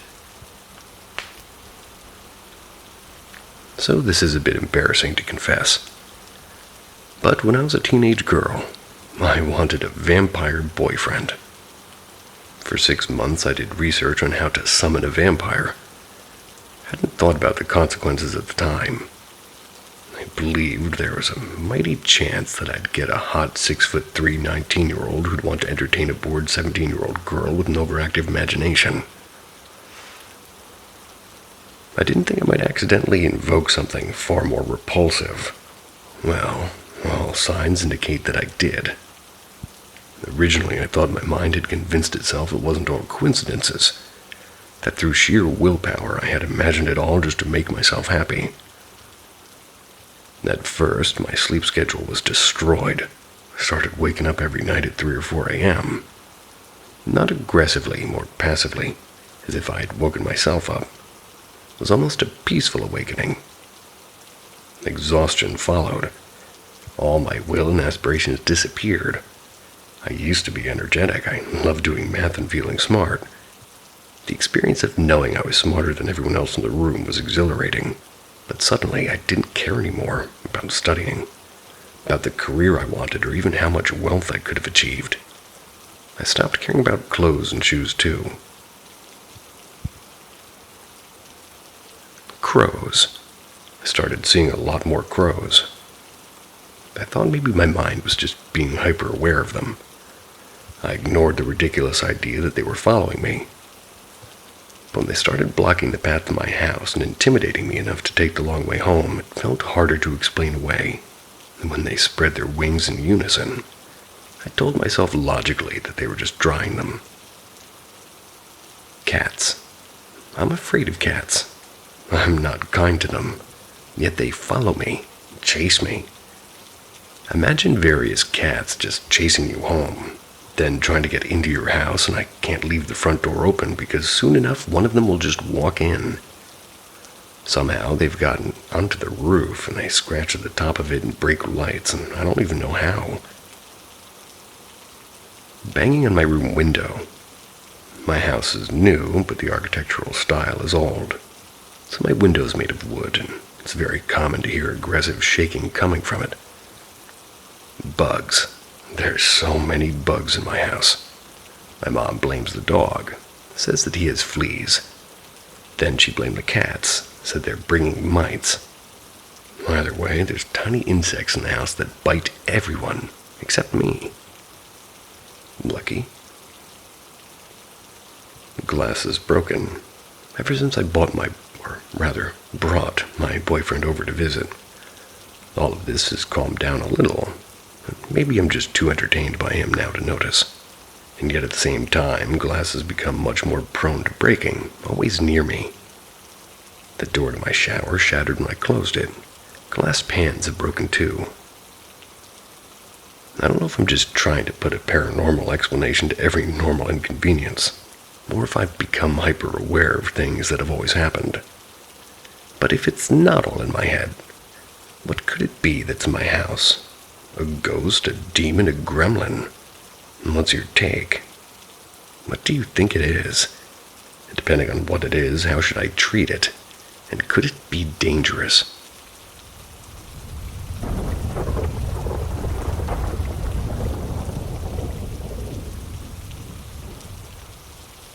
A weird situation I found myself in while staying with a quirky family. I was homeless in Washington State from 1996 to 2004. About a year before I got off the streets, my friend Michael, who had known me for a long time, tried to help me out. I needed a safe spot to set up my tent, and he knew a family with their own property in Arlington, Washington. And somehow he convinced them to let me stay there. The grandfather came to pick me up and took me to their place. And when I got inside, I met the family. There was the elderly wife and 2 daughters. One daughter was just a little kid, probably 8 or 9. The other was a teenager. Gave me the little girl a Scooby-Doo shirt, and, well, she had said she liked Scooby-Doo. Didn't think much of it, and I mean, why would I? But apparently, they found it strange, but apparently found it strange that I did that. And I don't know, the whole time I was there, they didn't say anything to me. I stayed for a couple of weeks and rarely went inside. Only when I was invited. Anyway, on my first night there, I was chatting with my grandma. I noticed her husband was missing. I asked where he was, and she bluntly said he went for a walk to meet the UFO. I was like, what? She said it happened regularly, and at first I didn't know what to think. And as time passed, I learned that the little girl was having night terrors, claimed that the little gray man was standing at the foot of her bed at night. One day, while I'm in the house talking to the grandpa, I mentioned how his wife told me that on one night I arrived, he went out for a walk to meet a UFO. He told me he worked for an aerospace company, had some inside information. Then he turned on the TV in the living room and changed the channel. I saw the Lockheed Martin logo in the bottom left corner and a rotating wire-frame diagram of an aircraft that looked like an SR-71. He said it was a channel that only employees could access. Not really sure why he decided to show that to me. One night, I suddenly felt really unwell. I was hit with nausea and dizziness and a headache. So I headed to my tent to rest and ended up sleeping for a bit. I finally woke up around 4 or 5 in the morning, lying on my stomach in my tent, which was around the corner from the back porch. I heard what sounded like the little people running past my tent to my left and up the back deck of the house. I didn't look out. I wasn't feeling well. And not long after that, they asked me to leave. A couple of years later, I ran into Michael at a church dinner for the homeless. I brought up that weird situation. He told me that those people accused me of paying too much attention to that little girl, and that was why they asked me to leave. I was super upset because it seemed like they were calling me a pedophile. If they really thought that was true, why didn't they talk to me about it? Or to the person who picked me up? Why did I only find about this years later? Seemed to me like they were just trying to find an excuse to kick me out because I knew too much. I obviously denied the accusation because who wouldn't? Told Michael that they were lying about me, and then he got mad at me for disrespecting people that he thought of as family. I think I said something like, "Fuck those people." And after that, Michael and I didn't talk for years.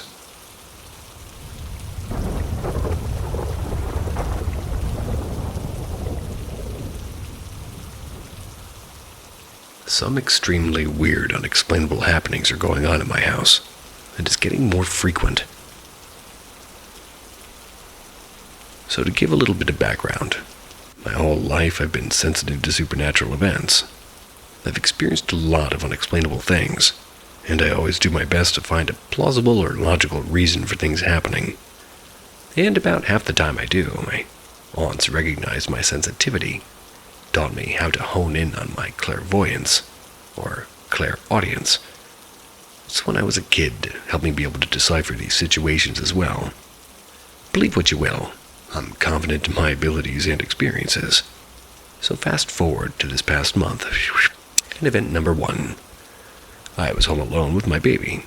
No dogs, she had passed a couple of days before. Or other people, or other pets. Just me and my tiny human. I live in a home with 2 levels. When I was in the bedroom, the basement, finishing changing my kid's diaper, it's when all of a sudden I hear people talking loudly upstairs. I rushed up and discovered my TV turned on and opening a streaming app I never use. The remote was sitting upstairs on the kitchen island, so it was impossible for it to have been accidentally bumped by me or the baby. Event number 2.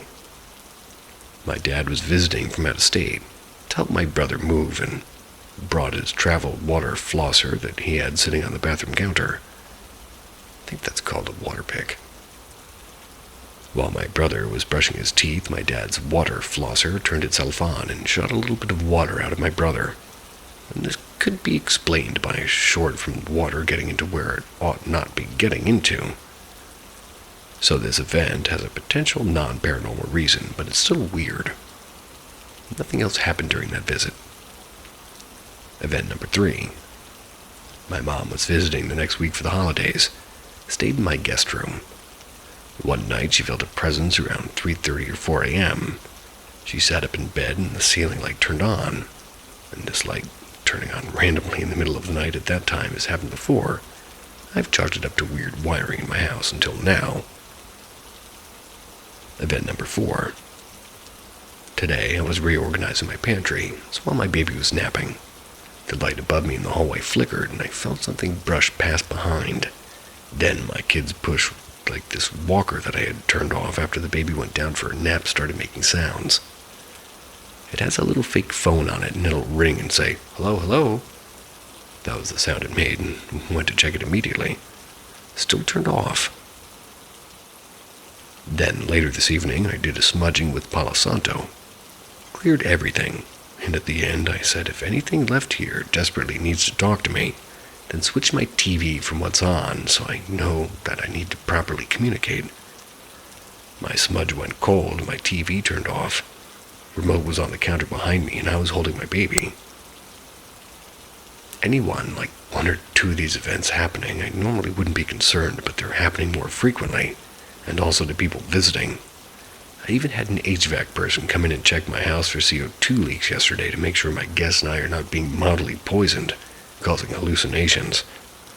And there's not one. All of my detectors I already have installed for it are functioning properly. I plan on inspecting my house further for a reasonable explanation.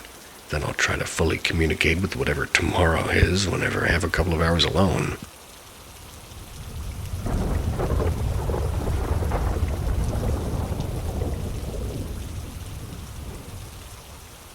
Shadow encounter. I often wonder why children are the ones who seem to possess the sight to see ghosts. Because I too had a ghostly encounter when I was younger. Fortunately, that sensitivity has since faded. I must have been about 10 years old when my family and I went to do a major cleanup at my mom's house. It was due to be rented out soon, and it had been vacant for quite some time. It's a pretty old house, probably around 10 years. Before we even began, my aunt, who was also there to help, started throwing handfuls of rock salt all over the house. My mom sternly told me to stay quiet, but my curious mouth itched. Couldn't help but ask loudly, "What is Auntie throwing?" My mom just glared at me, maintaining her silence, and that was enough to shut me up. Our family is of Chinese descent, and we're a pretty superstitious bunch. My aunt continued her ritual, scattering salt from the first floor, in the living room, in the kitchen, and the storeroom, then moving upstairs to each of the bedrooms, even the bathrooms and the balcony. Guess who was designated to clean up all that salt? Me, the only free labor available.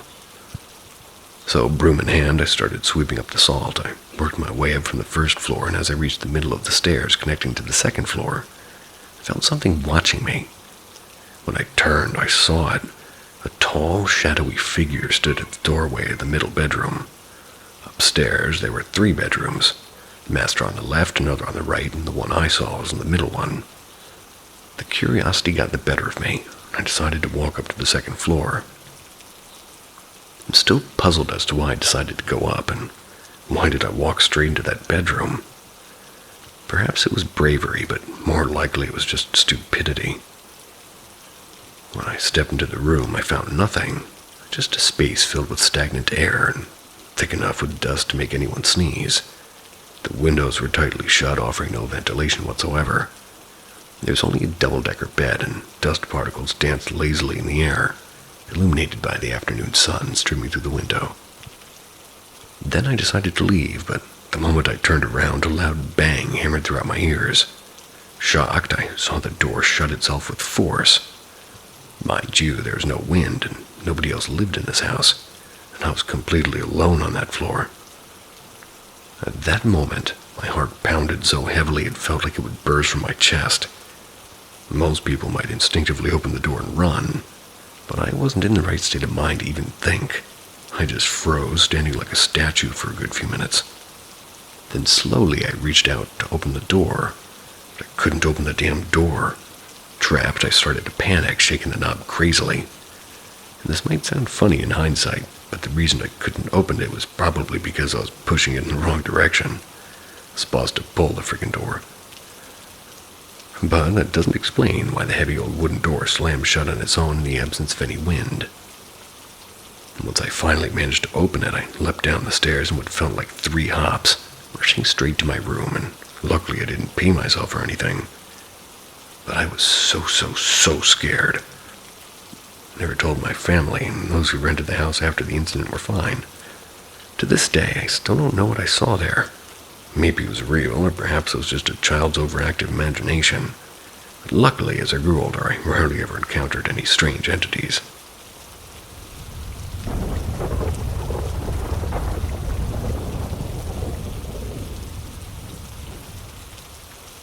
Haunting during renovation.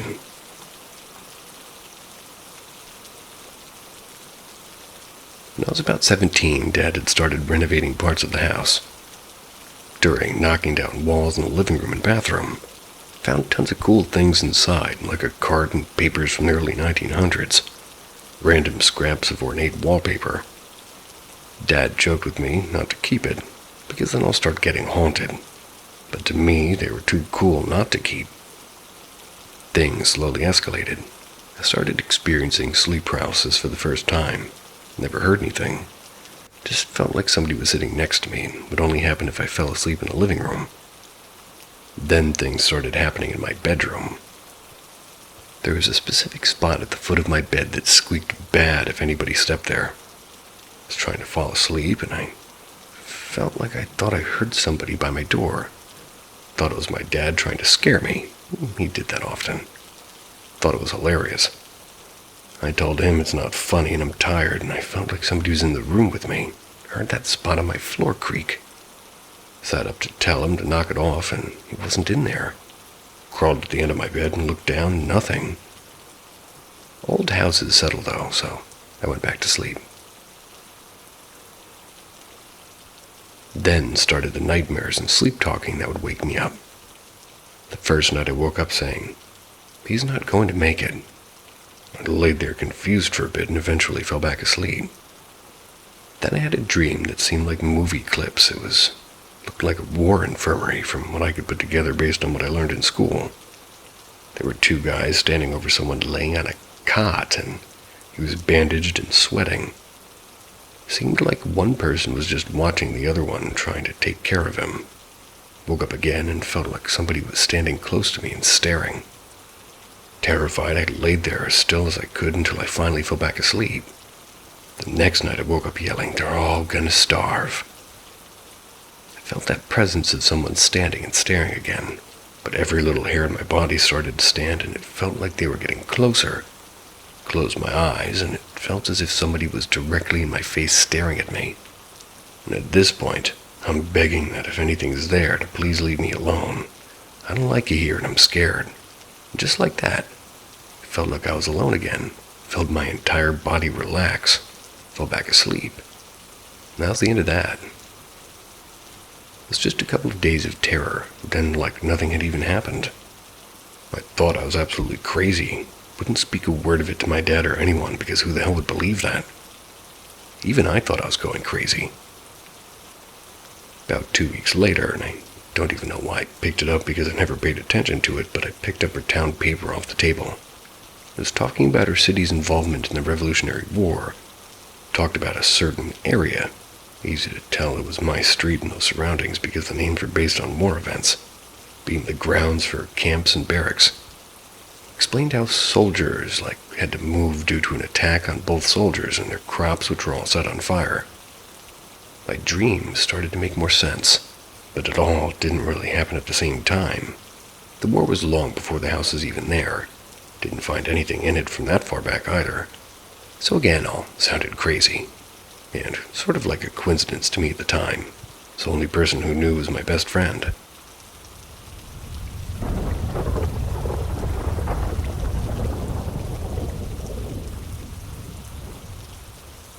Ghost in apartment. Me and my husband got an apartment, an older apartment complex. We didn't notice anything weird at first. There were a few things that started happening, but just to me. I was pregnant at the time with my oldest. I felt stuff brush against me a lot. I also felt something multiple times that felt like somebody was tracing my tattoos with a finger. I had a fridge door slam shut, not just glide shut, slam shut.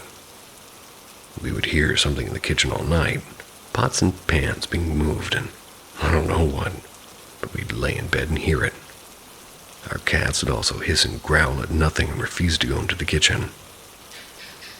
We didn't feel threatened, no bad vibes, and it seemed like a child playing. We got into our mailbox, a lot of papers that showed stuff from CPS and whatnot.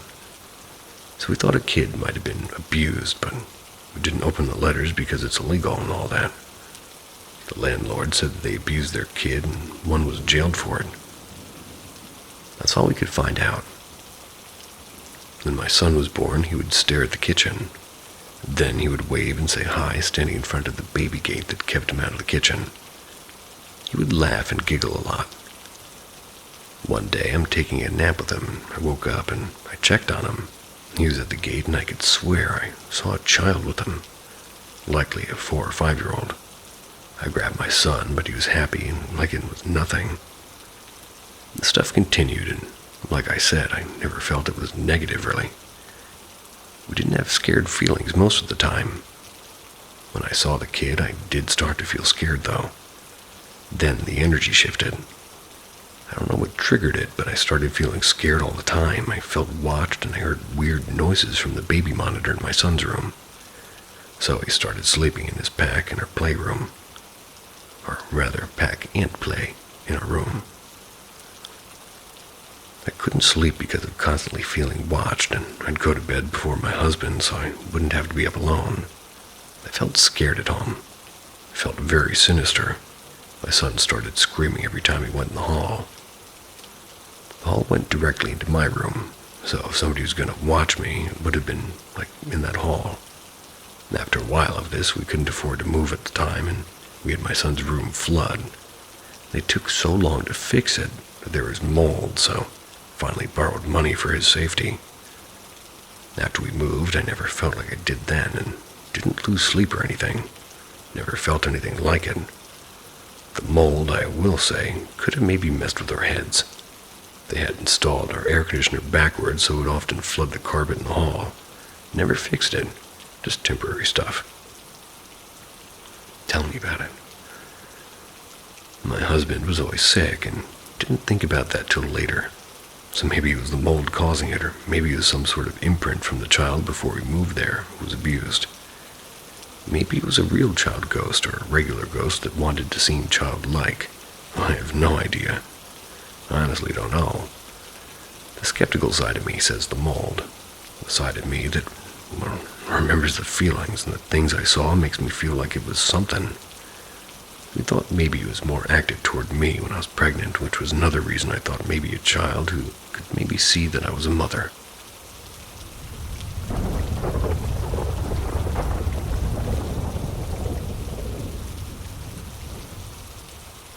I think my house is haunted.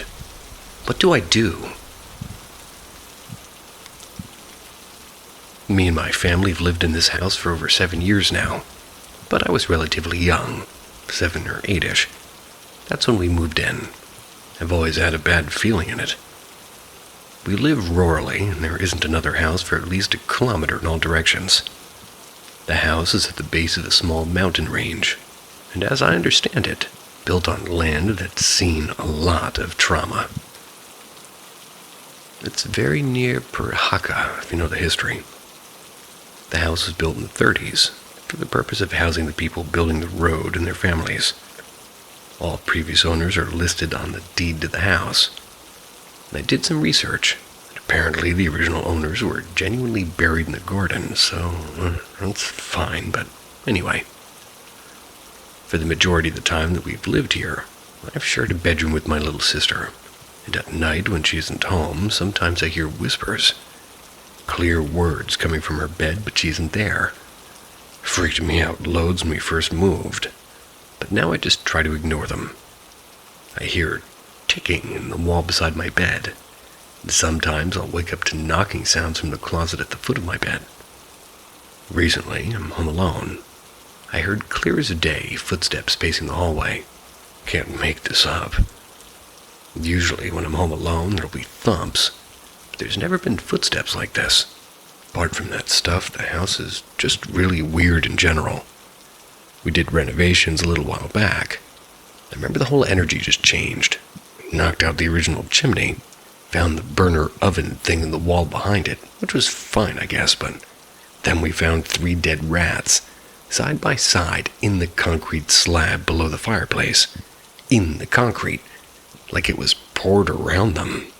We had to open up the roof at one point because of the possibility of asbestos when we did, and we found a live bird in the roof. There's no openings. Even the old chimney doesn't have holes of any sort that a bird would have been able to get through. Huh. The most recent owner was kind of weird too. Super old guy who lived there for at least 50 years and left all of his stuff behind. I'm not joking. He came to look at the open home and just, our old house. Asked if we wanted to look at his house. There was no showing, then we had to deal with all of his stuff. When we came to see it, he told us he slept in the master bedroom, which had at least 3 beds in it, kept his books in the guest room, which had at least 5 beds in it. We asked, do you have people come to stay? Grandchildren or nieces or nephews or something? To which he said, I haven't had visitors in 20 years. Old people freak me out. Sorry. Anyways, I'm writing this at 2:19 a.m., and sometimes I see shadow figures in the corner of my eye. Sometimes they aren't just in the corner of my eye. Sometimes I see people in my house clear as day, skin and everything. I'll ask my parents later on, who was that who came to visit? And they look at me like I'm crazy and say that no one came. I don't know if that's too much to write. This is my first Reddit thing. What do I do about this? I'm on the contrary to your quote-unquote old people comment. I will say that.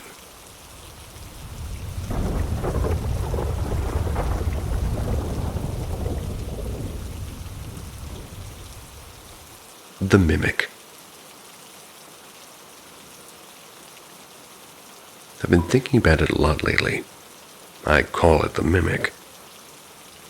When I was 17, for almost a whole year, almost every time my mom and sister were out of town for the day shopping, I was home alone and I'd hear it.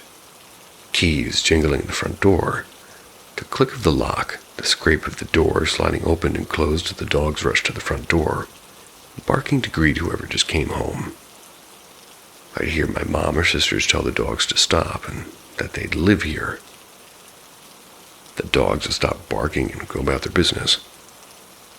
I'd get up and go and say hi, try to help out things away.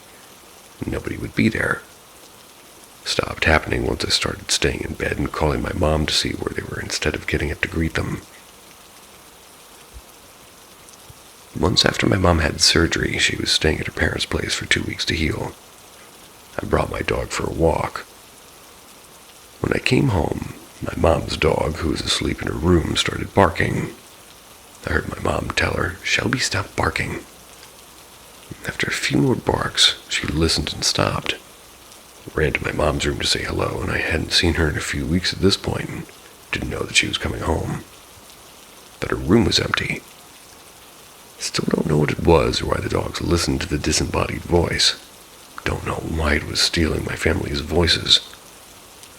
A lot of other shit happened at that apartment, from knocking in yes, Indiana, or yes, in the walls, to claws scraping down my closet door, not in Indiana. In the same apartment, my sister just left to her boyfriend's. My mom was at work and I started feeling sick one day. I grabbed a banana and I went to my room to try to feel better. Naturally. Almost as soon as I got on the bed, I heard a knocking coming from inside the walls. I could replicate it exactly by knocking my knuckle against the wall. Called my sister crying because I didn't know what it was, and she came home, but before the front door opened, the knocking stopped. She made sure I was all right and then left again, and everything was quiet. I stood up to go throw my banana peel away, and as I was walking past my closet and out of my bedroom, I heard one final knock on the walls. A few months later, I rearranged my bedroom and set up a little reading corner where I was learning, or rather, leaning against my closet in a little blanket nest I made in the floor. It only happened when I was leaning against the door for over 20 minutes, but any time I'd be reading in my little nest, I would hear and feel the vibrations of the door rumbling against my back. What sounded like claws dragging down the inside of the closet door trying to get out. It only happened 3 times before I rearranged my room again. And this time I put my bed against the closet door so anything in there couldn't get out. Mind you, my closet was completely full to the top. A kitten couldn't fit in there, so I don't know where the sound was coming from, but it certainly wasn't the 3 garbage bags pressing against the door. I still heard things coming from my closet after moving my bed against it, but I felt safer knowing it couldn't get out. Still don't know what it was in that apartment, but I'm glad it didn't follow me when we left.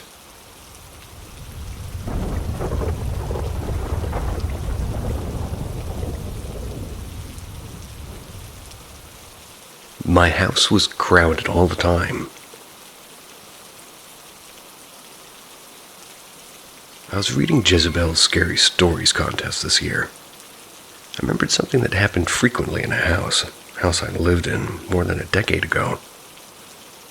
It might not be scary to very many people, but I find it interesting, especially now that I no longer live in the house. It's a small 1920s or earlier farmhouse. It's nested up against the west hills of Portland. The steep hillside is about 20 feet away from the back door, which afforded us privacy and kind of a nice view of a very peaceful wall of trees. The house is very simple. A large front room and 2 bedrooms, then the kitchen and bath. The basement was a large room where the laundry and his pool table were, then a smaller room that led out to the garage. It was obvious to me that the kitchen was an add-on, because its floor rested on cement sort of footings about a foot above the ground, tall enough for the family of raccoons that lived under there. Basement walls stopped short of the kitchen area. My boyfriend at the time had lived there for 8 years, and I moved in after a few years of dating. His bed was set up in a small basement room, and after a while, whenever I stayed over, I'd wake up with a start and a panicked question of, "You going upstairs? You gonna come back quickly?" That was at any slight movement of his, which he found pretty annoying, and rightly so. He had insomnia often and would spend a couple of hours trying to sleep, but ultimately go upstairs for the night and settle down in front of the TV, leaving me alone down here. The reason I got so neurotic about sleeping in that basement alone was that after he'd leave, I'd start hearing mumbled conversations, almost whispers, but not quite, and also not loud enough for me to understand any words. They wouldn't stop. It was like a sedate conversational party going on in the other basement room, continue until daylight. When I moved in with them, I asked him if we could move the bed up into the actual upstairs bedroom, which was empty, at least after his roommate had moved out.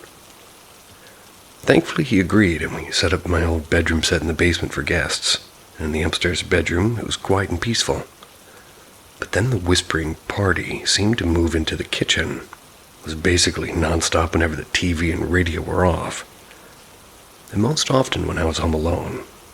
He said he never heard it, but I would hear it when we were there as well.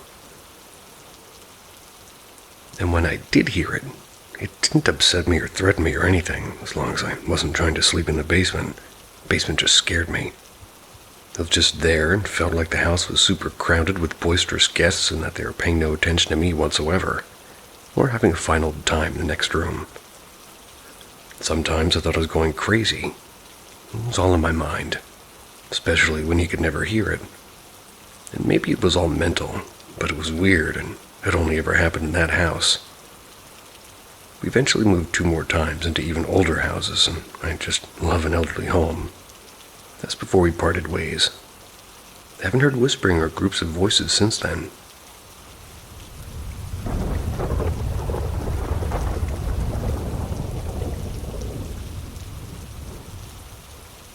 How long does it take for a ghost and spirit to gain enough energy to communicate exactly?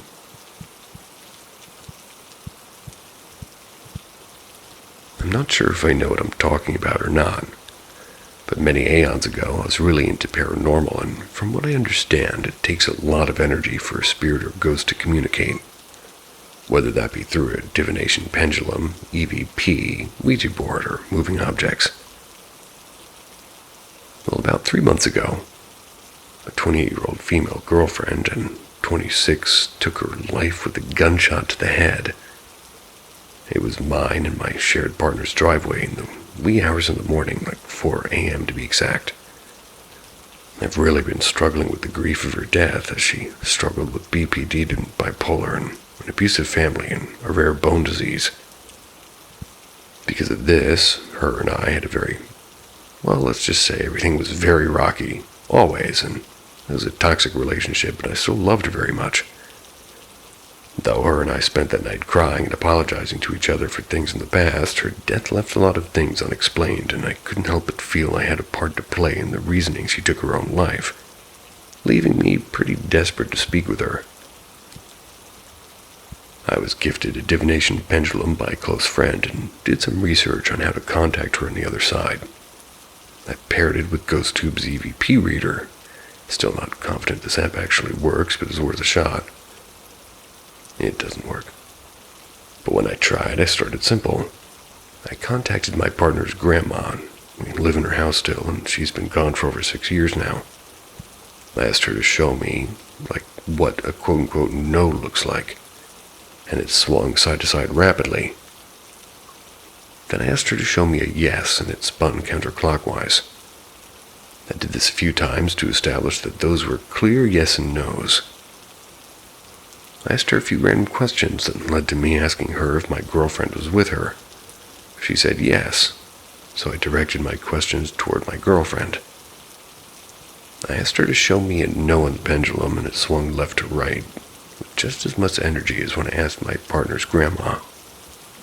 However, when I asked her to show me yes, the pendulum still swung counterclockwise, but with significantly less energy than my partner's grandma.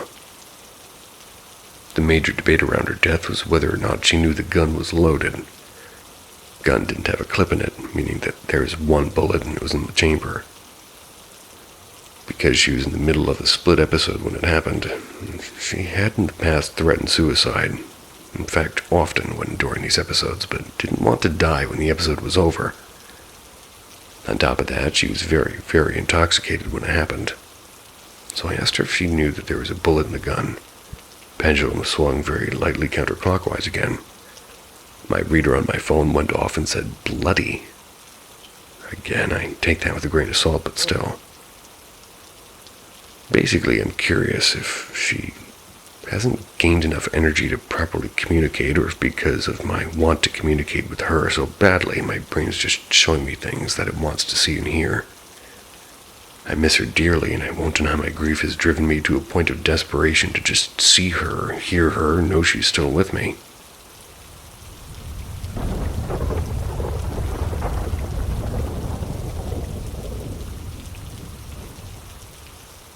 Do I have a stalker or a ghost? A few days ago, I sat on my porch eating an apple. When I was done with it, I threw it onto the grass by my house. It's because there's a lot of deer around, and I thought I'd enjoy a treat. But anyway, the day after it rained, so I didn't sit on my porch. The day after that, I see my old musty apple core sitting on the top of the porch where I always sit. I thought it must have been a squirrel or something that brought it up there. Weird, but not impossible. I told my dad about the situation, that he had mentioned somebody stole a package of ours a couple of weeks ago. Now, we live in a very nice neighborhood, but our house is sort of tucked away, and we also have a pretty long driveway.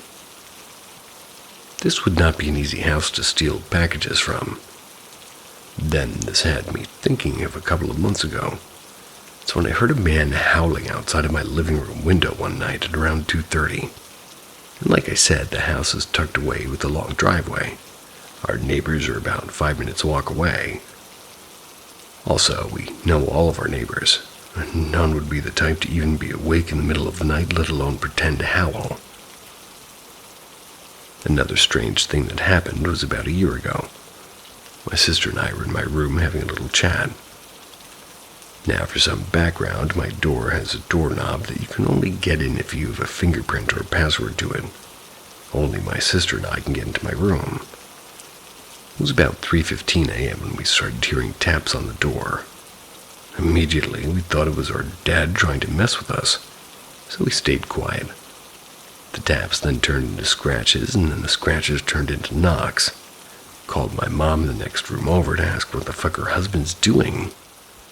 She didn't answer, so I called my dad because I was sure I'd heard his phone ring outside my door. I didn't hear anything, but the knocks. 30 minutes had passed and we're still hearing knocks and scratches. My sister starts getting mad because this was really strange behavior if it was actually him. She gets up and tries to yank the door open with full force. The door doesn't budge. The look on her face unsettles me to this day. He had somebody holding the door handle back this whole time. A few minutes go by and I hear the beep on the doorknob, meaning somebody tried to use their fingerprint and couldn't get in. Called my dad again and finally he picks up. I asked him if he's done. He asks me done with what? I said done knocking at my door. That's when I hear my parents' bedroom door open. My dad step out of the room and I open the door, still fully believing it was him all along. Told him he can stop pretending now. Then he really freaks out and starts going downstairs to check all the locks and whatnot, and the whole time I'm thinking he's really not giving up on the act. The next day I just I asked my mom if it was my dad all along. She said that he had been in bed the whole time. What's even going on? We've only lived here for about 1.5 years, and it's one weird thing after the other.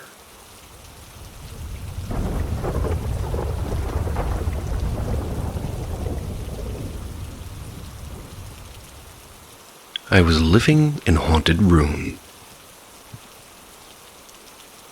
So I've been living in a rented apartment for 3 years now.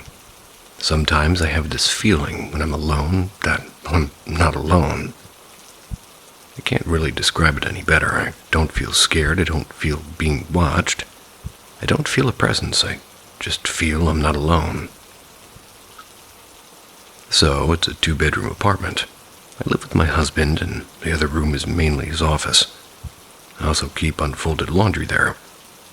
Let's say that room can be very cluttered, and embarrassed to say it's mostly cluttered. Sometimes when we fight, I sleep in that office room. Few things to know about me. I'm obsessed with horror content and facts and stories. But I'm quite brave too, also a bit sensitive to energies. So one night, this angry wife, well, probably being me, decided to sleep in the office room and leave a bed in there. I remember waking up that night very often. It felt like somebody was waking me up. I didn't feel anything, but the whole experience was like, well, I'm sleeping, waking up, looking around me, and then sleeping with an underlying sort of feeling of being woken up by someone. It was an uncomfortable night. My husband's PC has too many flashy lights, and he keeps it on. He's running some experiments on them. They execute through the night. Suspicious. I felt it was the little sound of the PC and flashy light that made me uncomfortable, and the scenario ends here. A couple of months later, my meditation teacher came to visit us and stayed with us. My meditation teacher is an extremely advanced meditation practitioner, has the ability to see and sense things. He can also look into people just by looking into their eyes. It happens to people who have meditated for decades. It's quite normal to have strong psychic abilities. During the first night of his stay, he had an unpleasant experience sleeping in that room, which was now not cluttered and was well organized. During the breakfast next day, he mentioned that it was an uncomfortable sleep. I casually asked him, "Do you think there's a presence in that room?" And he calmly said, "Yeah." He mentioned he didn't want to scare us, so he didn't mention this earlier. He also said it was not a bad one, it's a neutral one. That evening, he did a ritual to send the presence away, and it's all chill now. It just put me into contemplation about my past experience sleeping in that room, about how I generally feel living there. And oh yeah, when he was sending it away, he told us that presence feels irritated that we're sending it away. And he also advised us to keep the house free of clutter. And another thing. We've had my mother-in-law staying in that room 1 year before this. She stayed for 6 months. Even she had trouble sleeping with peace in that room. We always blamed the mattress. Also, most of the things in that room, well, furniture was bought and used. I'm not sure if that spirit came with something. And everything comes with something. Everything.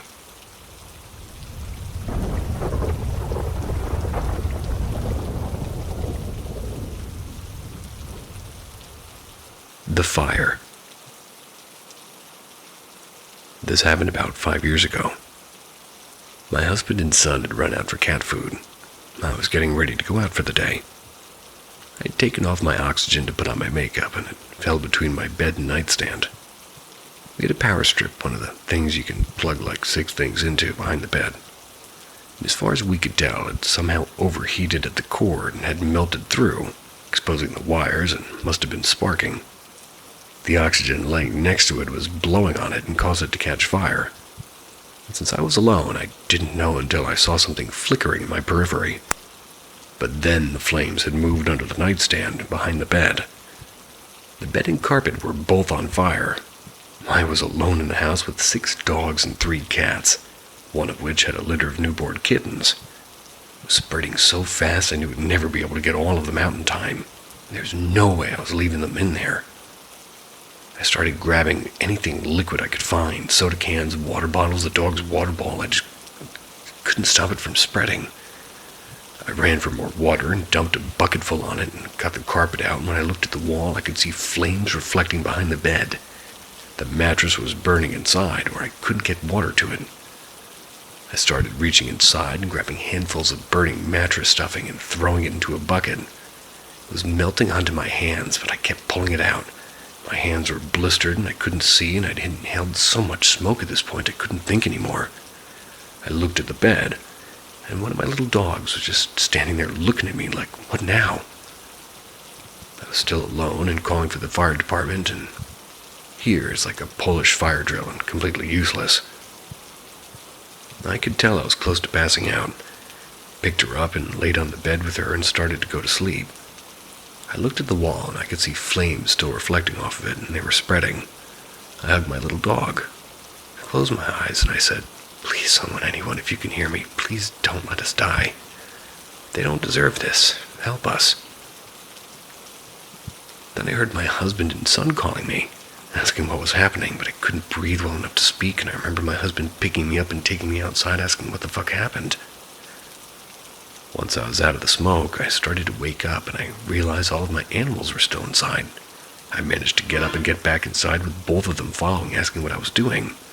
I said, "It's still burning, we have to get them out."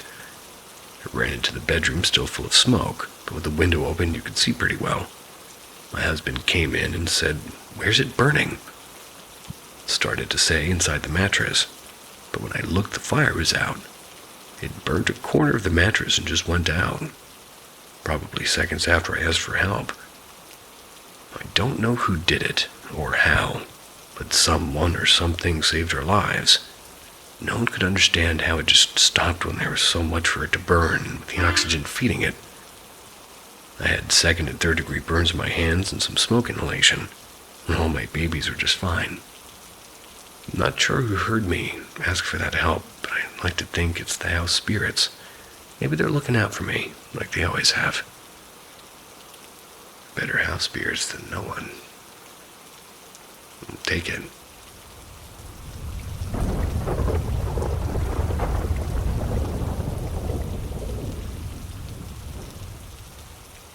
Moans in the Night Sky. This is my first official post on Reddit, so please forgive me if I'm 1, in the wrong place for this, or 2, not following usual format. This particular incident happened to my ex-girlfriend, and on November 26th of 2015, and it has stuck with me. I initially researched the incident the morning after, as it seemed to me like something you would have been experiencing on a larger scale, but sadly couldn't find anything but debunking videos for sky trumpets and the like. On November 26th, Thanksgiving of 2015, my girlfriend and I returned to my apartment in Queens, New York, passed out after a long night of feasting. At about 2:40 a.m., we were awoken by the sound of a very low, ominous rumble that rattled the window panes. At first, I thought it was a helicopter passing by or a semi that might have accidentally turned off onto a residential road, but something felt off. It felt like it was in the apartment. And for reference, I live in a typical Queens neighborhood in a 2-family walk-up on the 2nd floor. When we both were awake enough to start investigating, I went to the other side of my apartment to see if it was coming from the back, but the sound didn't seem to change directionally or reduce or increase in volume. After 2 or 3 minutes, a new sound added to the rumble. It was this echoing chime, almost like a strange moan. It was very soft compared to the rumble and seemed distant at first. It was at this point I started to film on my phone and try the document. I have a video of this, and I will include it if possible or link it in the comments. I have 2 from the night. I recommend headphones once I post the video, as the frequency of the rumble seems quite low and the chimes are soft. After a few moments of this chime and moan, it got much louder, and I began to get worried. I was very on edge, so I put on a jacket and went downstairs on my stoop to see if I could at least pinpoint where the sound might be coming from. Once I was outside, the sound was very loud. I mean loud enough that people were poking their heads out of windows and standing on their stoops at almost 3 a.m. I began recording again to try and capture what we all heard, and the second video you can hear the sound, pretty clearly. I do a terrible job trying to explain that it seems like it's coming from above us. At the very end, my elderly aunt even comes out to investigate. The whole thing went on for about 30 minutes. Even checked the news to see if there was something happening. It's New York City after all, but nothing being reported. Never found any concrete evidence in my research, and I can't explain it to this day. My neighbors all remembered, though. The sounds you'll hear are pretty indescribable. If anybody can shed any light on this, I'd be forever grateful. I've literally had these videos saved for 5 years, and telling somebody about this during quarantine was inspired to reignite the search.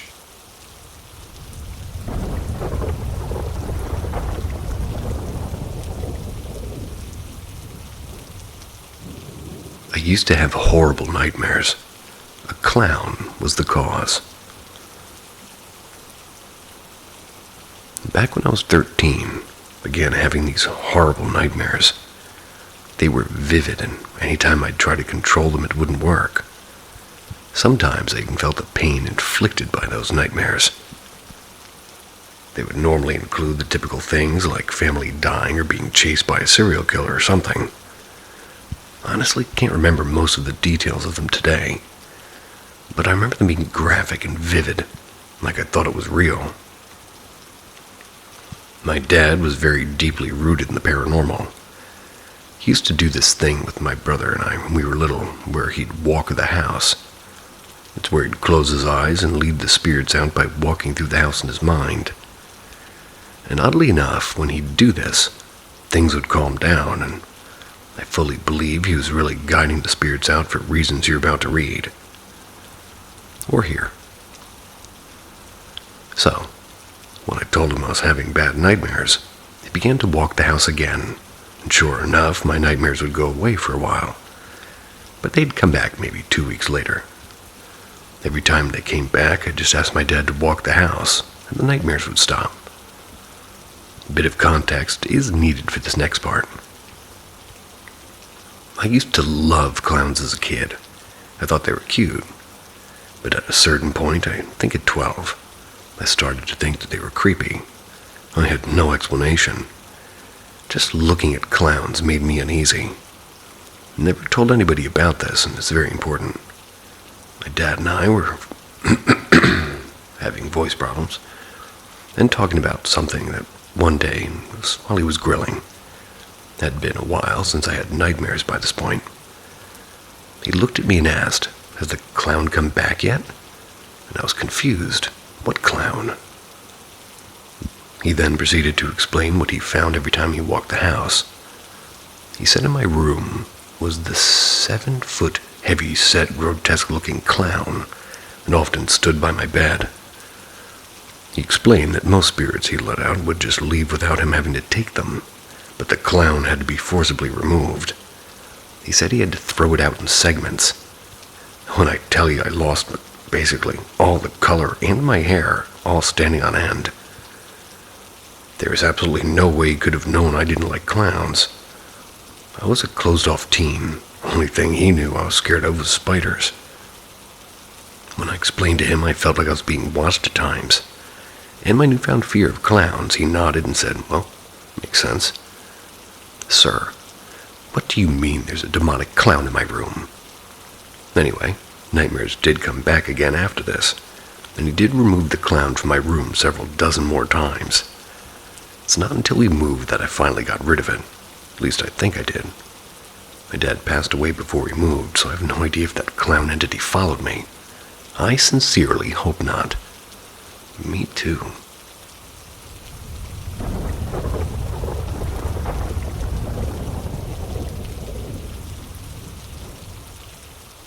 She said she'd never leave. My best friend died last February. It was unexpected, and, well, not. And let me start by saying I have a terminal illness. She had part of the same thing I do, and I met her and her wife at a gastroparesis clinic about 10 years ago. One of those things where you see someone across a room and there's an instant connection from your weird to theirs. And I feel all that. They lived 2 hours away from us, so we didn't get to see each other much, but we talked every day. We both knew we had limited time, and trouble is you never know how much. I woke up the night before Valentine's Day last year, about 1 a.m, literally choking to death. It happens sometimes with my disease, but this was worse than other times. Couldn't get my airway cleared, and my husband was trying to call for help when I finally got straightened out and could breathe again. I was sitting on the side of the bed when my phone rang. Odd for me at any hour, I don't do phone calls. Everybody knows this. And when I saw it was her wife calling, I knew something had to be wrong. She had died about 30 minutes earlier of a heart attack. I was completely stunned, and this isn't supposed to happen. My husband didn't mention it till the day, and how strange it was that I'd woke up like that, being not able to breathe and choking. And at almost the exact same time she died, and also happened with my dad last month. Her wife thankfully spared me the details and did say it was not an easy death. So, as you can imagine, I was devastated for quite some time. Nothing seemed right. Why her and not me? So my husband decided to get me out of the house and go for a walk and try to get my mind off things. Another part of my disease is what my neurologist calls autonomic seizures. Basically, I'm good one minute and the next I can't feel my legs and I'm nauseous, can't breathe or speak. When one hits, all I can do is lie down wherever I am and wait for the ambulance.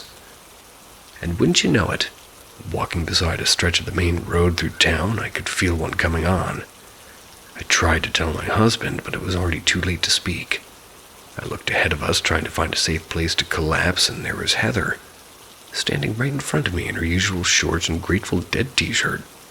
She was just standing there smiling and holding her hand out. I heard her say, "Come on, baby, I got you." But her mouth never moved, she just smiled. I forced myself to go toward her, and my husband saw me holding my hand out and asked what was wrong, and he'd already caught up by this point and tried to pull me back. He couldn't see her, but I knew that I had to get to her. I'd be safe there. I finally made it.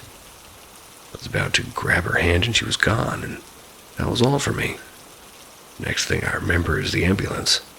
I tried to tell my husband she was there and she helped me, but I think he thought it was just a hallucination. I don't think so. She said she'd never leave me, and I believe her.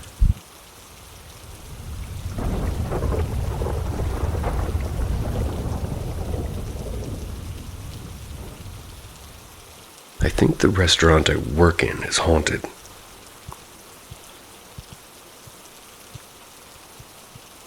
The earliest occurrence happened a couple of months after I started working there. It was during the early winter months, and the outdoor patio part of the restaurant was closed. During this time, managers did not like the doors... my voice. During this time, managers did not like my voice.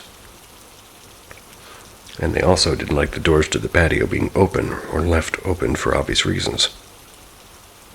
And on one particular day, a manager nearby noticed that one of the patio doors were opened a little bit and walked over to shut and lock it.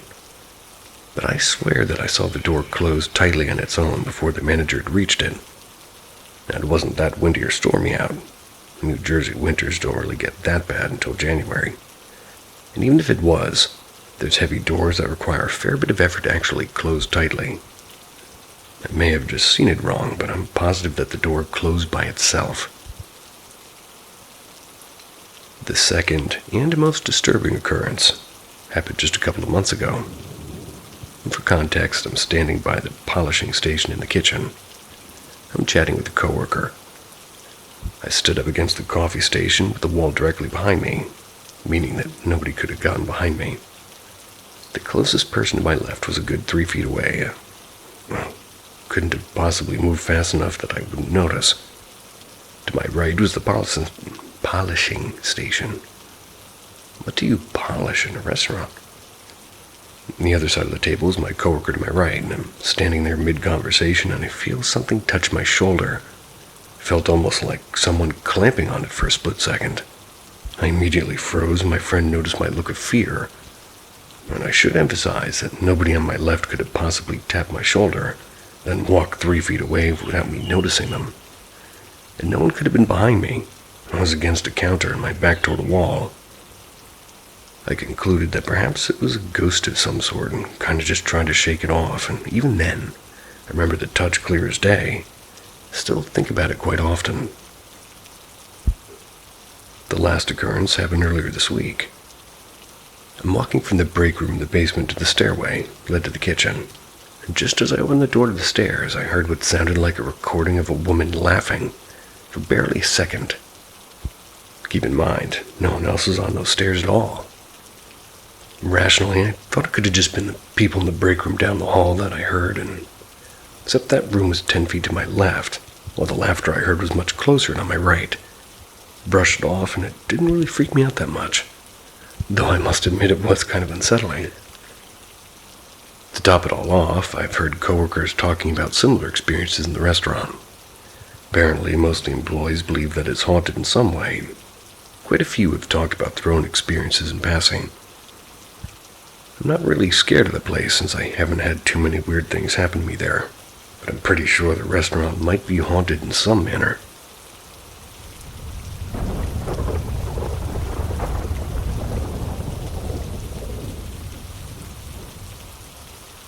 I will never take pain medication again. And it's been almost 2 years since this has happened.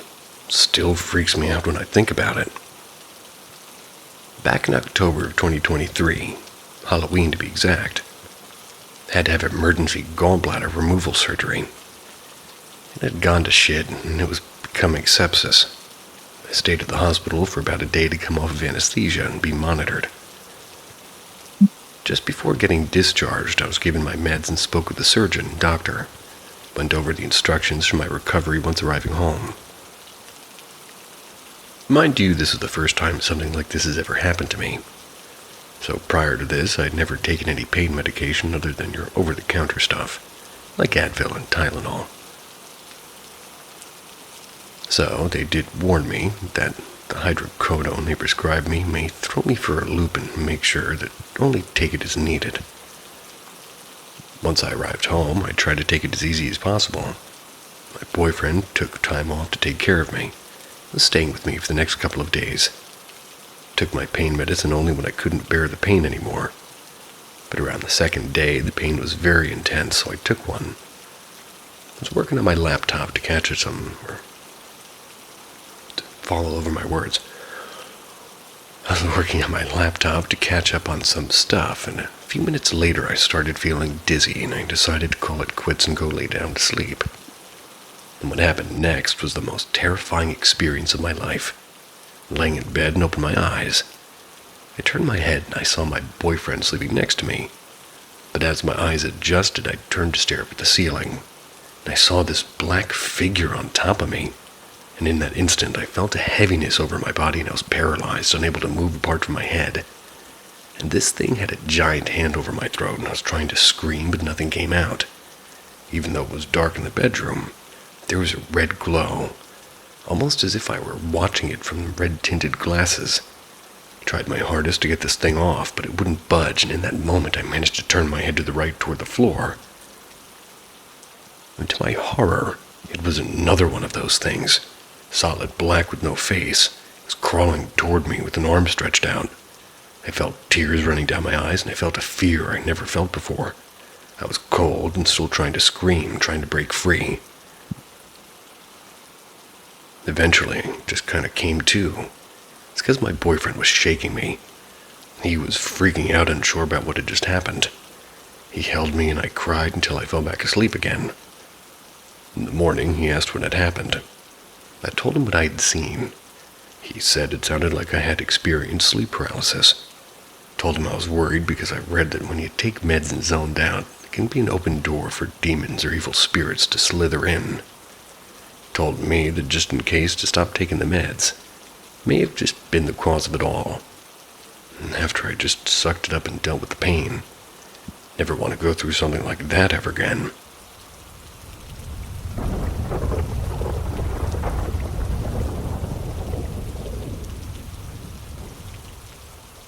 There's something watching me. The room is great. I have a sink, a mini fridge, a hot plate, and hot water for tea, and TV with my Switch hooked up. My Kindle with all the books I could dream of. I have a door that goes outside so I can get dressed and go to work. I am essential, and I work in a grocery store. And like everybody else in the house, I have to leave. I share a bathroom with my husband, but that's it. Rarely see anybody outside of work or through the windows when I get home. The First few nights were awesome. I played on my game system, started reading, and I'm working on my 5th novel since last week. Then it started feeling, at first, someone was watching me. There is a big window in this room, as it's normally the plant window.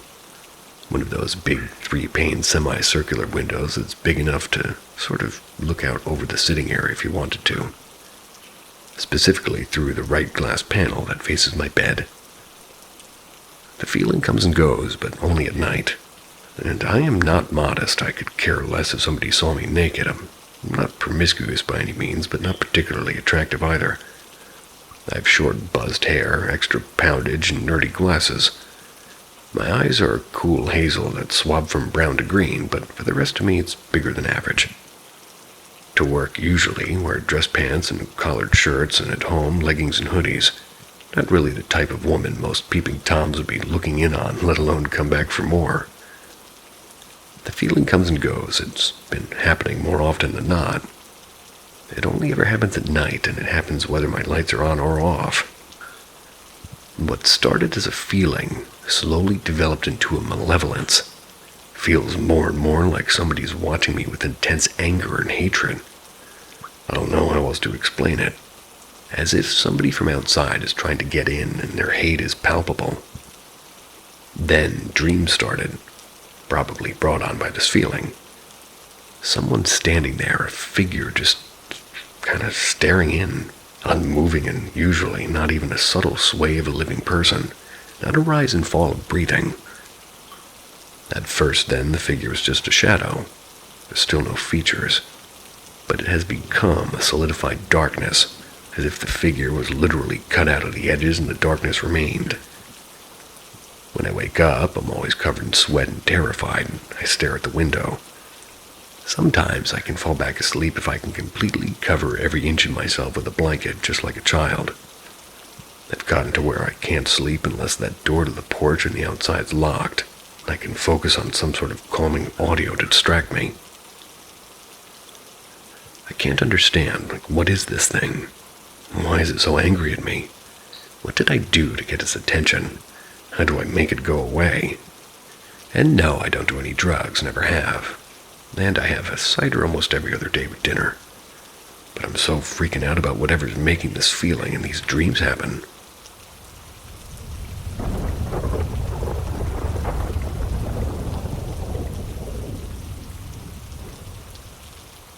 Red Door, Yellow Door Encounter. As the title suggests, I was playing Red Door, Yellow Door. Must have been 2018. Me and my male friend were playing, and at first I remember that day very visibly. There was black voids everywhere, no hallway, nothing. Fading in, a red door appeared, then a yellow and a brown in the middle. I was told not to go through the brown. I went through the red, the left door, and I saw a hallway. 2 rooms on the right and a stairway on the left, and a room at the end of the hallway next to the stairs. I just fell. In the first room was a rabbit pen. It's in the back left of the room, taking up almost the entire room, leaving a thin gap to sort of get around the front right side. As you turn right upon entering, there were 2 clear plastic boxes, both filled with jewelry. One had a paper note saying, "Do not take." The smaller box on the left and a bigger box on the right saying, "Take only one." A woman said in a very well-spoken voice, "Abide the rules," before walking upstairs. I took 2 from the big box, an Egyptian-themed choker and a bracelet. Took 1 from the small box, an Egyptian-themed Cleopatra necklace, gold and dark blue. I know, it's very specific so far. I didn't go into the second right room, nor upstairs. I went into the final room, which was a party of people, faded pink-designed square tile floors and people dancing and chatting, but I was very small in this room. At best, I was up to their knees. I saw the man in the suit and a red tie and a black blazer. I ran out knowing that he was bad based on the rules of the game. I exited the red door and went through the brown door, interested in doing so. It was the same as the house I was in before, although no room on the right and just yellowish stained white colors. Went upstairs, turned to 180 around the corner, and it was the same. But the rabbits were all dead. And not many of them. The box was empty with a note written in all caps, "Return it." I, however, did not return the jewelry. I ran downstairs into the patio room to see everyone scowling at me, and the man in the suit yet again. He chased me and I sat up abruptly. I haven't revisited until recently. Earlier today I revisited the red door. I did it on my own. Went through a tight hallway, similar to that of a hotel. A brown door, a teal door, and a pink door. I went through the brown door. The man in the suit chased me and I ran into the pink room. I locked it, and he was rattling the handle. Saw the woman who I took the jewelry from, and she was wearing a puffy old themed dress of faded magenta color, and a puffy white underneath it. Apologized profusely and handed back all the jewelry I took. Dead rabbits. What is happening?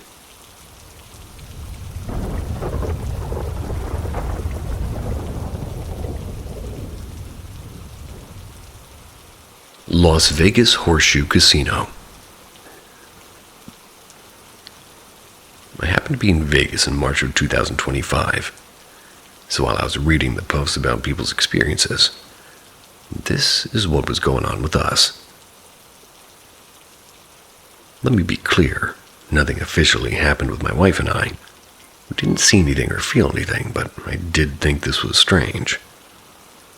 We were staying at the Horseshoe Casino, which is the old Bally's, which is the old MGM. It's where the 1980s fire happened that killed 87 people. What I've read online says people feel things and see things move more on the 23rd floor. We were not on the 23rd floor. We were on floor 17. The only thing that did happen, which was strange, but it could happen anywhere, is my wife was doing her makeup in the morning in the bathroom. The bathroom had 2 light switches, and all of a sudden one of the sets of lights just went off. But the switch was still on. She turned the switch off and then the switch back on, and the lights came back on.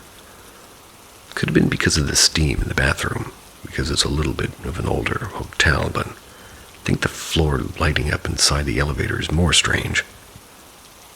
And this is what happened to us. We're getting ready to go to bed, and we walk into the hallway. That's where the elevators are. We're only the 2 people just standing there, and we press up. As the door opens, another couple walks into the elevator with us. As I press her floor, which is 17, I notice 19 is already lit up. I've never gotten in an elevator that came to the ground floor going up, and there was already a previous floor pressed. The couple pressed their floor above us, and I didn't see what floor they pressed. But just as it's about to reach her floor, other floors start lining up inside the elevator, like someone's pressing buttons inside the elevator for it to stop on. My wife noticed this, and, well, she said a total of 5 floors were lit up, 17 being us and 19 already lit up when we got on. Whatever floor the couple was going to, in either 21, 22, 22, or 23, 2 22s. This all happened just as it was coming to floor 17, which was our floor. They say floor 23 is the most haunted floor from that fire in 1980. The next night, it happened again, and this time we were watching very closely. We get in the elevator, and it's just us and another gentleman. We all enter at the same time, and there's no floors lit when we get in, and press 17, he presses 16, and all of a sudden 23 lights up. Just as we got to floor 16, he tells us that basically have a nice night, and he exits, and the door closes, and floor 21 lights up. I snap a quick picture of the buttons, and unfortunately I can't really post pictures on this page, or I would have posted them. The floors lighting up only lit up at nighttime. Other times, you're just riding the elevator during the day, and it never would happen.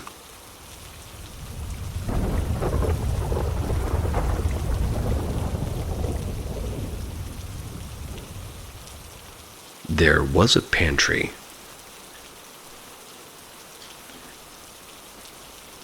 My best friend of nearly 30 years used to live in this house a town over from me, close to 20 years ago when her kids were babies.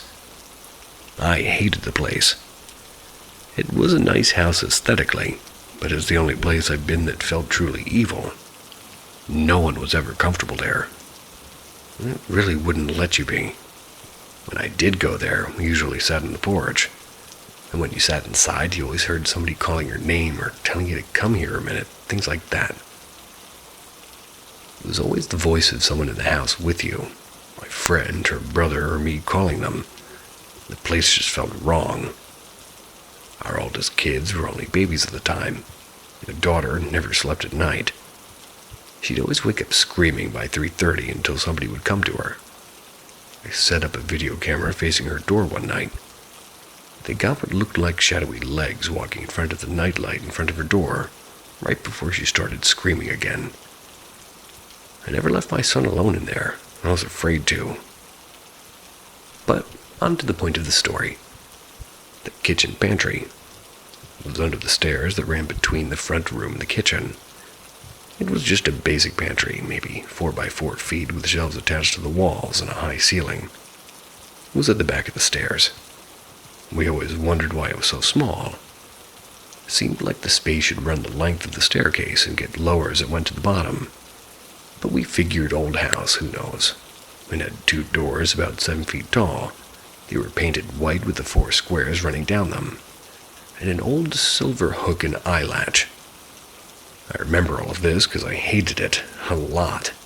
It was always cold in there. You felt like you needed to hurry up and get out. She never liked it either. Didn't use it much. She finally moved out when our kids were 2, so she came up to visit a couple of days ago. We got on the subject of this house. She told me it had finally burned down a few years ago. We were wondering if whatever was there was finally gone, or if it had been in the ground and it was just, the house was on top of it, so she asked me if I remembered the pantry. I said, yeah, I hate that damn room. She asked if I remembered what it looked like. I said, tall white doors with the squares. And she finished my sentence, and an old silver hook and eye latch. She said she remembered the same. She said she'd asked her brother, and she also remembered the doors, but she'd been looking at pictures of the house recently, and there's nothing there. No door, just solid wall with plain wood paneling. Pictures were taken while she lived there. Her daughter was in a lot of them. As long as she was there, that pantry never existed, apparently, or it didn't show up in pictures. All I know for sure is that in the early 2000s, at least 3 of us were in it, and remember it. So what the fuck happened?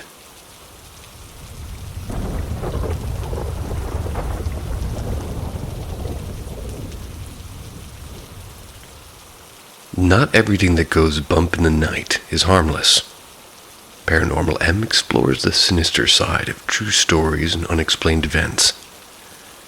Subscribe and hit the bell before the next bump comes knockin'. Spirit ITC Google Mini. September 1st, 2020. I suddenly lost a very dear friend to drugs. She was a mother of a 2-year-old with CF.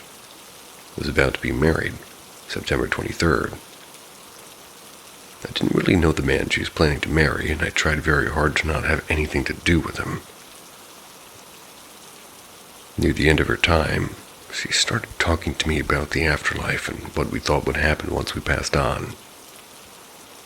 We became even closer through these conversations, and quickly she begins sharing with me how similar my beliefs in life was to the man she was about to marry.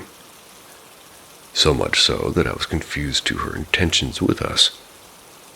Whenever we were all 3 together, she constantly brought it up, almost as if she was trying to play matchmaker. It made him and I very uncomfortable. After she passed, things moved very quickly, and I found myself agreeing with her observations. We were both falling for each other, and I felt so guilty. Everything good that was happening made my guilt even worse, like I wasn't not really a good friend to her because of the way I felt for him so suddenly. I spoke to her in prayer and asked her if this was what she wanted or if I was just being extremely selfish.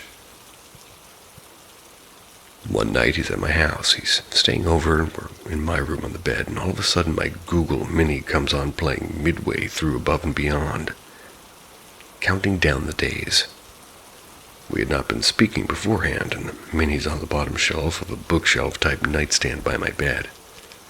Nobody could have possibly tapped it to start it playing, nor was I listening to that song at any point. We both looked at each other in disbelief, and the words saying, "It's cold in the dark with no light," made us feel it was a message, so we looked up the video. The very first scene is an exact match to her wedding and engagement she was always set to wear. Then we see the woman's face. Dead ringer for my friend. Video seems like a woman who loves somebody but can't be with them and wants him to find another love, and I couldn't believe it. A few days later, sorry for the too much information, we're in bed after doing the deed, and he pointed to my chest and asked, "What's that on your chest?" I'm telling you this part because it's nothing like a Google command or a prompt. Immediately after my Google says, "I'm happy you're happy." Couldn't understand it, so I asked it to repeat, and it once again said, "I'm happy you're happy." By this time, I'm losing my shit, and my friend just watched us in bed, and I'm feeling like complete shit as a person, but I'm still skeptical. So I look at my Google archives and see what happened. Google shows that it heard the command "good," and it was never said, so I tested it, and it said the same phrase all that day when I tried.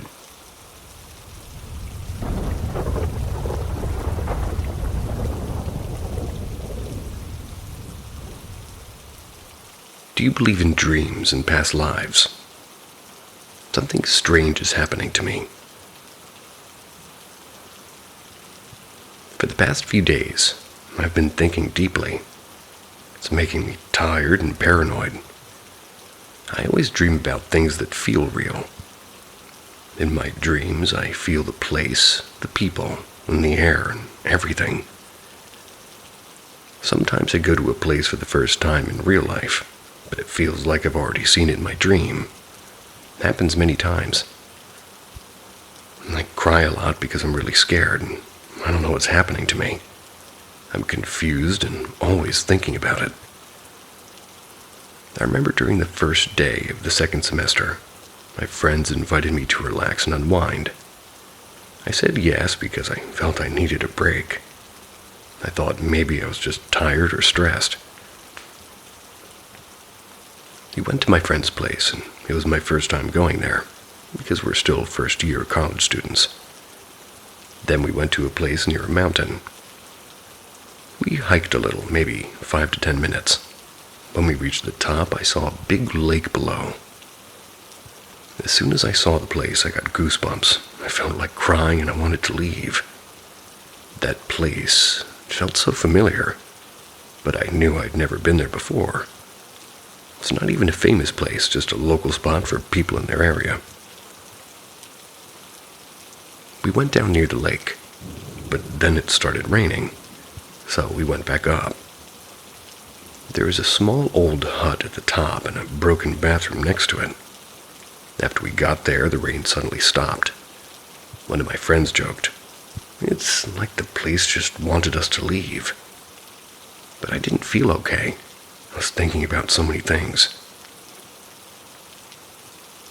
Inside the hut, there were lots of names and writing on the wall. I looked around and saw my name written there. Out of all of the names, I found mine, and it was written in small letters. Maybe it's just someone with the same name, but my heart told me it was really me. And then I thought, what if I've been here before? What if I lived here in a past life? Everything felt too real and too familiar. While sitting in the hut and looking at the place, I felt like I saw myself there, like I already lived in that moment before. Even now, I still have dreams that feel so real. Some things in my dreams are really happening in real life. Since I was a child, this has been happening to me. I always dream about places I've never seen, but when I see them in real life, they feel so familiar. And in those dreams, I see another version of me, living in those places like it was my life before. I really don't know what's happening. I I feel scared and confused, but I want to understand.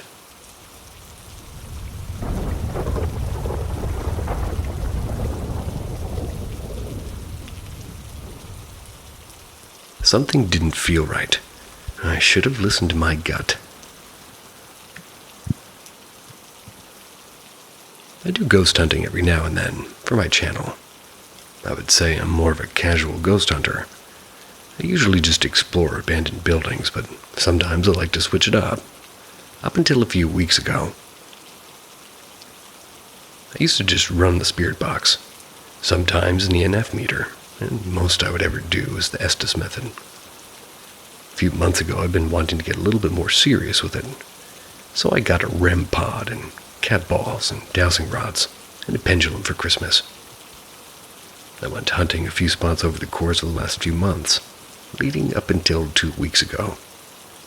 I did an investigation at my school last October 2024. Wanted to try again with all my equipment and new ideas. My friend knows how to do seances and the spiritual stuff, so I let her hold a seance in the video along with a tarot reading in a place of her choice. We got some entities named the Looking Man, the Bad Man, Steve, Rachel, and a few other off names.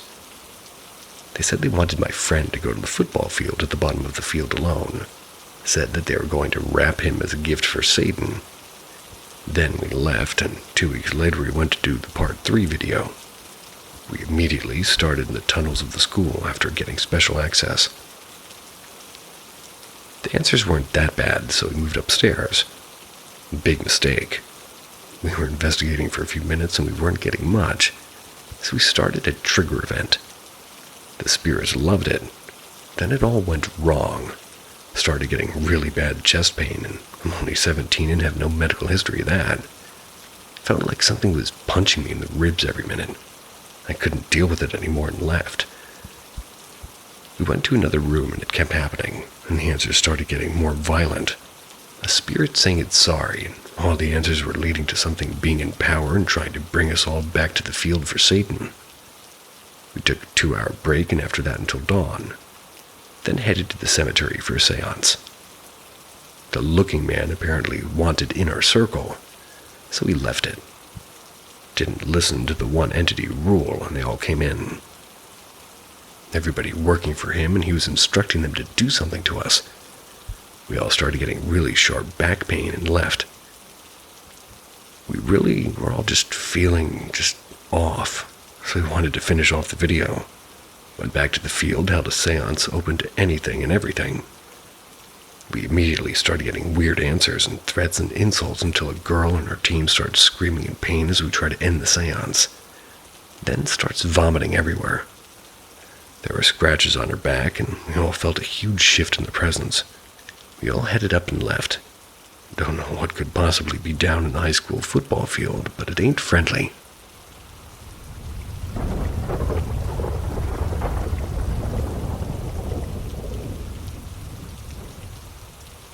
Is something attached to me? Hi. I'm a 19-year-old female. I live in the Asheville area, which is a very spiritual place. And as of recently, I've had, a lot of deaths unexpectedly happen all within the same week. My mom passed away Sunday. My grandparents' dog passed away yesterday. One of my pet rats was eaten by the other yesterday as well. Their care was perfect, and I fed them 3 times a day. There was constantly food in there, and they had a variety of things. One time, my brother's rat ate all of the other rats, and somehow fit in there. Mind blown. Anyway, moving on. Before all this happened, me and my best friend would go and walk around at night. One night we went on some train tracks and walked for about 15 minutes. I saw a dark figure in front of us about 50 feet away. I assumed it was the lighting or my brain. Maybe he was just trying to freak me out. But we neared a fence that has a gap underneath it. I looked back and saw the dark figure again, about 7 feet tall. So we went underneath the fence to get off the tracks. We had an uncomfortable experience for a few days before this on the same tracks as well, but I thought again it was just us being cautious. The first time we had left the train tracks, we were walking home. My best friend kept hearing something running up behind her, so we ran home. A couple of days after that, we had decided not to go on the train tracks again, due to us feeling two different entities on that track. According to my best friend, one was demonic, which looked goat-like. That's the one that she saw. I saw the 7-foot-tall one, but not demonic, I don't think anyways. We had gone to a creek near us like 2 days later at night. We had a really bad feeling about going down there, but we went anyways. As we're leaving, we started speed walking home. She had to stop and tie her shoe, and she heard and saw something behind her. Whatever it was followed us inside of our apartment, and is staying in my bathroom.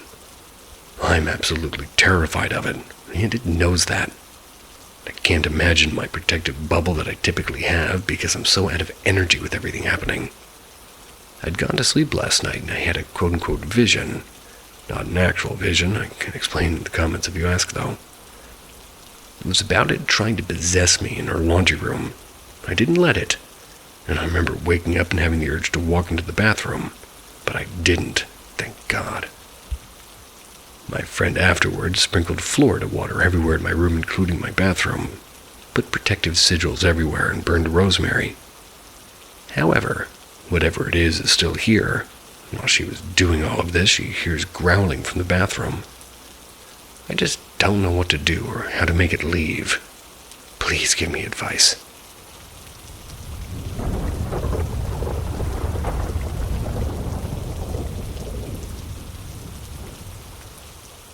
The time we went to an abandoned insane asylum, but ended up running for our life. This happened when I was a 33-year-old male, when I, a 33-year-old male, was 16. I didn't get my driver's license till I was 18, but my friend, let's call him Gary, got his. Now, we lived in a pretty small town in North Carolina, the type of town where all the high school kids, me included at the time, hung out in the Walmart parking lot. There was nothing better to do. So me and Gary had been friends since the beginning of high school. Met in one of our classes freshman year. Gary was into the spooky stuff, and so was I.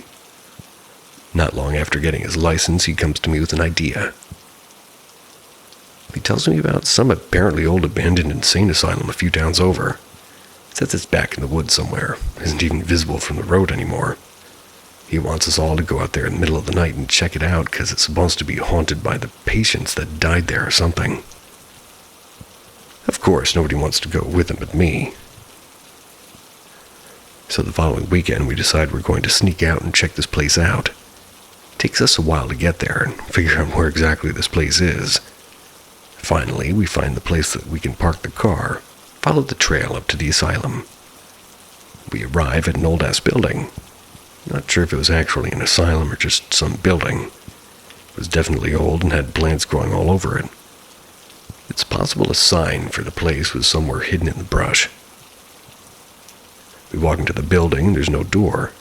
The inside's covered in graffiti, all kinds of stuff. Some kind of funny and others disturbing.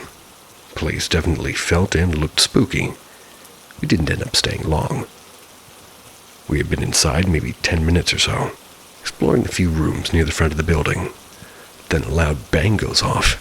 Not a gunshot bang, but like something really heavy fell to the floor. Me and Gary freeze. We turn to look at the doorway of the room the noise came from at the end of the hallway. A wheelchair slowly rolled into view from the room. And in this wheelchair is an old doll. And if you know what a Raggedy Ann doll is, then picture that. Well, that was enough for me and Gary. We decided to just head back to the car. We're walking back to the car through the trail, and we're both obviously scared, but neither of us want to show it or admit it. As we're walking, we hear something move around in the woods. Me and Gary don't speak a word to each other or even look at each other, but we both immediately take off running. Whatever it was that we had heard had started chasing us. We could hear it running in the woods next to us. And luckily, we made it back to the car and took off. Didn't look back and never saw what it was that was after us. For all we know, it's just some animal. But looking back at this now, I'm not sure what's scarier. The fact that we possibly ran into a ghost or spirit, or that maybe we aren't alone out there.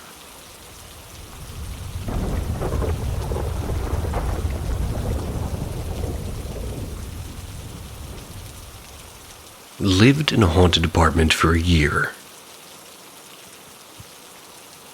This happened to me, a 33-year-old male, in late 2016 till early 2017. I was in the military stationed in Tampa, Florida. I was 24 years old at the time. I had a roommate who was also in the military. We had been living together since we first moved out of the dorms on base. He got selected for deployment. I couldn't find a new roommate, so we broke the lease. I then got an apartment by myself. Nothing strange happened at first. It wasn't my first time living alone, but something about the place made me uncomfortable. It wasn't a cheap apartment, though, and I only had a year left till my contract was up, so I would separate from the military service. So I sucked it up and stayed, which was a bad decision. I started to get sleep paralysis. Never heard of it or experienced it before this. Naturally, I freaked out, and the longer I stayed in the apartment, the more frequent it would happen, till eventually it was an every night thing. I'd wake up unable to move and would see dark figures standing in my bedroom doorway. It would just stand there and stare at me. It had this melting look to it, as if parts of it were going to drip off of it. I went and seen a doctor. He told me about sleep paralysis, explained to me what it was and what it was. Probably just stress that was causing it. I believed him, as everything he said lined up with what I was dealing with. However, soon afterwards, things escalated. I started feeling like something was trying to drag me off the bed at night when I'd wake, still unable to move or even make noise. If you have problems with sleep paralysis yourself, then you'll know what I mean. My voice would come out in croaks. When I would snap out of the paralysis, I'd be in my bed in my usual sleeping position as if nothing happened. Then one night all that changed. Instead of feeling like something was dragging me off the bed, I actually was dragged. Something grabbed my arm and pulled me down between the bed and the wall. My arm was stuck and I could feel a hand around my forearm. This was not sleep paralysis. I was wide awake both before and after the event. The last event that made me finally move out happened a few weeks before my lease was over. I had fallen asleep in my stomach, woke up to the same feeling, unable to move or speak, the feeling of someone watching me, then a pressure on my back. It felt like someone or something was sitting on my back, and I swear I could feel it breathing on the back of my neck. What snapped me out of the paralyzed state was a searing pain across my back. I immediately shot up and left the apartment. Had 3 long scratches like claws down my back. I ended up not breaking the lease and just crashed at a friend and coworker's place for a few weeks. Only ever went back to this apartment to grab my stuff.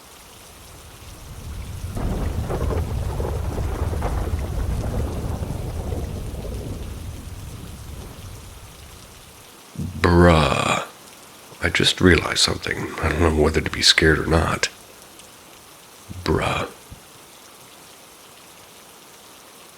Okay, so when I was really little, my mom and pretty much anybody who visited our apartment would always talk about how literally every day I'd come back from the babysitter's house, I'd go around this one corner in the living room, and for hours I'd sit and laugh and just play with something that nobody else would be able to see. I would do it routinely every single day, and sometimes it'd be to the point where my mom would have to drag me away because I wouldn't want to stop playing with whatever it was around that corner. However, one day, as my mom explains it, I went to go play with it, and when I saw it, I was horrified, and I cried all night and basically never went over there again. And that was pretty much the end of that. Although up until around elementary school, whenever I would go to the bathroom at night, or sneak in a midnight snack from the kitchen, I'd always see some type of faint, almost completely transparent figure. Kind of just wandered around the hall, and sometimes it'd go into the bathroom, and sometimes it'd come into my direction. But almost always, by the time it reached the kitchen, it'd kind of just fade out. The same right before it'd go into the bathroom. even sometimes if I looked at it too hard. I never really thought much of it. I kind of just thought, oh, it might have been a really big cloud of dust, and as a kid, your imagination runs rampant, so it wouldn't be that off to think that you'd see a cloud of dust doing the exact same 3 things every single night in the exact same spot. Now, flash forward 10 plus years. I'm 18 and I really like watching paranormal stuff, horror movies, etc. I don't know why, but after watching a bunch of ghost sighting videos, it kind of just occurred to me that those faint white-looking apparitions that you sometimes see in those videos is literally exactly what I saw. Now, I never was really able to make out any clear features of it, or anything notable signifying that it could have been a person. But thinking back on it, I'm certain it was exactly like that. Also, just to clarify, if it's something I can't really tell you if it's friendly, but I can guarantee it's not unfriendly, I hope. It never really do more than kind of just wander around and not really do much more. One thing I will note, though, is even though it probably was completely unrelated, but when I was around 6 or 7, I randomly developed this extreme severe fear of ghosts that wouldn't really come out until I walked to the kitchen or the bathroom at night. It was so severe that I literally needed somebody to go with me to those parts of the house every night because I'd be so scared that something was out there to get me if I stayed there alone. Like I would literally be fine, but tell me to go over there late at night and I'd literally be shitting bricks.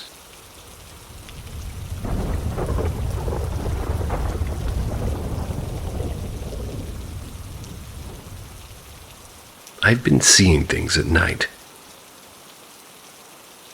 And for context, I was staying in an ED recovery house type center in Hawaii when I started seeing people and creatures during the night in my room while fully awake.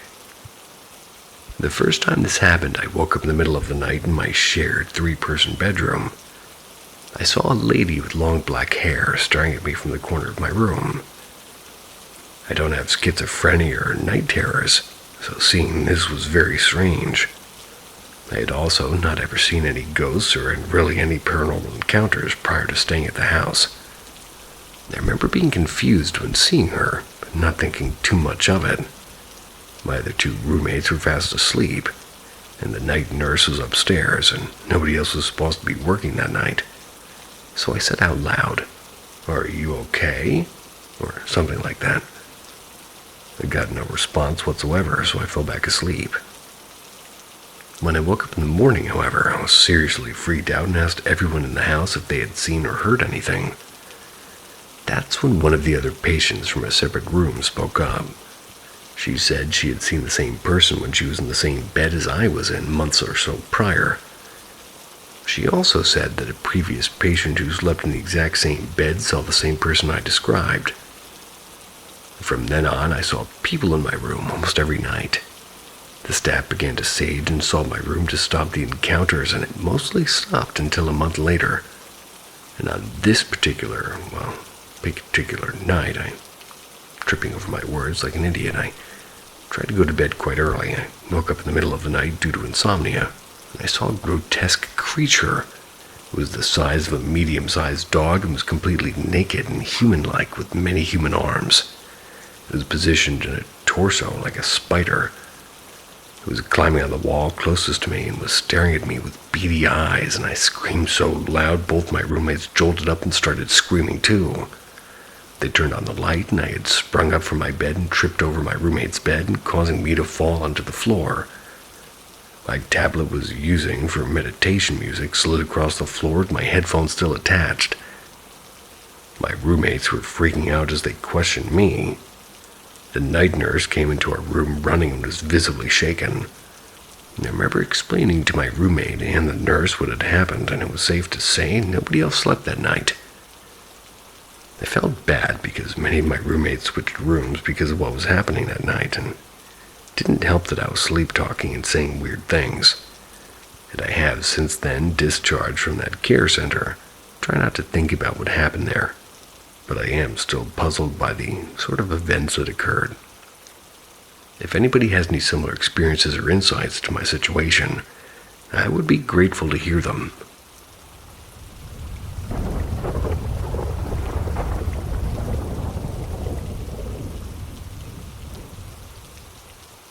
screech in the night.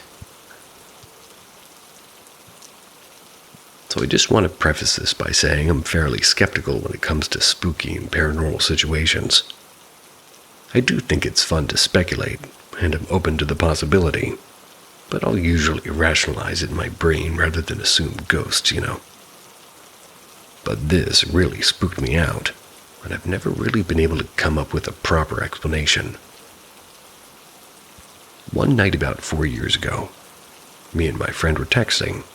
Neither of us could sleep, so we decided we'd just meet up and hang out for a bit instead of sitting bored in bed. It was about 3 or 4 a.m., so I asked him to stay on a phone call with me while we walked. Everything was going all good until I heard this sound that made my heart fall out of my ass. A screech. I'm talking guttural. It was like a mix between human and animal. Heard my friend over the phone in a terrified whisper, "Jesus Christ, you hear that? It's right beside me." And it really sounded like it was a mere foot away. I could hear it through the phone and in real life. And now we were fairly far apart, just under half a mile according to maps. So I reckon this had to be a loud scream for me to be able to hear it so clear from where I was. We both stayed dead silent, just listening. That's when the sound started to fade from over the phone and got louder on my end, moving toward me. And it was moving fast. Sounded like it was going overhead, then just faded off into the distance. Not once did the screech stop for any sort of breath or break, just constant until it faded. I'd say it went on for at least 2 minutes, but my memory's a bit hazy, so I can't remember exactly. I do live in a small town in the north of Ireland.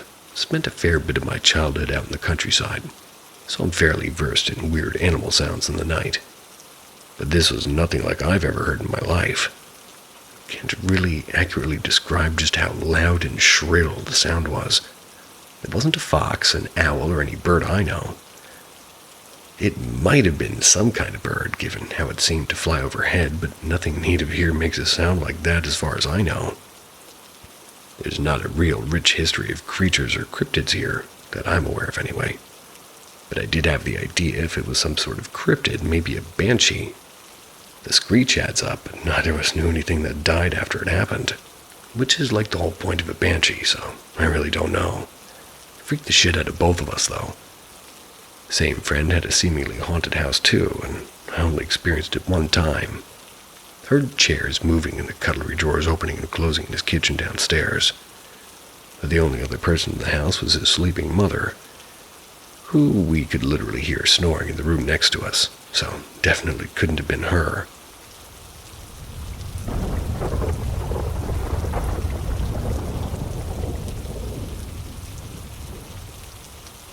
Weird experience. Need some insight. I walk my dog around the neighborhood behind my apartment building daily. It's a quiet, sort of affluent residential area of LA. When I walk her, I generally either don't see anyone else or come across the same people I usually see out with their dogs. A couple of months ago, a house was torn down on the street to prep for a lot for new construction. And since then, I've been experiencing weird shit, and tonight was the most blatant. Fist instance. Oh no. About a month ago, it was later than normal. I'd passed out on the couch. Whoops. So, no one was out, there was no wind, and it was a very mild evening. Out of nowhere, I heard wind chimes, but not tingly normal ones. Sounded like one that's made with wood or shells. It was a deliberate shake, a pause, and a shake. My intuition was throwing alarm bells. My dog was visibly agitated. I did what any smart person would and pretended it didn't exist and calmly walked away. I knew it wasn't normal, though. I've lived in this area for 2+ years. Never heard that sound. Next instance. A couple of weeks after that, we were just walking our normal path. My dog starts going crazy at literal air. There's no one around and the area is well lit, so I would have seen a person. And since then, she's been on edge during walks and super reactive, more than her normal. She hates motorcycles. I'm working on it. But anyway, once again, pretended it didn't happen and calmly walked away. Today, similar to the above, no one was around, and we'd passed a couple of neighbors at the beginning of the walk, but as we went further down the street, there was no one. We're passing the construction site, and my dog jumped and froze, staring into the site. It's completely fenced off, and her neighborhood is constantly patrolled by either private security or the fuzz, so I find it hard to believe there'd be a person in there. But I guess that's possible. Anyway, I was like, let's keep it moving and once again ignore. Keep going another block or so, and I hear a whistle. 2 notes, as if somebody was trying to get my attention. Again, ignore, and about a minute later the same whistle happened, but much closer this time. The dog was on edge, and I may have muttered, "Oh, hell no." But I attempted to do the calm walk-away thing. I am hyper-aware of my surroundings at all times, and particularly at night, so I know there was no one around to make the whistle sound. It absolutely creeped me out, though, and I'm wondering if anybody's had some insight on what it could be, and what do I do to protect myself and my dog, because I'm way out of my depth.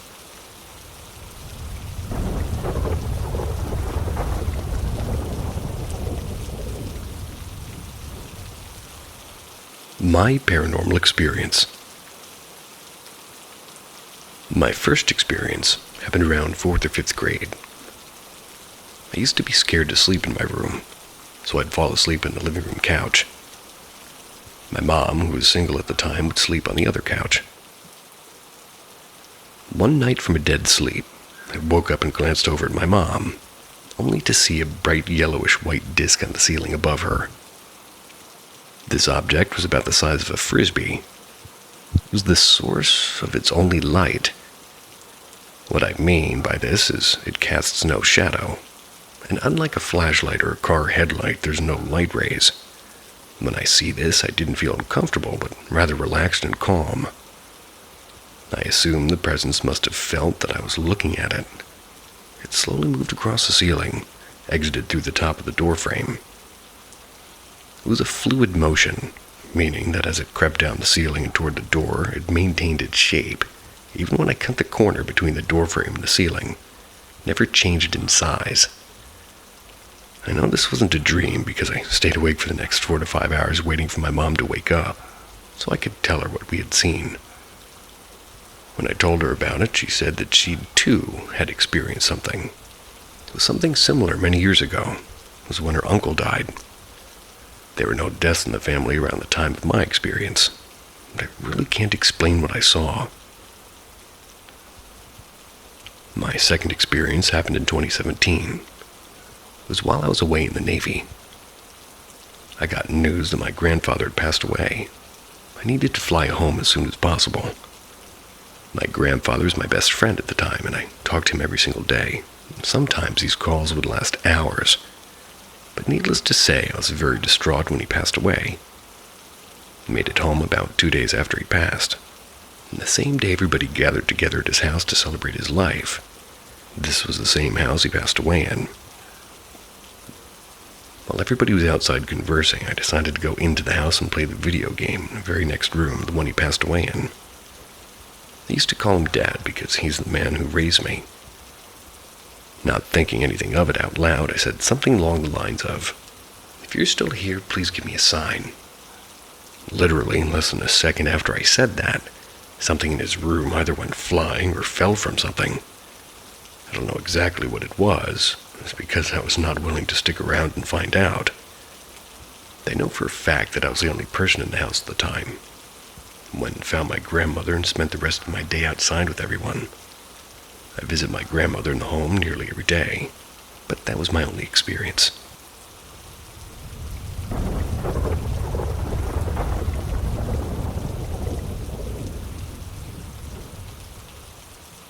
Time skip, sleeping charm.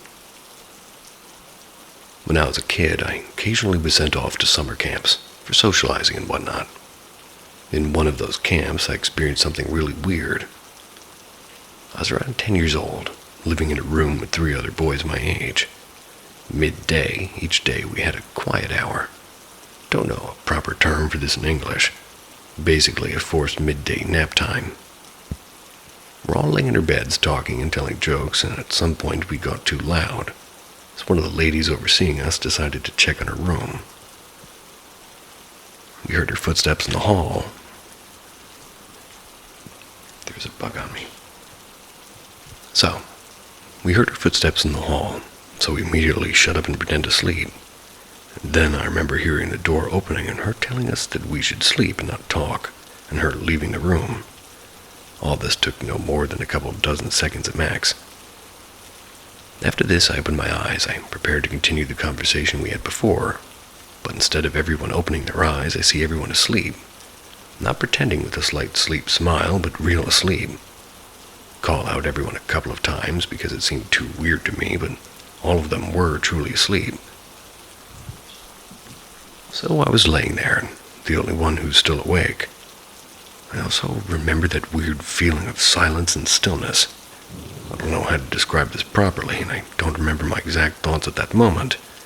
I just remember the feeling. Eventually, after some minutes of staring at the wall, I fell asleep too. When we were woken up at the end of the nap, I asked everyone in the room about whether they truly fell asleep or were joking. None of them remembered anything. It weirded me out, but being a kid, I just went on switching my attention to something more interesting. I still think about this experience from time to time. Like, I guess it is possible for a kid to fall asleep really fast, but for all three of them to go from 100 to 0 in a matter of seconds is really weird. But what about this weird feeling of stillness and silence? And why none of them remembering anything at all? To me, it feels like I skipped time, and when I opened my eyes, it was not a couple of dozen of seconds passing, but minutes, which I didn't really feel at all. Or maybe the time froze. Or a more silly theory of our overseer lady putting a sleeping charm on us. But for some reason, it failed on me. I'm sure I didn't fall asleep and it wasn't a dream, and I'm a really bad sleeper. Even when I was a kid, it took me some time to fall asleep. I was wild awake, and it was weird as fuck. I don't know. Hope no one out there is wild awake right now.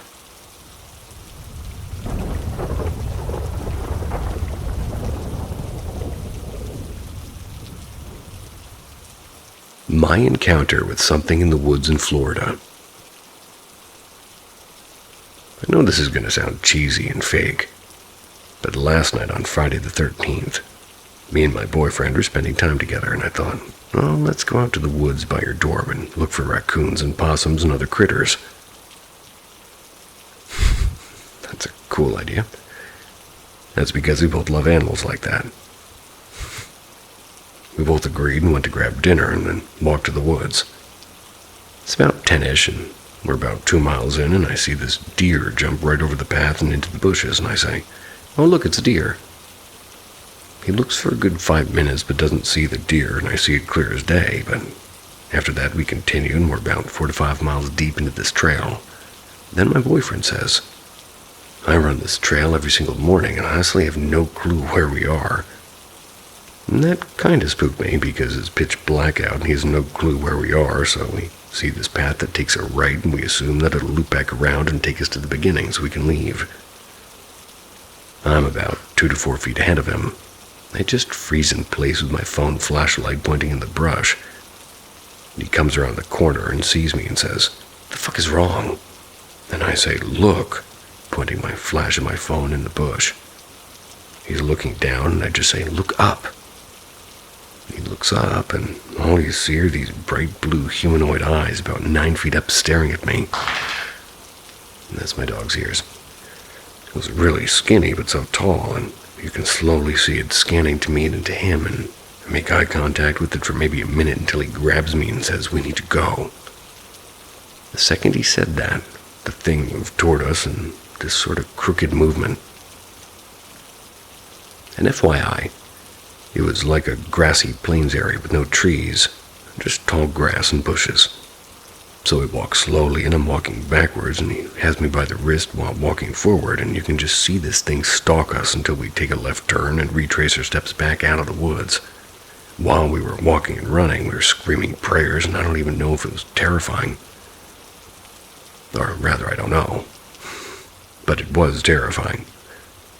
And when we left, my body just kept telling me to go back into the woods, and I couldn't stop tearing up while staring at these woods, and when I got out of it. Also, while we were leaving, there was this loud shriek or howl.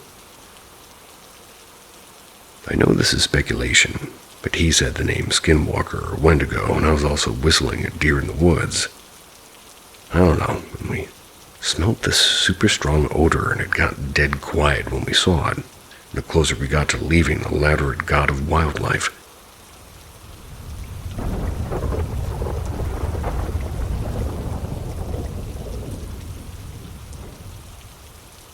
Let's discuss Wendigos and how they've gone from humanoid cannibal monsters of Algonquin legend to the freaky deer cryptids of pop culture. Discussion.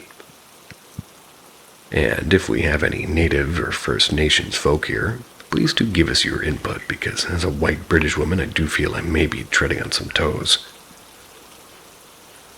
I first heard of the Wendigo when reading an article several years ago about Wendigo psychosis, what was described as a cultural mass hysteria that occurred when individuals in certain tribes who had committed cannibalism or were facing starvation began to act violently, believing that they were Wendigos.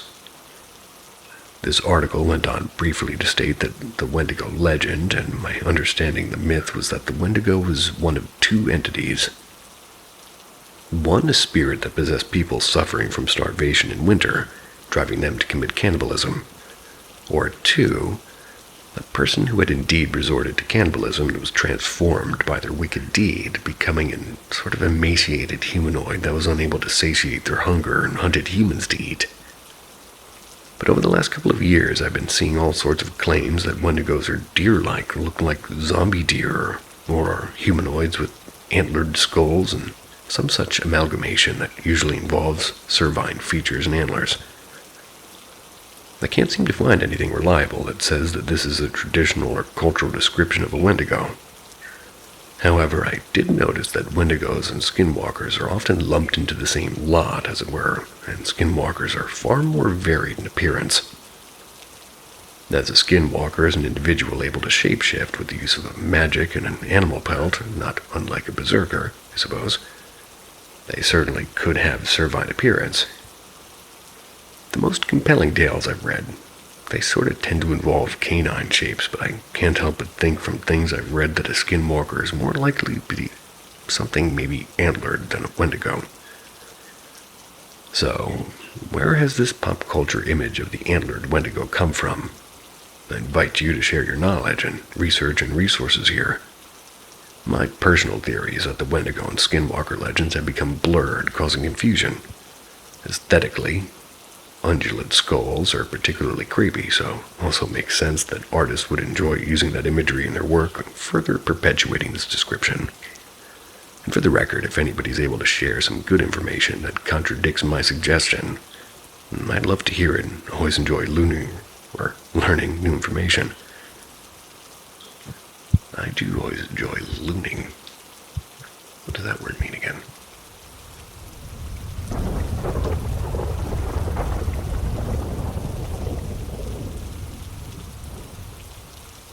Someone else lives here.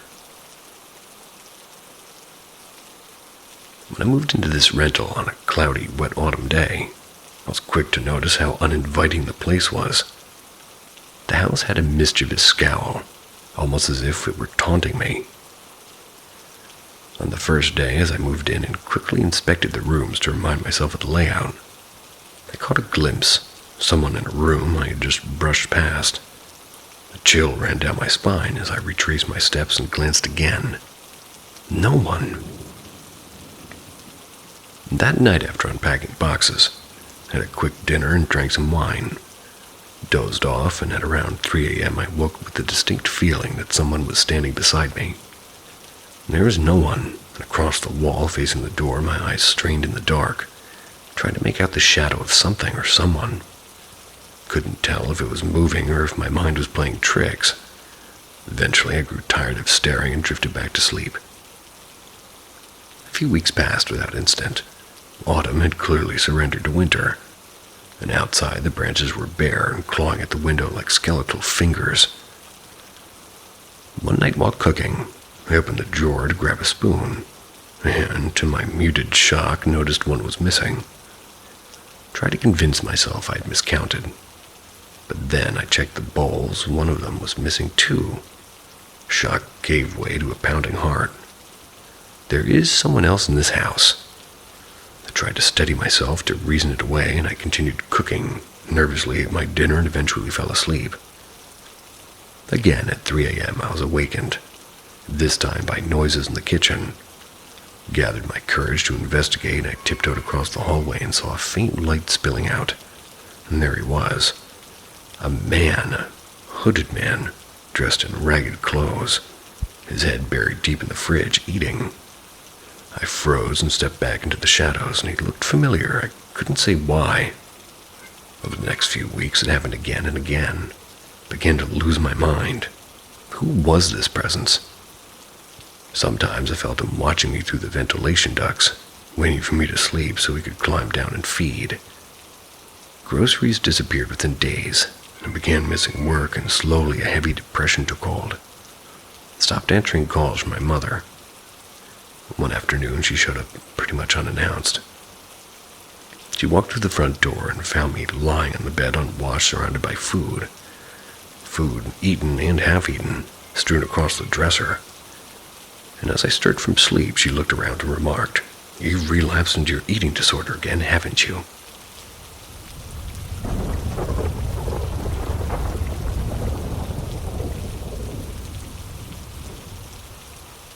When I was a child, a poltergeist shook my bed uncontrollably, and I'll never forget about it. So when I was little, like 6 or 7, I'm laying in bed trying to sleep for the longest time. I just couldn't. I remember looking at my digital clock and saw that it was just a little bit past 3. The way my bedroom was located in my house at the time, I could look through my doorway, through the hall, into our den and TV room. That's where my dad was watching TV. My whole room was dark, with the exception of the minimal amount of light that was being emitted from the den where my dad was. Then all of a sudden I got the eerie sense that something was wrong or bound to happen. I was really scared, so as children, we kind of do when they're in bed and are scared. I covered my entire body with my sheet. After I did this, I felt like as though, and also sensed that there was a face or presence right over mine, just on the other side of the sheet. Then all of a sudden, my bed started to jolt and shake violently as if there were 6 people or so underneath, full-on kicking. Like, kicking the underside of my mattress with all 4 corners in the center, as if they were on their backs and had full leg length to do so. All 4 corners, as well as the center of my bed, were being jolted up and back down in the box spring.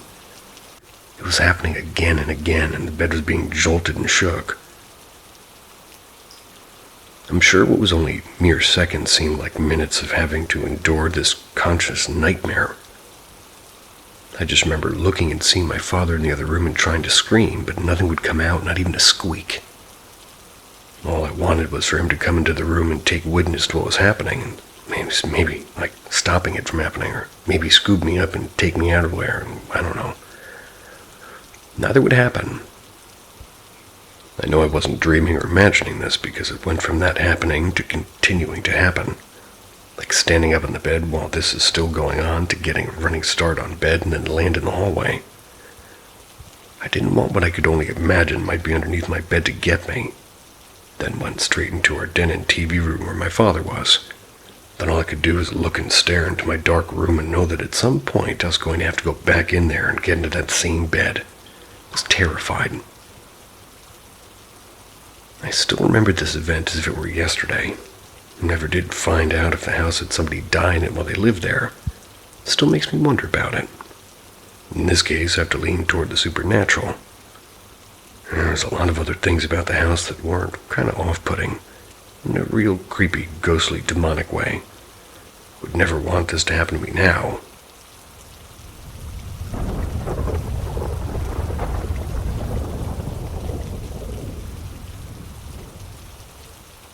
I have seen the Sandman. I've seen him many times, and each time has been very vivid. It started when I was very young. I was playing in the playroom of my family's old house, first time I saw him. It was dark out and the porch light was on. The sun had just set, so the yard was slightly visible, but it was hard to see further back when there was this old oak tree. That's where it was. I was playing with what I remember as a stuffed puppy when I first saw the Sandman. He was standing outside of the glass doors on the porch with his hand resting on the glass, staring down at me with his featureless face. His hat was tilted forward slightly, and I remember thinking he was really tall. Now, kid me used to be very friendly. I walked over and put my hand to the glass where his hand was, and I was just standing there staring at him like a curious idiot. The house I was in was very haunted, and I had a lot of terrifying encounters with the paranormal before I'd even seen the Sandman. By all means, even at that age, I knew to be afraid of whatever creatures lived in that house. But for some reason, the Sandman made me feel calm and safe even. By the time I'd stepped back, he turned around and walked away. And that was the first encounter. Just a few weeks after, we found out I had some sort of illness, and it took multiple years to get accurately diagnosed. The second time was a few days before my mother went into a coma for a week. I'd woken up from a nightmare that was about my mother. When I sat up, he was sitting on the bed, looking at the carpet.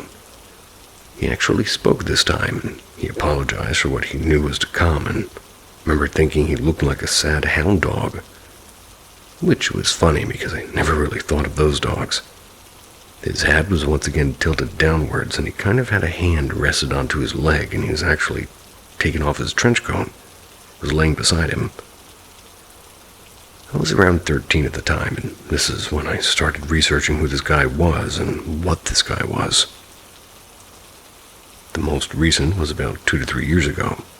A lot of bad things went down. Standing in the kitchen, staring at one of her dogs on the floor, sleeping in front of the stove. He didn't say anything, but I could tell that he was in thought, and I didn't try talking with him or anything. And unlike the last 2 times, nothing too bad happened, and I haven't seen him since. Figured I'd share this with you guys to see if anybody else has any experiences with him. Something that might not have ever gotten the chance to be brought up, perhaps.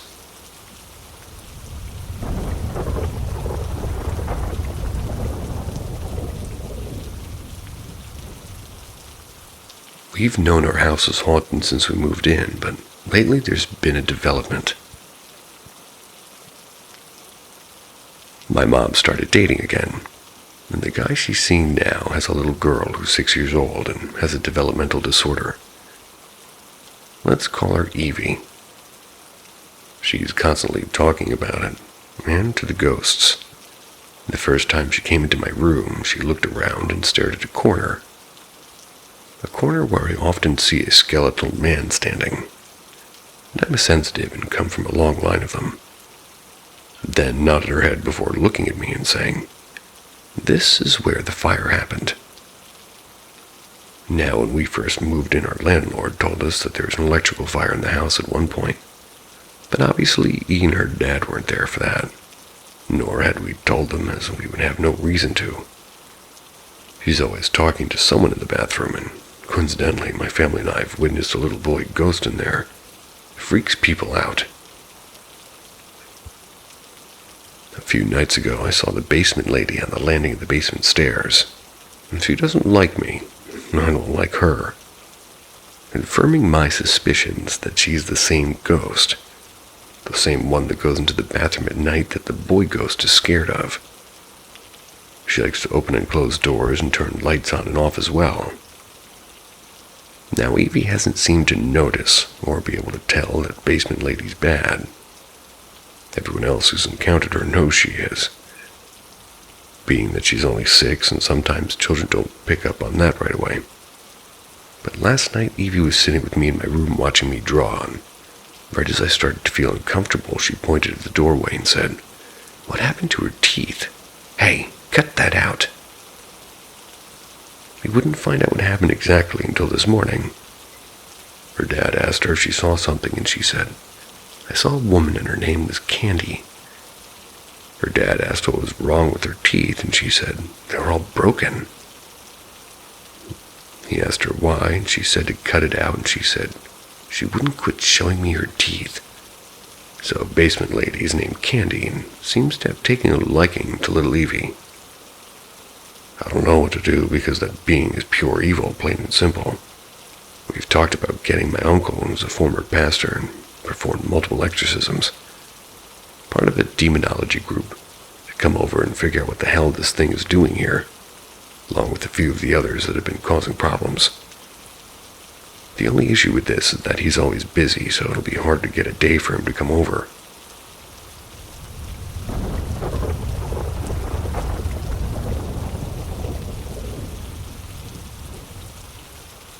Sightings on the Panhandle.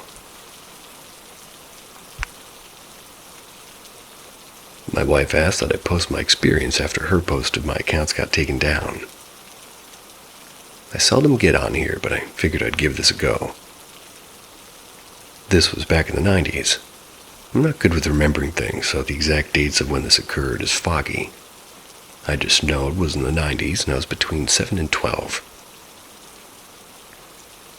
My first experience happened out of the farm back in the Panhandle of Idaho. We lived in the woods,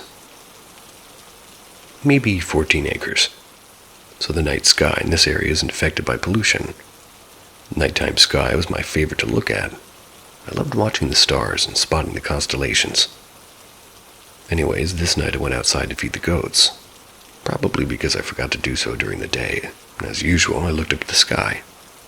I saw these stars in a triangular shape, but noticed they were moving. And it was not stars, but a ship moving very slowly. I was afraid at first until it seemed to have turned and angled itself toward me.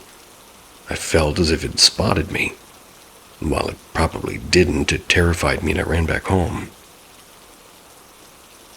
A few years later during the summer, I was sleeping out on her porch. Best place to sleep in a farm as a kid. I get up and walk to look at the stars, as I always do, and just recognized the ship I once saw before. It was above us, moving at a slow speed heading south of the farm. Again I panicked, ran into our house, and couldn't find anyone immediately to show what I had seen. When I went back outside, I noticed that the ship was now gone. Now I said I thought this was in connection with the Arizona lights, but it seems this happened during the spring in Arizona, which would have been too cold to sleep outside. What I saw in the media of the Arizona lights felt spot on to what I saw on the farm, though. The neighboring kids had stories of their own, too. Remember, one of them saw a ship with red lights moving erratically in the night sky. Another claimed to have seen a ship with their mother land on a field across from them. I don't think they saw anything get out, but can't quite remember the rest of that story, so it may have been uneventful in and of itself, or I may have doubted it. People in town believe there's military bases in the mountains. I remember once there was a fleet of military vehicles, and one who got a flat tire and parked it into her property. They had the fleet of vehicles also wait temporarily until they fixed it. That's the extent of the military I've seen in that area. People think that odd things that happen in that town are related to the bases on the mountains.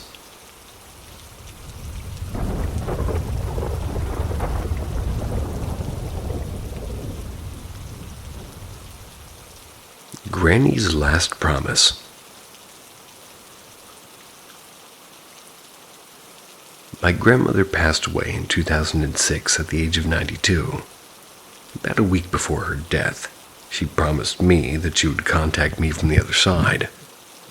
Granny was devoutly religious, and to my utter annoyance, she was constantly trying to convert me to save me from going to a place that she describes as very bad, and if I didn't change my ways, I would shortly end up there.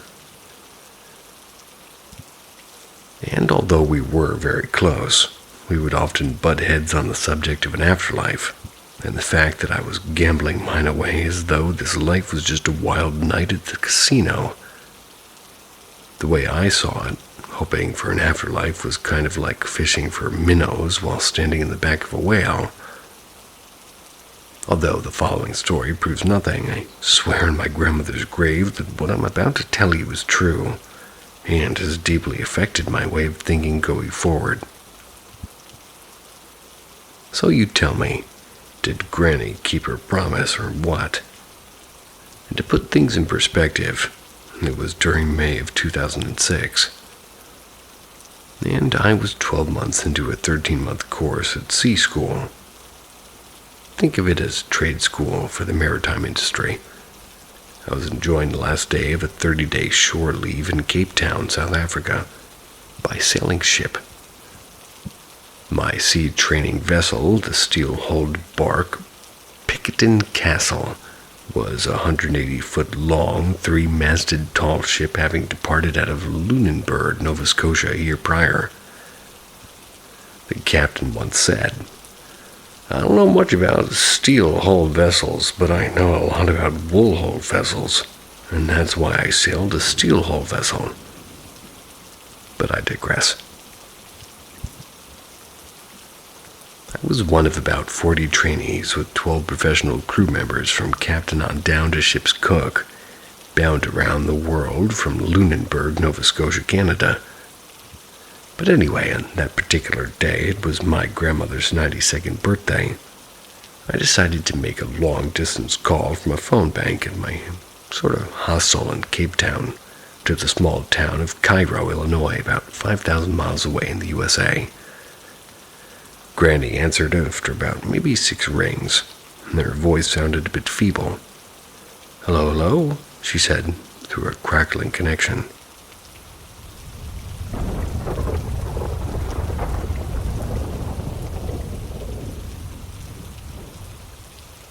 Paranormal M is your safe place for unsafe stories.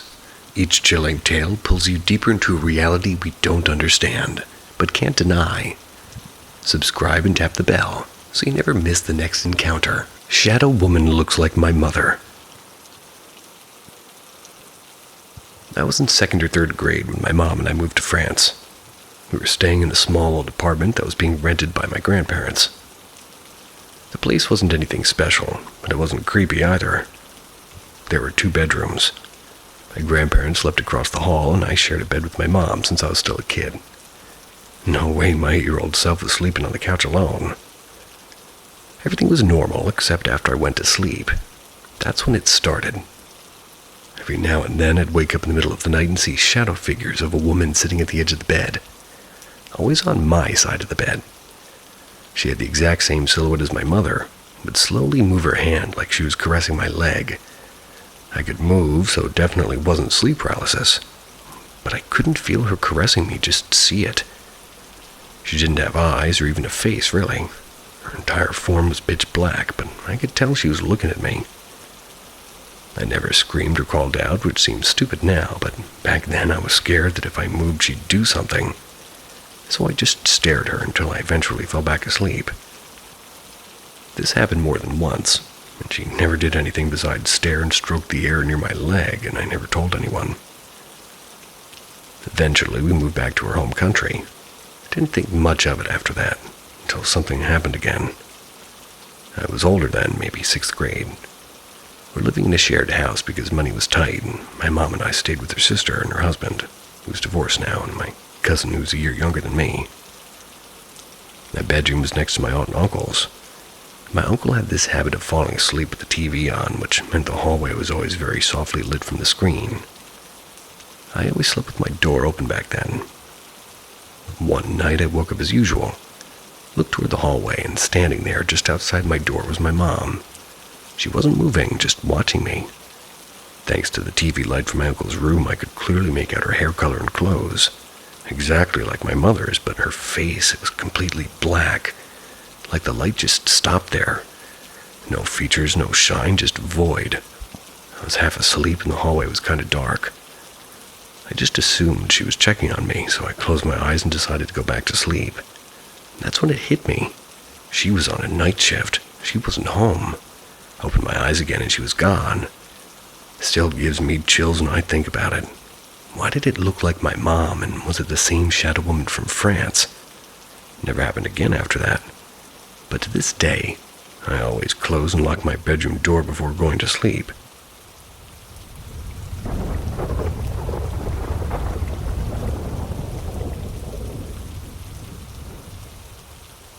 My brother met my grandpa, despite him being dead. Our parents told my brother and I this story a few times growing up. My brother, now in his early 30s, didn't remember this encounter, but our parents sure did. When my brother was very young, he had the ability to see spirits, so much so that he'd get overwhelmed and our parents would have to ask the spirits visiting to leave for a while. They believed it was just family, maybe long since departed. Well, that's what they thought at first. His ability didn't just pertain to seeing spirits in our apartment, but also out in public. I remember being in the car with our parents one day, and her dad drove over some train tracks and stopped at a stop sign. This is where my brother's name, well, let's name him Bart. This is where Bart used to want to get out and play with the kids. I was confused by this, and our dad further explained that apparently my brother would see kids playing by the train tracks, despite there being no one there, and our mom confirmed the story. The tracks were next to a cemetery, and they theorized that's why he saw them in that specific spot. One day when my brother was very little, I think 3-ish, came into the living room where our parents were sat on the couch, laid on his back on the floor and put his legs up in the air. And he asked them to swing me around like Pawpaw does. And our parents were confused, which was honestly pretty fair, and asked what he meant, and he told them that Pawpaw would pick him up by his legs and swing him around. I don't remember what her dad said his reaction to it was, but her mom was dumbfounded. They got the idea to pull out some old pictures, asked him which one he recognized. They hadn't told him who any of these people were yet, figuring he was too young to really retain it. My brother actually recognized a few people, but he enthusiastically pointed to a picture of our dad's dad and said Pawpaw. My brother had been playing with her grandpa while our parents weren't around. I remember them saying that they weren't frightened, but felt a warm, happy feeling that even though he was gone, he was still got to meet him at least. Eventually, as my brother got older, he stopped seeing spirits, but he does still feel their presence and can recognize a few people's energy. To this day, I'll be talking to my brother, and once in a while he'll pause and smile and say, "Dad's here visiting."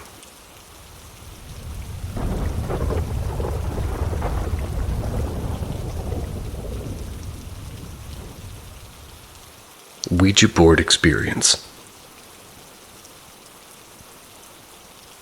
I've had paranormal and inexplainable experiences my whole life, but more often as a kid, like 9 to 15. I'd like to share those as well, but this one has been bothering me again recently. This happened in January 2020. I was 22. My sister was 15. To make a very complicated long story short, we wanted to contact my ex-boyfriend. He had killed himself a few months prior in the house that we shared. I still lived there. We were always wary of Ouija boards, but we were desperate for answers. We turned off all the lights and lit candles, blessed the house and said the stuff. We were extremely careful to be respectful, follow all the rules. We connected with a few different entities, and the first one called itself Mama. We asked it if it knew my boyfriend, and it said yes, and that it could connect us. Something then said it was my boyfriend and said it loved us and said XD, which I assumed was like the laughing face that he would use. Then it said that Mama was evil and bad, asked us to come back tomorrow. We came back, and this time it was way worse. It was Mama again. Planchette was going so fast it was almost getting away from us. It seemed to really like my sister and kept jumping off the board toward her. It zoomed from M over to A and over, and it tried to say that it was my boyfriend again at one point, but it couldn't answer any questions about him or us, and I tried to ask what our anniversary was, and it just guessed. When I said it was wrong, it's like it got mad. Started zooming from 0 to 9 really fast, like it was doing for M and A. It said it was behind us, and my dog started going nuts. We said we were going to go, and it kept saying no, like it was mad and we weren't allowed to go. We eventually got it to say goodbye, and we've never used it again. In fact, I left it there when I moved. Neither of us would ever fake that kind of thing. I've read that it can be subconscious, but I don't know, that shit was wild. We felt so sick and off after, and she had bruises the next morning. We don't like to talk about it. Almost feels like it was a dream, but it wasn't. And the weirdest part is that when I think about it, I almost want to go back and do it again. I don't know why, because it was terrifying.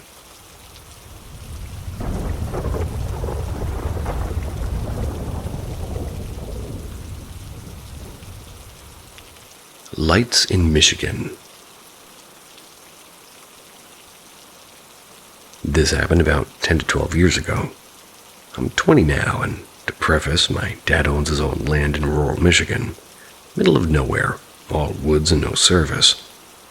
But it's right on a lake, so it used to be really nice for camping trips. Anyways, we, being me, my dad, and my older sister, we're on one of these trips and we're going to sleep in the first night in the tent.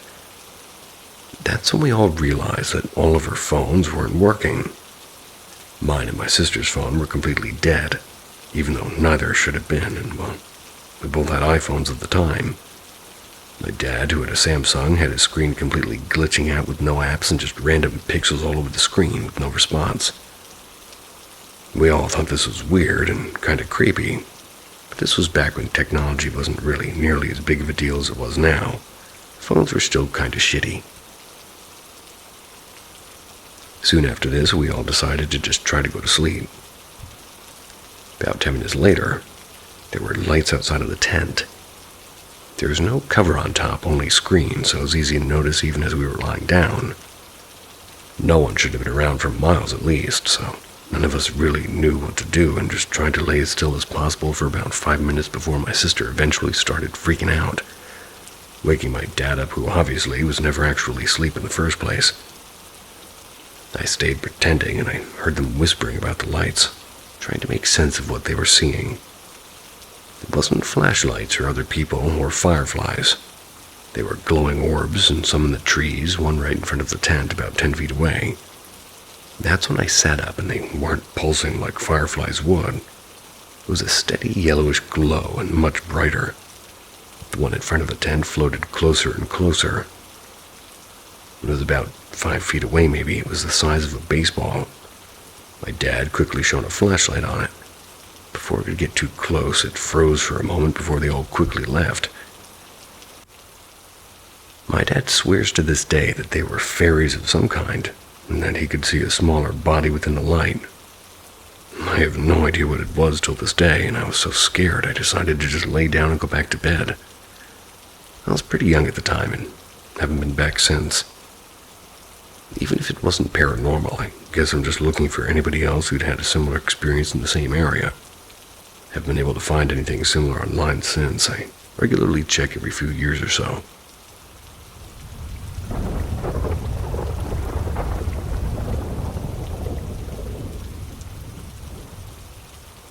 This happened after I watched the Eliza Lam video. Still not sure what I saw. This happened in India when I was 13. I still think about it way too often. Back then, I was obsessed with true crime. BuzzFeed Unsolved had just released their episode of Eliza Lam case. You know, the one where she's caught acting strange in a hotel elevator before being found in a water tank. Creepy stuff. I watched it and got spooked, and later that night, I went up to the terrace with my neighbor, like we did almost every night to stargaze. It was a no-moon night, what we call Amavasya in India. The sky was pitch black. Our moms, being a little superstitious, told us not to go out. In Indian culture, Amavasya is considered inauspicious, a night where bad energy is believed to be stronger. Of course, being 13 and overconfident, we ignored them. From our building's terrace, if I laid down at the right angle, I could see the rooftop of Girls' Hostel across the street. On their terrace, there was a large water tank with one of those metal ladders fixed to the side. We were lying there chatting and counting stars when I noticed something. A woman, a black silhouette, slowly climbing the ladder up the tank. The sky was so dark that she stood out clearly. She reached the top and opened the lid. I blinked, unsure if I was seeing things. I whispered to my neighbor, "Do you see that?" She said, "Yeah," but told me to just lie down and keep watching, like she didn't want to freak out just yet. But I couldn't. Something about it didn't feel right. My chest got tight and I sat up. The woman turned her head and looked directly at me. We just stared at each other, maybe 5 seconds, maybe 10, I don't know. But I knew she saw me. Her head had moved, her body stayed still. It was like she wasn't even surprised I was watching. I panicked, I jumped up and screamed and ran downstairs. My neighbor followed me. Never saw her come down. No noise from the hostel. No news the next day. No mention from anyone. Just nothing. To this day, I don't know who or what we saw, but every time I think of Elisa Lam, I remember that night, that water tank, and the woman who just stood there staring back. No disrespect to Eliza Lam, her case always made me sad. Heard that it's finally solved, and I'm glad she can finally rest in peace.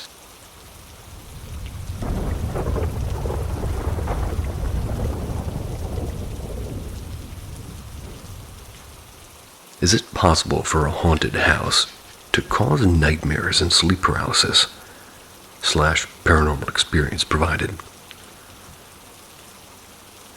To start off, I lived in my family home for 23 years. I had what I believe to be multiple paranormal experiences, as well as my other family members.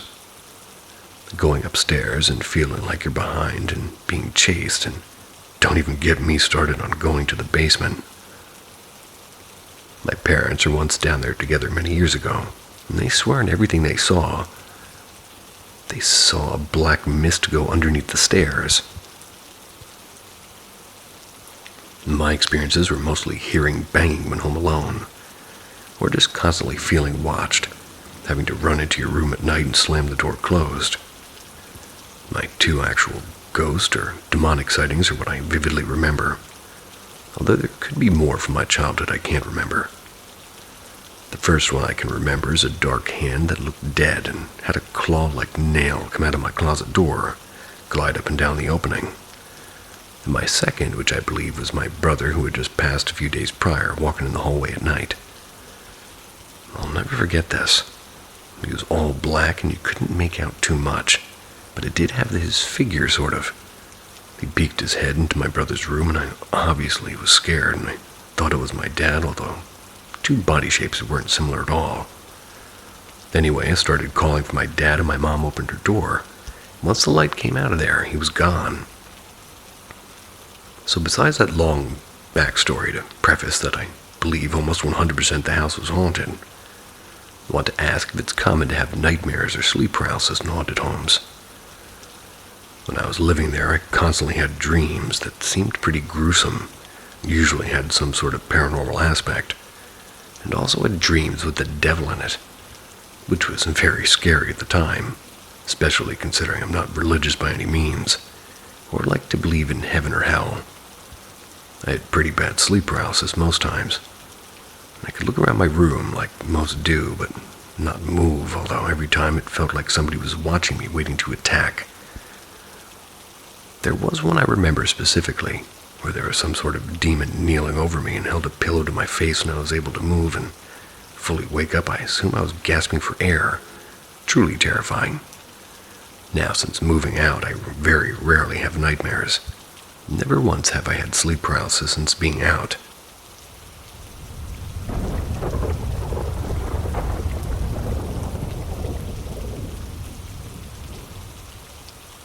Story.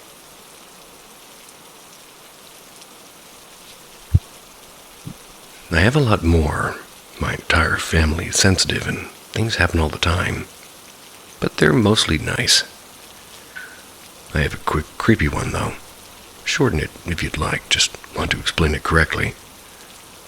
This takes place in Germany, where I was born, and where I was raised. My grandmother died when I was 5, and up until then, I was her most loved person. She went as far as following people to my crib, and if anybody touched the crib, she would immediately wipe it clean. She was very elegant and not very warm, except with me. When I was at daycare, she knew when I would play outside, and she would buy ice cream and crawl on hands and knees in her very expensive clothing through the bushes to her hiding spot. Let me lick the ice cream. After she passed, my mom told me that I'd sit by an open window at night, looking up to the sky, telling her how many day was, telling her how my day was. Fast forward to me being 22, dating my now ex-husband. He was an American Army man, and very nice while he was stationed in Berlin. On a rainy day, he would keep his boots in the basement, so my parents' house stayed clean. One day, we're looking through a family photo album, and he pointed at my grandma and said, "I saw her." "Where?" "On top of the stairs." I was at the bottom putting my boots on. Not thinking it's weird because, again, we are all pretty much a sensitive family. Me saying, "How cool, she was the nicest person in the world." Him saying, "Not to me, she stood on the top of the stairs and stared at me, and I could feel how much she hated me." I smiled, but she just stared, and it was bone-chilling cold, full of hate, and then disappeared. And to finish, I moved to the United States with him. After about a year, he changed and became abusive in every way imaginable. He was from a very wealthy family, so he knew to put the bruises where they would be hidden by clothing, so I left him. Prick. Way later, my mom recalled him telling us a story about my hateful grandmother, and she said that my grandmother probably knew his heart and what was in store for him. Maybe give him a warning, and she didn't speak, but according to him, she hated him. I get it, now I hate him too. My encounters with her are warm and friendly to this day.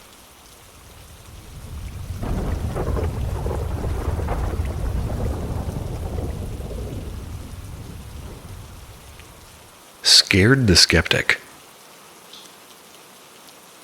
Mine first experience was when I was a kid. I've always felt like I was being watched.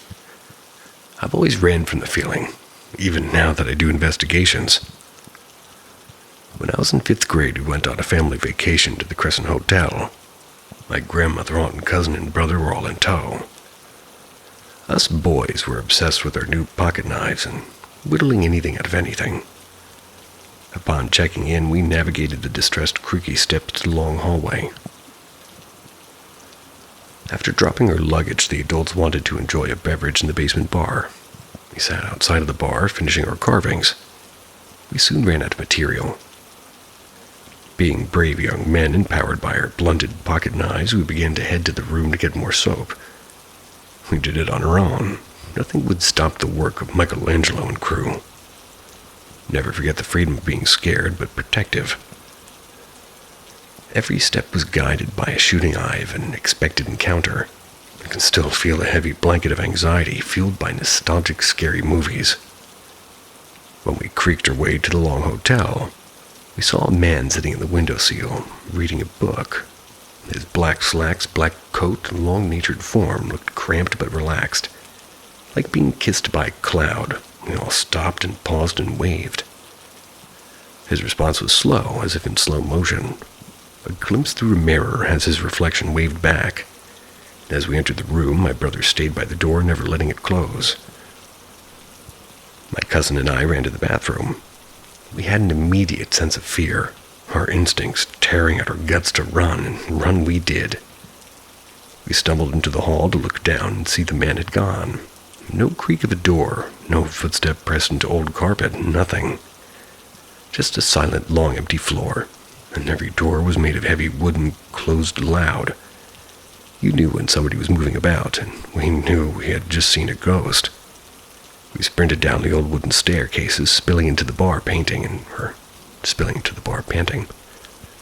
As we sputtered out what we had just seen, now into the protection of Grammy, we became excited.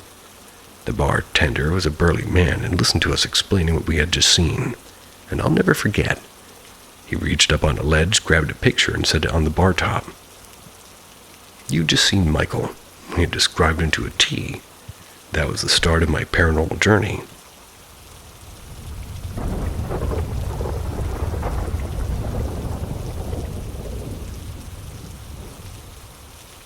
I adopted a cat, and I think she brought a ghostly companion with her.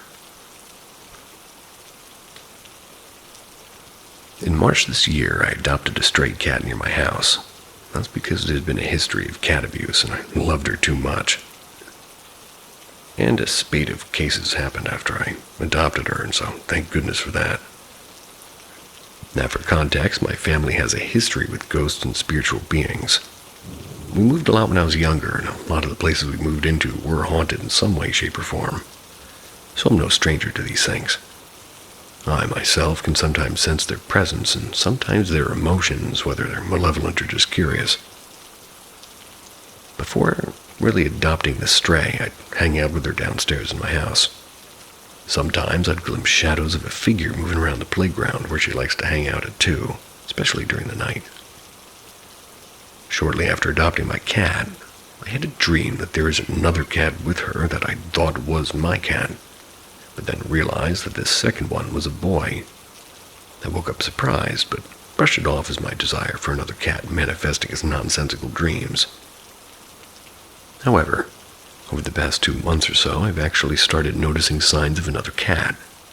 I'd hear sounds that my cat would make, such as licking sounds or her scratching her body with her feet. But when I look around, my cat's on the other side of the room. It's gotten more obvious recently. I'd feel the sensation of my cat brushing past my legs when I'm sat at my table, which she does a lot when she wants a little love. But same thing, I'd reach down to pet her only to feel thin air. And then when I look around, I see she's actually lounging on my bed. Sometimes when I'm drifting in and out of sleep, I'll feel the weight of a cat jump up onto the bed with me, especially if I'd just woken up. My cat does this a lot too. She loves to nestle against my body when she's on the bed. But recently I've been looking up only to see she's in fact not on my bed, and just this morning I woke up to feel the weight of paws behind me jumping onto my bed and sort of patting its way over to my upper back. I lifted my hand to pet her only to be met with thin air. When I looked, she wasn't there. Turned around again and thought I was imagining things, but I felt it again. It patted its way up and down the length of my body, even paused to my feet before coming back up to settle behind my back. Definitely wasn't imagining it this time, because with my body being turned to the side, I can actually hear the creak of my mattress springs as the weight came down. Did I accidentally adopt a ghost cat?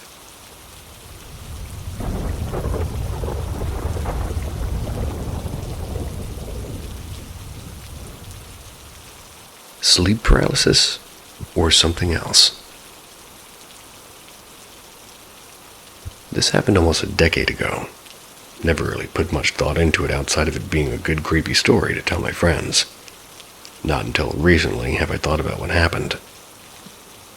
To give some backstory, when I was younger, my family and I used to live in this town sort of house neighborhood, and my dad was a maintenance worker there. And as our family grew bigger, I came first, followed by my sister and brother, and 6 and 11 years later respectively. We moved into larger townhouses that the apartment complex had available. When my parents had my youngest sibling, there were plans to move out of our neighborhood and into our own house, despite only having just moved into a new townhouse a few weeks prior. We ended up moving out after only 2 months. And while living there, I ended up having a recurring sleep paralysis dream of this thing that would come out of my closet. The best way I could describe it was that it was very lanky and had glowing white eyes, and that it never made any noise. Scattered throughout those 2 months living there, I would keep dreaming of it slowly opening my closet and peeking its head out, slowly shuffling toward me. Each night I had the dream, it seemed to get closer to my bed. Now, if my experience stopped there, I would definitely just mark it all down as sleep paralysis. But my last night sleeping there, and the following morning before moving, makes me question everything that happened and whether it was real or fake. Pretty much everything had been taken out of the room, except my mattress, since they were moving the next day. So I basically just slept that night in a bare room. Of course, I had to be visited one last time by this sleep paralysis thing before it went away. This night it ended up being right beside me, looking down, and reached down and grabbed my arm. That was when I jolted awake to find a huge scratch running from my armpit to my inner elbow. I remember it stinging like a bee sting. My dad coming in to see me freaking out and crying. After calming me down, we also ate breakfast and did a sweep through the house to make sure we weren't leaving anything behind. Me and my dad went to my room and got the mattress, then opened up the closet to make sure everything was kind of grabbed in there. As he opened it, half of our attic crawlspace access panel fell to the ground, startling both of us. Up until this point, everything about my dreams could have been very simply explained, but this last event is what really scares me. Those panels don't just simply break, you have to put a decent amount of force in them to start cracking them apart. None of us know anything that could have caused that to happen.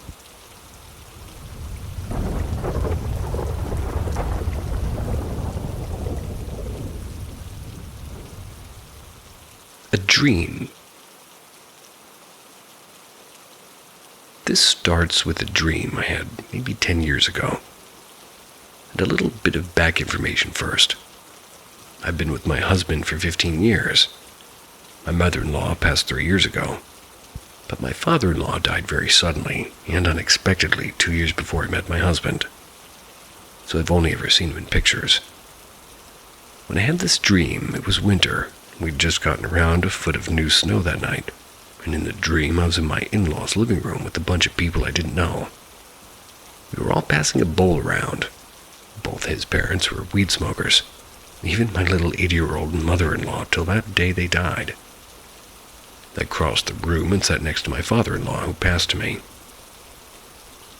Then he held his hand out and said, "Give this to Sarah for me."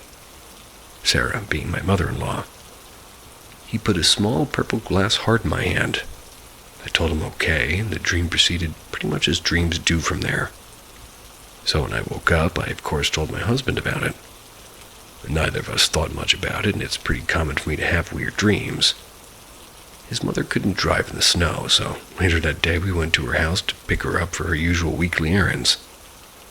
She lived at the higher elevation than us, so the snow in front of her house was a lot deeper than ours, nearly 2 feet. No one had been at her house that day, so we made a fresh trail from the driveway to the porch.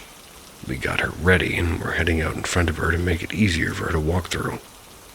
Stepped off the porch and I noticed a spot of color right next to our tracks.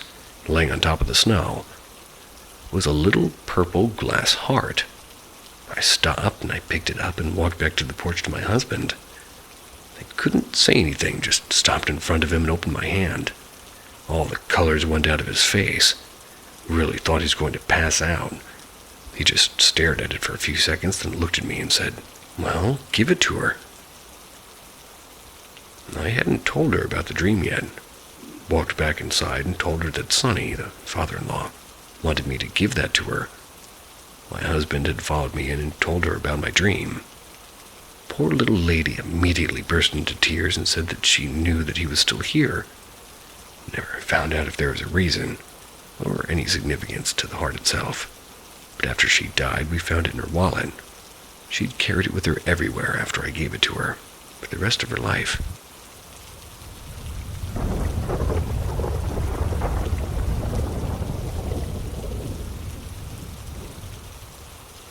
Seeing an old friend. A couple of months ago, my family and I were forced to move. I had a pet cat whom I've had for 10 years, and a puppy that we had found abandoned. Where we moved didn't allow dogs, so we had to give the puppy up, and luckily we found him a good home. Our cat could stay, but since he was new to the neighborhood and the house, we kept him inside as long as possible. And him being an outdoor cat, though, couldn't really stay inside for very long. After about 2 weeks inside, we finally let him explore outside. Though I was very hesitant because I knew there were a lot of stray cats in the area that could hurt him. He was tough, though. Came back every day with new kind of cut bits, looked proud, so I knew he was winning. Still, I'd try to keep him inside most of the day until he got really mad and wanted to go outside. This continued. One night, he woke me up to let him outside around midnight. He left and I never saw him again. Usually he would leave for the night and be back by morning, though there were a few times in the last house where he left for a few days, and the most being 6. But for some reason I had a sickly feeling after day 2. I had a feeling that it was the last time I'd ever see him. I went to sleep worried, and the neighborhood was bad, and I knew even though he was tough, he wasn't invincible. That night I had a dream about him.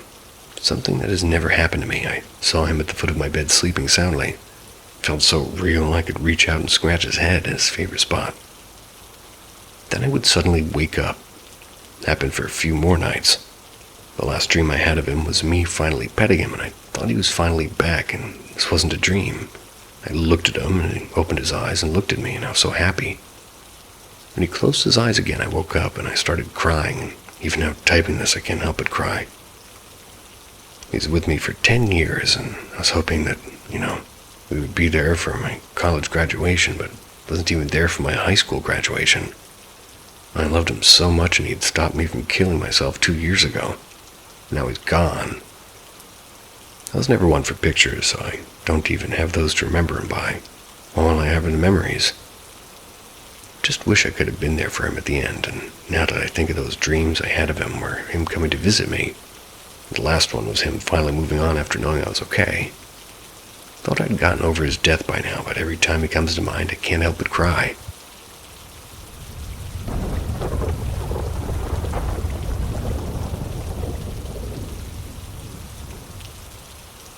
There's someone on my property, and I think they've been for years.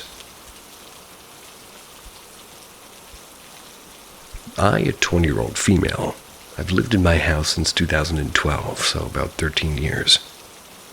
The house is owned by my grandfather. We've been renting from him since we moved in. The house was built in the 80s. It's been rented by many tenants over the years. It's made up of 3 different subunits. One large unit on the top floor with 2 basement suites. We started renting one of the subunits about 7 years ago, and I've been in the bedroom ever since. And something about that subunit is just weird. When I started staying in it, I got absolutely terrible night terrors. I was 13 and paralyzed every night for weeks. Specifically, there were 2 humanoid figures I would see over and over again. A younger middle-aged man in a white t-shirt and black pants, but with no discernible head, and a slender middle-aged woman with long black hair. It started as just sleep paralysis, but over the last year it's gotten bizarre. We put up security cameras after a break-in and got multiple videos of the same man standing in our garden, staring at my window for hours. Then the camera started breaking. Would just fall off the wall it was mounted on, and at the same time I'm hearing loud knocking and banging on my window. Our doorbell rings by itself. My dog is terrified to go outside, and small things like bowls, forks, and spoons and pens have been going missing. Last night, though, it kind of all came to a head. It was about 12:30 a.m. While trying to fall asleep, I heard my bedroom door open. I was on my side, facing away from my door. I felt a sudden wave of terror, like being watched. It washed over me. I heard someone breathing like they were standing next to my bed watching me for an hour. I was blinking and moving my fingers, and I was, not having sleep paralysis. I don't know if I'm going crazy or if these are the old tenants, but whoever or whatever is in my house has started getting more and more known.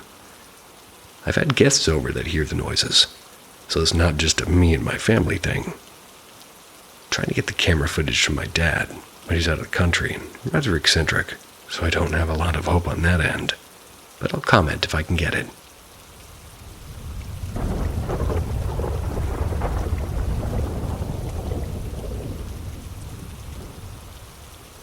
I got chased by someone. For context, I was visiting my grandparents in my village. I was around 13 maybe. Our house was a 2-story, but the steps were outside instead of inside. We had rented out the rooms on the ground floor. Our bathroom and kitchen were outside our actual house. The bathroom being behind the kitchen on the far left side. Just think a typical village house in Asia.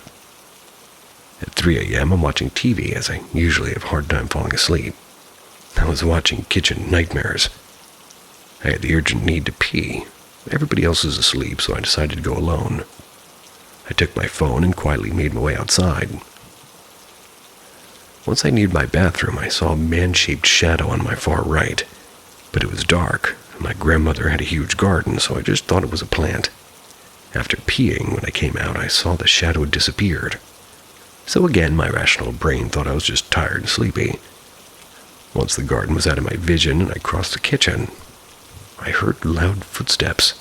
They're almost right behind me, getting faster and faster. My flight response came in, and without even looking back, I ran up the stairs to my home. Once I reached the balcony, I looked back to see a dark shadow with his slippers in hand slapping the kitchen wall. I heard my family waking up and coming outside to see what the commotion was about. I was ushered inside when my grandpa shouted at the figure to leave. I found out later that they thought it was the infamous drunken neighbor. I tried to fall asleep that night, but I couldn't, and hours later I heard my grandmother waking up and looking out the window. She went to sleep shortly after that. Complete silence for I don't know how long until I heard steps outside. It was circling my entire house. It stopped after 2 circles. I have no memory of falling asleep that night. The next morning, my family and I were all in the kitchen. They convinced me that it was the drunken neighbor who usually goes around at night, apparently. My grandmother said that she saw him standing outside when she looked through the window last night. She said that she could only see his lower half, which is weird, but was pretty sure that it was him. Our neighbor actually came around that evening. My grandmother's complaining to her about the drunkard when my neighbor looked confused. She said that's not possible. He had passed away 2 days before the incident due to alcohol. I have chills even thinking about this years later. What if I had not run and gotten caught? Ugh.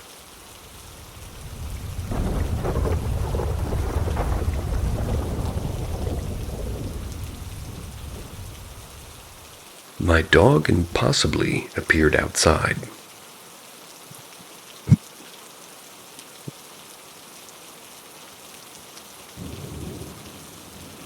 This happened last night at about 1 a.m. I'm a 20-year-old male with my dog by the side of my bed scrolling through my phone. A few minutes later, I turn and see she's gone. I start looking around the house, which is fairly small, and she's nowhere to be found. By the way, all of our windows have nets for bugs, so there's only one door. So I keep looking around thinking somehow I've missed her and she was a Doberman. And all this time I hear a dog constantly barking outside. Of course, I assume it's another dog, so I finally step outside and I call for her. All the other dogs come, and there's 4 dogs on our property. But her, I go toward the sound, and it's her who's been barking all this time at the toad. Little detail, the toad was next to a huge snail. Lovely. This is something she does usually with toads. She's crazy about them. And they excrete a liquid that I assume is toxic or at least very unpleasant because it makes her salivate a lot. And with foam, so. Sounds like this toad is making her hide. So I take her to a little fountain to clear her up, and all this time utterly confused as to how on earth she apparently opened the locked door, went out and closed it behind her. The toad disappears, and she keeps looking for it desperately. I go back to the house, ask my mom and my brother, and in the morning I confirmed with my dad that nobody has let her out or even heard the door opening. So I discussed the matter with my brother for a while. Then a couple of hours later we're talking about a completely different subject when a fucking toad appears in my room. The dogs stay outside. Now I don't know, but this had never happened to me in this house, and I had to go up 3 steps to get here, so me and my brother freaked out even more. Anyway, I've never had a hardcore paranormal or supernatural experience, and I admit the toad in the end is something improbable, though not impossible. But adds to the overall bizarre experience. But the dog going outside is something I still can't explain logically, and it puzzles me. I don't know if this is something that happens or happened to anyone here, but at this point I'm starting to think that the world's pretty crazy, man, and I don't know what to believe or not, if I should trust my mind anymore. It's a powerful toad.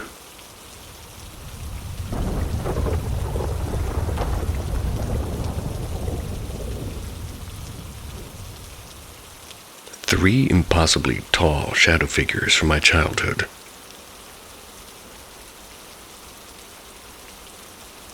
I grew up in the age before cell phones. I was probably around 14. Lived in a small subdivision in western Kentucky. My best friend lived on the other end of the subdivision, and one of our other friends was staying the night at his house this night. They were both supposed to walk to my house to hang out. It's about a 10-minute walk. They were running late, as teenagers do. I got impatient. I decided to ride my bike to his house, figuring I'd meet them on the way. There's 2 paths he could take to get to my house from his. The long way follows the road, and a shortcut jumps a small ditch through a neighbor's backyard. I was on my bike, so I took the long way. I made it all the way to his house without running into my friends. Knocked on the door, and his mom said they had left about 10 minutes ago. I figured they must have taken the shortcut while I took the long way, and we missed each other. So I hopped on back to my bike and headed back to my house. As I turned to take the long way back, I looked down the road, roughly 200 yards, and I saw 3 impossibly tall black figures. They were wearing what looked like top hats. They were around 12 feet tall, and I froze. I've never been so scared in my life. I'm getting goosebumps typing it now. It was not a glance or fleeting look. It was a clear, unmistakable view of these huge shadow figures. I took off for the shortcut as fast as I could pedal, jumped the ditch, and booked it to my house. I got there to find my friends waiting for me on the porch. I couldn't even speak. I didn't know what I could say if I could. The 3 of us sat in silence for a few minutes. I was so wrapped up in my own head over what happened that I didn't register that neither of them were talking either. I blurted out, "Did you guys see something on the way here?" And they said yeah, and I asked them what they saw. 3 extremely tall shadow figures in top hats at the end of the long road. I couldn't believe it. To this day, I don't know what to think. We walked that neighborhood at night all throughout my teenage years, and none of us ever saw it before or since. Strangely, about 15 years later, I was telling a story to another friend of mine who lived a few neighborhoods over. He claimed to have seen the same thing in his own neighborhood.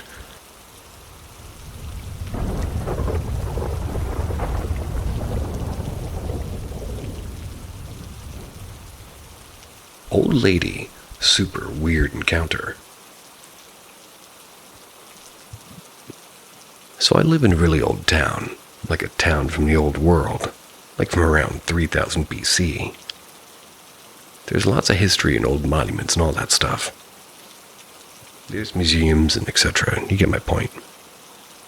I've never felt like it was haunted or cryptid-prone compared to similar towns on the continent. But one day I went to a sleepover at a friend's house. He lived outside my town in a little rural village, and we were just playing in the woods and saw something weird as fuck. We saw a big snake entering a chicken coop from far away. When I mean big, I mean fucking huge and wide, reticulated snake. There's not even species that big around here. So me and my dumb friend, both like 9 years old at the time, thought, let's fucking check it out. The fuck is that? Must be an anaconda or a basilisk, we thought. So when we get close, there is no snake visible there. Only an angry old lady. She was killing some chickens like bare hands, twisting their necks. We literally started shouting, "Get out of there, and there's a big snake." She must have entered the little house where chickens spend the night, and she might be killing her chickens and eating them. "Ma'am, please get out of there, it's dangerous." She peeked inside the coop like all nonchalantly and just said, "There's not any snake here, you must be seeing things. Go back to play, boys."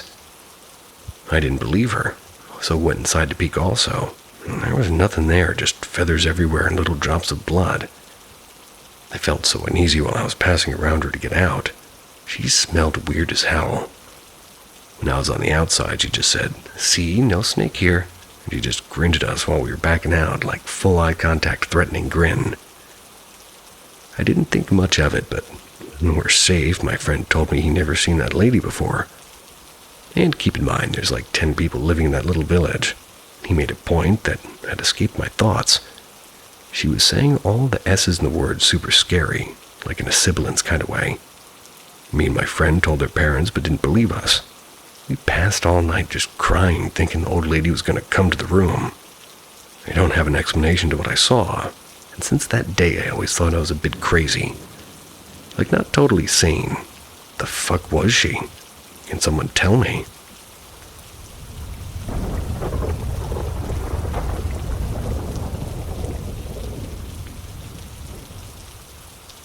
The Tales of the Jefferson Museum. My mother grew up as an orphan, worked multiple jobs to pay for regular day things. While working at the Jefferson Historical Museum in Jefferson, Texas, she came across a couple of strange things. Note from my mom: I don't believe that any of the spirits there were threatening. In fact, most of them amused me when work got boring during the day. The beginning. When my mom started working there, she noticed right away something odd. Certain parts of the museum were colder than the other areas. The coldest was upstairs in the attic-like room, also part of the viewing experience for guests. She didn't think anything of it and continued working there. The ponytail ghost. My mother's told me about many ghosts that she's seen in her life, but none of them beat the ponytail ghost. This ghost would always sort of tug on my mother's ponytail whenever she worked at the museum. Never just a slight pull, no, but a full tug that would sometimes send her head back a bit. Nothing super extreme other than that. The Diamond Bessie mannequin. Upstairs in the attic room, next to the window, sat a mannequin of Diamond Bessie. Bessie was a prostitute that was murdered in the woods in Jefferson by her husband Abraham. The mannequin, however, creeps me out more than her story to this day. One night, my mother and her friend Shauna were patrolling the halls of the museum. My mother heard a screech from upstairs. Went to go check it out. The mannequin, instead of facing the window, was turned exactly 90 degrees toward my mother, who stood in the doorway. My mom simply turned the mannequin's head back, a little bit creeped out, and headed back downstairs. She then told Shauna, and they both agreed to go back upstairs to check again. As they walked up the stairs into the doorway, lo and behold, the mannequin's head had moved again. Both, more scared than before, turned her head back. A thump was then heard from the corner of the room, and being frightened, they both jumped and ran back downstairs. To this very day, my mother swears that when she turned back as she ran, the mannequin's head turned to look at her once more.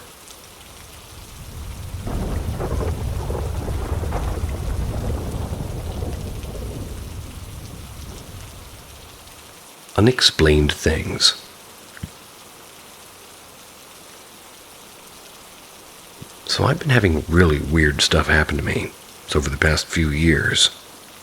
It stopped for a little bit, but it's happening again. When I was in high school, I was very into the paranormal. I purchased haunted dolls and tried to, communicate with the dead, like all the time. And during this time, I began having terrifying sleep paralysis. I would also have a weird slime-like substance leaking down my mirror and TV in my bedroom every morning. There were a few times these huge, skinny handprints would be at the top of my mirror, way bigger than my hands. I would also hear banging on my walls randomly. My brother now has my old room and says all that still happens. Moved out in college, and all that just stopped. A few months after living with my roommates, weird stuff started happening again. One night, my roommate and I were walking upstairs at 2 a.m., completely heard somebody running up behind us. Began having the worst sleep paralysis I've ever had. Before, I couldn't sleep through the nights. Moved after a year and it all stopped, and after about a year of being moved out from that apartment and back into my family's home, new bedroom by the way, started having sleep paralysis again, and really weird dreams from dead loved ones giving me warnings about my friends and telling me I don't have much time left, and I need to make things right with God.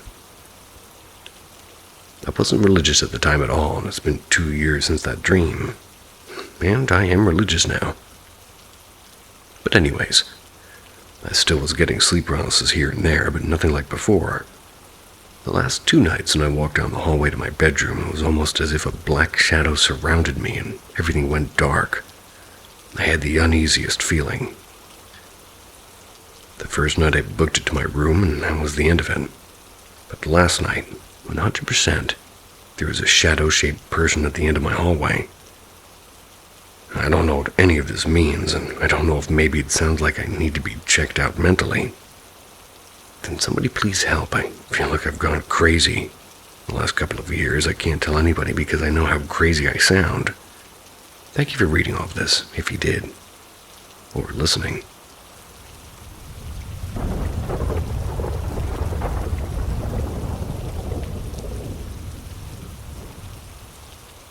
Things that happened to me across the years.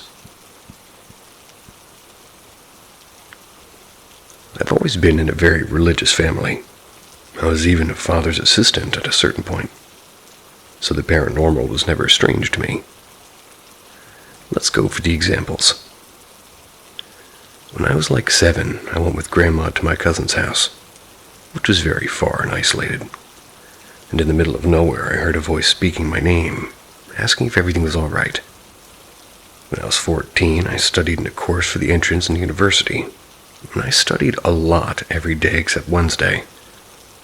During Wednesdays, I slept all day. In a particular Wednesday, I decided to sleep in the opposite side in which I sleep. I had a sleep paralysis episode. There were 3 figures looking at me, 2 equals on the sides and 1 in the middle. The ones on the sides were like nuns using veils, all dark with the eyes that were like a white and red light.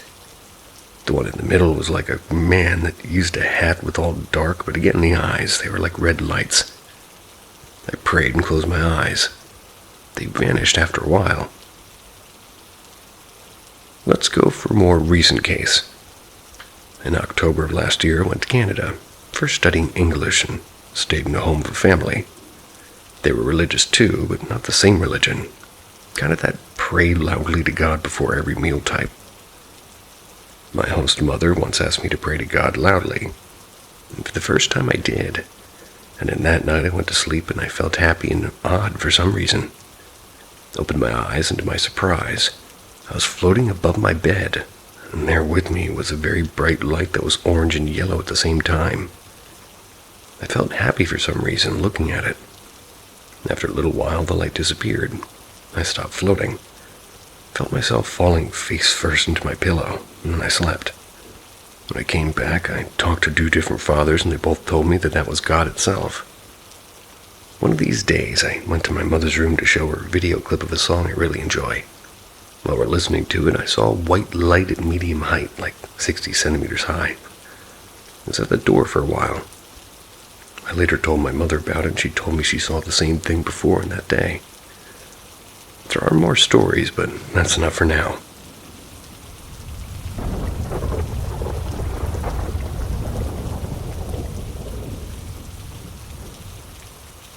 Paranormal M isn't just a channel.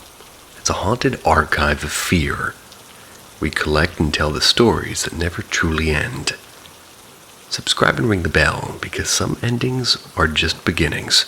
I woke up at 3 a.m. and I saw an old lady smiling at me sitting at my desk. So this morning I woke up to something that scared the living shit out of me. It was around 3 a.m., maybe 3:47 a.m.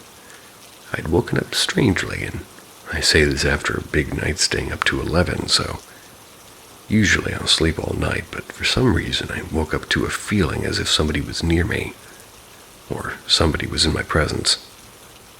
And as soon as I woke up, I started staring directly at an old lady who was sitting on my desk. I could see her pretty clear, and she was easy to see with the dim hallway light shining on her. At first, I thought it may have been my chair, as my chair had clothes on it. It looked as it, but as adrenaline kicked in, I realized she was far from my chair. It was actually sitting on my desk. She had gray hair, and it looked all tough, and the hallway lights blue. She had a smile on, and it was quite creepy. It looked as though she had some teeth missing. Now, at first, I thought it was my mom. She had the exact nightgown as my mom, so I was going to shout, "Mom!" but I quickly realized that it couldn't have been. The lady on the desk had darker skin. Usually I have a knife or a gel blaster. Whoa, a gel blaster. Beside my bed. I was planning on using one, but I realized they weren't there and I had left them outside. I thought of everything I could do. I locked eyes with her for at least 1 minute, still smiling, and I thought I'd get up and approach her. I did so, and within seconds she disappeared. It was like as soon as I changed angles, she left. But it couldn't have been that, as I saw her lying down, and then I saw her as I perched up. I don't get scared often, so this was weird for me, but also gave me the creeps. Everything was so perfectly timed, and waking up at 3 a.m. staring into her, the light showing what she looked like, and as I approached her, she disappears, and it was really strange. I live in Australia. Told my mom about the story. She said it might have been an aboriginal. My mom and dad have had similar experiences in the past. So this is the second time this year this has happened to me. Last time I noticed somebody on the edge of my bed.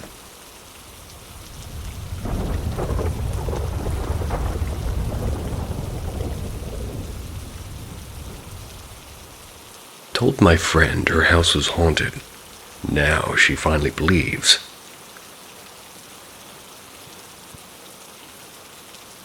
Sometime last year, my newlywed colleague and friend asked me if I would babysit her daughter for a few days at her house. That would be while she and her hubby go on their honeymoon. I was hesitant as I was newly engaged and felt weird being away from home and my fiancée for several days.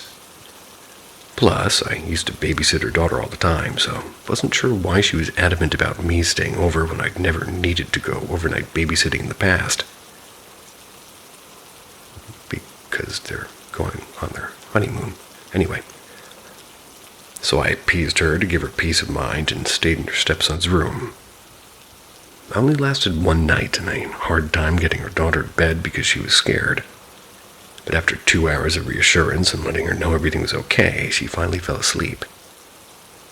I went to bed shortly after, but had an unnerving feeling the whole time, as if I were being watched. The only time I ever felt this sensation was when I still lived with my parents.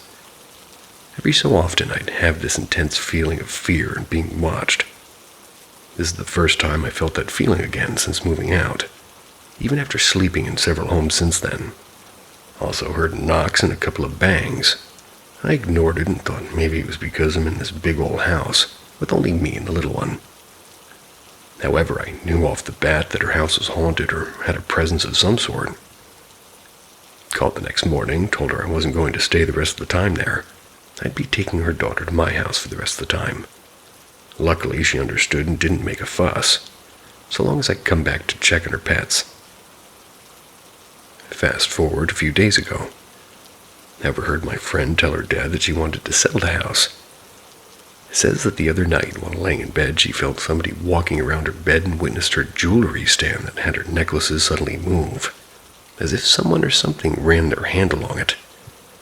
She believes it may be her mother-in-law that recently passed. The house used to belong to her in-laws, but both have since passed away. But I did pipe in that it could be the other ghost as well, since the experience I had was before her mother-in-law crossed over. I'm just glad my experience was confirmed and I wasn't actually going crazy.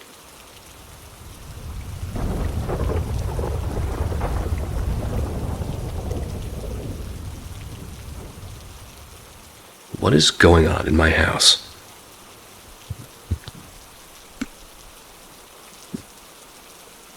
So about a month ago, one of my friends and his kid, who's 3 years old, were visiting. His kid fell asleep, so he decided that we're going to call it a night. He picked up his son and headed toward my bedroom door.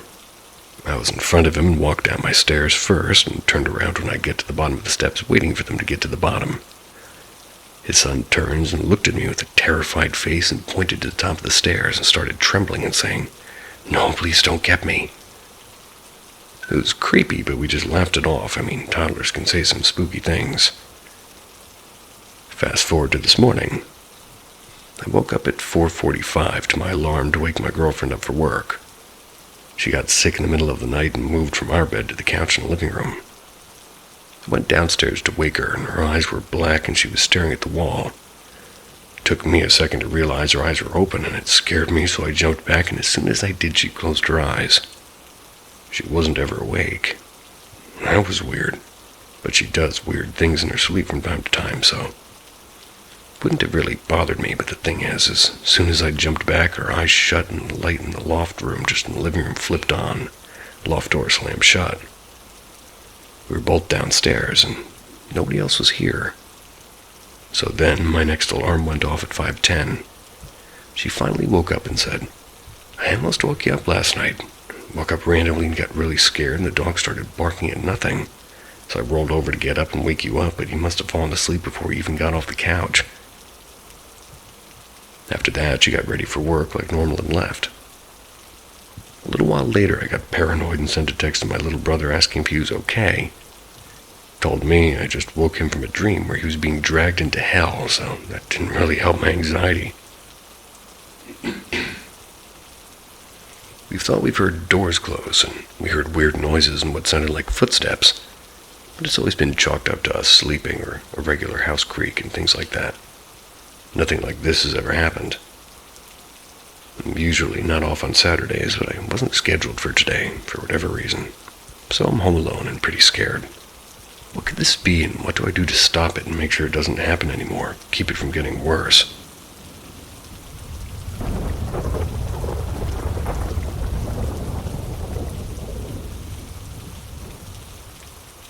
Imaginary friend.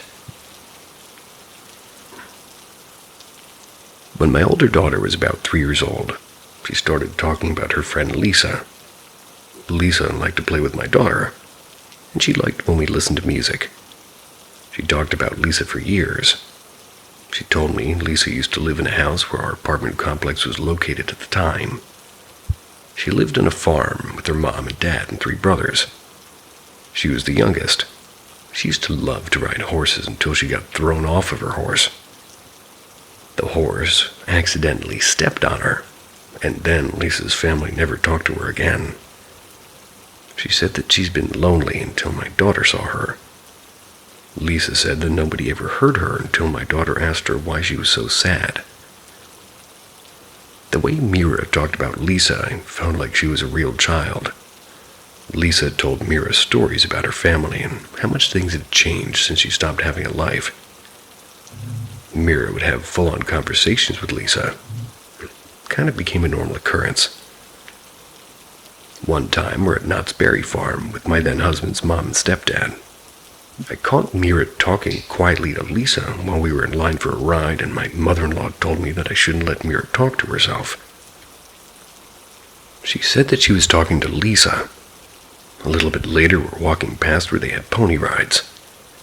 Mira stopped and said she wanted to do the pony ride. I asked her if she was sure because she had been afraid of horses in the past, and she said that Lisa had told her that she would love it. It's okay to ride the pony because there's so many people around. If anything happens and she gets thrown off the horse, she'll be fine. Lisa died because she was alone. My mother-in-law overheard what she said and rolled her eyes at me. She thought I was crazy to let Mira have an imaginary friend. Mira and I recently talked about Lisa, and she said that she saw little Lisa until about 12 years old. She told me that last time she saw Lisa told her that she was safe now, and she told me that Lisa had to leave and move on because she didn't need her anymore. Lisa stayed with her so long because she didn't want Mira to die young, like she said. And I'm hoping my barking dog didn't wake anybody up. Sweet dreams anyway. See ya.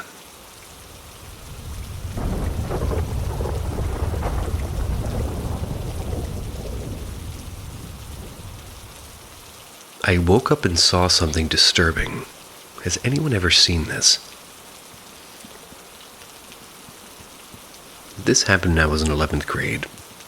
Still don't know if it was a dream or something more. I'm really curious if anyone out there has ever seen or experienced anything similar. I woke up in the middle of the night, and the whole room was being lit by this bright, weird green light. It was similar to a flashlight. It was a directional light, like somebody was pointing at me. Completely lost, confused, and sleepy, I sat up and looked around just to notice the light was coming from my half-open door. When I looked toward the door, I saw something standing there. It didn't move at first. The door was half open, but you could see it. It was a tall figure. It looked like a very tall woman. Its skin looked like tree bark, and its eyes were the cause of this glowing green light. They weren't reflecting anything. They were actually glowing.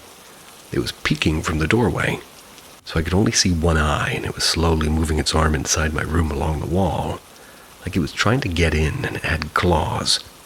Then it noticed me and it screamed. The scream sounded like a woman, but not like a woman, if that makes sense.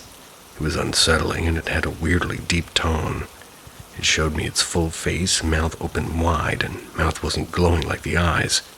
Just a black void. It raised both of its arms. It had hair, and it was floating upwards, like when you're about to be hit by lightning. Then I did the worst thing possible. I was so terrified I ducked under the covers. Yep, I could still hear it screaming, though. The screaming kept getting further away until it stopped. When I looked again, the green light was gone. So was the thing. The door was still half open, and everything was back to normal, like it never happened. I've never seen it since. I have no clue what it was, but it didn't feel like sleep paralysis since I could move and sit up and react. It felt real. Way too real. Could it be hallucinations? Well, even then, would that thing react so vividly to my actions if it really all was? What I want to know is, has anybody seen something like this before? A creature with bark-like skin, glowing green eyes, and that strange floating hair. Can't just be me, right?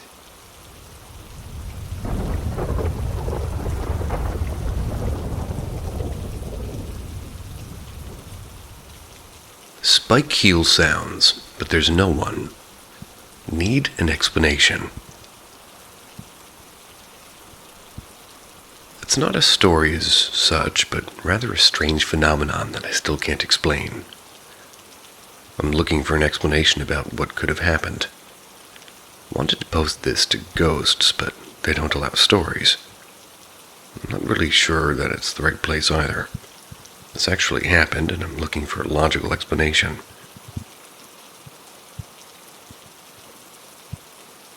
I live in France, and at the time I was living in the city of Toulouse. I don't know how to pronounce that. Toulouse? Toulouse?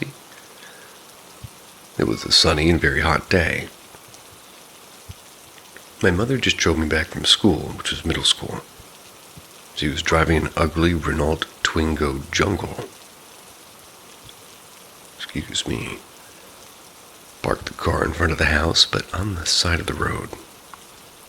I was on the front passenger seat, and my window was all the way down. As soon as she turned off the engine, I heard footsteps on the pedestrian way just beside me. It was loud and clear, and it was with no doubt the steps of a woman with spiked heels. The catch is that there was nobody, and the sound of the steps was moving. It was a meter away from me, and I could tell exactly where it was touching the ground. I was shocked, and my mother was also. We looked at each other and we didn't understand what was happening. Time passes, and with years I thought maybe I dreamed this. But on time at a family diner, when I was 30 years old, my mother asked me if I remembered the event, and I thought, shit, this was real. She remembers it. I never understood what it was or how it happened. At some point I was thinking that maybe it was the shock absorbers from the car that was dilating. It was a hot day. It wasn't exactly the same sound, and it doesn't explain the fact the sound was moving. Maybe it's just that my memory is fading away, and in fact it was not moving. Not really spike heels. But then my mother also had a bad memory. I would not have been shocked if it was not the case.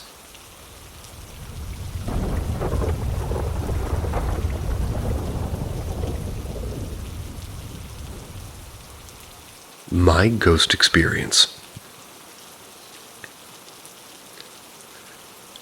One time I was in my apartment with my parents.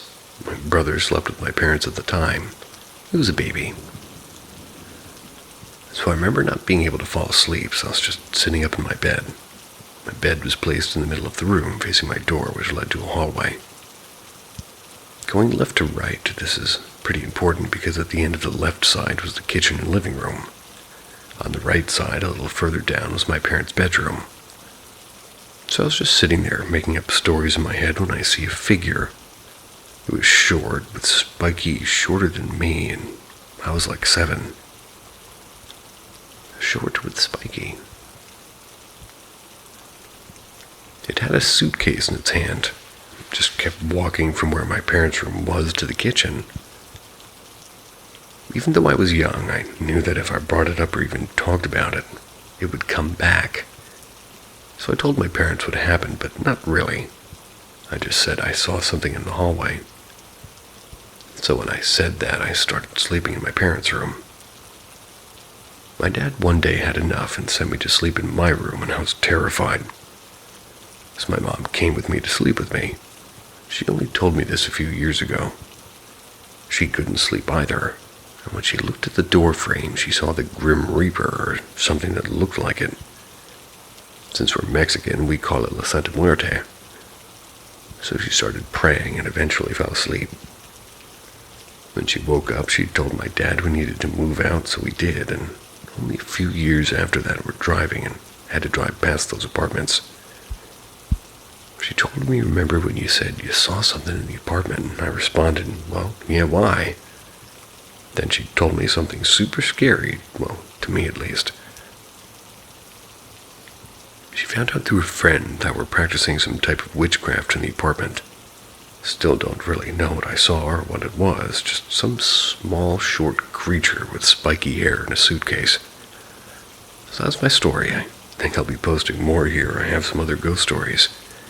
If anybody knows what kind of thing I saw, that would be pretty cool to know.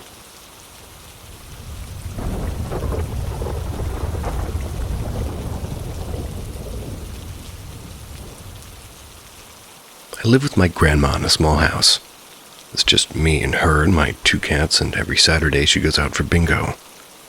Basically, she had left around 5 p.m. She gets back in at 10 p.m. I was laying in bed for a few hours watching TV. I think it was around 8 p.m. and my cat, who I've had for years, has never hissed.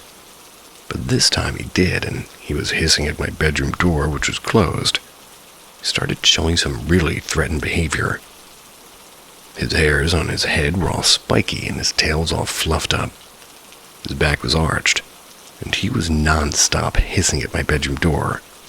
So I got up and opened my door thinking he might just need food or need to go to the toilet really badly. But no. So, right as you walk out of my room, there's a hallway, and that hallway leads straight to the laundry room. Then there's a door in the laundry room leading out to the clothes hanger.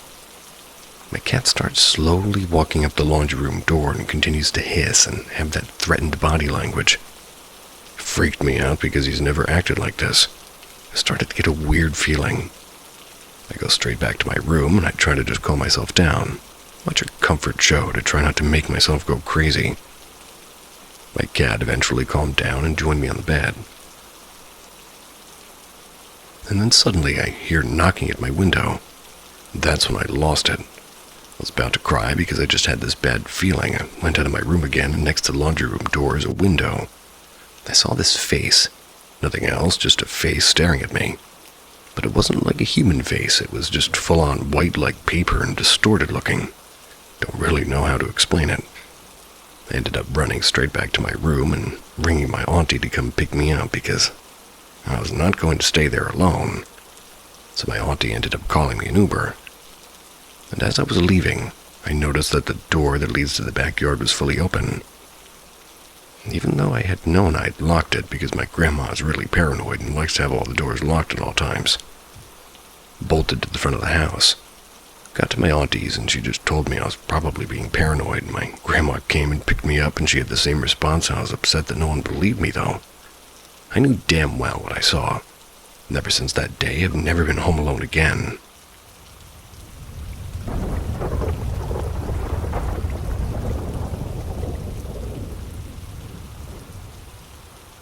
My uncle's ghost. The events that I'm going to describe happened about 6 years ago. I lost my uncle from a brain tumor. It was cancerous. And after his funeral, me and my cousin, who's 8 years older than me, were sleeping in the terrace of his house. I woke up in the morning around 3 o'clock, and I saw my cousin staring at a tree which was behind the house. I got a bit confused and called his name, which he didn't respond at all now, and I was concerned about him, and I called him once again, and this time he looked at me. So I asked him what he was looking at this time and so late. His face was pale. He looked shaken. As I walked toward him, he stopped me midway and told me to go to sleep. When I insisted, he said that we'll talk about it in the morning. When I woke up in the morning, his bed was empty, so I went in the house and asked my aunt about him. Told me that he went to visit father's memorial site early in the morning. When she asked him about why, in like such a hurry, he promised her to talk about it after returning back.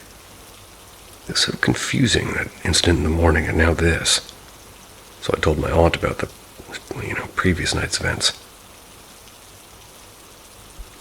She freaked out and immediately told me to get the car ready to go after him. We reached the memorial site in about 20 minutes. When we reached the spot, we saw him there at my father's grave, and he was wiping his tears. We immediately sat him down, gave him some water after he relaxed, and we asked him about what had happened last night. What he told us was shocking. He woke up because of the sound of someone or something calling his name. He thought that I was calling him, but I was asleep, so he looked around for the source of the sound and he couldn't find it. But after a few seconds, he once again heard the sound, now telling him to look behind the tree. When he looked at the tree, he was terrified and happy at the same time. It was his father who was standing behind the tree, and he shockingly stared at him, and he was wearing the same clothes that he wore at the time of his death. He waved at him and just vanished. My cousin was in complete shock, hence why he was unable to reply when I first called him.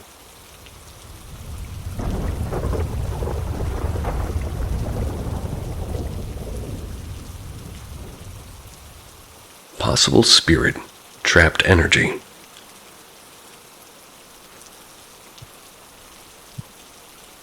This happened to me when I was in maybe 4th grade, and I'm 28 years old now. It's seared into my brain. This was so significant that my parents and brothers still remember when it happened. I live in a small town in rural North Carolina. We have an old plantation in the middle of town that has old furniture in it. You can tour the house and the grounds. The grounds include slave quarters, which are super sad to see. When I was in 4th grade, our class took a trip to this place, and the tour guide walked us around and told us about the history of the place. Even at 9 years old, I had this immense sadness when we toured the slave houses, and learned about the slavery that took place there. Anyway, we went to the house and were walking up the stairs, and at the top of the stairs, there was an African-American lady sweeping in silence. That was as we were walking up. She looked as real as anyone else in the room, but she just stood against the wall at the top of the stairs to our right as we walked up. She's wearing a long, light blue dress with a dirty apron, and her hair was pulled back into a low bun of sorts. I looked up at her and smiled, half expecting the tour guide to introduce us. The lady smiled a little at me, and I got a very warm, nice vibe from her, but I remember her eyes looked very sad. We finished the tour, and I sort of forgot about the lady, and when we left the upstairs, I asked where the sweeping lady was. The tour guide looked perplexed and asked what I was talking about. I described her, and the tour guide, who was white, said that there were no African-American staff members there. I remember being mad that they wouldn't tell me who she was, and it never dawned on me that she could have been a spirit. I was so adamant that, she was there, that my teacher ended up telling my mom, who was the school secretary. I found out later as an adult that my teacher and the tour guide were freaked out. I'll never forget that lady I saw, and her sad eyes. It really makes my heart break to think that she's still sweeping the stairs. It may sound dumb, but why would she be doing this in her afterlife? It leads me to believe that perhaps I saw something like trapped energy or something. Any ideas?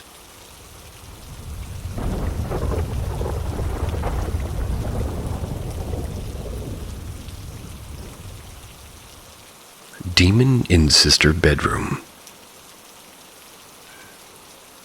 This experience occurred when I was 10. I was in my parents' house in around 2012. I'd gone to bed that night feeling very uneasy, as if something was watching me.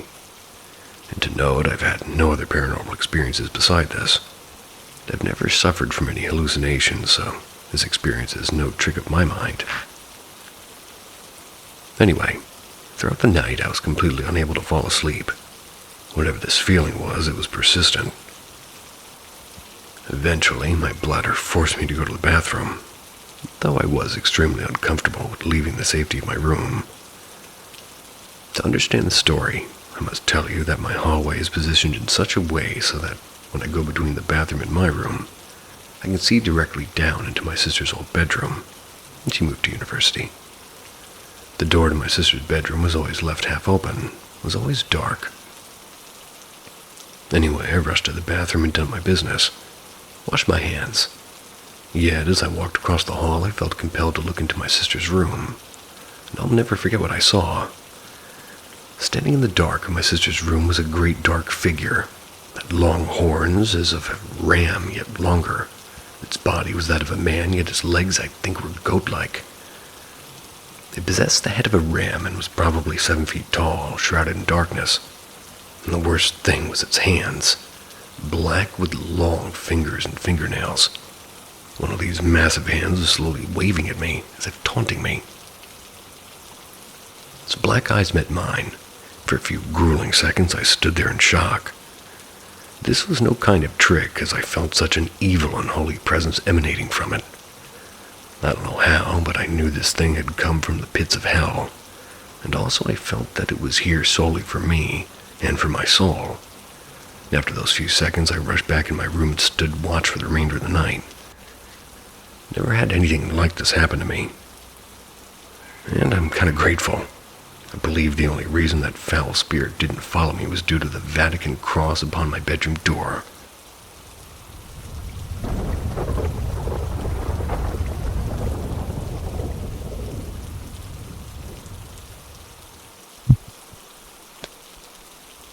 Haunted camping. Since I, currently a 22-year-old male, was a child, the forest was like my second home. And so I decided my roommate, who happens to be one of my best friends, should definitely try it out. And of course, he agreed. We chose a spot in a forest the north of our country, close to my parents' native town. During the day, everything was normal. I actually had quite a lot of fun.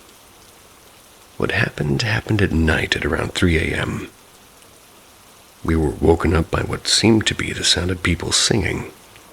Now, I swear we hadn't brought much alcohol. Definitely don't do drugs, so this was as weird as it got. It almost seemed like a religious chant or something. Of course, we immediately got out of the tent to see what was going on. There was nothing around us, as far as my friend's awful flashlight could show us. The singing was further away, but not too far. Didn't actually have time to think whether we wanted to go and check or go back to sleep. That's because a mere few moments later, something really quick ran right beside me. It was literally like a wind breeze, but strong enough to actually knock my friend off of his feet. I still have no idea what it was, but I swear to you here and now, when I looked in the direction it went, I saw a naked man, over 2 meters tall. Only a second, though. Afterward, it disappeared, and I went to check on my friend, and he was unconscious. Of course, I immediately panicked and ran for a place with the least on my bar and my phone so I could call for help. I found a spot and began dialing, and I'm quite certain I saw a hooded person stalking me 10 meters away. He also disappeared quickly. I assumed this one was because of my adrenaline rushing through my veins and the darkness surrounding everything, but I rushed back to my friend and stood there until the authorities arrived. And as I'm writing this, it's been over 2 weeks. Friend got into a coma. Doctors are optimistic. Still have no idea what the hell was that. I don't know whether the hooded man was real or a figment of my imagination. Tall, naked guy was. I'm sure of this.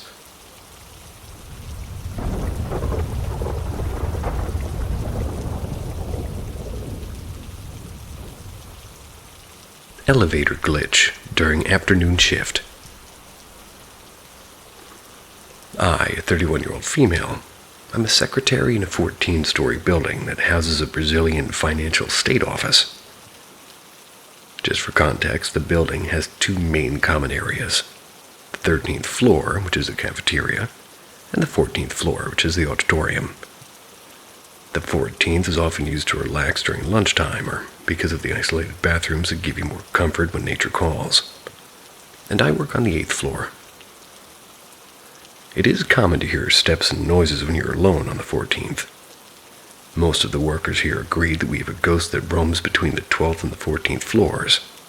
But yesterday, something really strange happened. It was not ghost-related, I think. Yesterday, I'm on the 8th floor. Called the elevator so I could go take the rest on the 14th. When the elevator arrived, though, there were two men inside already. They clicked on the 10th floor button. By instinct, I clicked the 13th floor erroneously, but right after I clicked the 14th.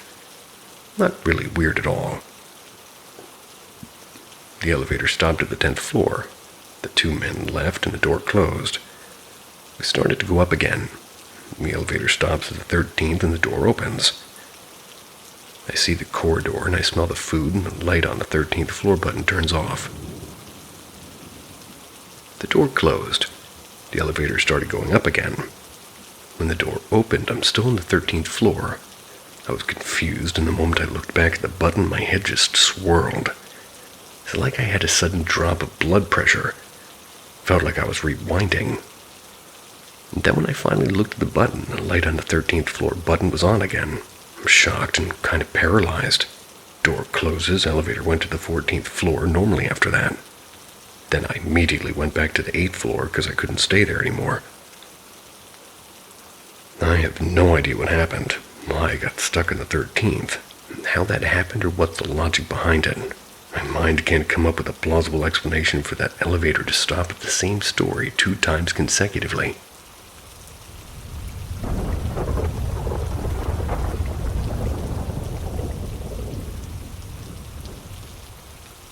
A few stories from my life. So let's start with one of the earliest I can remember. I was like 11 or 12 and I lived with my mom. To paint a picture, we lived in a trailer. When you open the front door, it goes straight into the living room. And on the wall lays the couch. To the right of the couch is a hallway that leads to the bathroom, my bedroom and a spare bedroom. To the left is the kitchen, a little nook where the computer was, and my mom's room. So one night at around 12 or 1, I'm laying on the couch and just on the phone talking to my friend. As we were shooting the shit, something caught the corner of my eye, and I saw this tall black silhouette in the hallway. I just sat there, and it just turned its head and looked at me. Walked through the wall. I dropped to the floor, terrified. Wouldn't go into my room for like 2 weeks after that. Going off that one, around this time I'd always hear random tapping on the window across from me on the couch. The only way I can describe it is if you took your fingernail and lightly tapped on the window. Happened every night for weeks and just randomly stopped. I don't think it was the blinds or anything, but it was very creepy. Last one I'll share happened maybe 3.5 years ago. A friend and I are sitting in my room. It was a 2nd-story house, and my room is a loft converted into a bedroom that has windows that overlook the living room. We're talking, and we heard this very loud grinding noise. Both just stopped and stared at each other, so we went downstairs to investigate. After about 10 minutes, we figured out one of the kitchen chairs was pulled back. When we pushed the chair on the floor, it made the same sound. After we discovered that he looked at me and said, "I didn't want to sound like a weirdo, but I swear when we were upstairs, I saw somebody through the window in your room in the living room before we heard the noise." I've had some other experiences, and a lot happened in my dad's house. My sister's had some crazy experiences when she lived with him too. We'll gladly share more if anybody's interested. Probably have a handful of other experiences like these.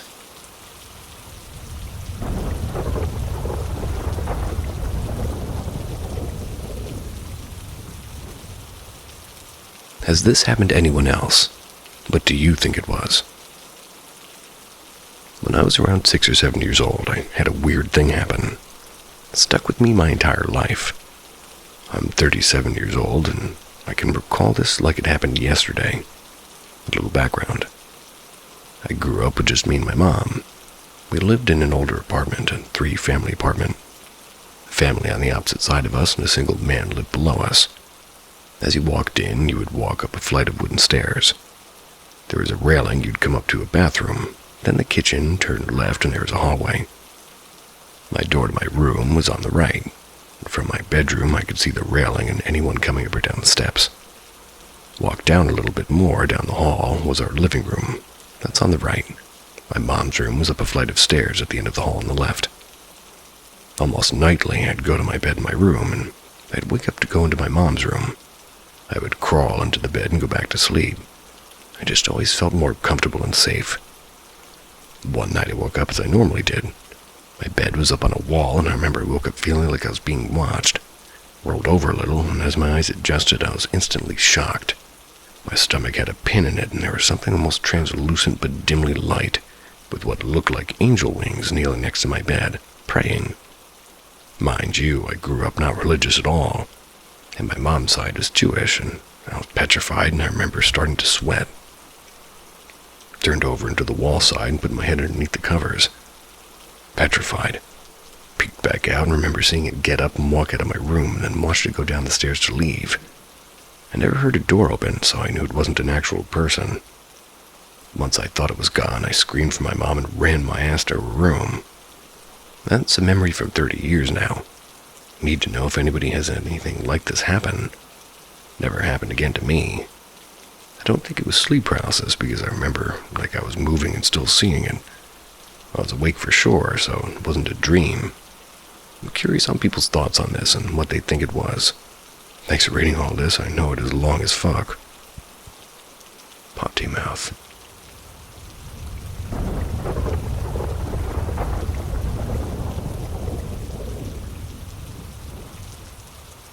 You've stumbled into Paranormal M. Maybe not by accident. Every episode holds something to disturb and fascinate or awaken.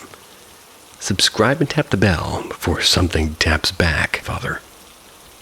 My paternal grandfather passed away years before I was born. Now let me tell you the story. When I was 14, I lived in a very old house. My parents were renovating one of the rooms because my younger sister had just been born. I was going to share that room with me. Because of that, I'm sleeping in my parents' bedroom. My mom put me in my bed in the corner near the bathroom, which was inside their room, and everything seemed fine. When it was time to sleep, I laid down facing the wall and quickly fell asleep. A few hours later, I woke up, but it was a strange kind of awakening. I simply opened my eyes and stared at the wall, and something felt wrong. I could feel the presence of a man behind me. Thought it was my dad looking for something on the floor. Maybe he headed to the bathroom, since he usually smokes while he's in there. But as time went on, the figure didn't move away. I felt like he was analyzing me, like his eyes were fixed on the back of my head. My body froze. I closed my eyes. But oddly, I didn't feel afraid, and when I closed them, the image of a man appeared in my mind. And he told me not to be scared, that he was just watching over me and protecting me from evil. After that, I fell asleep again. When I woke up, I told my mom about what had happened. She froze in front of me and said, "Sweetheart, you just described your grandfather exactly." And at that moment, my whole body went cold and I started to cry. Then she said, "Don't cry, he probably came to meet your sister. When you were born, I also felt a presence near your crib.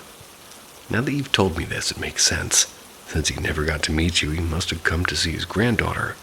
But please, don't tell your dad." I agreed.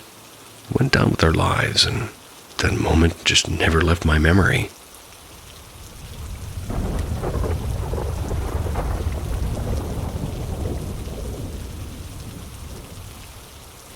It was a grave mistake.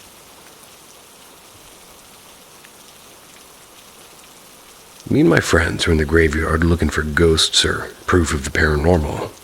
because 2/3 of us, me and my friend in the back seat, we were non-believers. We were sitting at 2:30 in the morning, calling out to the graves and hoping for some sort of response. After about 50 minutes of calling names, we read on headstones, hearing leaves rustle in the wind. We repeated the process many times. We started deciding to wrap things up for the night and head home. At the end of this day, we had, like these other non-believers, my friend in the back seat said, "What if I read a scripture from the Bible?" For context, my friend who was driving and the owner of the car is religious, so he just had one in his back seat. My friend in the back seat reached for the Bible, and the moment he touched it, the lights in the car turned on. Shocked me and the car owner, we looked at each other and started freaking out trying to turn them off. The lights weren't, turning off. They wouldn't shut off.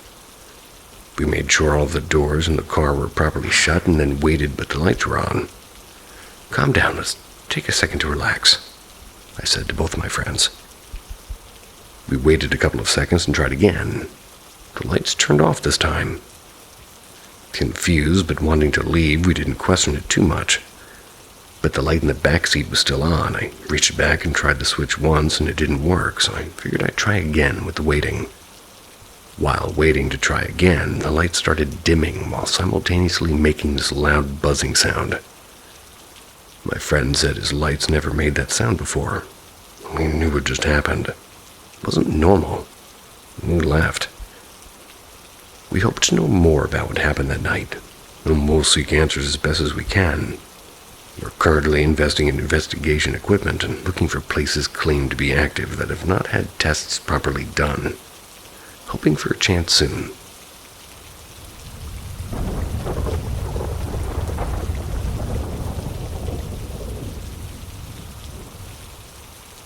Spirit impersonates my dad. This took place about 5 years ago in the house I'm currently living in. My friend and I were waiting in my living room for my dad because he was on a ride to another friend's place. We were both 15 at the time, so we didn't have our licenses yet. He eventually poked his head around the corner to let us know he was ready. We both got up and walked around the corner and then entered the kitchen, which leads to my back door. As we entered the kitchen, turned toward the back, we both saw the side of my dad going around the corner to the back door. To the back left side of my kitchen, from where we were standing, there's an entryway with the 3 sort of short steps that go down to a small landing. It's where you can access the basement or the door to my backyard. We followed right behind him, but as we turned the corner, he wasn't there, and the back door was still shut and locked, which meant the only way he could have gone was to the basement. Thought this was very strange because he would have had to sprint down those steps in order to get out of our sight in that short time frame. Neither of us heard any commotion. At this point, I was weirded out, but figured he was pulling some sort of a joke on us. I began calling down the steps to him for a good 15 seconds with no responses. And at this point, my friend and I were starting to get slightly annoyed. Our buddy had been waiting on us for a good amount of time. I turned to look at my friend with a confused expression, when all of a sudden, we heard my dad begin to whistle from the living room where we had just came from. We both sprinted up the short landing, through my kitchen into the living room where we found my dad. I started freaking out, asking him how he was able to get from the back landing area back to our living room. He explained he'd never entered the kitchen after calling us, but instead turned the other way to my mom's office to let her know that we were leaving. My friend and I both clearly saw my dad, and to this day, it's one of the creepiest things that's happened to us. The apparition was crystal clear, not foggy or transparent like the way Hollywood makes ghosts look. It was like an exact replica of my dad.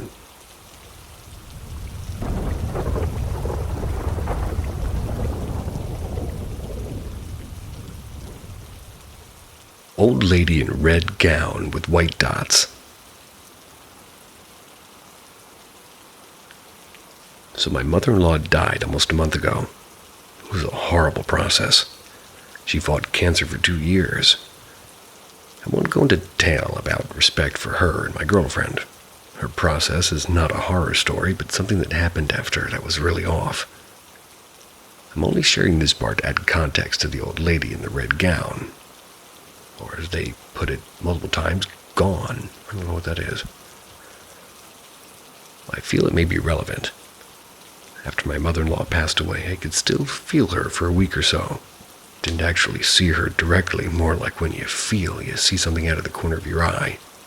Nor did I hear her, more of a feeling that she was there, if that makes sense. It wasn't scary at all, and my theory is she was just watching over her family as she did her entire life. Just happened to feel that she was there. Again, that's not the scary part. But maybe a couple days after I stopped feeling her presence. I was leaving my girlfriend's house when I turned on my car lights. I saw a really old fat lady in a large red gown with white dots, red curly hair, just standing there in a neighbor's parking space watching me. When I looked again, she wasn't there anymore. That wasn't my mother-in-law. Felt totally different to her and looked nothing like her. But I find the timing really odd. My theory is that if I was still as sensitive as in feeling paranormal stuff, casually saw her, she was not a friendly encounter and I truly felt fear, never saw her again.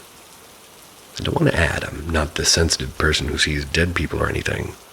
Those 2 sightings are 2 of the few, probably less than 5, sightings I've had in my life.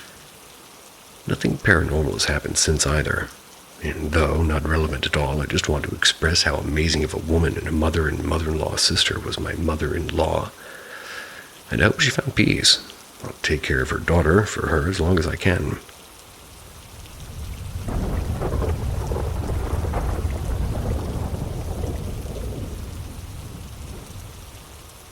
Heard creepy music in the woods. Earlier today, I'm in the woods doing some fishing. It's on a relatively small lake in a small one-person dinghy boat. I was in the dead center of this lake and I'd caught a few fish. Decided the spot I was at was getting pretty quiet for bites. Decided to bring up my anchor and look for a new spot. As I'm setting down my anchor in the boat, I started to hear this extremely unnerving music.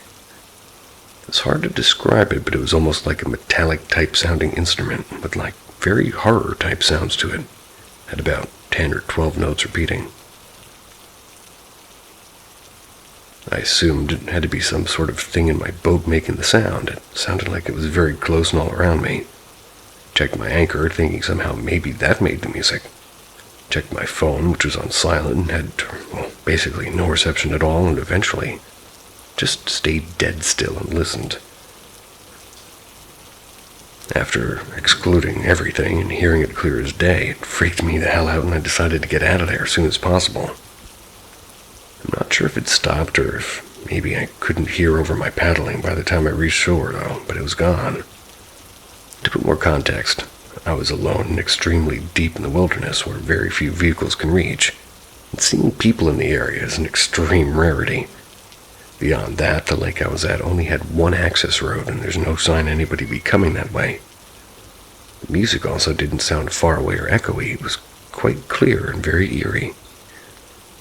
It also sounded nothing like any kind of wind chime or any kind of wildlife.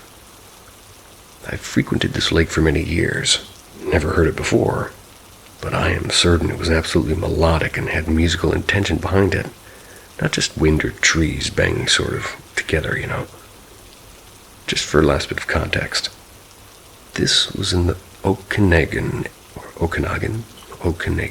area of British Columbia. Hopefully one of those pronunciations is close.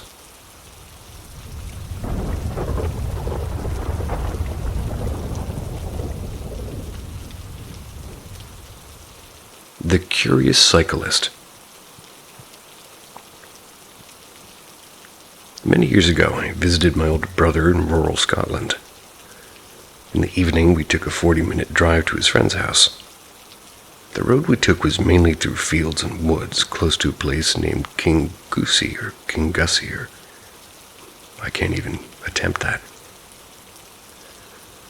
I was in the passenger seat, and as the light began to fade, I spotted an unusual sort of sight up ahead. It seemed to be a mannequin wrapped in fairy lights. I imagined it might be advertising a business or be a prank of some sort. or maybe a road safety measure. As we got closer, I saw it was like a completely still figure mounted on a bicycle, facing the direction that we were traveling. What I originally thought were fairy lights were kind of LEDs, seemingly woven into a high-vis vest. The figure was tall and thin, and somehow I couldn't make out a face. My brother said he didn't know what it was and hadn't seen it before. Something about it gave me a chill. I asked my brother to remember the spot on the journey home so I could investigate more. After several hours, it was pitch black. I made the journey back. At the appropriate point, my brother said that we were near the spot. I had my eyes glued to the other side of the road where we'd spied the figure earlier, and suddenly I saw it, but it had moved. It was again facing the way we were traveling. It was on my side of the road again. This meant that it had switched sides, but again was completely still. I tried to get a good look this time and turned my seat, but somehow couldn't get a clear view. I again felt a chill shiver, and my brother did too. He floored the accelerator and we sped away. Didn't speak much on the journey. When we got back, I asked if I could sleep in his bedroom floor instead of the spare room I'd been allocated. He agreed, and I was 30 at the time, my brother 40. I don't understand what we saw, or even why we were so scared other than the oddness of the figure.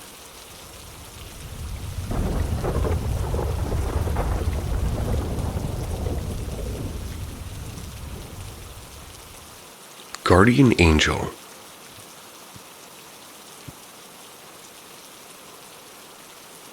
That my very close friend had not so long ago, but still before COVID.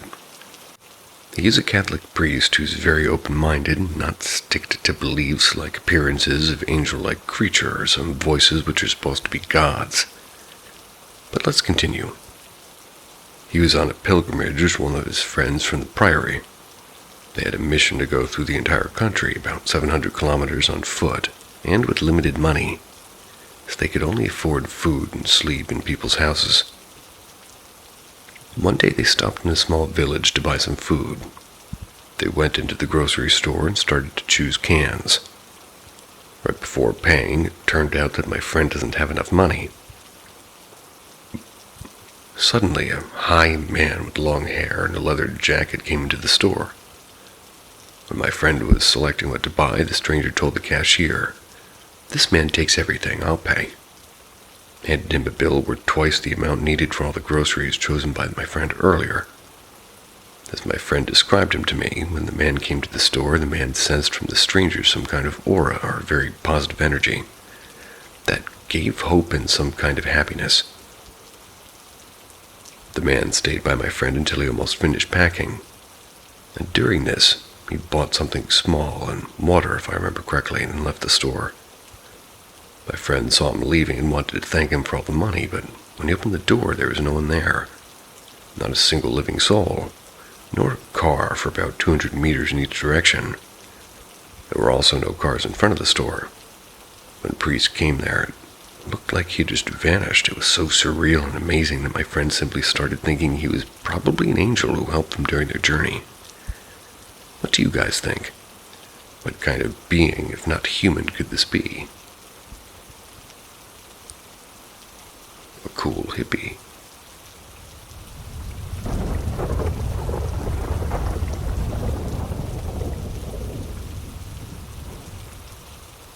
Demonic dreams in my room, and my room only.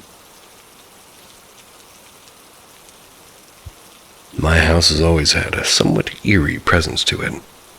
When I was 4, its bedroom door slammed shut while we were all watching TV one night. My grandma went and repented whatever she could and put oils on all the windows and the door in that room. And for context, we're a very religious family. Christianity, to be the example. Another example was when my aunt was taking a bath one night. She felt the water in the tub go extremely cold and felt a claw go down her back, from her neck down. As it was happening, she said that my grandma burst into the room asking if she felt a demonic presence in the room. Both freaking out, they prayed over the room and did the same procedure that my grandma did when the door slammed shut. So anyways, back to the point. I moved back in with my grandma a year ago. I'm staying in the room right next to my aunt's. I don't know when this started, but every night I'll have the crazy, intense, realistic, and barbaric nightmares. None like I've ever experienced. Some will have my friends turn possessed out of nowhere and start chasing or hurting me, or they'll have the same demonic lady doing the same thing. I know it's her in all these dreams. She'll either come in from like this flowing hair and her whole body is black, and sometimes she'll either have an all-white mouth or all-white eyes, or just all white eyes or none at all. Sometimes I'll wake up and feel a presence, go back to sleep, and another nightmare will pursue. Sometimes I'll have up to 4 different nightmares a night, some being different or the same ones being repeated over and over again. This only happens when I sleep in my room. I can sleep in another room in the house, and I'll sleep sound as a baby. Same goes if I sleep at someone else's house. So strange. Right now, I'm staying in my aunt's bedroom. Told my grandma about this issue, and she repented and cleansed my room to no avail.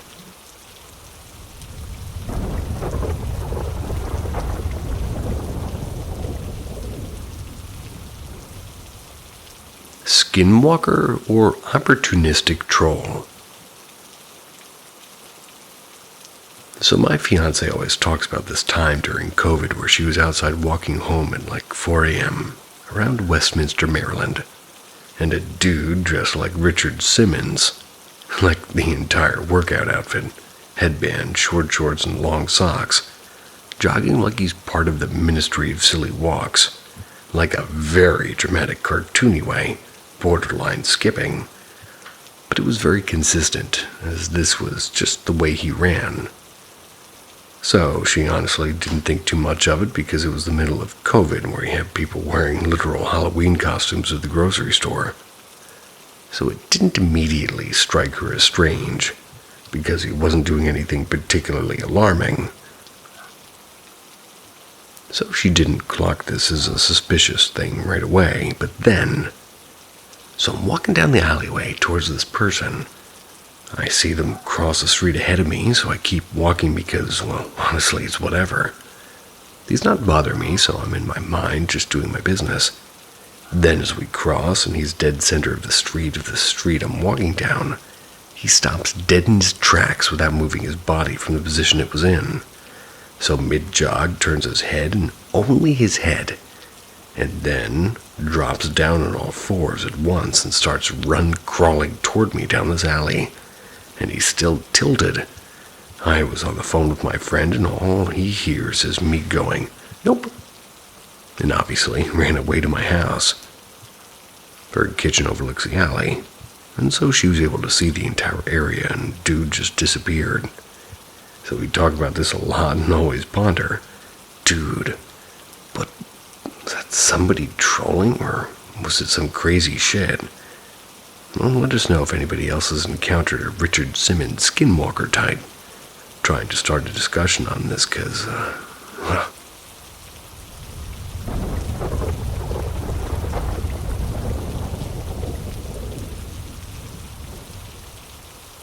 I'm not sure what I've just found. Curious if anybody could tell me about something I found. Had to clean up an elderly family member's house.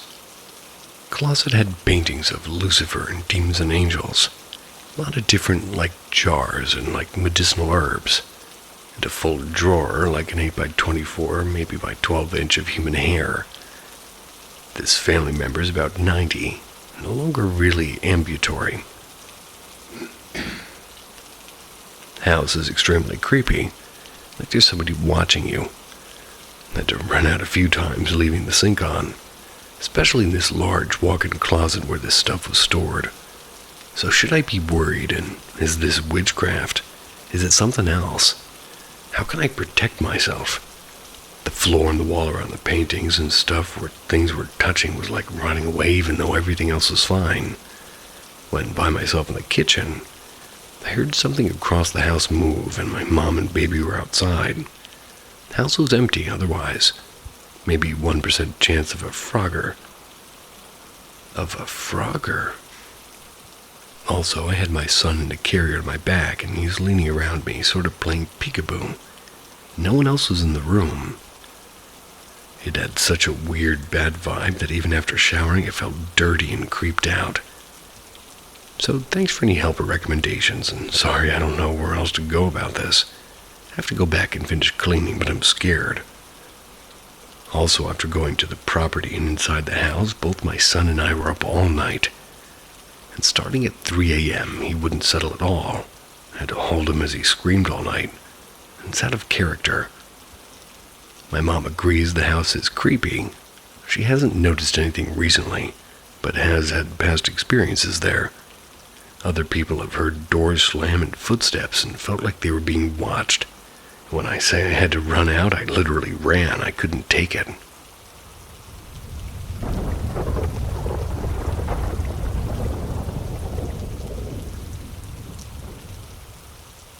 I have seen the same man throughout my life, and he never ages.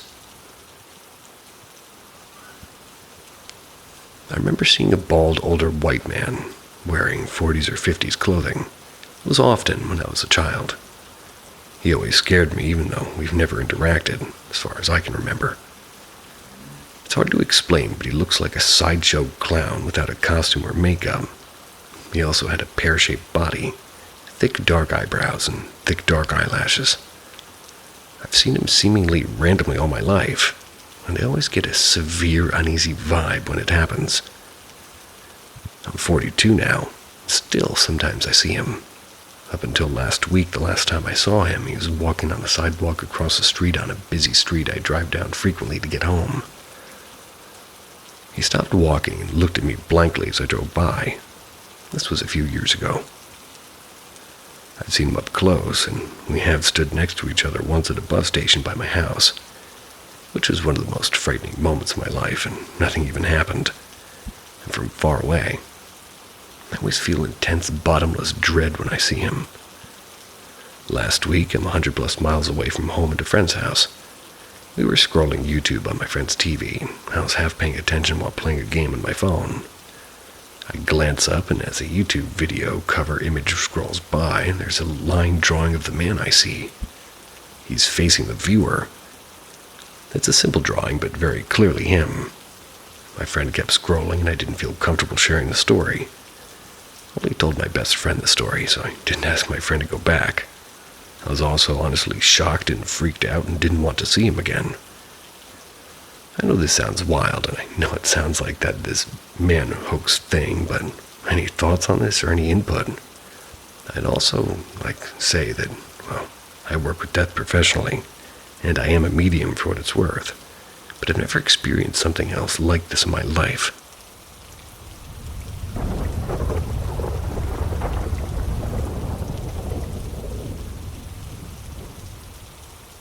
A creepy experience on the A556, Chester Road. Okay, so I'm driving home 2 days ago at roughly 3 a.m. I'm driving on a British A road, which is in the middle of nowhere, surrounded by forest. Now, I pretty much know this road like the back of my hand. I've been driving back and forth, but mostly at night, for a long time. There are street lights, but they're quite dim and don't do a great job of lighting up the road ahead. Now, as a bit of a background, I'm generally a calm driver. I don't know why, as I'm quite frantic in real life. But when I'm behind the wheel, nothing seems to faze me at all. But the other night, I'm pretty sure I nearly had a heart attack. So I'm driving along the road as per usual on my way back home. The only way to describe this is to say that about 150 yards ahead of my car in the woods, this humanoid creature bolted into the road. It was a light gray color and hunched over on all fours. Could easily be 8 and 9 feet tall, stood upright. This thing bolted into the road at unusual speed and disappeared into the woods on the other side of the road. Now there's 4 lanes and no central reservation, so it was a straight sprint across. I tried to rationalize this as a bird, but I just knew for a fact that it was not. Like I said before, I'm a very calm driver, but as soon as I saw this thing, I had instantly turned freezing cold and started sweating, almost on the verge of crying. I know what my realization was, or I guess I don't, but Some part of me wanted to slam on my brakes out of panic and take a breath, but just put my foot down, drove way too fast to get away from what I just saw. I don't necessarily know if it's relevant, but I remember looking at the clock and it was dead on 3 a.m. Apparently, it's a strange hour for unexplained things to go on. If anybody else has had a similar experience or know what the hell this thing was, I'd love to hear it, because even thinking about it gives me cold chills.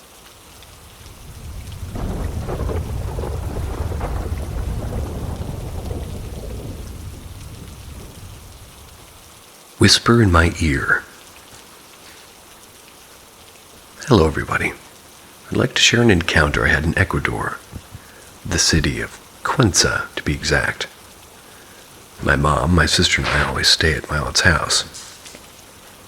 My aunt's house, they have 3 daughters. But anyways, this one night at midnight, I believe, scrolling through my phone and everyone is sleeping, so I decide to go to the bathroom, wash my face. Everybody's door is closed. For example, my aunt and my uncle are sleeping in their bedroom and their room is closed, and my cousin is sleeping with their daughter. Her room is also closed. My other cousin is sleeping in her room and her door is closed. I turn on the light and I start putting water on my face. Just water to rinse my face. Then, as I'm applying water to my face for the second time, about 5 to 10 inches away from my ear, I hear my name in a whispery tone. Not too low of a volume. I'd like to say the voice did a medium loud type of whisper. The voice was of a little girl. She said my name in Spanish. Not even 1 second after I heard it, I looked up at the mirror, looked to my left because I left the door open, immediately peeked my head outside of the bathroom, and I look around. Nobody was there, and immediately shut the light and ran to the room, which had me and my mom and my sister. They were sleeping. That had 2 beds. I could not tell you how confused I was, because I obviously heard stories of encounters. Never thought I'd experience one. Really crazy to me, and it still kind of is. Still can't explain what that voice was. You guys might say it was your cousin's daughter, but again, the doors were closed. Pretty old house, and the doors creak when opened. Plus, it was 1 second after I heard my name that I started looking to see if anybody was around me. No footsteps or someone running away. Nothing and just darkness.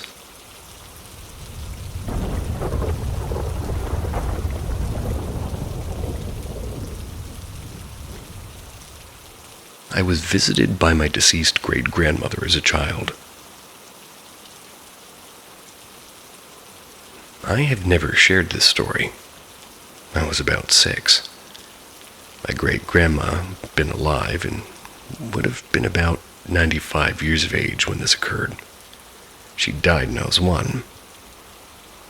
At this time, the only pictures I'd ever seen were ones from the 1980s.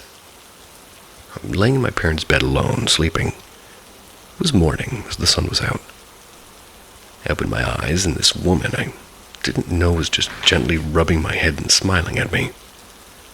And this wasn't my mother. I felt extremely safe and relaxed, and I ultimately fell back asleep. I remember asking my mom who was here in the room, and she had no idea what I was talking about. This memory stayed with me from that day. And in 2009, my grandmother, my great-grandmother's daughter, passed. It was while cleaning Grandma's house.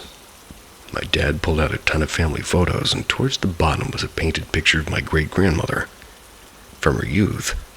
Same exact outfit I was visited in. I was about 21 at this time. I stumbled and asked my dad if this was her. He said yes, and he had no knowledge of this painting. I asked if I could keep it, and he said sure. I'm as logical as Mr. Spock, but I can't explain this. I had only seen a few pictures of great-grandmother. They were all from her 80s, and I have no memory of her. However, I was told that she was one of the few people who could hold me and I wouldn't cry. I'd reach for her and smile to her, apparently. I still to this day remember clearly a short brown-haired woman in a long black skirt and long-sleeved white button-style shirt making me feel loved and safe. This was my grandma Elizabeth. I thank her for making me feel safe and loved.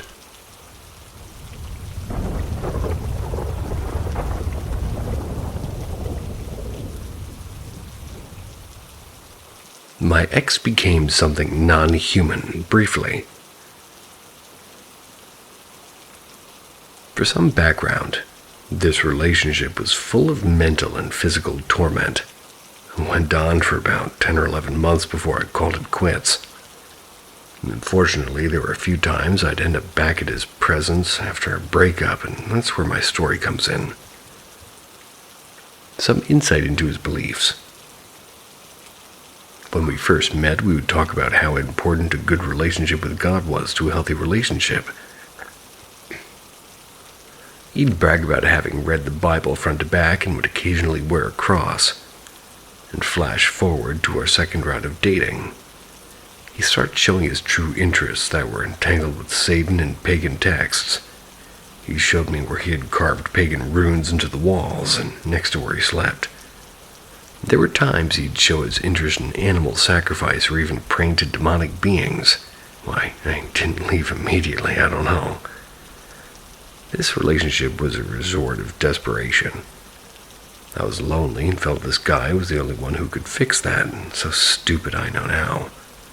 But after we had broken up and I went to see him for the last time, we were talking, having a normal conversation in my truck, and all of a sudden, mid-sentence, I happened to look over at him, and every ounce of his life and shimmer had left his eyes.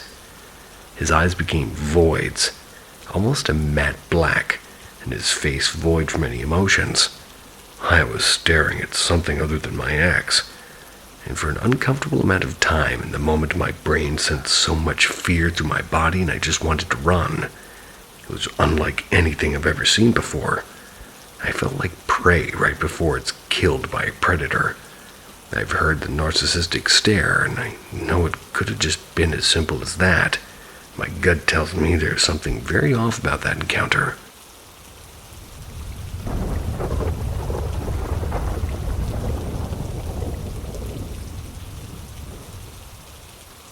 I saw something very strange and specific as a child, and I always wanted to know if anybody else saw it. First of all, I have to say that although I've always believed that there's definitely something going on, I also try to explain everything because this paranormal world thing terrifies me. Well, the point is, when I was young, about 10 years old, I remember walking my dog through the vacant lot in my neighborhood when suddenly, and I know this is random, the kind of small skeleton with wings, a Barbie doll-sized thing, maybe it appeared. I remember that it stared at me from a distance of maybe a meter. My dog also stared at it, which made me realize that maybe it wasn't my imagination. And yes, we all know that children do have a lot of imagination. But at least at that age, you know when something's coming from your head. This curious apparition lasted a few seconds, until that specter, whatever it was, decided to fly away. My dog followed it for a bit, and at that moment I ran back home terrified. Obviously, my parents asked. I honestly didn't want to tell them for a moment because I knew they wouldn't believe me, but say I imagined it. To my surprise, my parents' faces kind of terrified me even more. Definitely seemed like they would believe me. Well, they knew I wasn't that kind of fantasy girl, but unfortunately they couldn't explain what I had seen. I remember sharing it with very few people, receiving similar reactions. They believed me because I said so, or maybe they're just faking it. I don't know. But I decided to let it go and hope for an adult explanation. I'm 31 now, and although it's mostly buried, there are days when I still remember it very vividly, and it makes me want to cry. Feel like I need an answer. Hope to know if anybody's ever seen something like this.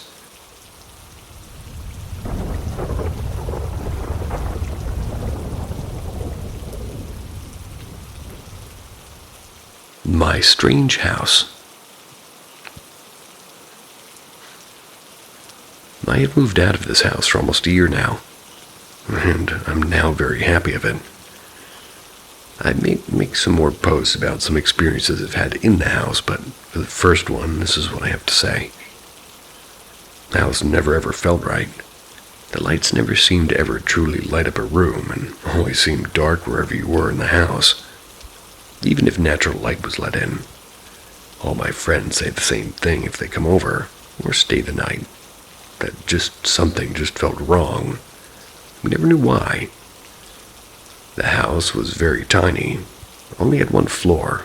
It even had, well, no basement. Instead, it had this little small crawl space with a dirt floor. The hallway led to all the rooms. The hallway in the house was the worst, and the hall is where you feel the worst in the house.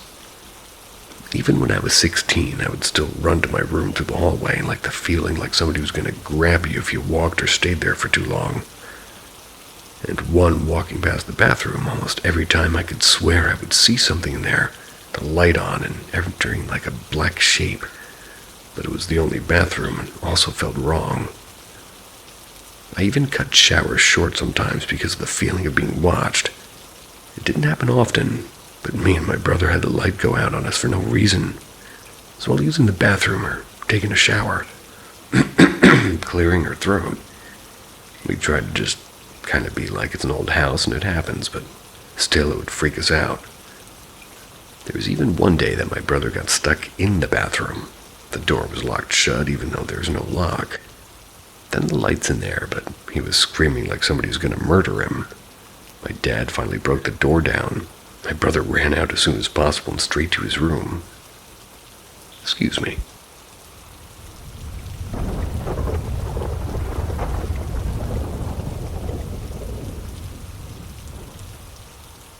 My boyfriend and I had the same dream, and at the same time. Creepy. Alright, gather round, y'all. This is going to be a very creepy true story time. And I need to add context, but if you want to skip to the scary part, then start at paragraph 4.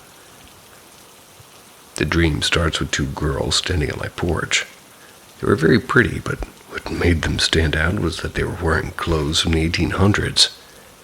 And although the rest of the dream was in color, they were in shades of gray like an old black and white picture. They asked me if they could wait for their bus on the porch. I told them sure, no problem, and come back to my chores. I was listening to music and one of the girls commented, "Is that Tupac? He's one of my favorite artists." I was like, mine too. Went outside to talk to them for a while. I come back inside and I'm busy cooking when I get this really eerie feeling, like if something is behind me. One of the girls is standing inside the house, but she's warped in a shadow demon with a big creepy smile full of jagged teeth. I knew that I'd locked the door and, well, terrified, I shouted, "Get out of here! How'd you get in here?" Then her friend came in too. She went through the wall like a ghost. So now I had two 9-foot-tall shadow demons slowly approaching me, with wide, unblinking eyes and huge, jagged smiles. I go into a panic and I start doing everything I can to try and get sort of rid of them, but they wouldn't leave. They kept coming closer and closer, and then I woke up and was really tripping out. So I woke my boyfriend up to tell him about my dream. He looked at me in disbelief. He just had the exact same dream, but in his dreams, the ghosts were male.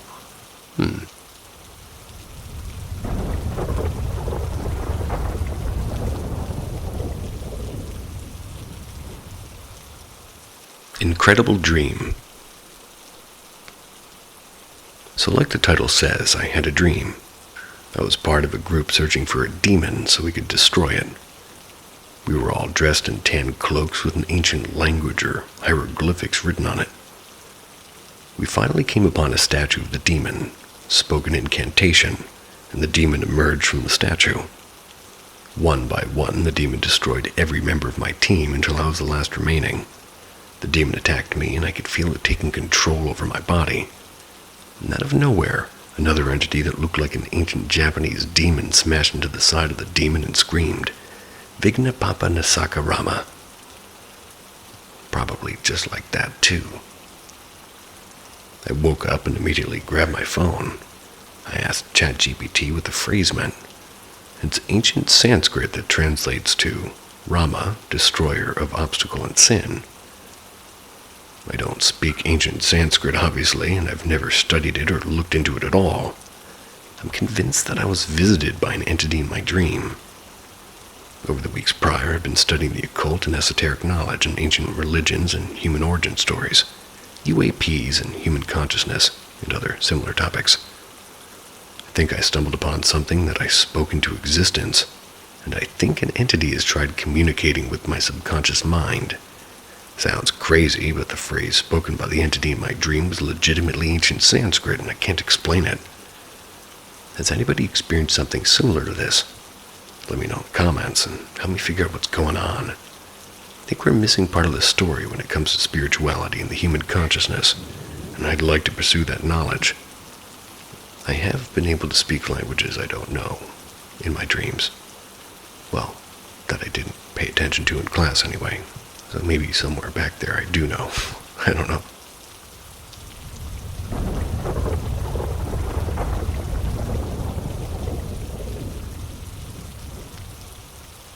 I see floating shadow people in the graveyard every night time. Do you see what I see? And that's what I always ask to people around that place, especially the keeper who manages the graveyard. Some were scared, some were calling me strange or a weirdo, but luckily enough some had agreed, which was the keeper. I always go there at nighttime. That way I could quote-unquote talk to some of the shadows, especially my grandpa and grandma. I brought them banquets of flowers and peace offerings. This one time, recently a month ago, I was searching for the keeper to give him some food that I'd bought for myself, until I heard a little girl crying. She's behind an old gravestone that seemingly looked like it was rotting. She was hiding with her small, eerily white feet sticking out. I gently spoke to her, asking why she's crying. She didn't answer at first. About 5 minutes she told me no one had visited her in a year now, and she's missed her family. I utter some reassurances that perhaps tomorrow, or the next following days, somebody will finally come. Life may have gotten hard for her family too, but nonetheless, I'd comforted her. So before I left, I'd given her food instead of eating it. I told her it's hers now, and I'll give her some flowers too from time to time as I visit my relatives. The crying, as well as the shadow behind the gravestone, had gone away.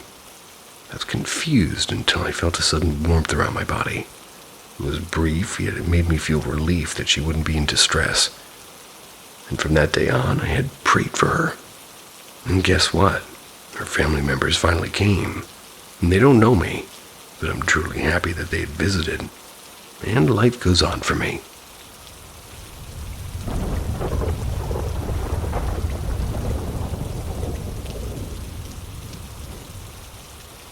Haunted voices, strange coincidences.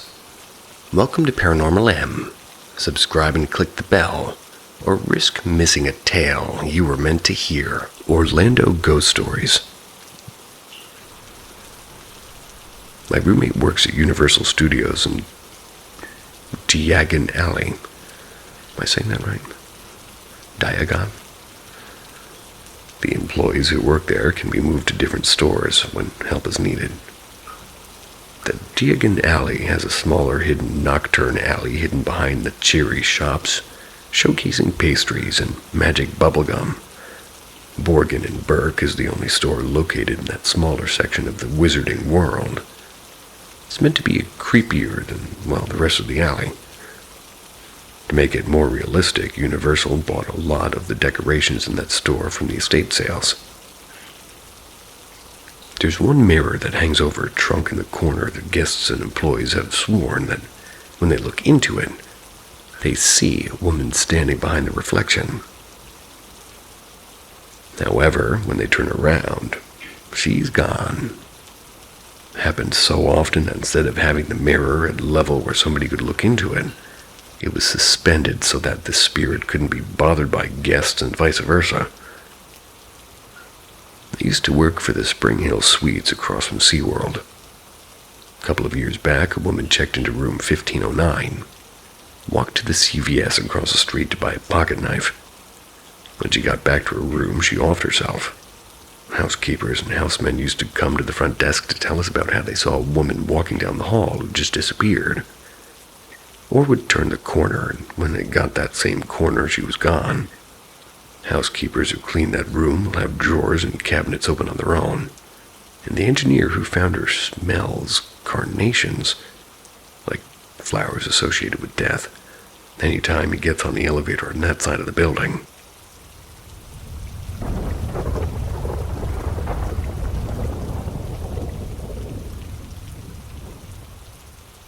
My brother was alone, but a woman's voice said yes in his voice message. No idea how. I'm not trying to sound dramatic, but this is something that really happened, and it still creeps us all out. I'm posting this because I honestly want to know if anybody has ever experienced anything like it. My older brother was 17 at the time. One night he was walking to his friend's place. Nothing unusual, just a quiet street near our house. It was really late and the whole area was empty. He swears there was no one around, not even a soul. And while walking, he sent his friend a voice message. Just a quick one like, "Hey, I'm coming, are you home?" And that was it. A few minutes later, he gets to his friend's house and his friend opens the door and immediately goes, "Where's the girl?" My brother's like, "What girl? I'm alone." Then his friend says, "No, seriously, I heard a girl in your voice message." They play the message again, and that's when they both hear it. Clear as day in the background, a woman's voice, low and whispery, almost raspy, and she says, "Yes." I've heard the story 100 times. My brother still swears he was completely alone when he recorded it. Not just I didn't see anyone. He was 100% alone. The area was dead silent. They both stood there frozen, like, how do you even react to that? We've tried coming up with explanations and maybe interference or maybe some glitch or audio bug, whatever. But the voice is just too clear, too real. It wasn't some background noise or distortion, it was right there. And if anybody here has any idea what this could be, seriously, anything at all, I'd love to hear it.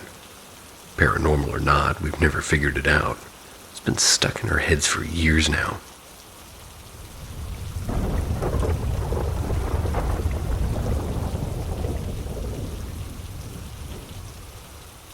I think I saw the spirits of my client's late wife and dog. I work as a private caregiver for a 91-year-old man with dementia.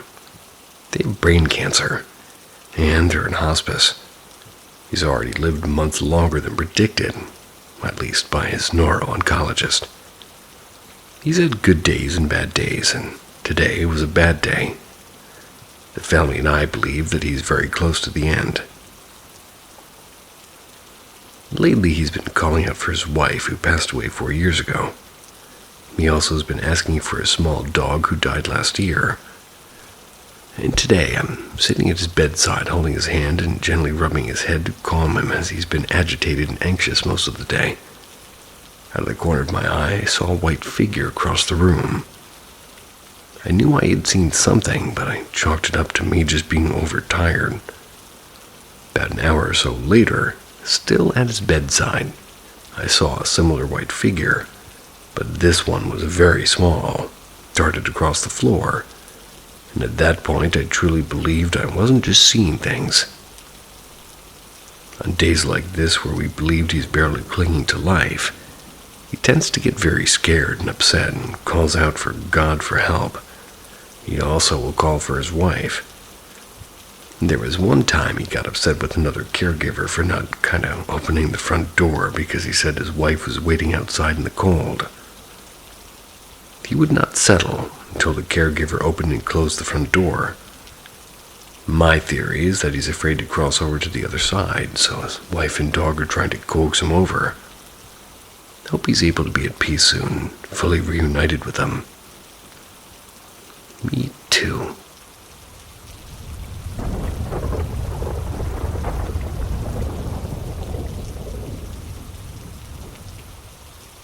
Can someone explain this? Stuff moving in my apartment. So I'm sitting in front of my computer a few months ago. It was around midnight, and I heard a bag rustling in the kitchen. I've had mice in my apartment before, so my reaction was like, oh, god damn it, another one. Got up to check, but the sound stopped.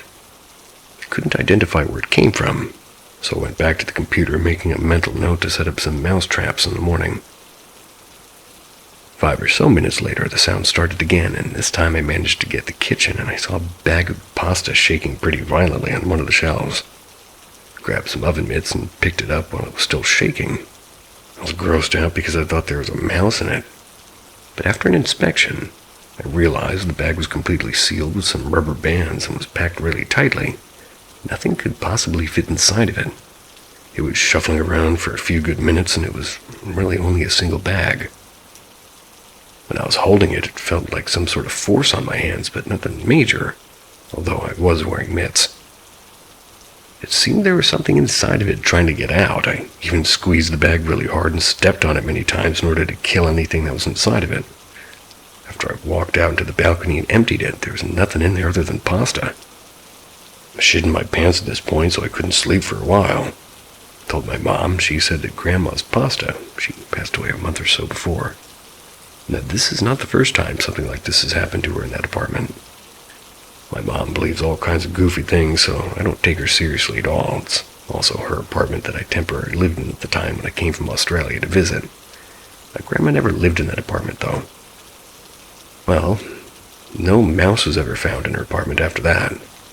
Nothing this weird has ever happened to me.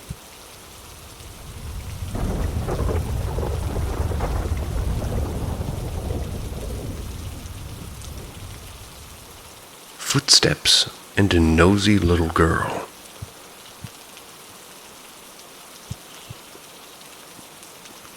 I had a colonoscopy yesterday, and I was up late the night before due to having to use the bathroom a lot. It's due to the prep not being able to take my melatonin gummies because of the clear liquid diet. I've been sleeping on the couch in our family room. It's close to the bathroom and easier to get up from quickly. The family room happens to be where the stairs that lead to the top floor of the house are. The top floor is where the most activity has happened over the years, including something knocking like religious items off the wall and too high for the cats to reach, and nobody had been in my room to knock it down. Plus, the nail was still in the wall despite it being loose. Something also once almost got me in trouble with my brother because he saw me in his room when he pulled up from a friend's house, only to find out I was across town at her grandma's.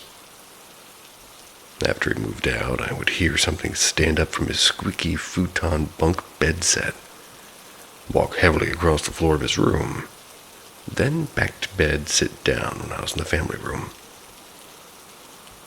Since I've been sleeping in the family room, I've discovered that there are still footsteps on and off at night, but I ignored it because it usually stays upstairs and leaves me alone, as long as I don't mess with it.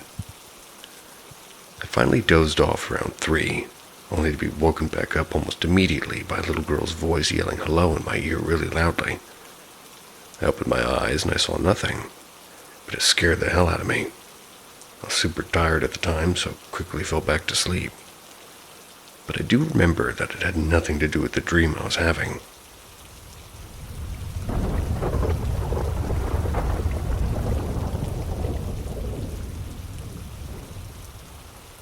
I think I just woke up for another universe, and it wasn't a dream. Something really bizarre happened to me today. Don't even know how to fully explain it. I'm not saying I had a dream, it felt like something way beyond that. Here's what happened. Last night I slept at around 5 a.m. and woke up around 9 a.m., then went back to sleep again around 11. That's when it started. I woke up in what felt like another version of my life, in a different room, completely unfamiliar, yet somehow mine. Standing at the door of this strange room, my mother was walking toward me slowly. The whole environment was muffled and blurry, like I was half fading between two states. I could hear her voice echoing and distorted. As she approached, I suddenly felt myself slipping, like my consciousness was collapsing. And then bam, I just woke up here, back in this world. But it didn't end there. For the next 30 minutes I couldn't move. Not like regular sleep paralysis, I've had that before. This was something else entirely. My body felt like it hadn't fully reconnected, my eyes barely opened. Everything was spinning and I had to fight just to blink. It felt like I'd been downloaded back into my body. And here's the freakiest part. The moment I opened my eyes in this world, I got a flash, like a download of memories. As if I had lived a life in that other place and was suddenly being ripped back into this one. Couldn't even remember who I was for a while and where I was. I just lay there trying to remember this reality again. So what the hell was that? Was it a dream or a glitch or a consciousness shift? Or did I actually jump into another universe where another version of me lived and just barely made it back? Has anyone else experienced something like this?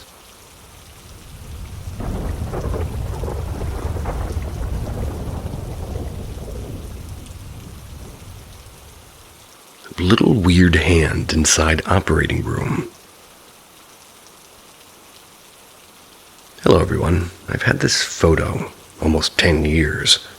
It was taken using one of those old digital cameras in a hospital in Puerto Penasco, Rocky Point, Sonora, Mexico. I lost the uncropped, unedited original photo, and my hard drives basically died. Today I found this one I uploaded to social media. My mom had an appointment with her doctor back then. She always had a camera on her purse, and she used to take a lot of pictures to everything and everyone. The doors you are seeing lead directly to the hospital's operating room. It's worth saying that some people have died there. Can't ask her anymore, but I remember her saying about the door opening. You can see it. And that startled her, and my sister, and that's why she took this picture. I always have believed there's something paranormal in the world that we cannot quite explain. This is the only evidence I have, and it looks fake, and I can kind of only agree. The hand looks very smooth. Also, the thumb looks very short, as if the tip was missing. The size looks small compared to the doorknob, like a child's hand. Needless to say, it was forbidden to enter the operating room, and also the lights were turned off. The original picture was larger, and a hand that size looked like a highlight reflecting on the small window. Back then, when I noticed that glare, I zoomed in and I couldn't believe what my eyes were seeing. I asked my mom and brothers if anybody did something to the picture. And I was the only one who used Holmes' computer and knew Photoshop, by the way.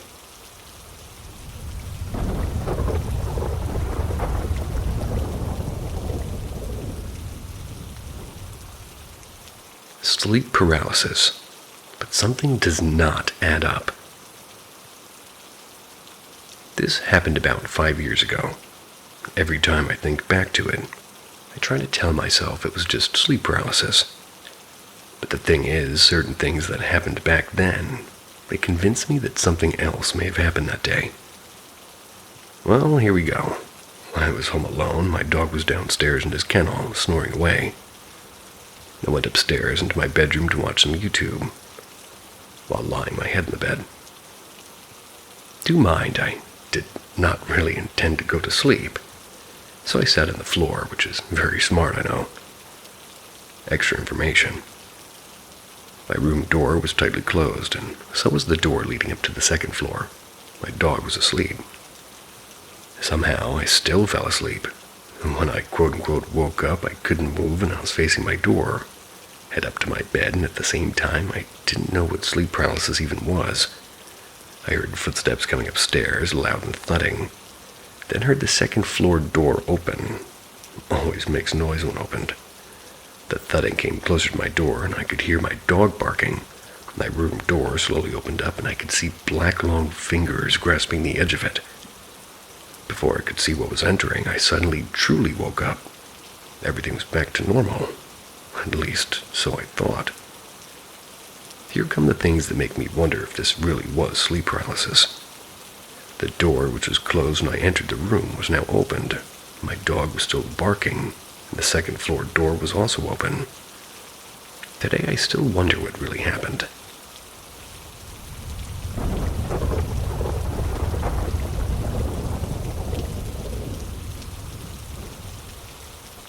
Was my imaginary friend a ghost?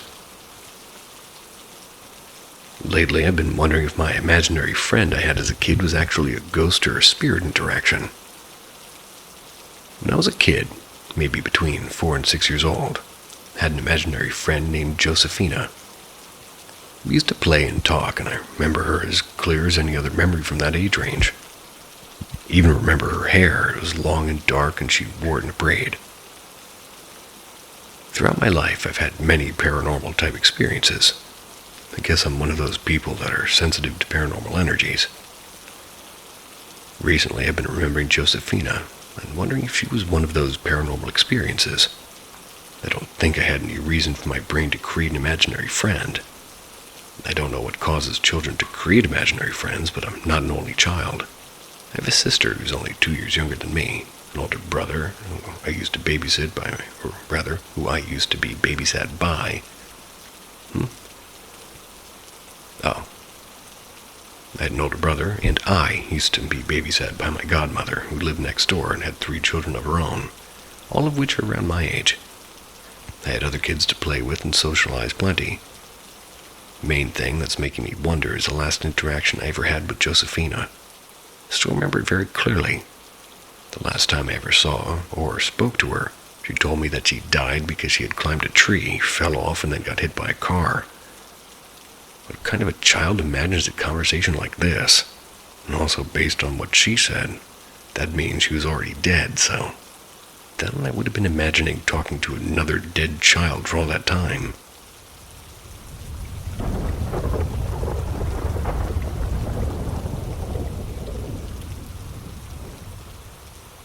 The Lost Boy. I live on the 2nd story of an apartment building. My bed is against my window, so I can frequently hear people talking outside. Most of the time it's the kids playing soccer or downstairs neighbors talking, but I never hear anything past 8 p.m. Currently it is 10:10 as of writing this. I can hear a little boy from my window. I checked outside and I can't see anyone, but the voice sounds like it's coming from directly below me. I can hear sirens in the distance, so at first I thought it was a part of the siren. I'm sure of it now, though. I can distinctly make out what the boy is saying. He's saying Mom. And that's it, that's all he says. At first I paid no attention to it, but it's been several minutes now. I've started to notice some strange things.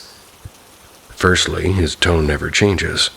It's as if somebody recorded this voice and is playing it on repeat, and he says Mom every 5 seconds or so without skipping a beat.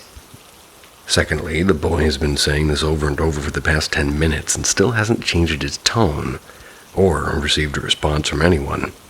Not even his mother. It's as if nobody can hear him shouting except for me. Originally, I wasn't going to post this, but it's now a few minutes later and something happened. It kept going on as per usual, but then I heard another voice. A faint, yet dominant no. It was a male voice, raspy and toned. I listened in, expecting to hear the boy's voice again, but I hear nothing, just the wind.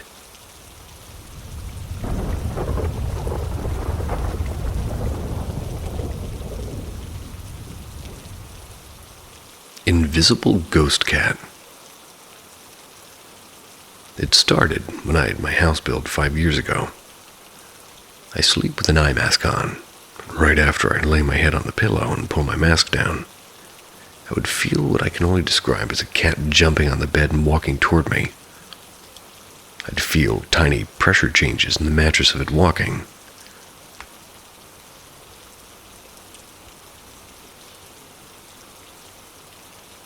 It would happen infrequently, maybe a couple of times a month. My cat went missing 2 months ago today, and I'm absolutely devastated and still cry about her every single day. She was more than a cat to me. She was my only source of stability and truly my best friend. I have no idea how she got outside, and she's never been outside by herself before. I'm almost positive the ghost cat visits increased when she went missing. Now it's every single night and intensifying. I'm not sure if it's the same thing, but twice recently it's felt like something has grabbed me in my sleep. I wake up startled and I can feel on my body where it happened. The first time was my leg, second time was my back. Didn't seem like a cat and felt more like a human. And last night the jumping on the bed and walking on me sensation was very intense, and it pounced on my eye mask.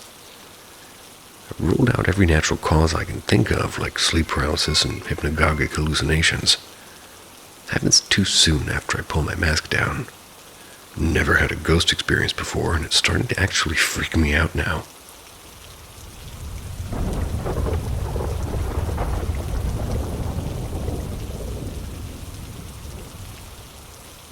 What did I just see?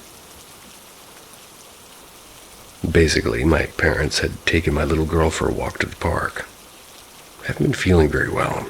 Been quite dizzy and sick for the last week or so. Super tired as well, so I was glad of the break. They were gone about an hour, and I lay on the bed enjoying the peace and quiet. When they got home, we sat in the living room together just chatting. I was sitting on my armchair facing the window. My mom and daughter and my dad were sitting on the couch under the window facing me. My dad suddenly said he felt funny, and his vision had gone kind of funny. It alarmed me, so I looked up to ask if he could get a migraine. When to the side of him, this long, white, almost string thing appeared. I don't know how to describe it, at least to do it justice. But it was the length of my upper torso. It wasn't see-through, but it wasn't solid either. Almost like smoke or liquid the way it moved. It appeared by his head, and in shock I shouted, "Dad!" To my surprise, he really calmly replied, "I know, I see it too." This long hair, like smoke fog string-like thing moved from the side of his head around the front of his body and eventually disappeared between him and my daughter on the couch. Both myself and my dad were excitedly exclaiming, "Did you see that? Do you believe that?" So we both saw the same thing. It didn't move particularly quickly either. My mom had sat beside my daughter the whole time but didn't see it. Just to mention, I'm not a smoker, and nobody in my family smokes. There were no candles lit and no open windows, and I checked the sofa afterwards to see if it had been a cobweb falling or a stray hair, and there was nothing. That's interesting.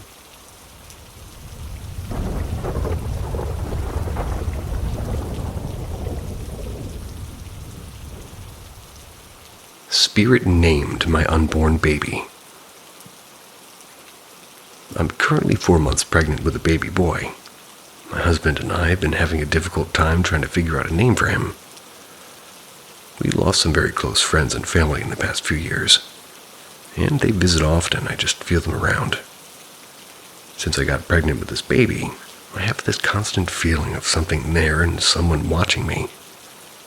So last night I'm in the shower. I have that feeling. I started wondering if the soul of this unborn baby is visiting his soon-to-be family and feeling us out.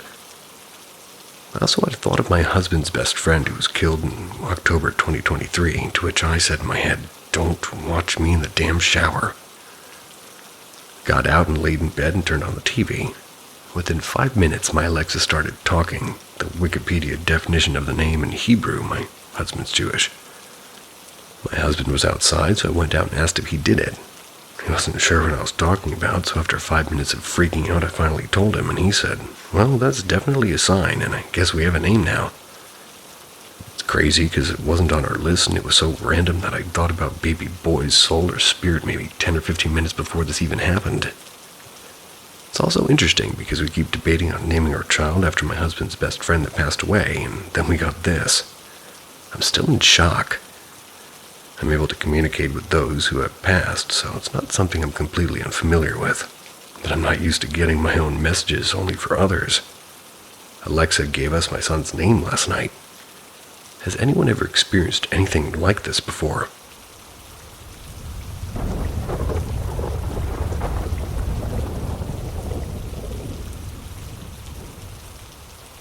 Admittedly, not paranormal, but curious. A couple of years ago, I'm sleeping in my fiance's house. I had a really strange dream. Very realistic. I was in my house, everything was normal. I walked down my hallway toward my master bedroom, which is normally the last room on the right of my hallway. But I noticed there's an extra door just past mine. And in the dream, I knew the door shouldn't be there, that I'd never been in that room.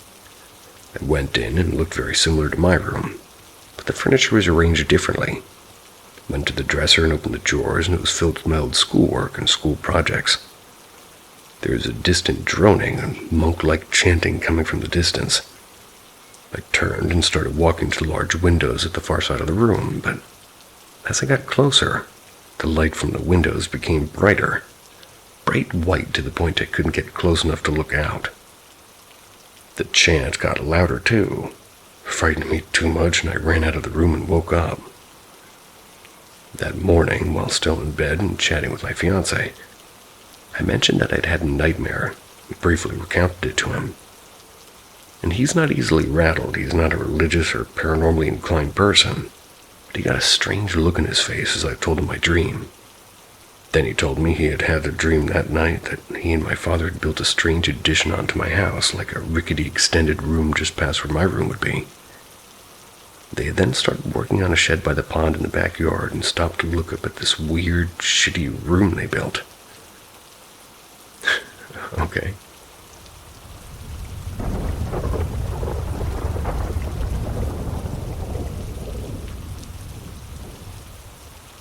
Please tell me your most paranormal stories. My husband was at work a few days ago, and I was playing video games with some online friends.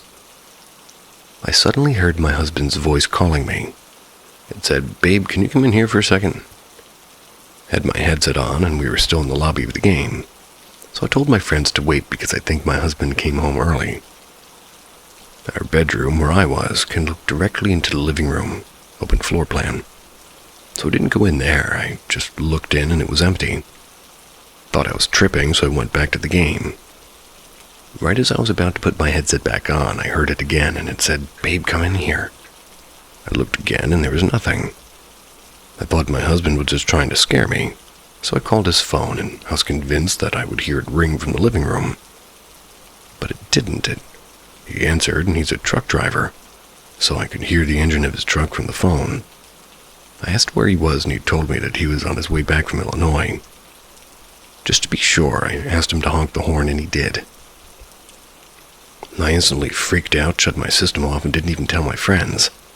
Ran out of the house through the back door, got in my car, drove to a park, and waited there until my husband got home. I told my husband about this, and he believed me. He said it was a mimic, and I should never answer or respond to it. My husband is a huge believer in the paranormal, and he said that once a mimic knows you can hear it, it will continue to mimic loved ones to make you go crazy or bring illness or possibly death.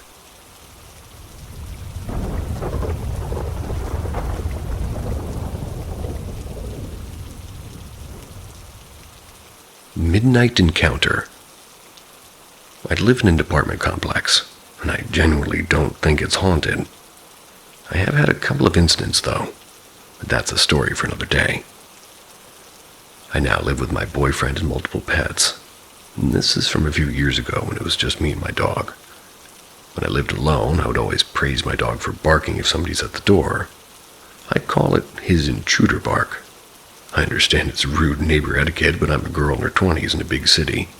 Rather care more about my personal safety than being a quiet neighbor. Besides, he only barked when somebody knocked and would stop when I checked the door.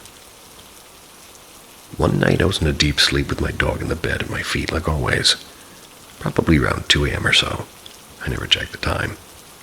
My dog woke me up to his intruder bark. I opened my eyes to the darkness of the apartment and waited for another knock. In case there was somebody at the door, it never came. And another weird thing was my dog didn't jump out of the bed and run to the door. He stayed right by me.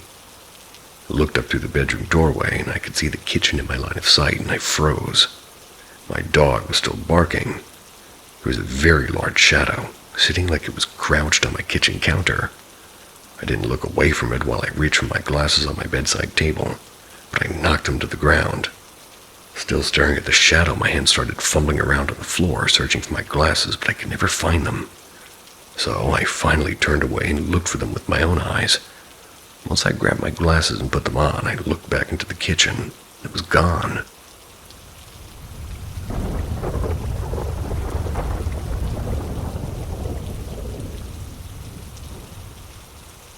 unexplainable overthinkingness. In our home, it's my husband, 3-month-old baby, 2 dogs, 1 cat, and I. We have this lamp in the living room that has the build which you can change the light with the remote. On the morning of Father's Day, my husband wakes up early to take a morning shift with our baby. I know, it's Father's Day. I took the night shift and I was passing the fuck out. We usually leave our bedroom door open, and for some reason at 6 a.m. I woke up and saw a red light downstairs. I didn't think much of it and thought my husband was playing with me because I told him what the red light meant. I woke up a couple of hours later. My husband asked me if I'd changed the lamp to red, and I said no, I saw that and said that you did that. At first, my husband didn't believe me, but I kept insisting that I didn't. And since then, we both witnessed the light changing to red. And bad things have happened. It pains me to say this, but our baby rolled off the couch, and, well, thank God she's fine. Got certain bad news and weird stuff happened. Kept thinking maybe it was us with the other light bulbs in our bedroom, and it reaches down the hallway into the living room lamp. But it doesn't, and both are completely different remotes. The last time weird things have happened was when my dog died 3 years ago. The lights would either flicker on or turn off. It lasted only a couple of days and then stopped. The red light's completely new, and the color, it's always set on a soft white. I've been overthinking about this way too much. I'd love y'all's opinions.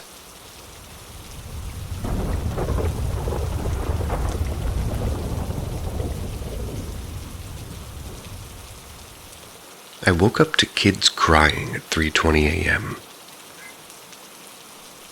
I live with my partner and his kids. It's not uncommon for us to be woken up in the middle of the night due to crying or screaming. The youngest 2 share a room together, and they're the ones who we usually have to tend to.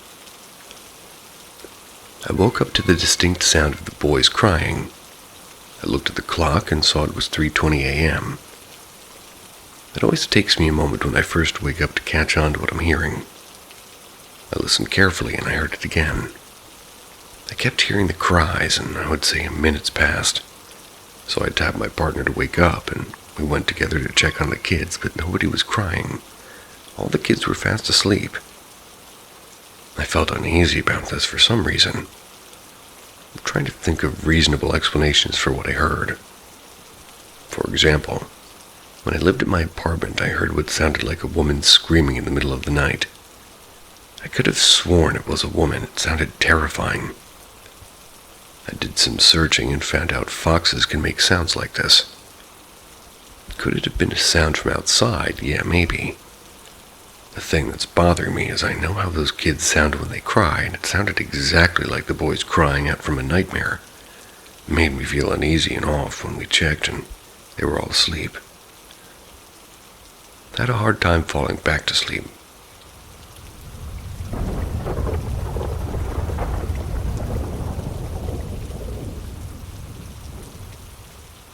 This woman in a white dress haunted me when I was little.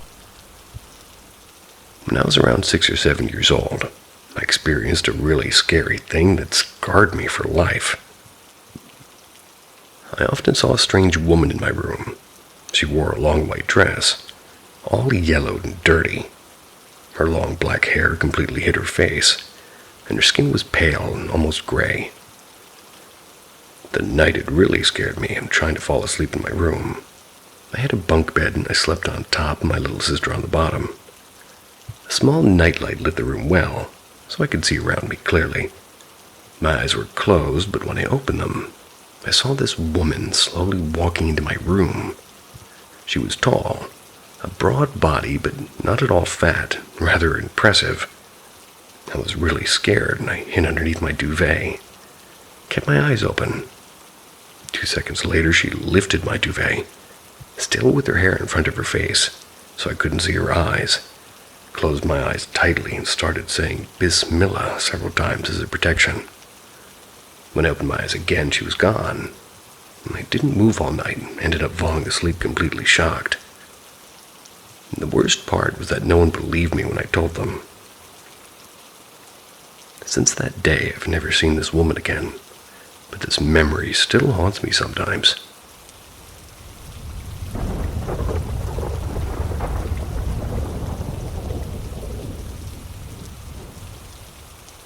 My parents have mimics.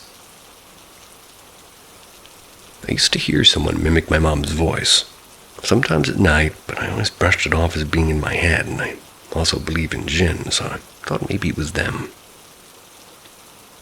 Back when quarantine had just started, my sleep schedule was a complete mess. I'd always be the last one to go to bed at around 4 a.m. One night I'm lying in my bed, fully awake, just scrolling on my phone, and I hear my name being called in my mom's voice. I thought, here we go again, my mind playing tricks on me, because I knew she was asleep. Usually it stops after 3 to 4 times, but this time it didn't. It actually kept getting louder and sounding more and more distraught. I was getting a little worried, but still stayed quiet, knowing that it's not good to reply. It stopped, and I was relieved until suddenly, my dad's voice started calling for me. I was confused because my dad never calls me at night. He always calls to me when he wants to tell me something, so I was super confused. I sat up, took my headphones off to listen more closely, and it kept going and getting louder. I responded asking, "Dad, you calling me?" And he just kept going. What freaked me out was when both of them started calling me. I legit thought something happened, so I ran to their room and both of them were dead asleep, and when I tell you, I almost woke them up thinking it was some weird, twisted prank.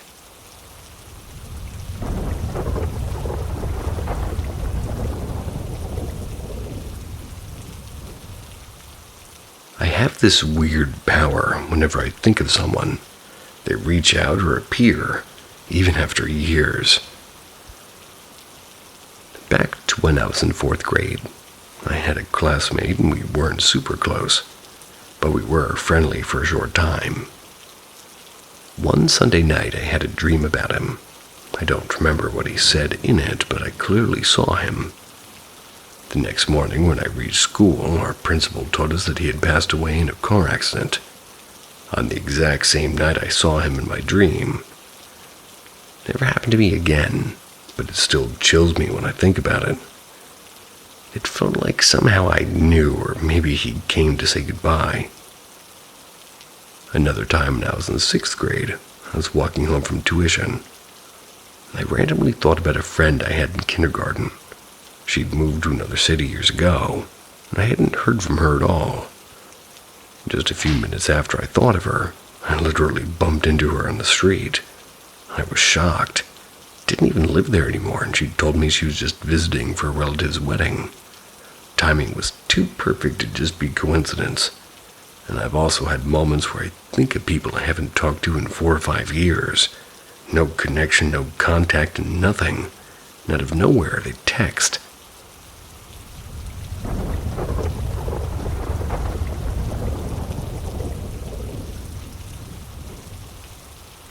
I saw some really weird shit at an abandoned kids' tuberculosis hospital, and still freaks me out. Hey guys, never really believed in haunted stuff until this happened at an old abandoned children's tuberculosis hospital near my city. It's got a super and sad history. Lots of kids who were sick and passed away there. The place always felt off. One time during a sunny day, which, keep in mind, there's a lot of natural light in the building, my friend was with another friend and just exploring, filming a silly video inside of it. Just lip-syncing and messing around. She didn't even notice at first, but later she saw this black shadowy humanoid figure walking behind her by a door. The crazy part is they were literally the only ones in the building at the time, and her friend was in front of her while she was filming herself. They always check for people before exploring. There was no one else, no footsteps, no voices, nothing, just that shadow. She only found out about it months later when she rewatched the video. After that, she said she'd never go back, and honestly, I don't blame her. I don't have the video, not sure if she does, as we're not friends anymore. But seeing it with my own eyes was enough for me to believe something seriously wrong with that place. Anyone else ever been somewhere with heavy history like that and caught something unexplainable? What do you all think that shadow was?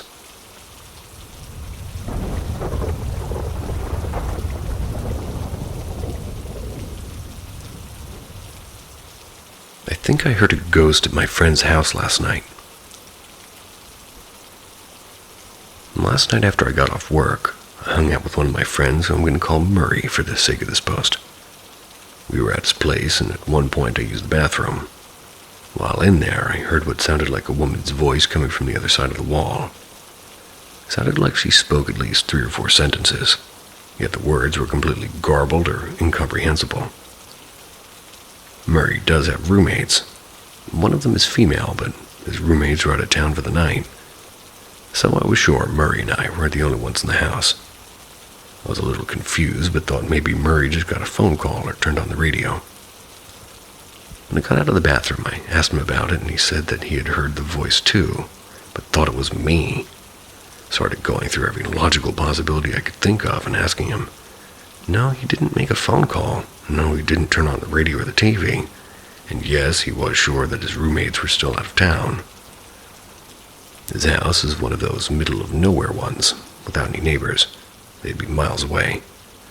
So overhearing neighbors or passerbyers, well, that really wasn't a possibility.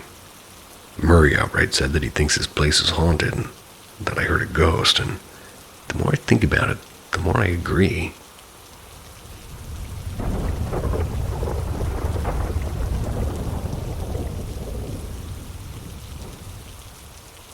My childhood experiences. I used to see apparitions when I was younger. One of my first experiences was with pets that passed away. I would see and feel cat feet on the bed. I was very close with this cat, and he died young. I also saw my old dog running past as a shadow when I was having a shower. I was freaked out as I could see him so clearly, even though he was a shadow, and it was very strange. Told my mother afterwards, and she didn't believe me. I also saw humanoid figures fairly often. They had no faces and were standing still. I only ever saw them on the street, never in my house or the school. I would also hear words in different languages. When I asked a question in my head, I would look up at the word and it would be my answer. I only know English, and it was always random languages. I had no real guidance with this, and I just was spooked. I decided all of it was not real because I wanted to stop seeing everything. It worked, and I was never connected like that again. There's more instances, but I'm short in time, and, well, has anyone else had similar experiences?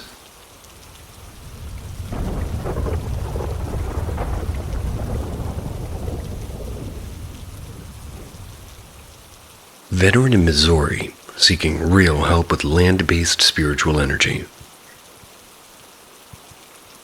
I'm a disabled Army veteran living in southwest Missouri with my wife. 2 weeks ago, we had a powerful experience with psilocybin that opened something in us, and since then, the land around our home has felt charged with unmistakable energy. It's not just a feeling. We've had coordinated signs and synchronicities, physical sensations and emotional spikes that feel like something's trying to speak or move, like through us or around the space. This has gone on now for over a week. I'm not anywhere near to a beginner of the use of psilocybin, so that's not the issue, I promise.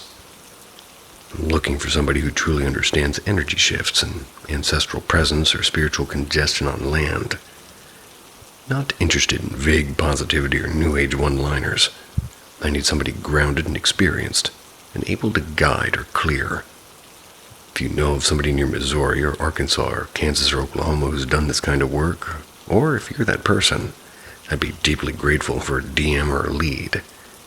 Remote consult's fine, if it's the real deal. In person eventually would be even better.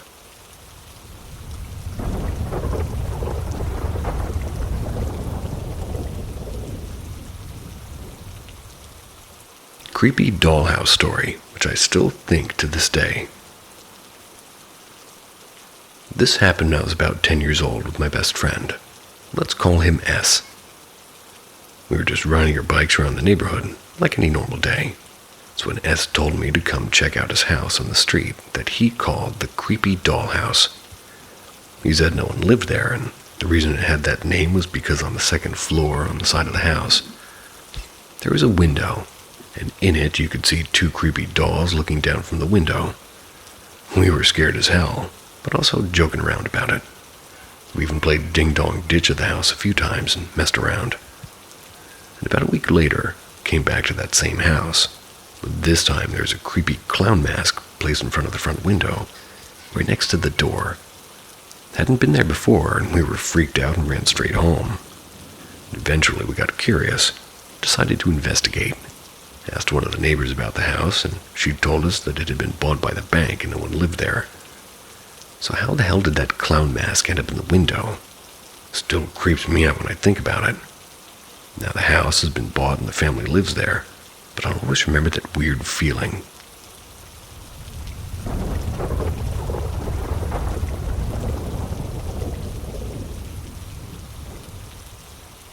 I think I saw a version of myself that never got off the bus. And this might sound strange, but something happened a while ago that I can't stop thinking about. A few years back, I was on a bus. Just a normal ride, middle of the day. I remember being lost in thought, feeling like I was floating inside my own head. The bus stopped at one particular station, and for a second I had this really strong urge to get off. Even stood up a bit, but then I didn't. I stayed. It felt small at the time, just another skip decision, but recently I passed that same stop again, different bus, different day. I saw someone sitting at the window in the same seat I was in back then. Same hoodie, same slouched posture, same face. It was me, but not me now, but me then. I stared for a second, blinked, and it was gone. I don't know what that was, a glitch or memory bleeding through. Did some version of me actually get off the bus that day, and I'm just living the version that stayed, and not even sure what I'm asking here? But if anyone else has experienced something like this, I'd really like to know.